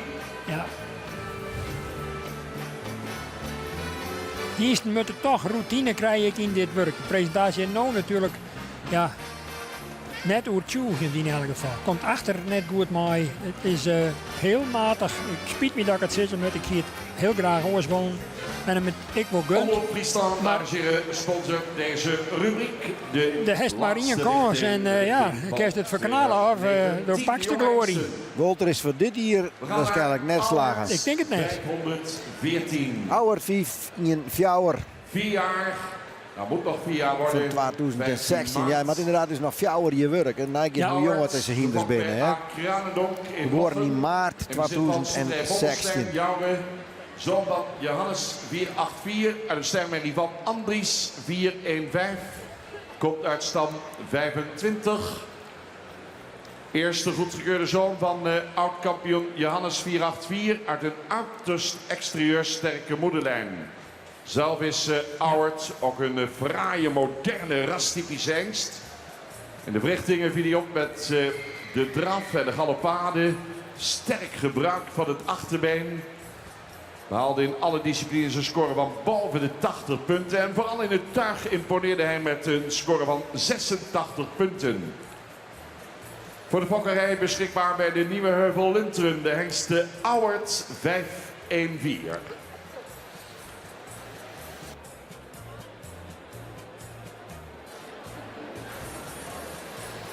Nou, we zullen zien wat Auwert ervan maakt. Inderdaad al even onjekend op Bert de Ruiter. Staan 25. De staan met hem koosje, die nemen ze de gek. Dat zei een beetje over het temperament van dat hinder in de Turk. En onder oren wieberen en Aukje deed ik hele imponerende tuighinders uit de 70 jaren. Die komen uit dezezelfde stam bij. Dus wat dat dan giet, dan zonder van ouder wel wat verwacht zien maaien. Mooie cijfers in Tuigien, Ja, hè? heel best. 86 punten. Ja. Nou, dat liep het recht op. Ja.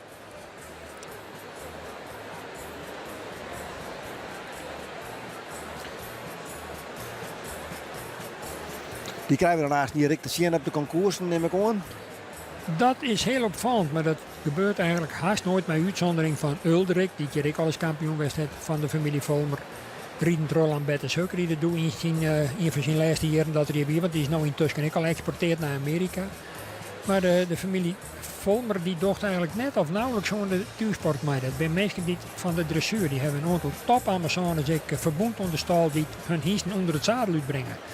En zij zorgen blijkbaar wat ooit in de tuigerij. Ja, ja. Hoe komt dat toch dat het Tuigien wat dat betreft toch wat aan populariteit verliest? Dat is een teerpunt. Ja. Ik weet dat het een grote passie is. Ja, ik zal me er zo lang mogelijk voor inzetten, maar ja, het vreegt natuurlijk een hele investering. Vooral als het nationaal rieden wordt, met een CS en kostuums en tophinders. Hou het onhoorn. Tje. Er zit toch hele mooie momenten nou al in. Oh, even opnieuw. Met name het voorbeengebroek, dat vind ik toch wel heel ontsprekkend. Het een mooie afwikkeling van dat voorbeen. Mooie knieactie. Het tilt ze heeg op en rolt ze daar mooi uit. En dan wil ik direct nog even wat meer omdenken aan de achterhand. Dat die in dezelfde mate ik mij komt en goed onderkomt. Want ja, de motor zit achter. Dat hindermut wat redden van zijn gewicht op de achterhand brengen. Om voren riezen te kennen. En dat is donders zwier. In maart, dames en heren, Auwert 5-1-4. Jammer, ho even.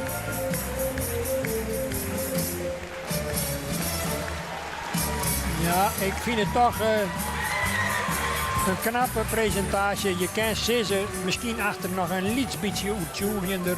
Maar op dat laatste stukje weer toch wel even wat te zien. Hè? Met name ik het voorbeengebruik. En dan ben ik wel geïnteresseerd dat het de achterbenen ik genoeg broekt. Misschien kunnen we dat nog even weer waarom zien. Nou, dan geven we er nog even extra voor zitten. Ja, als er dan iets aan wending komt, dan moet er eerst weer helemaal in balans komen. En als je de bocht nadert, dan haal je de hinders ook al wat in. Arend VR, Fokkers D, Aandexta en hij neemt heeg op voren en leidt ze nooit fantastisch uit. En dan nou ik wat rijden past dat er achter ik heel goed bij de lezers. Dus ik vind het toch wel voldwande. En dan Arend. Ja, we gaan van een week even zien in Friesland Joert op de omroep van het echtpaar Dijkstra, Dirk en Marjolein. Die zelf fakte. Hij werkt hier in het WTC. Is ooit gek geworden op Friese hinders. Begon toen de kochter die in hem begonnen met een vakken. En verdorie krijgt het voor elkaar om hier op een hinstekeuring te krijgen. Het is net voor iedereen wijlijn. Ik neem aan en ik hoop dat de man Joert alles snipperdij heeft. Ik ga er maar een beetje vanuit, zo net. Ja, zijn heertepunt voor de eerste keer in Stamboek. Nou, hij is natuurlijk zelfs opereerd en hij is voorlopig nog net aan het werk. Dus hij is, het is meer de vraag of er de spanning verdragen kan. Ja. Nou, we zullen het zien, want wij zijn natuurlijk ook nieuwsgierig. Door gaat hem dan van de week in Lunteren nog van teert bij zijn kennen. Wij zorgen meer dan bij wat van afstand. Maar in elk geval stiet het er excellent voor. Maar ja, dat kist ik verwacht bij de familie Volmer in Lunteren. Het is er zelf nog een jonger hinder. Hij is van maai 2016. Ja. Dus is eigenlijk nog maar een trein heel hier oud. Ja. En nog een heel jong hinder. En dat zei de eigenaar en de trainer van hij is ik nog volop in de groei. En wordt iedere keer sterker en beter. Dus even de vraag van hoe vier dat er dan nou al is. Ja, nou ja, en poets net uit en dat broek herhalen. En ik vooral bij deze klasse. Die hinders hebben weken in Exlo West. En dat komt er verschrikkelijk op aan. Dat kost ik wel een paar maanden voordat ze daar weer een beetje van hersteld zijn. Want dat komt er fysiek, qua bespiering en alles. En ik tussen de eren zitten wij dan, komt er verschrikkelijk op om. Dat moet je net onderschatten en dat kost soms, wel een jaar hier voordat zijn hinder weer helemaal fris in de holle is. En we zullen zien hoe dat mijn Arend in dit geval nou zich vertaalt in een toch hele onsprekende presentatie hier.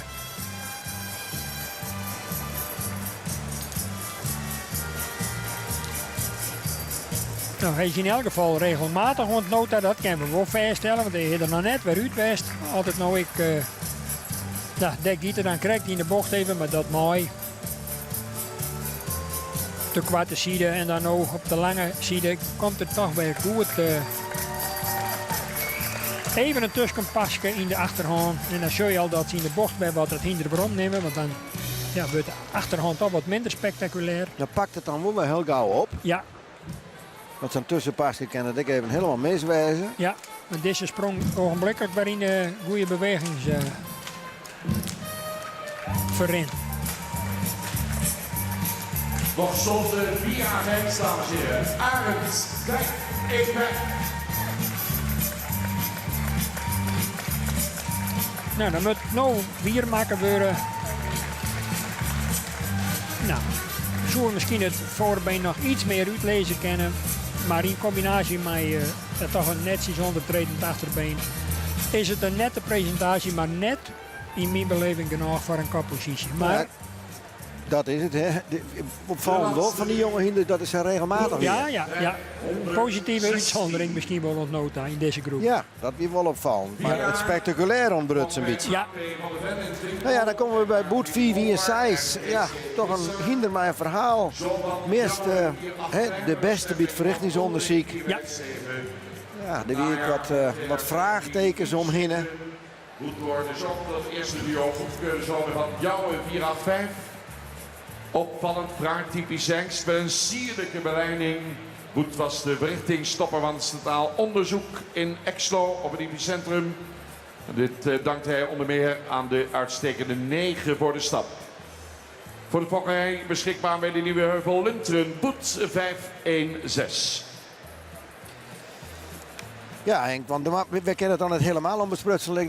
Er is mogelijk wat tonnage bij hem versteld, licht. Dat betekent dus eigenlijk dat hij misschien wat vernauwde stembanden had. En dat zou dan eventueel vererfelijk wijze kennen. Ja. Nou ja, ik heb bij de eigenaar West van een week en die zei van dat valt al hier wel wat taag. Het is ik nauwelijks te zien en hij moest wel uitzonderlijk presteren dat het koer op een verrichting onderzoek. Maar dat had het dienen.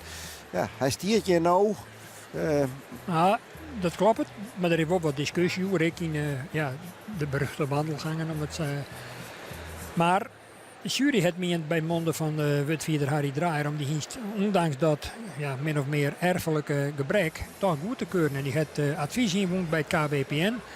En het apart is dat KWPN eigenlijk constateert heeft op basis van de foto's die in Utrecht bij de universiteit maken binnen, dat die dienst eigenlijk toch een afwijking heeft die minder geschikt maakt voor de fokkerij. Bij het KWPN zou er mij dit percentage net inschreven worden. Maar dat heeft de hiestekeuringsjury van het Fries Hiestestaanboek dus eigenlijk naast zich wel aan. Dat is wel weer apart. Dat zult toch ik nog wel, ondanks dat men het graag verzwaaien wil en verder net hoe haar wil, zullen er toch nog wel een factor wijze kennen. We kennen daar niks in, denk ik, voor het talonvragen wat hij krijgt om eventueel voor dekking. Want ja, daar kan je het vertrouwen zien van de merk. Ja, maar nou sprutsen wij juster nog even met de nieuwe eigenaar Tieme Visser. Dat is ik een liefhebber uit Lunteren. Die had de dienst niet tussen onkocht. En die zei, hij hield 250 reserveringen in het boekje. 250. Dat pikte ik even net op, Henk. Nog een keer. Nou, die eigenaar die zei ze mij dat er reserveringen zijn voor 250 steeds. Nou ja, hij maakt maar 180 dekken. Dus. Wat is dat nou eigenlijk, die kwaal? Nou, dat is een ontwanning onder luchtwegen. Dat hinder onder druk komt of hij moet bijvoorbeeld onder het zadel of voor de karren presteren. Dan kent wij ze dat hij op een gegeven moment in ademnood komt. Dan sluit er zijn eigen luchtwegen een beetje aan en dan kan er problemen ontstaan. Een hinder die het heel erg cornage heeft, die kan in het ergste geval er wel hinder donder altijd een zware inspanning leveren moet. Nou, dat moet je, zei het een oor, dat moet je net wel in je fokkerij. Maar Harry Draai die zei, dat is de verantwoordelijkheid van de fokker zelf. Ja, daar kan je ja, voor weet ik het zien wezen. We zullen u even bepalen tot de presentatie, want die snijdt nog wat onder. We zullen het volgen. Je liet eerst inderdaad naar hem zien in de eerste ronde. Ja. Want het wie natuurlijk net van niks de beste in het verrichtingsonderzoek. Ja. Het hinder ken wel wat. Hij heeft er dus in het verrichtingsonderzoek geen last van. Dat is zo apart. Maar ja, het stiert wel iepen en bleed in het eindrapport van de hengst. Nou ja, dus dat, je kan het bestuur net betichten en de jury van dat ze het verzwijgen. Komt net echt in de regelmaat, Henk. Nee. Nog zo'n via hengst, dames en heren. Poets 5-1-6. Bij momenten zal het wijzen en dan lijkt het ik heel spectaculair te winnen, maar het komt er nou in elk geval net uit. Dan gaan we het net echt zien, hè? Nee. Nee. Dus dat ben ik wel benieuwd wat de jury daarmee doet. Want die reportage er wel, maar we hebben nou op dit moment in de bak eigenlijk net zo volle schinken. Nee. En dat zou je hem normaal wij net bij de twee hinders verwachten die het eventueel trokken naar de volgende ronde. Nou, zeker net wat mij betreft op basis van wat er hier litten heeft. Nee. Zet er eens een of weg er iets gokje op. Wie er een die er een beetje uitsprong. Dan richting de kampioenskeuring. Ze komen nog eerst ervoor. Worden dan op tal zet. Of gokken maar. Ik doe er niks hoe te zeggen, dat ik eerlijk ben. Ik bedoel, er waren weer een aantal wel mooie dingen te zien. Ja. Maar er wie ik net een die er verschrikkelijk uitsprong. Ouwert misschien. Ja, dat wie wel royaal voldwanden. Wieboud, ja, ik vind het heel moeilijk om hier een kaart in te maken. Ik doe er net een zin aan, wordt eigenlijk niet te zeggen. Want er wie op alle keer wel wat aan te merken. Dan letten we het mooi aan de jury, hoor. En zul je hopen dat er in zo'n groep die het aan krijgt goedkeurt is, dat er een uitblinker in zit. En dat die hier nou de sterren van de loft erin krijgt als Johannes destijds. Die hebben net jongen. Die hebben net jongen. Nee, die hebben net jongen. Nee, ik net bij vlagen. Nee. Want dat ken dan ik nog. Tuurlijk. Ze zeggen van, goh, ze zijn nog jong en ze moet nog leren en dus moeilijk onder controle hebben. Maar we gaan het toch even zien. Maar weet komt het er later nog uit. Dat bloe ik is, en herhaal dat ik terug. Inderdaad, het is een momentopname. En als zit ze dan maar 2, 3 jaar posten, dan zegt hé jongens, het zit er toch in. Ja. Door omstandigheden komt het er net optimaal uit. Maar dat hebben we hier eigenlijk net zien kennen. Nee. Ze rennen nu nog gewoon op volgorde. Alles zei, dat betekent dus dat Wieboud nog voorop rent. Volgen terug Wander, Wolter, Ouwert, Arend en Boet. Ik zag Boetje toch sneuvelen, ondanks dat verrichtingsonderzoek. Nou ja, en dan is het in dit geval misschien nog wat extra nieuwsgierig. Hoe komt het mij West van de Wieken op bezoek West? Ja. Ken die erbij of komt hij er net bij? Nee.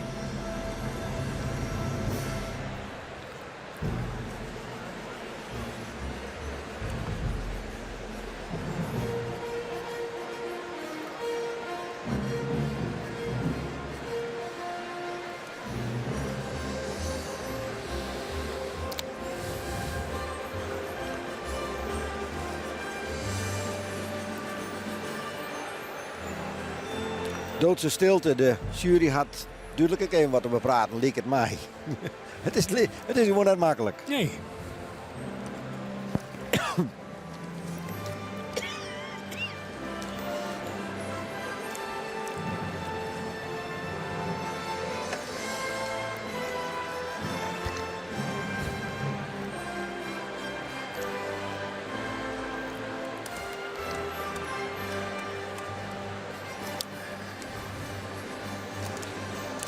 Ja, en al die voorbrengers die Stenix die van de zenuwen van hoe komt het, we hebben daar uiteindelijk haast. Ik wil eigenlijk net lijst worden.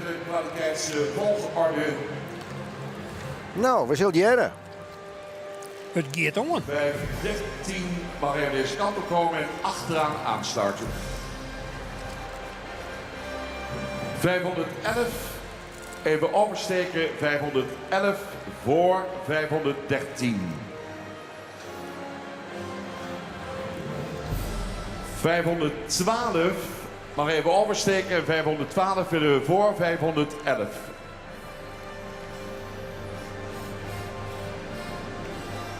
Nou, zo scoot Auwert en zo scoot Arend naar voren.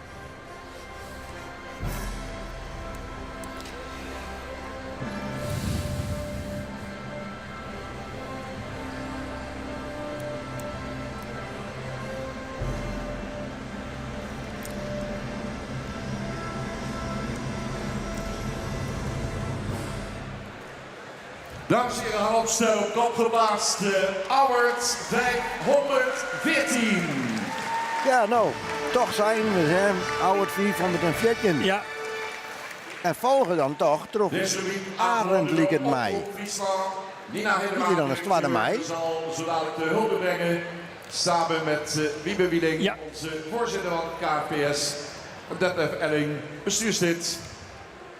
Op kop geplaatst. Auwert 514. De toelichting van Louise Hoppe. Ja, deze hengsten hebben natuurlijk een zwaar traject achter de rug. Waar ze goed doorheen gekomen zijn. Je ziet dat ze nog sommigen wat onstuimig zijn. Nog wat moeten wennen aan deze indrukwekkende omgeving. Wij hebben bovenaan gezet 514. Een zeer luxe verschijning. Een paard wat er, zoals we zeggen, erin klimt. En veel go heeft en veel oprichting en een krachtig achterbeen. 515, zeer solide bouw, goed droog beenwerk, goede beweging, maar zou wat meer ruggebruik kunnen tonen. 516, een lang gelijnd paard, zou in de stap meer moeten doortreden en wat meer oprichting moeten laten zien. 512, een paard met een jeugdige opdruk ook, een prachtig hoofd. Qua rastype is dat heel mooi. Heeft wel ruimte, maar zou meer rust en ruggebruik moeten laten zien. 511 is een grootramig paard. Zou wat meer souplesse moeten laten zien en meer draging in de draf. Dan hebben we 513. Een paard wat ruim voldoende in het rastype staat. Iets meer zou mogen afbuigen in het front. En iets meer dragend vermogen zou mogen laten zien. Was vandaag iets minder in balans. 2 mooie kopnummers. Dank u wel, Louise Hoppe. Fokkers, eigenaren, kom erbij. Dat is altijd gebruikelijk op de hengstkeuring van het KNVS. Dat hengsten die nieuw zijn ingeschreven in het stamboek. Dat we dan de fokkers en eigenaren van behuldigen hier in de piste. Dus ik zou zeggen, komt u erbij. Dan gaan we de attenties uitreiken. Nou, Auwert en Arend toch op 1 en 2. Voor de jonge paarden, die jonge lichting. Auwert, nou hier wel een beetje zien. Arend van de week zei de trainer van nou ja, dat hinder gewoon zijn rust vinden. Dan is het goed genoeg om een ronde verder te komen. Nou, dat komt dan in dit geval uit. En Boet, dus de favoriet vooral, ja, Sneuveltje stiet nog wel op de tweede plak. Ja.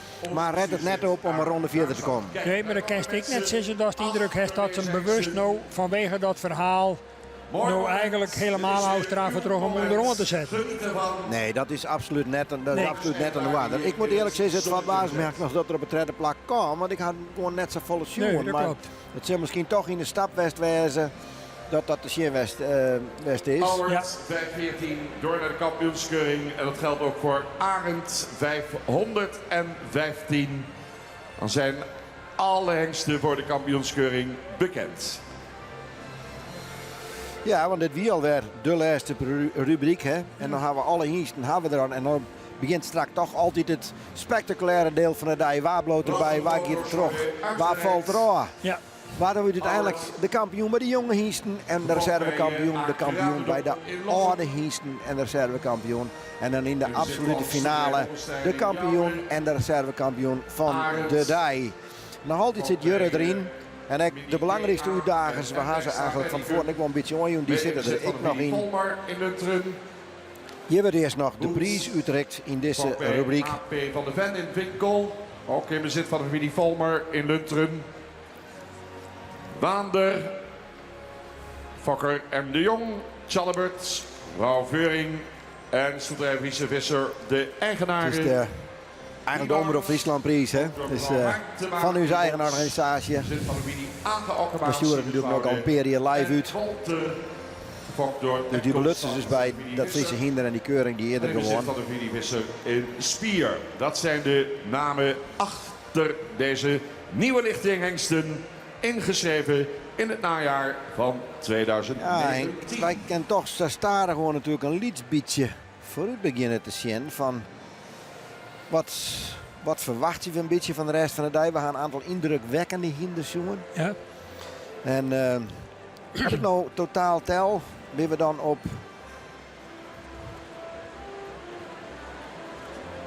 Hebben we dan totaal 16 hinders? Ja, die hebben we daar nog even onder verdelen in jonge en oude Ja, hingsten. dat is bij de jongere hingsten dan totaal 10. En 6 bij de, bij de jongere hingsten totaal 6 en bij de ouderen 10. Ja, klopt het. Dus daar is de concurrentie nog groter, maar ja, de verschil in die jonge hengsten topgroep die is ik heel erg lief. Het is heel zinnig om daar een prognose op los te letten. We hadden ouderen hier eigenlijk vaak jongen dat de winnaar uit de jongere groep komt. Ik vrees me af dat het Joert erin zit. Ja, ik heb er toch wel treien bij dat ik van veronderstel dat die toch nog wel behoorlijk meidbaan kennen. Teamen Mathies en Teun en Tierde als outsider ik nog, dus dan heb ik het al hoe jouwer. Dat zou betekenen dat die laatste twee die zich ook kwalificeerd hebben, die misschien nog net ontdaan kennen. Maar het kan ik zo wijzen, hun optreden nou wie wat zin vond. Maar ze kennen die eigenlijk, dat was mij vallen. Hè? Dat ze hier een keer even west hebben. Is altijd mogelijk. We hebben vaker het jongen natuurlijk. Nou ja, Jurre is het grootste voorbeeld. Die het eigenlijk in de rit van de dag iedere keer sterker was. Dat wie verliezen. Ik kwam bij Norbert een beetje zo. Ja. Die kwam pas op gang. In de rit van de dag. Prachtig moment, dames en heren. En bereidt dat dus collega Johanna Brinkman. Ik lees die het om die het KVS gaan dienen. de familie Dijkstra een kwart op te vangen. Auwert, Arend, Boets. En bij de Orden. Wieboud en Walter.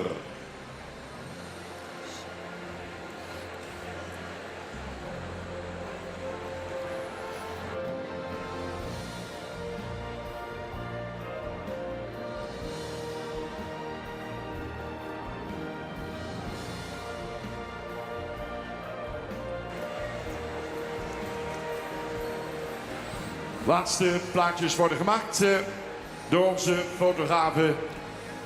We krijgen zo dadelijk de eerronde. Altijd interessant om de jongsten te zien. Aankop. En die zien we terug in de kampioenskeuring. Auwert 5-1-4. Nou, prachtig natuurlijk voor al die eigenaren die het die hier voor het eerst even in het centje zetten. Dat doen ze altijd, maar de jongen is niet voor het allereerst hier op een keuring verschijnen.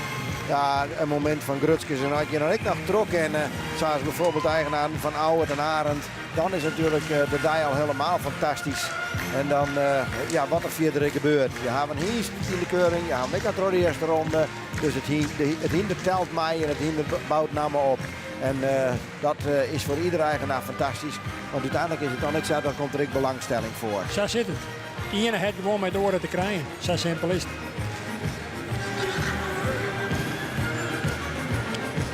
Nou ja, de familie Dijkstra kan in elk geval tevreden wezen. Het debuut en dan ik nog voor dadelijk naar de kampioenskeuring. Nou, dan kan het al net meer stikken, denk ik. De verwachtingen weer een temperen. Die zien hier net zo volle verwachtings. Maar de trainer zei al, hij is zeker in staat om een ronde te overleven. Dat ik doe, nou dat hebben we jongen. Ja. En dan is hij uit te schroeven, maar dat weet ik wel zeker. Ambassadeur van het Spaar bij uitstek is de Friese Quadrille. Die in 1963 werd opgericht naar een idee van jonkheer Wilco Baart van Spinia. Quadrille is van oorsprong een Frans-Italiaanse ruiterdans die in de 18e eeuw bestond uit 4 ruiters of een veelvoud daarvan. Maar het team van V2 Facility... Nou ja, en ik zei al, we hopen dat we de familie Dijkstra even vinden. Johanna Brinkman, uw collega, die vangt nou, die praat nog even met Dirk Dijkstra, de eigenaar. Ja, Dirk Dijkstra, we willen graag even op televisie en even jouw eerste reactie, hoe wie dat krijgt. Ja, super natuurlijk. Hè. je zit in senioren bovenop de tribune en dan maakt maar af hoe het doet. En ja, dan had het draaft en dan denk je van ja, hij doet het goed, maar ja, er zijn meer kanshebbers. En dan moet ze stappen en hij doet het in de stap heel goed. Ja, en dan stiert het tweede en dan, ja, dat is onvoorstelbaar. Je hebt net verwachten. Nee, dat kan je net verwachten. No? Dat is, ja, je hoopt het. Ja, want hoe vind je dat moment dan op de tribune? Hoe zit je hem er dan bij? Want je ziet hem mooi in ja. Hartklappen, heerlijk weer. Ja. Spannend, hè? Spannend, ja, heel spannend. Ja, want dit is voor je toch wel echt een heel mooi moment. Ja, zeker. Prachtig moment. Schitterend. Heerlijk weer. En dan wordt hij echt nog tweede? Ik nog tweede. Geweldig. Heerlijk. Hoe kun je hem dat aan zijn vieren? Nou, dat hebben we nog nooit toch? Nee, hebben we geen idee. Dit is champagne al ergens clear? Helemaal net. Nee, maar dit was eigenlijk totaal net verwacht. Ja. Wat we zinken, hè? Zinken, ja. Een glasje molken? Ja, blijf wat fris bij, hè? Ja, dat is wel weer. Nee, ik denk dat wij jongen het programma nog even nooit op de televisie had opgenomen, dus dan kunnen we nog even zien. Kun je hem nog even nooit genieten? Ja, no? Ja, zo dat. Even zien op mooie wet, denk ik. En wat zullen je hem nooit van om de spanning een beetje bezinken te laten? We nemen maar eerst een glasje bier. En je hem haar mooi blom erbij krijgen. Ja, zo dat. Ja. Nou, succes en geniet je ervan. Ja, zeker wel. Helemaal goed. Ja, een blije familie Dijkstra. Maar ja, te vieren, er is nog niet eigenlijk te vieren, want ze zitten nog gewoon in de wedstrijd. En voor hetzelfde heel komen ze nog een ronde verder. En door ze mij, ja, je weet het net, denk ik. Ik bedoel, het is nog net die. Het leven is vol verrassingen. En, voor hun in ieder geval een hele positieve verrassing. Ja, intussen is hier de trekker in de arena verschijnt. We zijn in afwachting van de Friese quadrille. Dat betekent dus die... hoeveel bent er totaal? Ik maar weer die 7... 8. Totaal 8. Ja. En die zullen hier een performance, ja, wordt altijd terug een hulp aan mensen in het publiek. En zeker Trodij Henk naar uitzoeken dat de quadrille hier komt. Want dat bloot spectaculair om al die ja, het was van ontwerp te zetten. Ja, en vooral de choreografie die daar rond de grondslag lijkt. Ja, dat is heel lastig omdat vooral binnen ik gentle, want op een veld heb je dan toch wat meer ruimte. Maar ik vind het alle keer super om naar te zien. Het is een visitekaartje van ja, hege klasse. We hadden bij de omroep, ik heb wel eens even wat doordacht aan Joen en ik een programma uitstuurd. Maar even kwart uitlezen van wat is er zo moeilijk om? Want ze rieden eigenlijk maar zijn own tron dan erheen. Nou ja, je maakt het ten eerste er al verschrikkelijk om denken dat je degene die het naast jou riet, kan je die net rijdt zien. En dat komt in de training nou wel eens een keer voor. En dan ga je de speaker uit jou chillen. Nou, dan mag je naar de wijnmaker en dan heb je een hele hoop onkosten.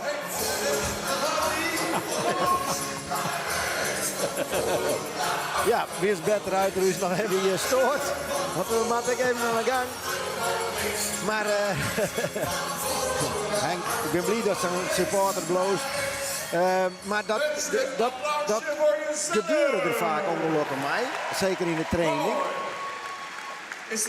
Ik ken die eventjes net helemaal volgetrot lawaai van buiten nou. Nou, ik zeg, gebeuren er bij de training vaak wat ongelukken mij, incidenten, dat ze nog aan een rijtje, dat het even mist hier. Dat ken wel, dat komt ik wel eens voor, maar de ploeg die er nou ik zit of riet, die ben al dermate geroutineerd dat, ja, dat is eigenlijk dat een minimum behind. Maar je kan nooit helemaal uitsluiten. Ik zei Joert Jedder al, er is al eens een heel ernstig ongeval die in het Libbenkosten gaat. Ja, dan breekt er iets van het materiaal. En dan kan je nog zo'n Hiesterman weten, maar dan ben je op Bakerau, dan zetten ze ouw. En ja, dat kan soms hele rampzalige gevolgen hebben. Maar de Joerdijkse bezetting, die stiet toch ook garant voor hem in de meeste gevallen een vlekkeloze uitviering. Ik denk dat het helpt de meesten die vaak die zo bij stilstaan, dat zo stiefje van de oorreden, hoe secuur dat komt. Oh. Er zit soms een centimeter tussen en goddank gaat het altijd goed. Maar ja, het zal je maar op zo'n podium met 10.000 mensen en thuis dan de hele wereld nog te zien, zal het niet meer hoe komen dat de zaak hier op een kletter gaat. En ik weet wel, we hebben het ooit te zien het indoor nog gehad. Toen rekke Gerard van der Meulen ik nog eens een keer op een kletter met een CS en het hele spul in Spaan. De hele CS weer niks meer van oer gelukkig. Houdt het er zelf net hele grote nadelige gevolgen van oer. Maar het risico is altijd onwijs. Ik vind altijd dat ik naar een concours ga in Simmerdooi. En het is dan allemaal weer zonder braaksteken dat er goed einde komt. Dan denk ik, jongen, wat hebben jullie weer een geluk gehad. Want er moet maar dit gebeuren. En dan krijg je ernstige letsel of hele rare ongemakken. Het is absoluut geen gegeven. Ja. Het is absoluut geen gegeven. Nee. Ik mag wel eens denken soms aan die straaljagers die we dan op die Jippendagen jongen. Die op die Jippendagen van de luchtmachtbasis, ik zag vlakbij elkaar vliegen. En dan vreeg ik me altijd al, hoe is het dan mogelijk dat ze het van me krijgen? Eigenlijk heel dat voor de quadrille ik wel een liedje. Jawel, maar dat is een treffende vergelijking. Maar in wezen nou we nou even heel dicht bij huis bloeien. En we gaan met uw auto de dik op. En we rijden bij de grote steden soms op 3 of 4 baan breed. Ja, dan komt ik wel eens een dwaas voorbij. Dan denk je, godskes, ik ben ontsnapt. Dus dat kan, ja, in het leven kan dat op alle soorten momenten kan dat gebeuren. Nou, de Zamboni is nog even aan het rieten hier. Het publiek wordt erop beter uit even flink opjagen. Speciaal voor Henk Dijkstra. En die gaan er voor staan. Wheel!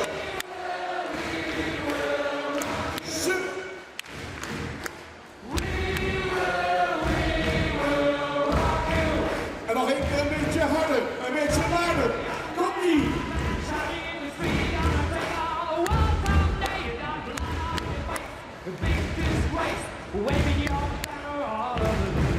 En dan gaat hij.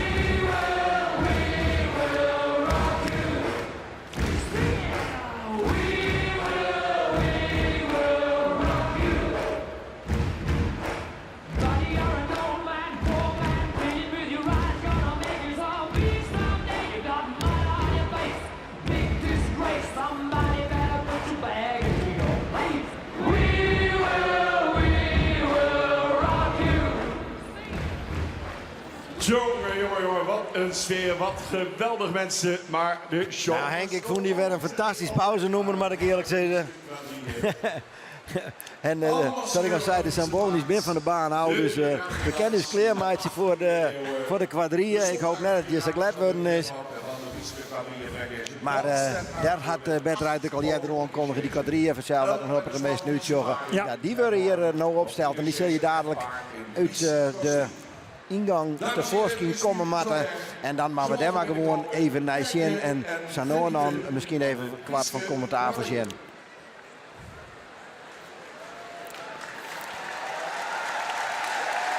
Nou ja, het is ooit ontstaan in 1963 doet de Frieslandhal gebouwd is. Toen is voor de eerste keer toen nog maar enkels van. Er was maar één hinder voor een CS. Ik droeg 8 deelnemers. Is het eigenlijk bijna zo'n je ze kennen. En ja, soms is het eigenlijk net meer buiten denken uit de hele historie van het Friese hinder. En treedt men in binnen en Boetelaan op een privévoorstelling bij de Britse koningin Queen Elizabeth op Windsor Castle in de achtertuin. Ja, dat maakt het allemaal zo lid van dit selecte gezelschap. Want dat is natuurlijk wel. Vreeg het wel een hele grote inspanning. Maar ja, ik vind het alle keren weer imponerend dat we dit stuk cultuur bezitten. De kostuums, de seersen. En natuurlijk het allermooiste visitekaartje wat wij kennen, de hinders. Dat op deze manier verbinden kerst. Maar ja, het jonge Dijske. Deze traditie die mag we bewaren. Hoe vaak trainen ze heen? Nou, zij trainen op het moment dat er een aanvraag komt dat ze ergens optreden maken. Het is net zo dat zij het hele jaar voor trainen, maar als er een aanvraag komt, je moet er bijvoorbeeld in april of mei, moet je ergens optreden. Nou, dan trainen ze 4 weken voor het tijd, 1 keer in de week, soms 2 keer in de week. Dat is ik naar me krijg. Hoe is het met de vorm stelt? Hoe is het met de concentratie? Want dit vreegt hege concentratie bij de mensen die er om mij doen. Dit is maar even meisje. Nou ja, de choreografie is natuurlijk schitterend mooi. En die wil ik wel eens even wat aanpassen. En bij Vernijt komt er eens een nieuwe kuur. Nou, juist hier ik wel commentaar bij, hè? Jawel, maar ik vind zelf altijd... Dit soort optredens moest eigenlijk net... stikken praten. Want dit spreekt voor hemzelf. Dan doen wij dat ik net.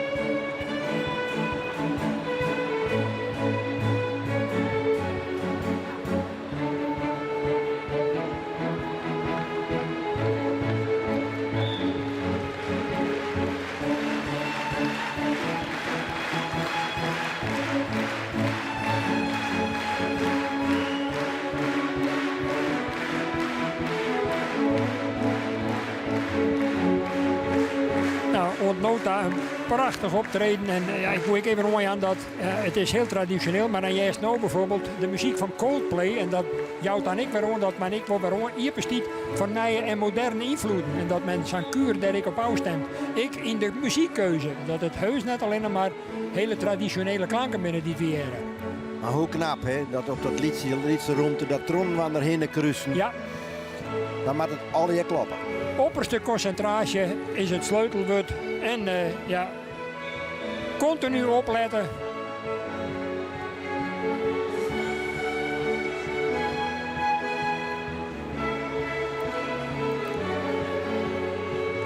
En ik de techniek, de moderne techniek, docht zien intreden bij deze groep. Want ze hebben alle keer een eerke in het en dat ze de aanwijzingen van oude kant van de commandant Frits de Jong. En Rijtse Faber, die jij er mij aan niks weer, die kan ze prima jaren. Vroeger stonden we dan hier maar een fluitje en die joeg zijn dan een fluitsignaal. En dat betutte dan een oorroute in het parcours. Maar nu kan ze via het eerke perfect jaren hoe vier dat ze binnen wat er aankomt. Maar het is imponerend, vind ik alle keren weer om dit hele schouwspel in deze formatie garen te slaan. Friesland promotie van het mooiste en het zuiverste soort.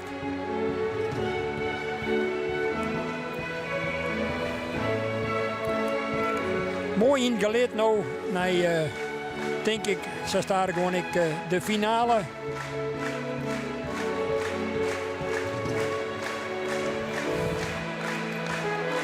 Ja, nu komt er een van de toch wat moeilijkere. Jongen te rondtik, dat just ik wel. Die in de midden staan, die moet eigenlijk op het plak. En die zeest moet op het plak eigenlijk zwaaien. Maar het is toch geweldig hoe ze dat van elkaar krijgen. En dat de rust toch voor een deel wel heel goed bewaren bloed. Ja. En ja, en de buitenste die moet ophouden, want anders dan komt het net uit.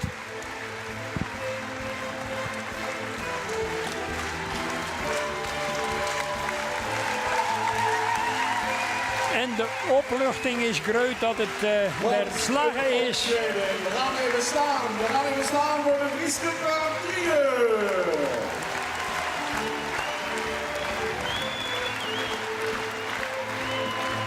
Er zijn hier alle leerhavers in de zaal, dus dit wordt waardeerd. Grandioos. Met name het slotakkoord. Die pirouette eigenlijk vanuit de midden. Ja. grote klasse. En zorg eens even naar dat enthousiasme. Het bewijst dat de Friese cultuur, ja, dat hoertje en noertje, dat toch wel op prijs gesteld wordt. Het bloot natuurlijk gewoon een plaats.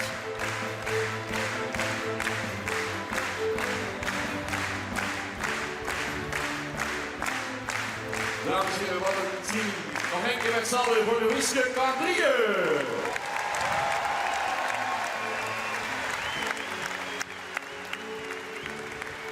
Prachtig. Blijf in één keer staan met al die prachtige chaise.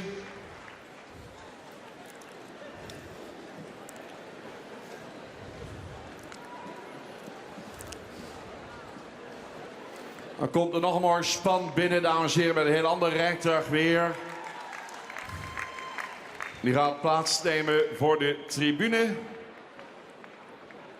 We willen graag iemand uitnodigen om in het rijtuig plaats te nemen, namelijk de voorzitter van de Friese quadrille, Frits de Jong.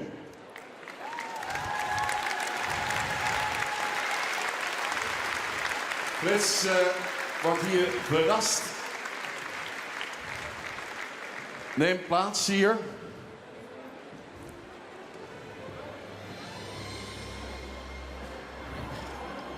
En daar zit je dan, Frits.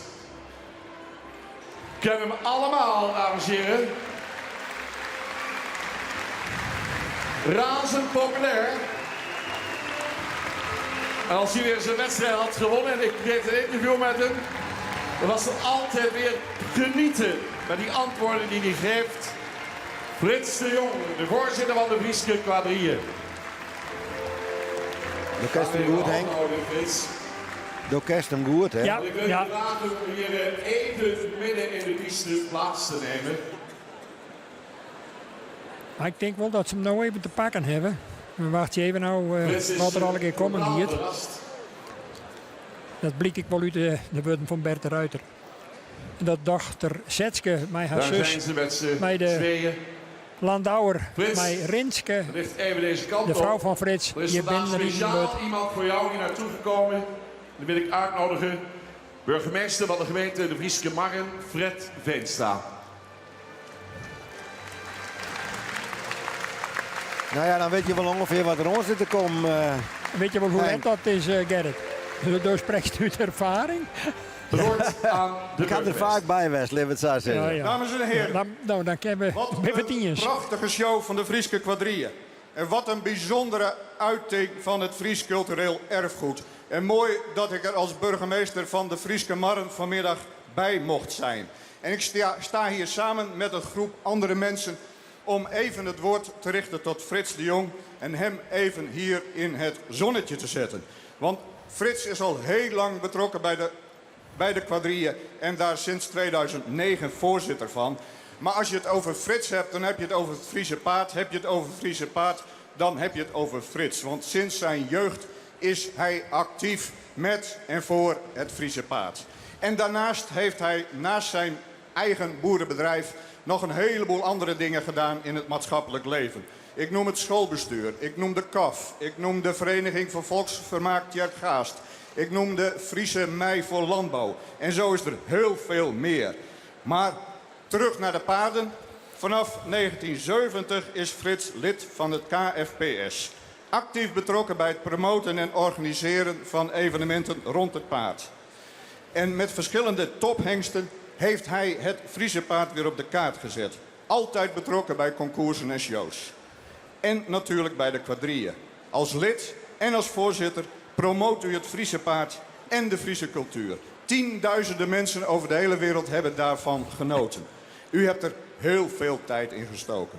En door uw persoonlijkheid, door uw kennis, door uw slagvaardigheid, door uw kritische houding en door uw humor bent u van groot belang voor de mensen van de quadrille. En wat was het meedoen in de Stormruiter een hoogtepunt. Frits de Jong, u hebt een lange staat van dienst. U bent een bijzonder mens. U bent een voorbeeld voor velen geweest en hebt veel mensen geïnspireerd. En het is mij een eer dat ik u mag vertellen dat u door Zijne Majesteit de Koning bent benoemd tot ridder in de Orde van Oranje Nassau.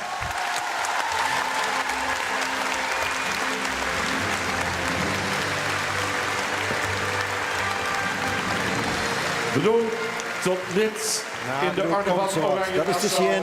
Opgesteld door de burgemeester Fred Veenstra. Dames en heren, Frits de Jong.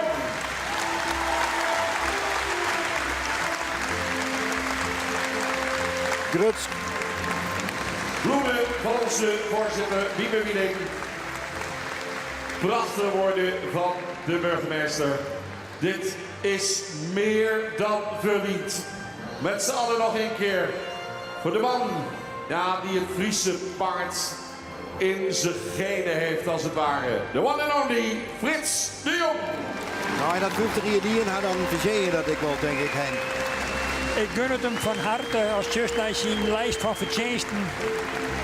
Het is grandioos.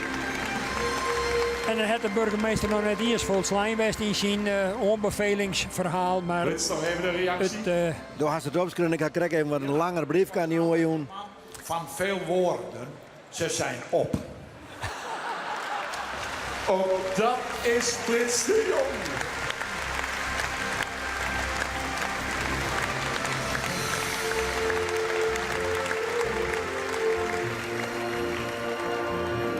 Ja, als u had gewonnen in de rubriek, liepen we een kwartier uit hoor. Interview met Frits, maar de woorden zijn op. De onderscheiding is daar en de eerronde is aanstaande. We hebben toch een heerlijke dag. Naaien hier in Friesland.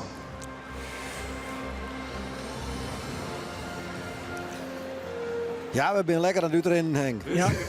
Ja, maar ja, we genieten nog heel tijd aan alle kanten. En het mooiste, maar dit is een hoogtepunt. Zijn onderscheiding van Frits.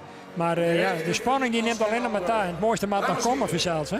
Mooie dingen, jongen, je het al. Ja. Hè? De presentatie van die dressuurhinders, Jasper zien, laatste optreden. En nou ja, dan dit, de quadrille. Ja. Frits de Jong die een koninklijke onderscheiding krijgt. Een protte hoogtepunt voor een soort mensen. Ja, en onderschat daarin ik net een rol. En dan ben je het samen ik van uw speaker Bert de Ruiter. Die als een echte ceremoniemeester dit beheerst en tot een hoogtepunt brengt.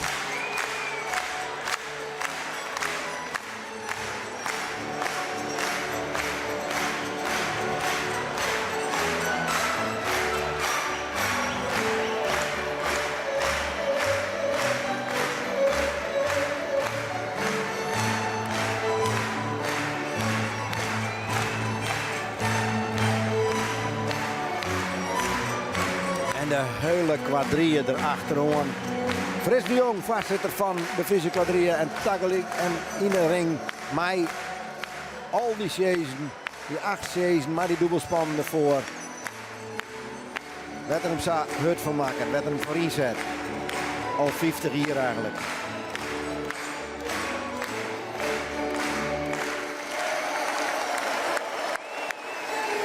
En dan is het mooi dat de woorden op binnen. Want eigenlijk spreekt het al hier voor hemzelf. Prachtig dat het op zo'n moment met zijn reactie komt. Ja, geweldig.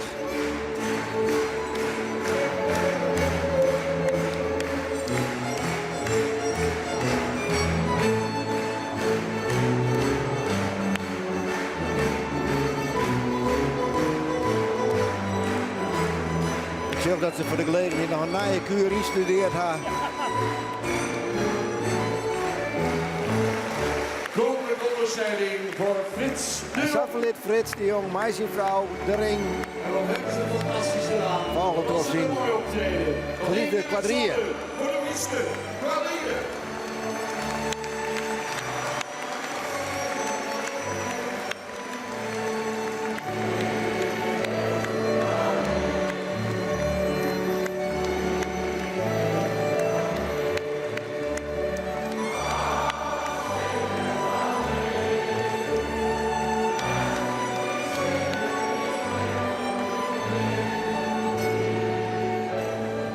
Indrukwekkend. Mooi om te zien. Ja. Ja, en dan maken we dat eigenlijk nog naar de officiële hoogtepunten. Ja. We hadden er al, zal wat zijn, heel wat zien. Ja, wat krijgen we nou nog? We gaan nou echt op die finale in vanzelf. We krijgen eerst nog de kampioenskurk van de oudere hiesten. Ja. En dan vrij vlug daar achteraan het kampioenschap van de jongere hiesten en dan oer naar het algemene kampioenschap. Ja, dit plan van ongeveer jaar 6. Nou, dat redden weet ik net, want we zijn ondertussen al zo ongeveer een jaar achter op het schema. Dat is al dat we de waren, dames en heren. Maar we Johannes bij Frits de Jong, dus daar schakelen we nou eerst eens gauw even heen. de kampioenskeuring. Zijn we er klaar voor? Ja, hoi Frits de Jong nou. Geweldig hè, gefeliciteerd. Oh, het is een grote eer. Ik zei direct, ik had er geen woorden voor. En ik wist helemaal van niks. En ik zit er mooi op de tribune de jongens in te praten met Erke. En toen zeiden ze, dan moest je een Erke even naar mij en ze hield je halt erop. En daar kwam mijn eigen famke aan. Vond prachtig. Johanna hield dit te trainen in de eigen steen. Ja, ik ben dan nog wel een emotioneel mannetje hier. Hoe ben je dat rondje in de piste? Dat vier ik nooit weg. Geweldig. En dan hallo Johan Lintje. Ja, oh ja, dat is. Ik beschouw het als een grote eer. Dat is ook een hele grote eer. Ik heb het altijd maar een groot plezier neer en van mijn tien die er al hek mijn hinders omgaan. En dan dit, dus geweldig. Geweldig. Jouw duikje net bestikken, ik succes ik er niets ervan. Dat doe ik even hier. Ja. Ik denk dat we zover zijn. Laat maar komen. Nou, toch nog een paar woorden. En ja, het wie al duidelijk dat ze er is, maar wie dat bevestigt het nog maar eens even. En een prachtig mooie dag en ik een verrassing. Hij zei het net gewoon komen, ondanks dat je eigenlijk hartstikke dingen kende, maar zo'n steert van Sjeest, het komt er een keer van. Maar hij wist het net hier net in de gaten en toch een verrassing. Mooi voor Frits de Jong. Wij gaan, zoals ik al zei, naar de finale van de dag, naar de apotheose van de dag. En allereerst gaan we dan naar de keuring van de kampioen en de reservekampioen. In ieder geval de strijd erom bij de oudere hiesten. En dan hebben ze uit de rubrieken 3 en 4 al een stukje in deze dag. 6 deelnemers door aan mij. Johannes 4, 8, 4. Jonger, Vonger, 4, zo'n 8. Tjalle, 4, 4, 4. Wiemer, 4, 6, 1. Beert, 4, 1, 1. En Michiel, 4, 4, 2. Johannes 4, 8, 4. Gaan de heksen zo aan de drum opstellen en nog één keer aan de fans voorstellen.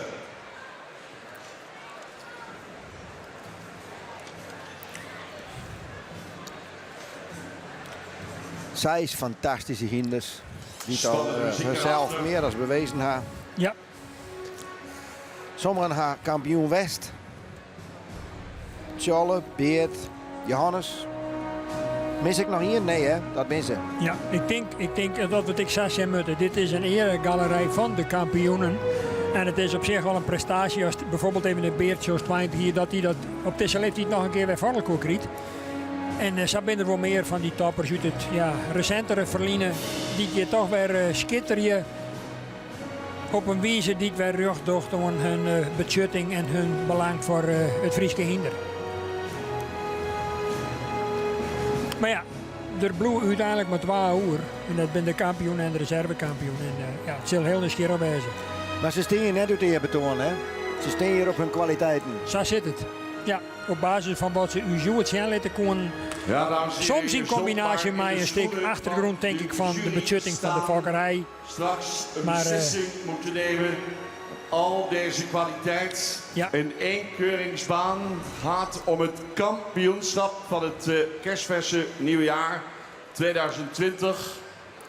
Waar de voorbrengers, waar de aanjagers zo super hun best doen. Sommige aanjagers die doen dat al vele jaren. We staan hier weer bij de Broeders van Manen. Dat aanjagen dat gaat nog even door, hè? Ja, maar dit is het laatste jaar. Laatste jaar? Waarom? In het witte pak. Voor de laatste keer in een wit pak. Dames en heren, heeft het zoveel jaren gedaan. Applausje. Zo eens aan. Van Maan zei het van het is kleerwest. Jury staat daar in het midden. Ik zeg hem, nu moet ik al een paar keer draven. Dan denk ik van knap dat hij er nog altijd maar bij is. Ja, maar er komt een keer een moment en dat doet zeer. Dat weet ik uit eigen ervaring. Ja, dat het gevoel heeft, ik ken het net meer optimaal te maken. Overdenkt als Dijkster nog 1 keer aankondigt. U krijgt nu 1 keer de kans om u te laten horen. Voor Beert 411. Beert. De grote kampioen, 20 jaar. Voor Michiel, 442. Zo'n bij de dressuurhinders krijgt. Ja. Voor Tjalle, 454. Ja. De kampioen van de Perielien. Voor Wiemer 4-6-1. Voor Vogger 4-7-8. En hier is de laatste. Johannes 4-8-4. Ja, ken ik nog een keer letten. Hij kan een keer kampioen best.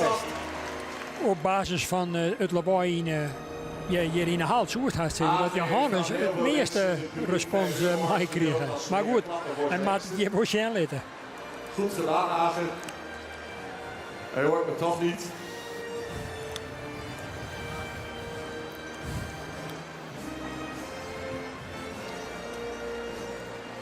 Het wordt spannend, mensen.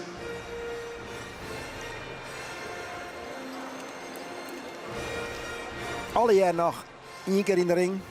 En dan matsen aan de hand. Alle jaar. Ja. Dus dat ken ik een heel oor beeld, Jan. Bijvoorbeeld even naar de indrukwekkende demonstratie van de man van Tjalle. Ja, dat kan nou wel wat oors uitpakken, dat weet je nooit. En dat zullen we ik ken. Maar ja, Tjalle daar in Tjinsteende, die bier van de man wel heel best ik aan de hand. Ja, Tjalle verleden hier vanzelf. Ik bij de laatste fjouwer. Ja. Nog niet direct afscheid nemen van Hengst in deze eerste ronde. We hebben nog allemaal in de race voor het kampioenschap.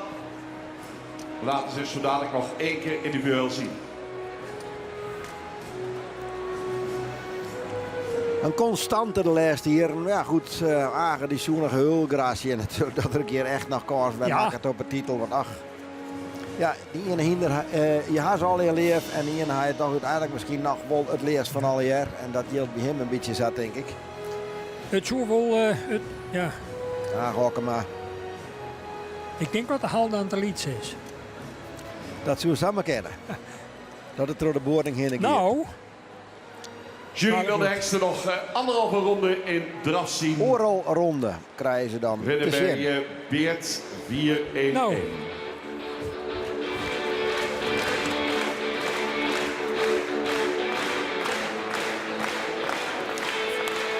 Beert op de muziek van zijn heid.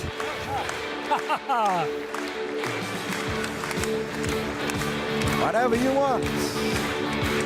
We want Beert. Daar komt hij. Daar is het al.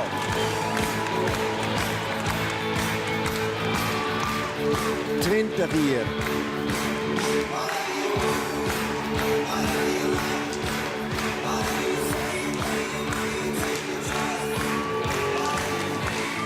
Nou, het is toch hartstikke knap wat hij hier nog zijn ligt. Zo voor een ambitie meer uitlezen kennen. Maar ja, een monument in de vakkerij. Alle lof voor deze presentatie. Eigenlijk net de meeste stappen tussen, nee, hè? Nee. Maar ja, het komt er nog wel op aan. Het mag natuurlijk wel al je plus wijzen. Het beste is net goed genoeg, zeggen we dan. Michiel 4-4-2. Michiel, jou het waar.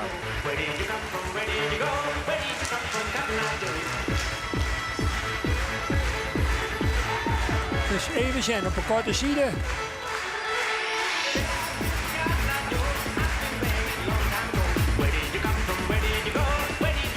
Is nog wat lauw in de presentatie, met name achter zit er nou toch heel duidelijk wat te kwad.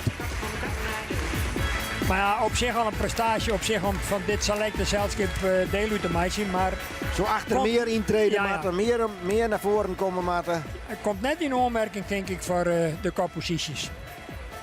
Zitten we er voorzichtig bij. Ja. Dan is de volgende aangebloot steen. Ik neem aan dat dan Tjalle of Johannes nog komt. Hier de presentatie van Tjalle. Er is Tjalle. 5-4. Razend toch populair. Echt een publiekshiest, hè? Als Marijn hem er nou nog even netjes voorzet en hem een imponerende ronde in drafschen laten kennen.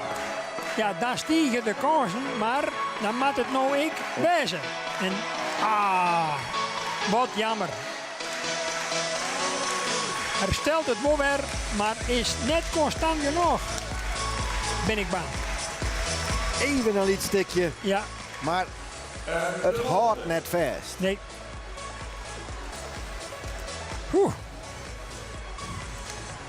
Het bloed wordt je soepen met soks. De volgende, dat is Wiemer Fjouwers Seizingen. 461. Opa Gangnam Style. Nou, wie is het meest bestandszin? Ja, de idioterie die hier in de hal ontstiert mij alle bijval van oude tribunes, want dat is ik van invloed. Het is eigenlijk net hier zo een ronde wat ze rennen, hè? Nee. Ze rijden eigenlijk maar een rondje. Maar ja, nou just ik wel hoe volle moeite dat is en het om zijn ritme te vinden. Ja, en dan heeft eigenlijk 3/4 van die kans heeft al verschieten. Het komt net in zijn ritme. Jongen.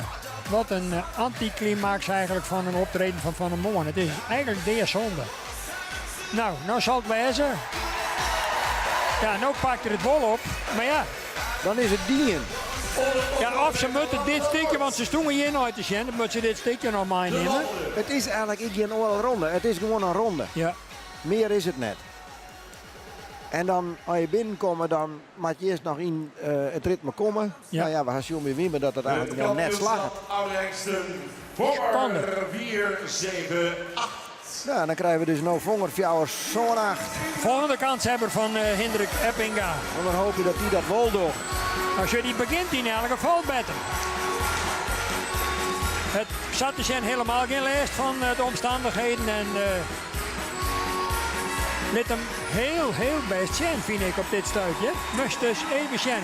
Net onregelmatig voren worden. Dat weer wel even het geval. Maar het eerste 3/4 ronde toch wel heel best draaft, kunnen we wel zeggen. Krijgt een plusje. Vonger doet het netjes. Ja. Eigenlijk het beert ik hartstikke netjes. Hoor. Ja. En nu? Dan krijgen we dan Johannes nog. 4. Had hij toch wat er van de morgen hier, dan is die stief trots op zeggen. Verdikke jongens. Nou, hij begint in elk geval netjes. Maakt het nota nog geen fout. Jongens. Wat een spanning. En die Marijn, die Lietse Marijn, die heeft een hoed vol werk om die balans te houden. Maar het slag het best goed achter, misschien nog even wat overtuigender. Maar maakt het in elk geval geen fouten. Ik laat dat wel zeggen en dan heb ik er echt niet gestaan. Maar dat Johannes nog net trok hier tot deze groep, dat zou mij vernuiveren.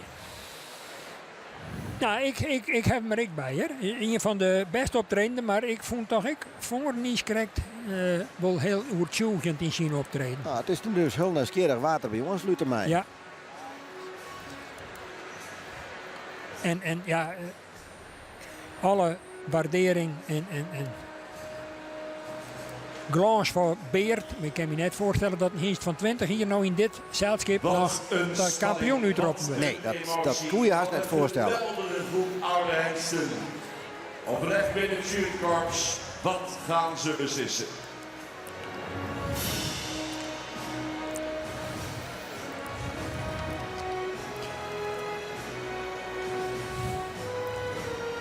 Maar ja, als je dan nog even bij omrennen naar de presentatie van de Moorn, ja, dan zou het wijzen kennen dat in het geval van bijvoorbeeld Charlotte toch nog van invloed wijzen kan. Dat weer natuurlijk wel... dat weer prachtig. Superieur. Ja. Dat zou Johannes en Charlotte hier stal together trok hier. Ik denk het net, ja. Ik denk het net, maar we zullen zien. Nogmaals, het is echt wel in de hand van de jury. En ik moet het eerlijk zeggen, ik vond dit net makkelijk, behalve Johannes. Want als je dan ziet hoe kwaad dat ze maar in de ring binnen. Ja. En hoe een beetje tijd ze krijgen om in een ritme te komen. Nou, dan jouw de jury te dwaan. En ik neem aan dat ze dan net vergeten binnen wat ze van de morgen jongen hebben. Nee. Maar ja. Dames en heren, als je als hengst dit hebt bereikt, hoor je tot de grote binnen het KFPS. Maar ja, we hebben de reservekampioen, we hebben de algemeen kampioen bij de oude hengsten. Dus uiteindelijk zullen maar 2 hengsten gehuldigd gaan worden. Zo is het nou een keer. Ik heb die regels ook niet opgesteld. Maar we moeten er wel aan voldoen. Dus loop ik weer naar dat beroerde plekje hier in de hoek van het WTC Expo. Plek waar we afscheid nemen van sommige tophengsten. Maar laten we nou eerst stellen Want de hengsten die hier lopen ons allemaal hebben geïmponeerd. En behoren tot de absolute top van de wereld. Daar geven we toch nog 1 keer een applaus voor. Of niet dan? En moeten er dan nog 1 of 3 rennen? Want ze zullen er net alweer uitgestuurd worden. Nee, maar ik weet dat ze gewoon wel 2 uur houden, de kampioen en de reserve. Maar als ze twijfelen, kunnen ze nog zeggen, we laten draaien staan en die moeten nog een keer. 20 jaar de zoon van Jasper. Mooi hè? Beert heeft een glansrijke carrière. Gaat hij nog een ronde verder? Het doek gaat vallen voor Beert. Met een applaus voor ons allemaal. Geweldig. Net verrassend dat hij nou de ring verlitten maakt. Hij zal net meer meegaan richting de finale. Wat oogt die nog jong, wat oogt die nog fris. Verschillende onderdelen heeft hij zich gepresenteerd. Gaat hij een ronde verder? We nemen afscheid van Michiel 442. En ik Michiel, mij net verder. Hengst, dames en heren, die razend populair is. Hij wist al het hoofdstuk te bereiken in de carrière van het KFPS wat er maar te bedenken is. Immers, hij was al kampioen. Gaat hij nog een keer kampioen worden? Nee, het doek gaat vallen voor Tjalle 454. Tjalle is er ek uit en dat zal een teleurstelling wijzen. Zeker naar wat er van de Moortjen liet. Ja. En dan hebben we er nog 3. Wiemer staat te popelen, de oortjes staan voren. Ziet daar Tjalle betrekken. Hij zegt, daar wil ik achteraan. Maar gaat hij daar ook achteraan? Wiemer 461 die zover is gekomen. Wiemer 461, dames en heren, gaat helaas de baan verlaten. Ja. En dan kijken we. En dan hebben we er dus nog 12 uur. En dat weer een beetje verwachten. Dit hier ik een beetje verwachten, ja. Dat gaat Louise Hompe ons zo dadelijk vertellen. Want in de eindstrijd blijven Vonger 478 en Johannes 484. Johannes en Vonger. Waarbert de kampioen, Waarbert de reservekampioen bij de oudere hengsten. We jaren het van Louise Homper. Dan ben ik in ieder geval qua tophengsten. De voorzitter van de jury, dames en heren, Louise Hompe. Wie wordt de kampioen? Wie reservekampioen? Fokkers-eigenaren graag, zodat ik direct erbij. Ja, het was een close call, zoals we dat noemen. 2 fantastische hengsten, heel goed gebouwd, veel luxe over zich, kracht in de achterhand en gelukkig allebei ook goed stappend, nu ze weer wat meer tot rust kwamen. En we hebben gekozen voor het paard met het meeste rastype in het front. En die ook in het voor- en achterbeen op het allerlaatste moment nog een super beweging liet zien. Johannes is kampioen. En Vonger, wat een hengst, wat een kracht.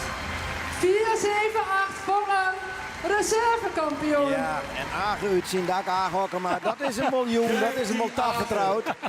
Helemaal blied. Nou ja, en terecht. Ja, absoluut terecht, denk ik. Ik denk dat hij het geweldig die in had.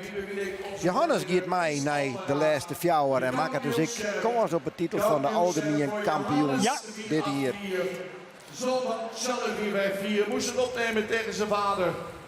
Gefokt bij de heer Bakker Dertgem, eigenaar JPW Boot in Hillegom, JJH Boot Hillegom en de familie Agen. Ja, ik zei al. Reservekampioen Vonger 478. Zoon van Olgert 445, gefokt bij de familie van Ende in Wezep. Nou ja, daar wie we gauw uit, denk ik. Dat hebben we net zo vaak gehoord dat er geen hinders meer oorrennen moesten. We wisten het niet een keer.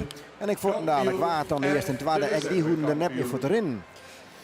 Nou ja, maar ik ken me aan alle kanten lezen en vinden bij deze uitslag. En ik, met name het laatste stukje van het verhaal van Louise Homper, dat de hengst mij het mooiste voorkomen, met name in de vooreind. Ja, eigenlijk tot kampioen gekroond werd. En zo mooi rastypisch, zie je ze maar. Met zo'n uitstraling, wist eens even zien. Als een koning stiert er 4 wij van mij. terug de kampioen van de oudere hingsten.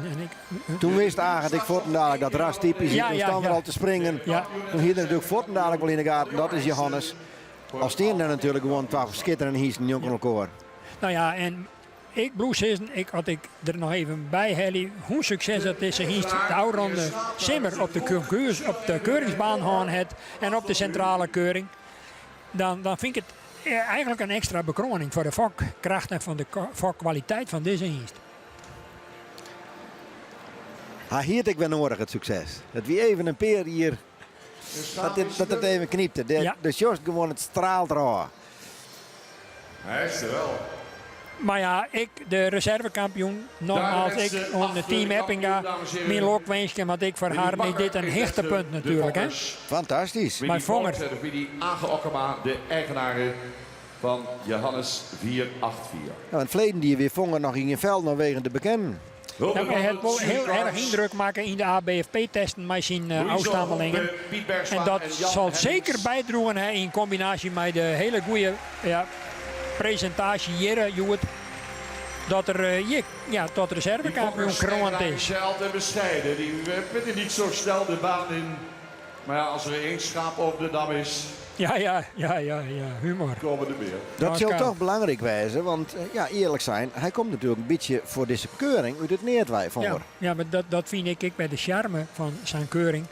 Dan kan je van tevoren allerhande beschouwingen daarop losletten. En de praktijk bewijst elke keer opnieuw dat er altijd weer wat komt en gebeurt. Dat je geen rekening mee houdt. Dat maakt het extra aantrekkelijk, vind ik. Dus zou willen vragen aan de Fokkers-eigenaren om weer plaats te maken. Krijgen we een grandioze eerronde met de kampioen en de reservekampioen. Ja. De eerronde van deze beide hingsten. En Dessel. Johannes 4, vooral de Fokkers en eigenaren ook gerichtelijk op naar wijzen. En wat mooi om dat voor die volle tribunes te dwaan en te weten dat je Sandai sowieso bij de laatste 4 jaar eindigt. En dat je in deze categorie oudere hingsten gewoon de kampioen en de reservekampioen in Hoes hebt. Een dream dit uitkomt. En dan heeft Aage al heel wat dream en hand dit uitkwam binnen. Maar deze smaken denk ik lieke goed als de oren. Dat wie er wel een oor te lezen. Ja. Hier is de kampioen Johannes 484.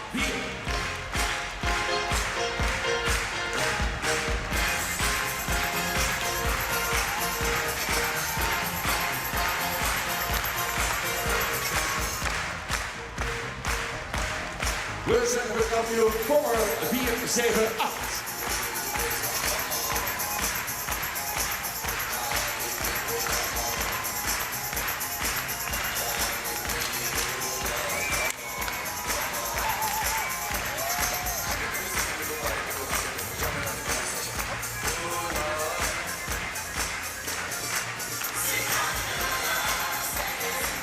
Johannes en Vonger, zij verlitten de arena. En dan zullen we even zien hoe vlug. Gaan we blijkbaar Fortendalek terug naar het kampioenschap van de jonge hingsten. En dat kan wel eens heel spannend zijn. Het 10 hinders. 10 hinders die er aan mij doen. En bepaald net de meesten die ter omrennen. En nou beginnen natuurlijk met Jurre, de kampioen van Vliene hier. Marcus, de reservekampioen van Vliene hier. Dan gaan de dan maar aanstaan. Want daar mag je dus zo heen. Meneer de voorzitter. Meneer Wieding, misschien kunt u nog even hier naartoe komen. Want we wachten even op de eerste groep jonge hengsten. Altijd even wisseling van de wacht daar.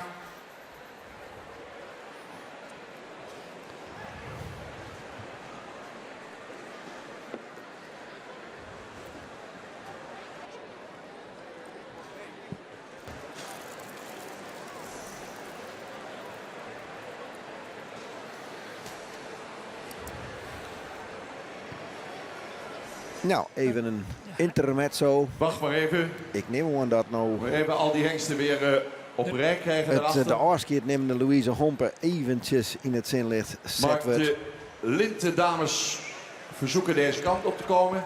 En er hing het ook wel wat een spanning in de hal, vind ik. De finale bij de jonge hengsten steend is. Meer als bij de anderen, denkst?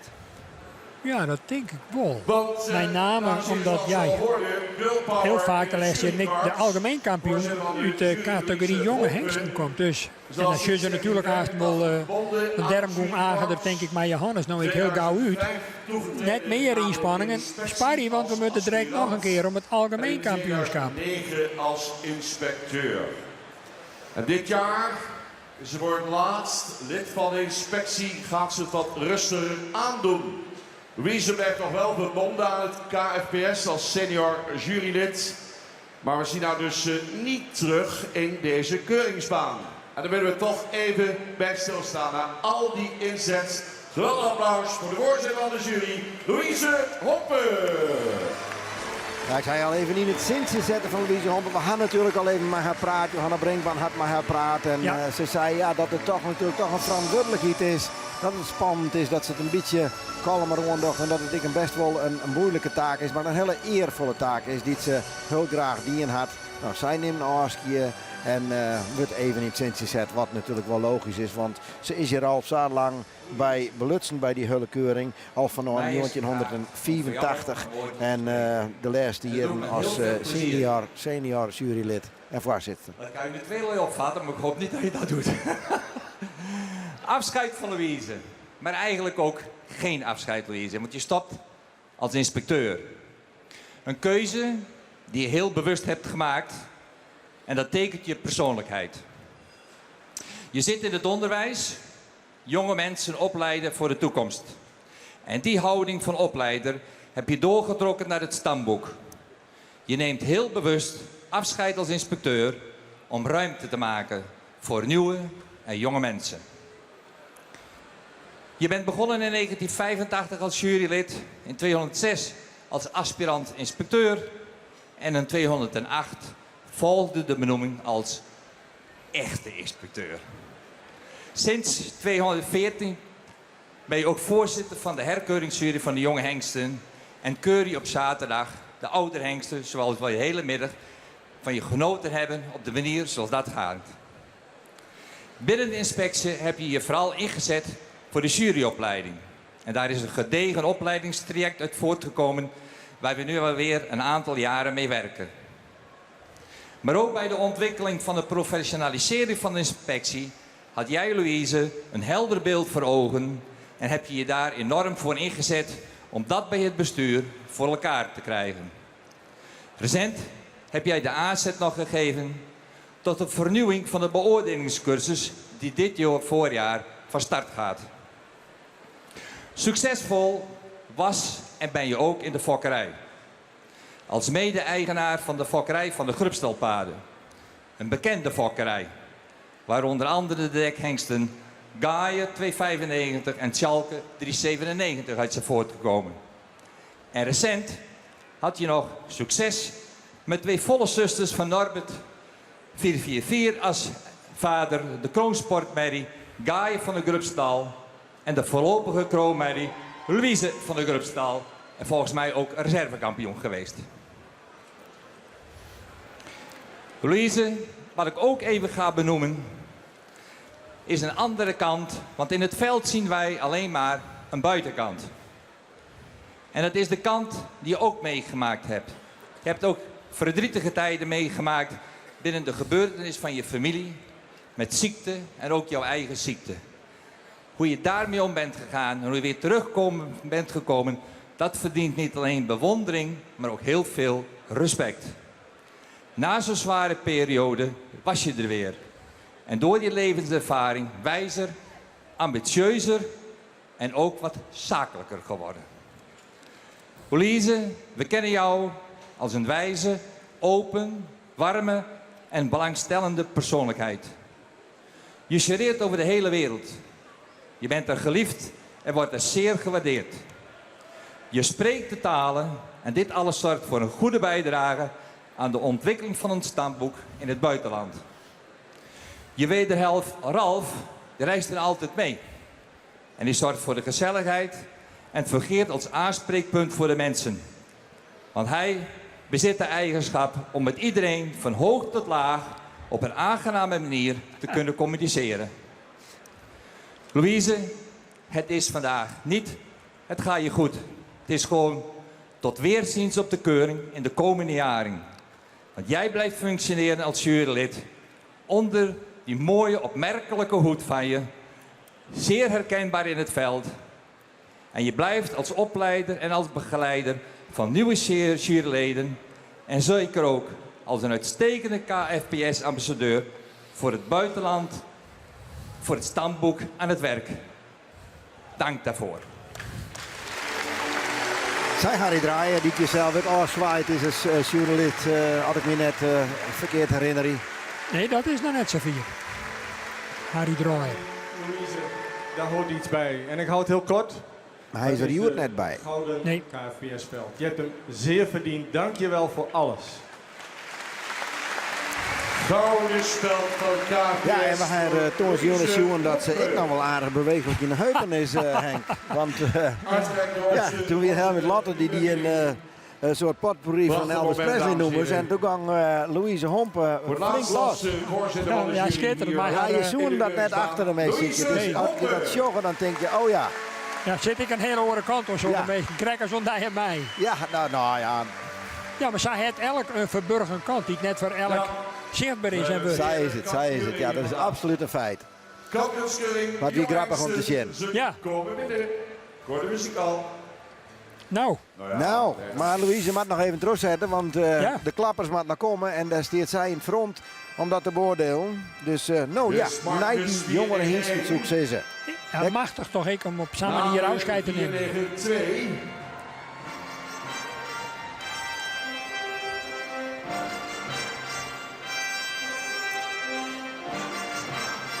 Junge 495.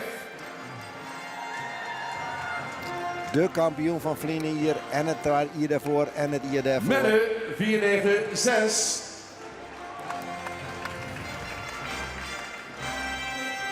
Vlienen hier ik 4 kan. Tiede 501.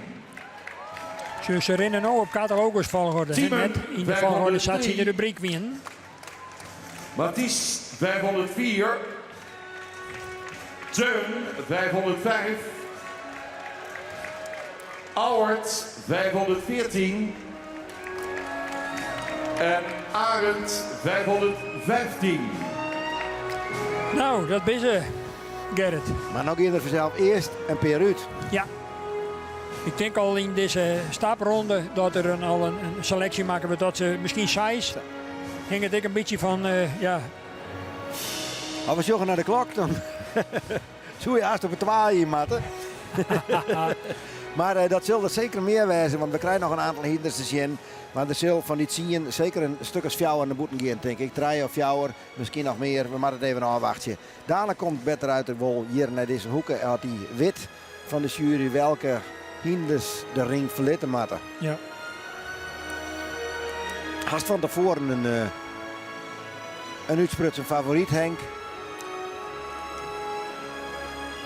Nou, ik vond de rubriek size, team en tierde, vond ik dat wel heel imponerend van de man. Maar ja, ik het vlekkeloze optreden van Jurre en Menne, waarbij het Menne eigenlijk heel naai aan Jurre kwam. Ja, daar hoor ik toch rekening mee dat die mogelijk dan nog wel eens een behoorlijke rol van budgettingspelen kennen. En natuurlijk, via het net, Marcus hè, en Nane. Ja. Dus ik heb sowieso wat size, waarvan het ik denk, die kan er wel eens bij zitten. Hoe krijg je ze? Maar ze net alle jaren opnemen, want... Ja, ik weet gedrokt banen. Wat aan ons voorbij komt. Ik wil niet zeggen dat u de jury kunt beïnvloeden. Maar wie weet, wie weet. We straks weer horen hoe uw reactie is. Als ik Nou, de naam Giete, noem van Henk, applausmeter bij even staat nog aansten. toch een beetje een eng moment. Welk Het hengst, keurien. populair is. Welk hengst Wie favoriet weinig is in voor het beeld bij de kampioenschap. jury. En nou Als opstellen. de jury er iets mee doet, moeten we maar uitzoeken.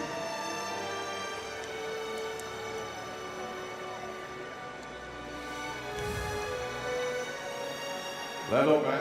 Laatste hengsten wordt opgesteld. Dan loop ik de rij na en dan wil ik de reactie gaan horen van u. En de jury luistert mee.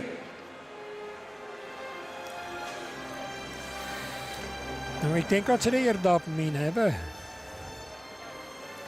Kampioenskeuring KFPS Hengstenkeuring Jong Hengsten 2020. Dames en heren, hier is Marcus 491.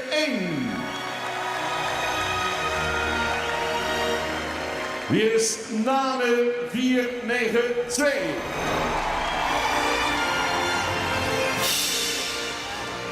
Jurre 495. Menne 496. Tiede 501. Tiemen 503. Mathies 504.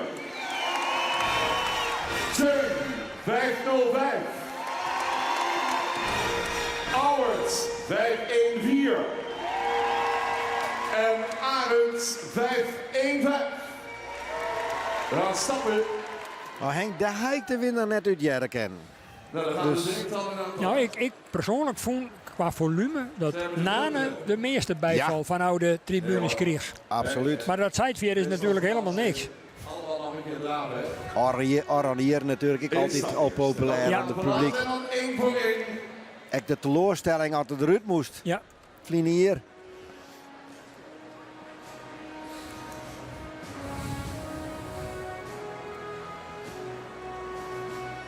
Nou, we gaan er even extra voor zitten, Gerrit. Want ik ben wel heel nieuwsgierig hoe het nou in deze beslissende fase... Absoluut. De baan komt in draf. Probeer die kampioenstitel binnen te halen. En neem maar van mij aan dat de bloeddruk hier en daar aardig oprint. Bij net alleen nog de heren voorbrengers, de begeleiders, maar ik het thuisfront. De fokkers en de eigenaren. Want de belangen zijn natuurlijk groot. Laten we dat net vergeten. Jelmer zei deze week natuurlijk al wel van ja, Jurre jouw keer zou natuurlijk fantastisch wijzen, maar tegelijkertijd, ja, het hinder had natuurlijk ondertussen Sannamme. Ja. Dus daar hoeven we het net meer voor te dwalen, maar voor de eer is het natuurlijk wel mooi. Tuurlijk. En hij zal er alles aan, omdat ik in deze beslissende fase denk ik het al leren. Maar ja, is het genoeg? Dat zullen we zo zien. Maar ze gaan er wel al uit. Ja, ze krijgen alle jaar nog een kans krijgen om haar zin te litten. Ja. Maar alle keer nog een indraafronde. Net een voorselectie. Nee. De groep nog een keer kunnen we kijken, dames en heren, in deze kampioenskeuring met Marcus 491. Nou, dus is een redelijke flitsformatie voorbij komen. Ja. Eén keer de jury imponeren. Nog één keer het publiek in vervoering brengen. Marcus 491. Lacht op jongens, kom op. Ja. Marcus Fjouwer en Johanien. Mooi van de morgen. Subliem. En nu?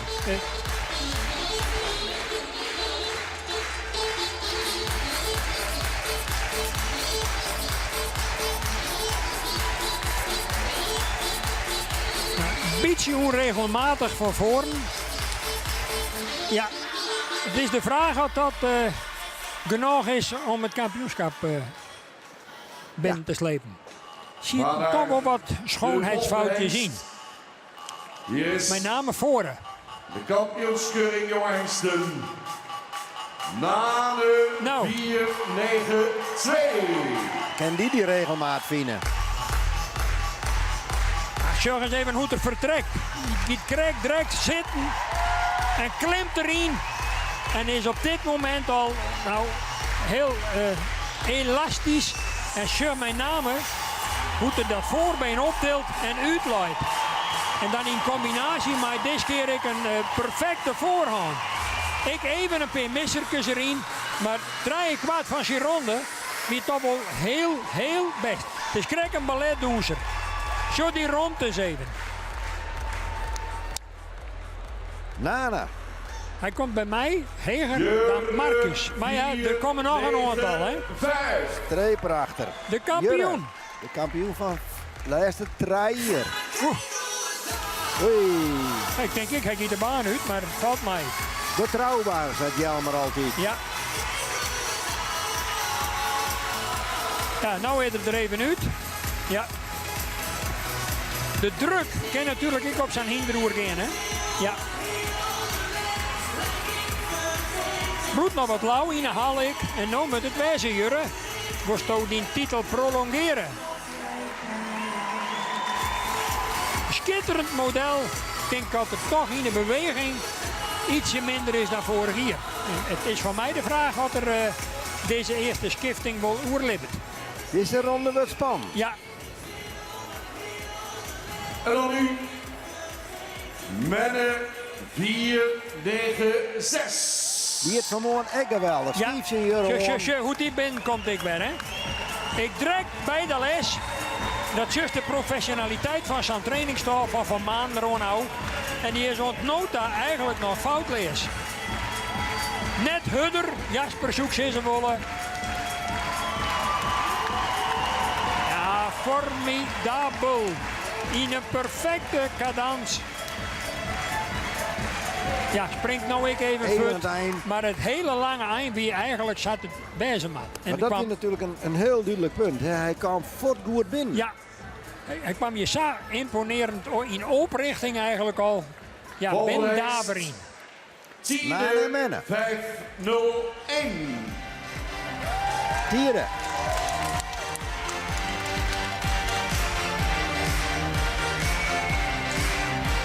Ja, dan is het in het begin direct al in de war. En dan ben die hinders die regelmatig een beetje kwijt. Kan ze zich nog wel herstellen. Maar ja, toch regelmatig in galop. Ik ben toch bang dat voor Tieren het doek direct valt. Bloed ik achter in het kruis wat heger in. Zo voren ik nog wat meer van de vlier komen moeten.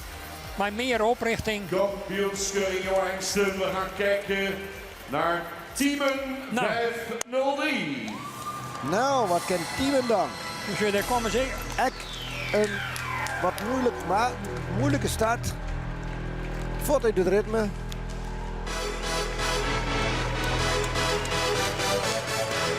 Nou eens even Sjen, op dat korte stik.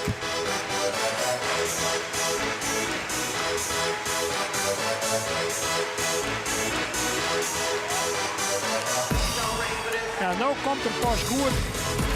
Terwijl dat er het nou overal met mij hier één knap rugstik. Jou dan nog een kans om verder te komen mee. Door met de volgende jongst. Gepresenteerd wordt Matties 504. Vooral ik neem als een kans hebben van dit hier. Ja, die komt ik binnen. Het doen ze erover. Fenomenaal hoe hij met name in de voorhand optreedt nou. Het kop weer er schitterend op. Net meer de noos eruit steken. Maar wat een imponerend front het is een hengst. En dan die beweging. Zo, eens eventjes. Oh, jammer. Schande. Die krijgt dan mij dat tempo even oer het theewetter. Maar herstelt hem hier toch weer heel knap. En is voor mij toch een absolute kanshebber. Heel imponerend. Als een ballerina hier zuiver door de piste. En dat voor een heer. Binnenkomt Teun 505. Nou, je moet Teun dan wel even aantreden nou.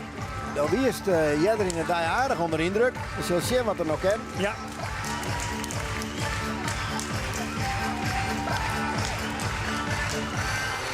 Het is wel duidelijk degene die de lijn Vottendaal is scheef hoer in het draf kiezen. In plaats van door de hoeken die haar vaak het ritme Jedder te pakken. Ja, dat is voor dat ene rondje cruciaal. Ja. Eigenlijk een hele beste verrichting toch.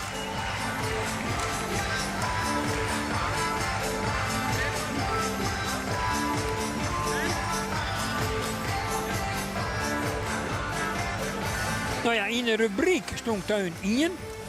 Ja. Ik vind toch die hele explosieve momenten van Mathies op dit moment hier in deze kampioensring. Die spreken mij een beetje meer om. Anna Auwert, de jonge hinders, de naaien.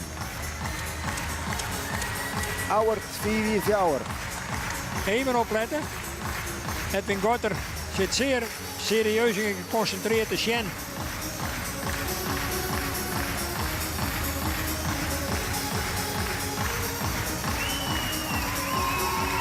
is ik een hele goede presentatie daarvoor van deze relatief onervaren hiesten die hier voor het eerst optreden. Maar ja, ik nog wel eens even wat onregelmatigheid kan ik toch wel constateren. Voor mij de vraag wat die verder kan in dit geweld. Absoluut geen teleurstelling, maar inderdaad krijg die top net, hè? Nee. Maar wel netjes rond. En als laatste, Arend. En nu zit heel Belsum natuurlijk in spanning. Van hoe komt het met de hiest? Maar deze neemt de voorbrenger mee. Ja. Ach, jammer.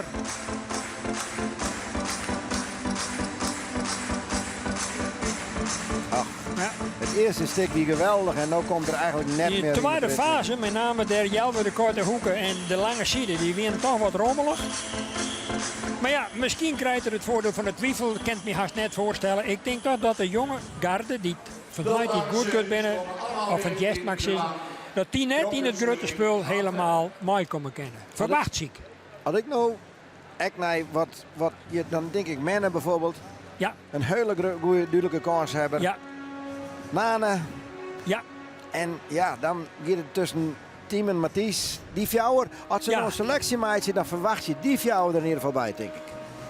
Ja, daar sluit ik me graag bij. Ja.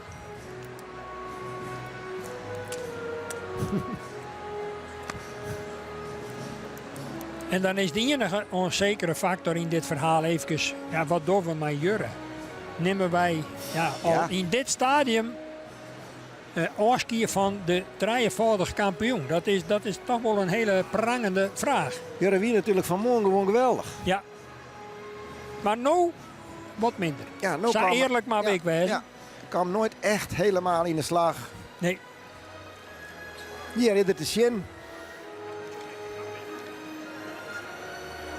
Ja, het dan toch wel een peer passen die volstrekt in cadans en in balans ik binnen. Mensen, wat gaat de jury beslissen? Daar heb je net zo volle meest mee. Nee. Alleen nog in die wendingen, maar dat hebben die hiesten haast alle keer om dan in balans te bloeien. Nou, heel benijd dat hij mij. We rijden je haast door theewetter, Gerrit. Vroeger wou ik het dan nog wel eens door de tafel smitten, maar daarom had het je nog maar net staan.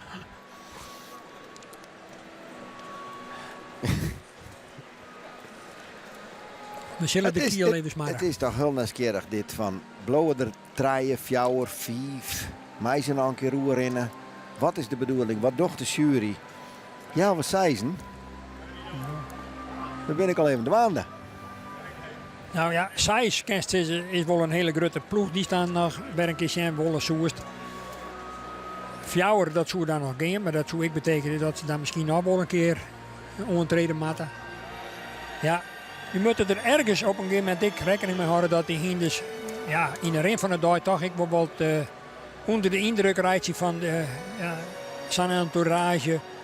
En dat het hele frisse er natuurlijk op het eind van de dag hier en daar ik was een beetje aangeet. We hadden natuurlijk in het verleden seizoen bij Norbert en ik bij Jurre dat ze in de rin van de dag beter worden. En dat de jury daar ik rekening mee houden. Ja. Dat zien we nou net. Nee. Moet er toch één de boodschapper zijn? Daar komt er weer aan. Ik heb het niet beslist. De man die de niet op mijn tegen me dwaal mij. Ja. We gaan een aantal hengsten uit en er blijven een aantal hengsten over. Nou, daar komen ze aan. Ja. 30 meter te gaan. Langzamerhand gaan we zo dadelijk weer handhouden. Vreugde of verdriet. Die mooie stoerhengsten nog één keer goed bekijken. Dansend hier in de baan. Stop maar even, jongens. Eerst Marcus. Marcus 491 met zijn prachtige baan. Ja, een koninklijk hinder. Temperamentvol. Hendrik die zet er nog even mooi voor. Super. Gaat hier een ronde verder? Nee, we gaan afscheid nemen, dames en heren. Met applaus van Marcus 491. Marcus. Pietje verwacht. Ja. Daar komt Nane. Nane 492. Meest enthousiasme bij het publiek. Ja, als het publiek het wat zegt hier, dat is wel duidelijk. Dan gaat Nane terug. En ik verwacht je dat eerlijk zijn. Dat je ronde verder gaat. Dat is heel mooi, maar jullie zeggen jury. Maar de jury heeft bepaald... Mooi hè, ik weet het. En jullie weten het niet. We hadden nog 5 minuten over. Goed, mensen, nader blijven binnen! Ja. En nu, en nou het moment. En nou Jurre. Wat een uitstraling. Kampioen van de Wat laatste trein hier. ras. Eén Oei, van de helden oei, oei. van KFPS. Staat er hier. Drievoudig kampioen. Jurre 495 ging hierop voor zijn 4e titel op rij. Of denkt de jury er anders over? Dames en heren, we zijn in het nieuwe jaar 2020. Met dit mooie statuur. Met dit prachtige type. Een tophengst, 3 keer kampioen. Maar dit jaar lukt het niet. We nemen afscheid van Jurre 495. Met applaus. Jurre wordt net voor de 4e keer oprichter kampioen. Je ziet het een beetje. Zie je er een beetje onder te komen. Eindelijk gebeurt het. Mennen die kijkt al eens even waar Jurre naartoe gaat. En die mennen die zie je denken. Moet ik daar ook naartoe? Ik heb toch zo mijn best gedaan. Ja, ik denk het net. En ik heb het toch zo goed laten zien aan het publiek. Maar is dan hier het moment van afscheid van Menne 496. Wat denkt u? Nee hoor, en wij winnen! Ja, men heeft jou en Jurre 6. Ja, hier kreeg ik bij. Die 2 hier wel steen. Jurre weer toch vooral een twijfel vanwege zijn eerste ronde. Ja. De oortjes erop. Kijk nog eens even naar die nare uitgang. Ook een hengst die deze dag wist te imponeren. Die zeker door veel mensen gebruikt gaat worden in de fokkerij. Maar we gaan op dit moment afscheid nemen van Tiede 501. Tiede 501. Ja. Ik net verwachten. Giert er inderdaad uit. Tiemen. Maar dan Tiemen. 503 wordt opgesteld. Ja, die hek er nog bij voor mezelf. Jazeker. Wat een houding. Wat een mooi model. Maar goed. Topconditie voorgesteld. Ze erg goed zien. Ook het moment voor het team is aangebroken om afscheid van te nemen. Met applaus. Oh, ja. Daar gaat Tiemen. Nou, daar giet hij nog een Tiemen weer dat twijfel. Hij giert er dus uit. Ja.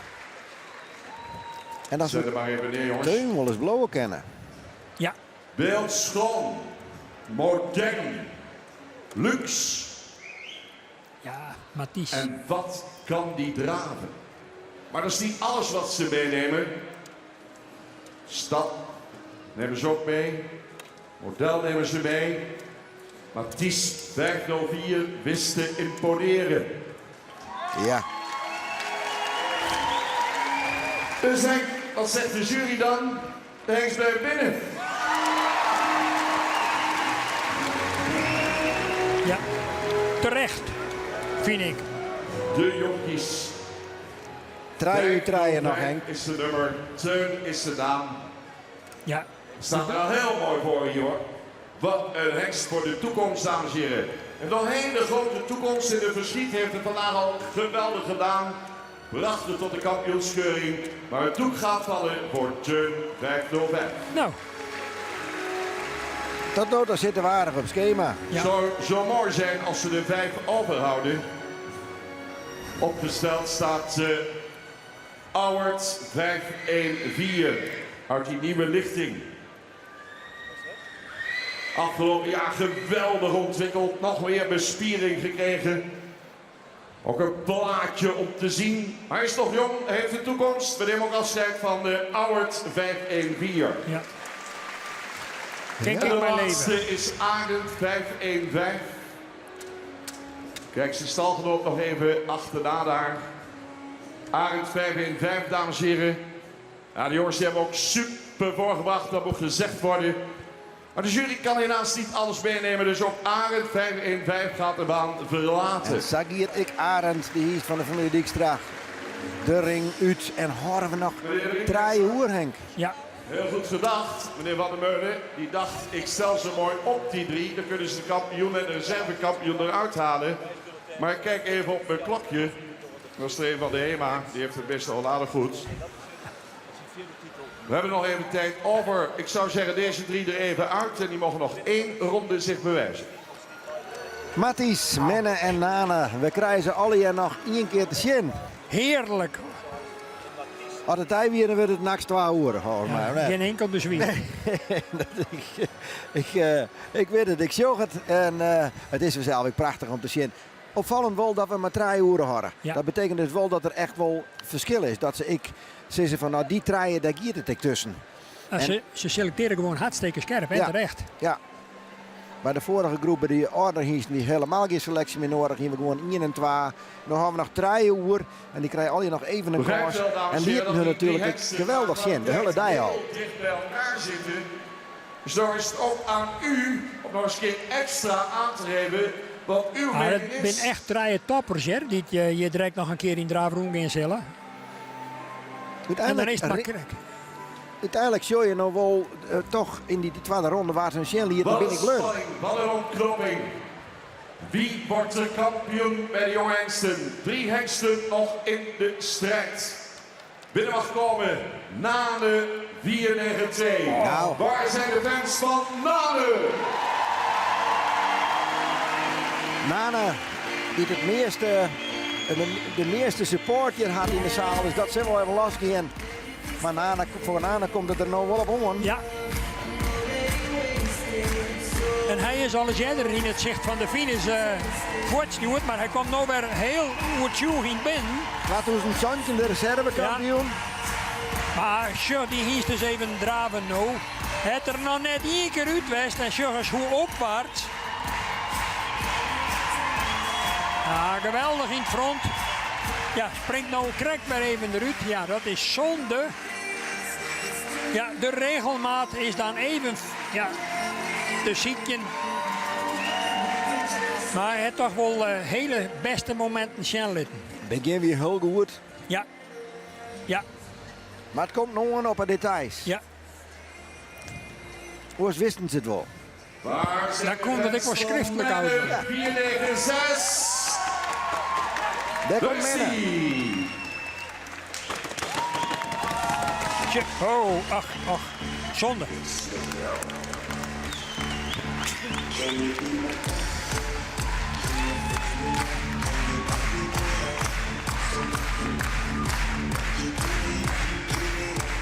Nu maakt het meisje direct op een lange zijde.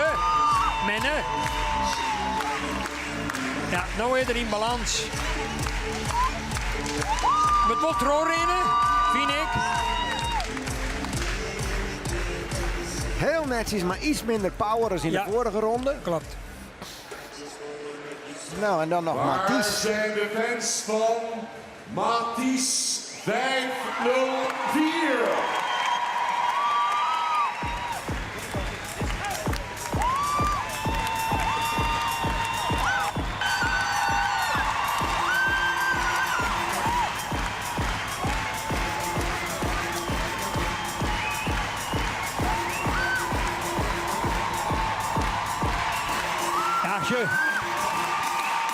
Wat een koninklijke hiest. Wat een beweging, wat een expressie. Die ik al in deze gekkenboel er even uit was je hoe het dan nou ogenblikkelijk weer in die perfecte cadans waarom komt. Maar ja. Ik moet eerlijk zeggen, Henk. Je zag prachtige dingen. Weer binnen met z'n Ze is het maar. Smit maar in de pet. Had ik eerst maar, dan denk ik dat het Matties wordt. Ja, dat maakt voor mij ik, ja. Maar ik zou het Nane ik nog wel kunnen, hè. Vond ik. Maar dat is krek van hoe zo ze naar dat totaalplaatje. Ja. Het hele performance, hoe de hele dag, of krek dat laatste. Stonden ze al die gelijk en moesten nog hier een krek over de streep geholpen worden. Ja. Dat kennen wij net zien, dat weten wij net. Nee. Nou nee, dan ben je Nane misschien, ze krijgt ik net helemaal 100%. Maar dat weer Matties natuurlijk ik net, maar die maakt ik een paar foutjes. Ja. En dan is het plussen en minnen. En ja, dan speelt die type nog een rol. Nou, daarin ontrennen ze elkaar weinig, want het zijn alle 3 super mooie gemodelleerde hiesten. Zat bij dat aan nemen dat eigenlijk exterieurmatig niks op aan te merken is. Maar dat betekent in feite dat Bert er nou nog 1 uur stuurt. Ja. Want ze gaan net maar zijn draaien naar de opstelling. Nee. Dus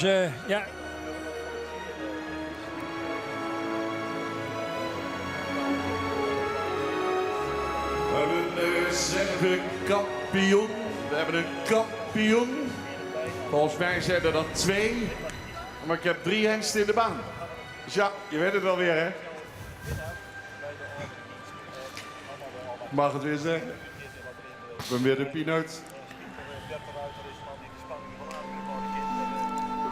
Mooi muziekje van de firma Koopmans. Daar komt Nana on. Nana als eerste. Blowen af wordt 1 keer de kans, dames en heren, om zich op een geweldige wijze te laten zien. En ik denk dat hij dat ook wel gedaan heeft. Wat vond u? Nane 492. We kunnen niet alles binnenhouden. Maar Nane wel. Die blijft in. Nou. Nana had in ieder geval een titel. Tje? Kampioen of reservekampioen. Ja. Werkelijk een verrassend optreden vandaag. Wat staat hij ervoor? Wat is hij luxe? Wat is hij mooi? Zo modern kunnen KFPS hengsten tegenwoordig zijn. Wat heeft hij nog weer geweldig de beweging laten zien. Maar ik zei het. We hebben er 3. En we houden er 2 over. Blijft Menne 496 toch in de strijd? Gaat hier het doek vallen voor Menne? Dames en heren, we gaan afscheid nemen van Menne 496. En dat betekent dat het tussen Nane en Mathies giert. Ja. En dan had toch dat eerste rondje Menne eigenlijk net, want dat hij net echt lekker in het ritme kwam. Nee. Nou ja. Ringmeester Harm van der Meulen stelt de hengsel. Louise Hoppen gaat het ons vertellen. Zit het maar. Louise, waar wordt hier kampioen en reservekampioen? Ja, allemaal. Het was dit een mooie rubriek. Al die 10 hengsten. En we vinden het fantastisch dat deze paarden zich ook in de sport laten zien.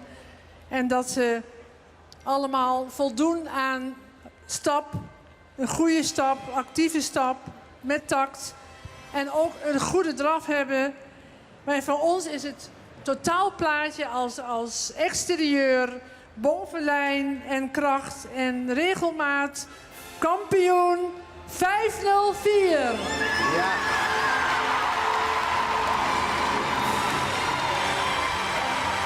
Waarom vernieuwt u dit net, Henk? Nou, in de hele media sinds die presentatie van hem hier ik eigenlijk al een beetje voorgevoerd. En ik vind het zo imponerend dat Hinderse hier snelheid van de media. En nou ik weer. En Saapa dat er als tweede uit zijn groep kwam, hè? Maar daarna wie het crescendo. Ja. Ja, maar de gebroeders van Manen, die verstaan als geen oren als de kunst. Om krijgt dat extra dan iets aan alles beslissende fase eruit te krijgen. Grandioos. Wat een ontknoping. De mensen. Nou, dan hebben we de Fjouwer Hinders voor de absolute finale. Ja. Die hebben ondertussen. Mathies 504. Dat is dus uit die categorie jongere hingsten Mathies de kampioen en Nane de reservekampioen. En uit de categorie oudere hingsten Johannes Fjouwer 8 Fjouwer de kampioen en Vonger de Fjouwer zo'n 8 als de reservekampioen. Johannes had het al een keer won, de oren draaien nog net. Wat ben ik benijd. Ja, ik op voorhand bloed dat altijd koffiechok zijn. Maar ja, als dan het standpunt huldigt dat men vooruit wil, en ik zeg net dat aan mij een ouder hingst net kent, maar dat je zegt, dit is wat wij hinnen willen met uw fokkerij en daarom maakt we zijn hingst kampioen van de jongere garde. Ja, waarom zo'n je hem dan ook net kampioen maakt je van de oudere garde, van de dij. Ja. Dit is mooi. Maar ik vind voor de familie Bauma geweldig dat Nane het Xavier skopt heeft, ja?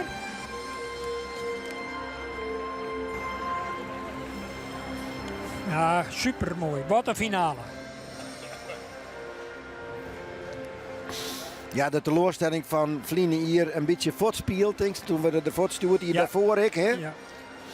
Maar het is hier geweldig gerehabiliteerd in mijn optiek, want hij heeft hier een paar fantastische rondes Van het jurykorps. Gerald Bots presenteert ook de mensen achter de reservekampioen. Vaak draait het net meer om in die finale, maar goed, we weten het net. Nee. En dan moeten we weten wie het algemeen kampioen is geworden.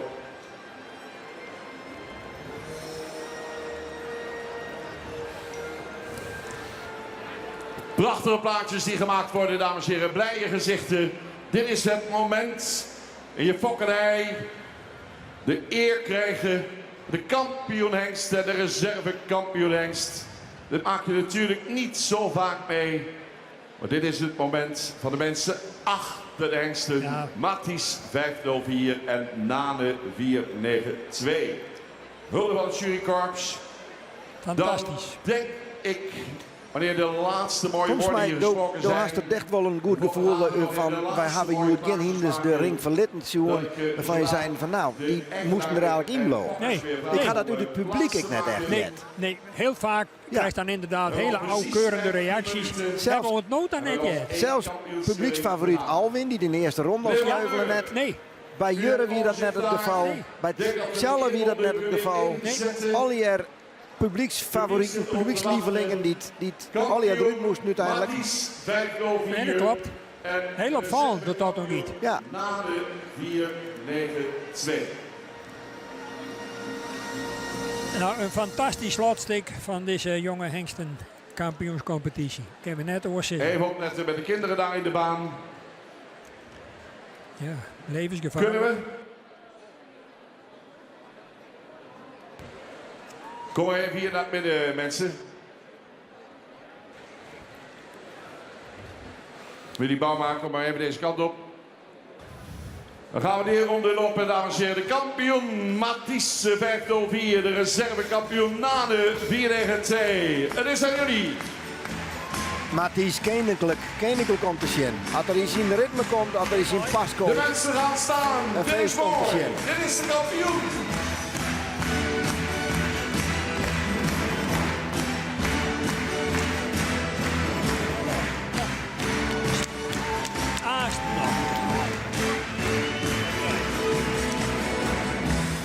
Dank u wel. We gaan naar het algemeen kampioenschap. Ik denk het wel. De apotheose. Het algemeen kampioenschap. En leef eerlijk wijzen, dat stiert toch nog hier op Henk. Ja. Ik zie het nou net op voorhand, die wordt het. Matthijs zou het samen willen kennen. Maar Johannes had het ik fantastisch mooi dingen. Ja. En als Nane nog een keer echt op het been zet zoals jij er partij, is ik nou net helemaal uitsluit. Dan is het wel zo dat er van Matthijs eigenlijk nog bijna bekend is in de fokkerij. En dan het Agen bij Johannes natuurlijk een struitlengte voorsprong. Maar ik weet net in hoeverre al dat een trosslagjouwende rol spelen kan in deze finale. Maar ja, als je nou een naaien gaat willen, wat van de weekend natuurlijk ik wel van, god, dan maak ik verder. Ja. Voor het algemeen kampioenschap. Nog één keer in draf. En Matthijs liet hem verleden hier al goed zien vanzelf. Hij komt net uit de loft vallen. Nee. Gaat nu gebeuren in Idom. Bij mij nog een keer. 4, 7, 8. Dat is honger. Stethoscoop wordt vaak van stal, Henk. Ik zou wel denken, Henk wordt weinig verloren.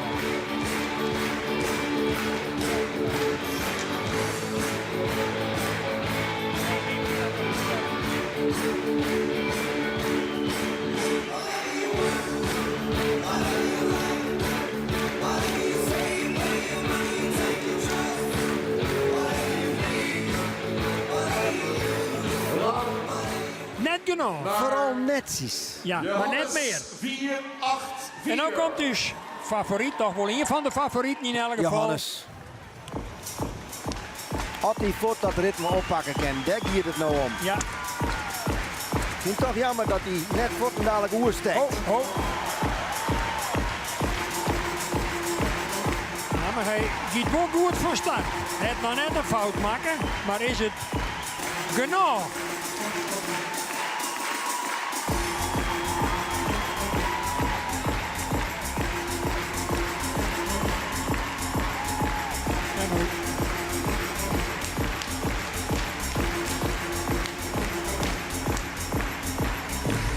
Het zal erom spannen, denk ik.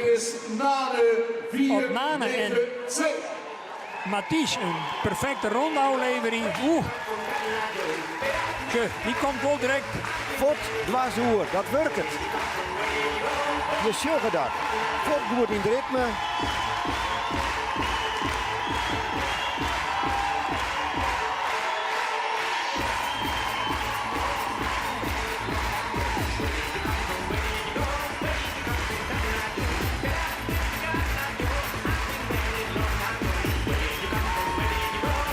Henk, had je nog steeds maar in de finale maak je de steen. Achterhand. 5-0. Koer even oertjoegender, zei eerlijk maar wegwijzen. En dan nog Mathies. Die is de hele tijd toch wel verrast. Tje.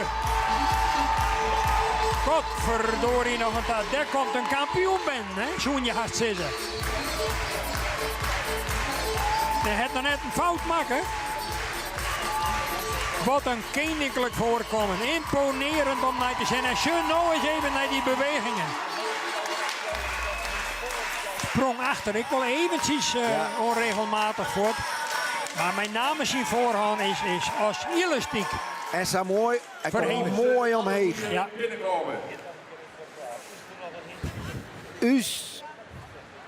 U's grootste kans hebben. Is Mathies. Ik denk dat we het niet eens binnen, Henk. Nou, gelukkig. Johannes, je krijgt dat extra stapje net. Er nog één keer dat spannende muziekje achter. Nou, we hoeven net lang te wachten. We speculeren ik net verder. Nee. We loesteren er gewoon rustig mee. En Betalingsvolgorde opstellen gaan. Vormer 478.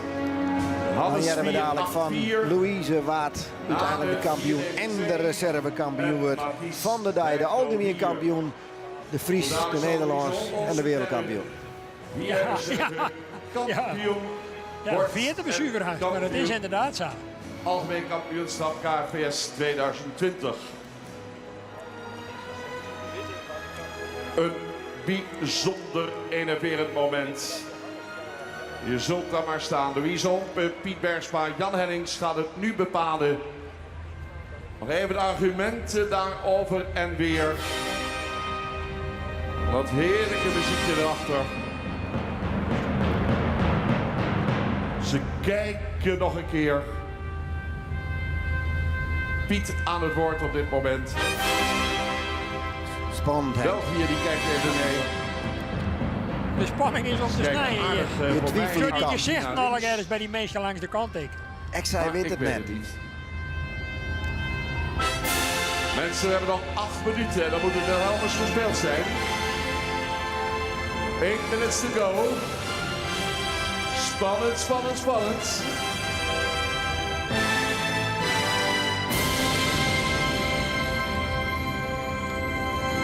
Zal u zeggen, de jury is eruit. Mensen, even stilte. Sst.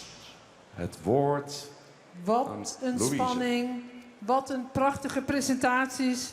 En wat moeten die hengsten veel presteren op zo'n middag. Alsmaar weer. En dan tot op het laatst is het spannend. Voor ons is algemeen kampioen van de hengstenkeuring 2020, Matthijs. Dankjewel, Matthijs. Het is de paal. Je zeggen het toch hoor, Bob. En Joch van Manen uit zijn dak hier. En de fokker, Stan Derksen, die hing het bij Van Maan naar mijn nek. En die liet ze staan. Fantastisch. Hoor. Grandioos. En reserve. Het paard wat heel constant het meest actieve achterbeen heeft laten zien. En daarbij ook een spectaculair voorbeen. Nane, reservekampioen. Nane, reservekampioen. Een mooi resultaat denk ik voor Nane. En Matthijs, ja, toch, Matthijs, een geweldige kampioen. Een kampioen die de hele dag toch bijzondere dingen zien had. En Johannes en Vonger Meijer de ring uit. Ja, we krijgen nou dadelijk de prijsuitdrukking, het Wilhelmus. Ja, geweldig mooi om Hier bij Het te kwam wijzen. je toch wel een beetje op die laatste. Ja. Het kwam wel op die laatste ronde aan. We zullen even zien dat Geert van Toen, verslaghouder Geert van Toen, of hij een van de gebroeders van Maan voor de microfoon krijgen en of dat we eerst naar de prijsuitreiking gaan. Hulde van het jurykorps. Wat was het spannend, mensen? Ik zag Tren, ik zag blijde mensen bij de reservekampioen. Ik zag Ben die er op het hinder Tilburg. Ja.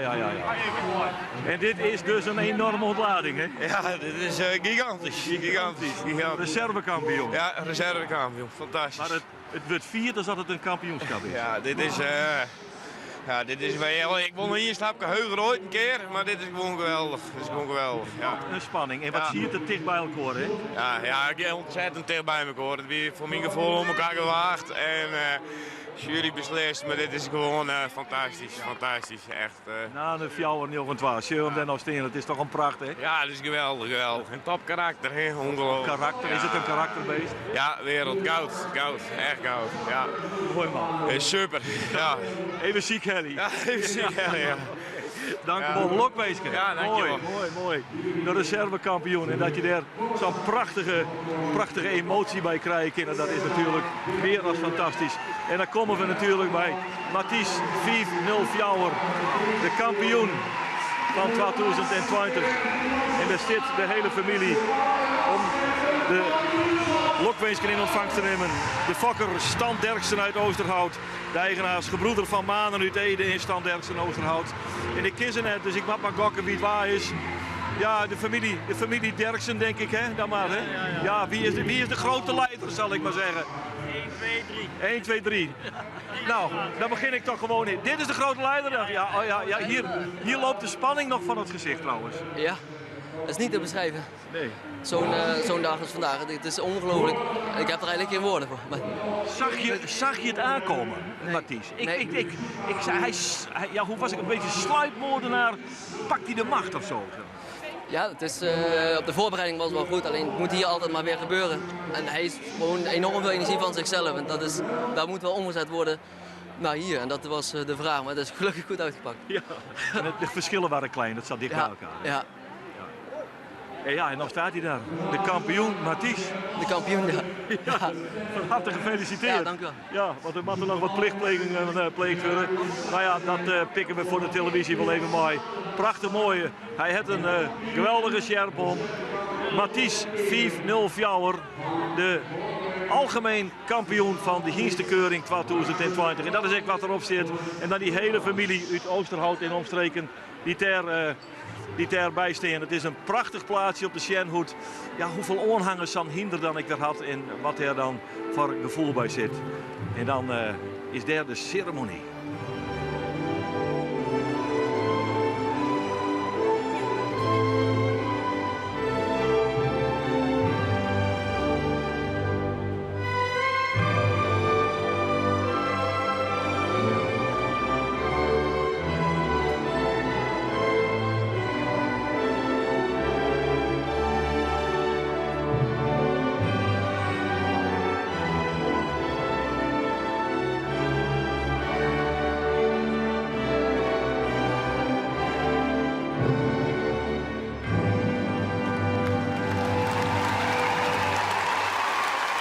Kampioen Mathies 5-0-4.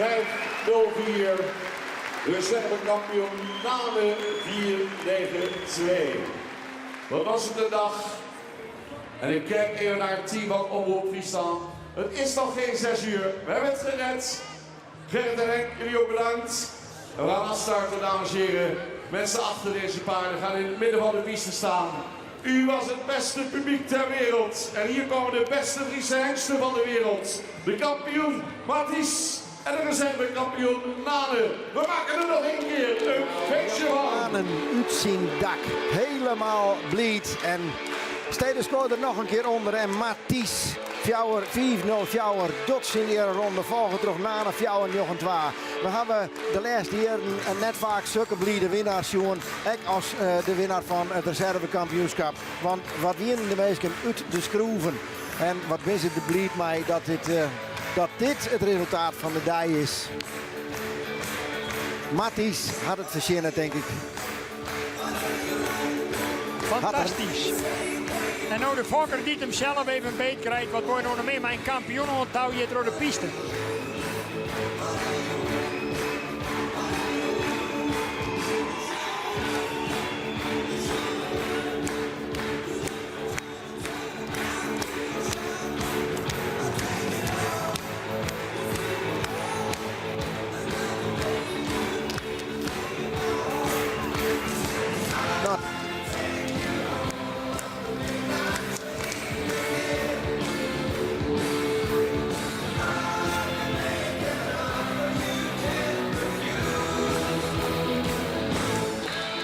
De laatste eerronde voor de kampioen en de reservekampioen. Mensen, maar nu gaan we ze nog 1 keer toejuichen. Jan van Manen. Hij rent aan de rechterkant met zijn sweepen en zijn jerms te zwaaien. Wat binnen daar bliet. De gebroeders uit Ede met hun prachtige stal daar. En hetzelfde geldt vanzelf voor de eigenaars van Nane Fjouwer 2, Fjouwer Jochen 2. En daarmee gaan ze hun laatste rondje rond en gaan ze beide de ring uit. En zit dit kampioenschap erop. En dat betekent dat wij aan het eind komen van een lange dag, van een hele grote hinders, maar een hele grote shows die we zien hebben. En ik denk uiteindelijk, Henk Dijkstra, mijn co-commentator hier, een prachtige apotheose, maar een hele mooie kampioen en een mooie reservekampioen. Ik denk dat het publiek hem erin vinden kan. Wij kennen dus direct in Fine en dat betekent dat we er een eind aan deze dag meidje. Henk, tieren dank voor die co-commentaar. Je dank aan de hele technische ploeg achter de schermen die dit al hier mogelijk maken. Wij houden er Joert mee op en we hopen je hem tak om hier weer aan het taststel te treffen. Want dan.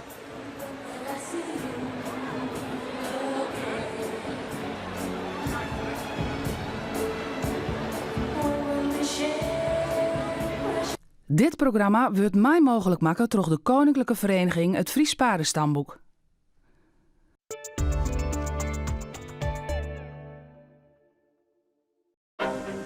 Rust, ruimte, even los van de stress van het vasteland. De rijkdom van de Wadden, een UNESCO-werelderfgoed, nodigt uit om beleefd te worden. De wind door je haren, zout op je huid, lekker wegdromen bij een zonsondergang. Jouw Waddenavontuur begint aan boord van een van onze veilige en moderne schepen naar Ameland en Schiermonnikoog. Stap een andere wereld in en reis met ons mee. Soms maak je van die keuzes waar je later spijt van hebt. Dus ik naar Hans, want daar mag je altijd terugkomen op je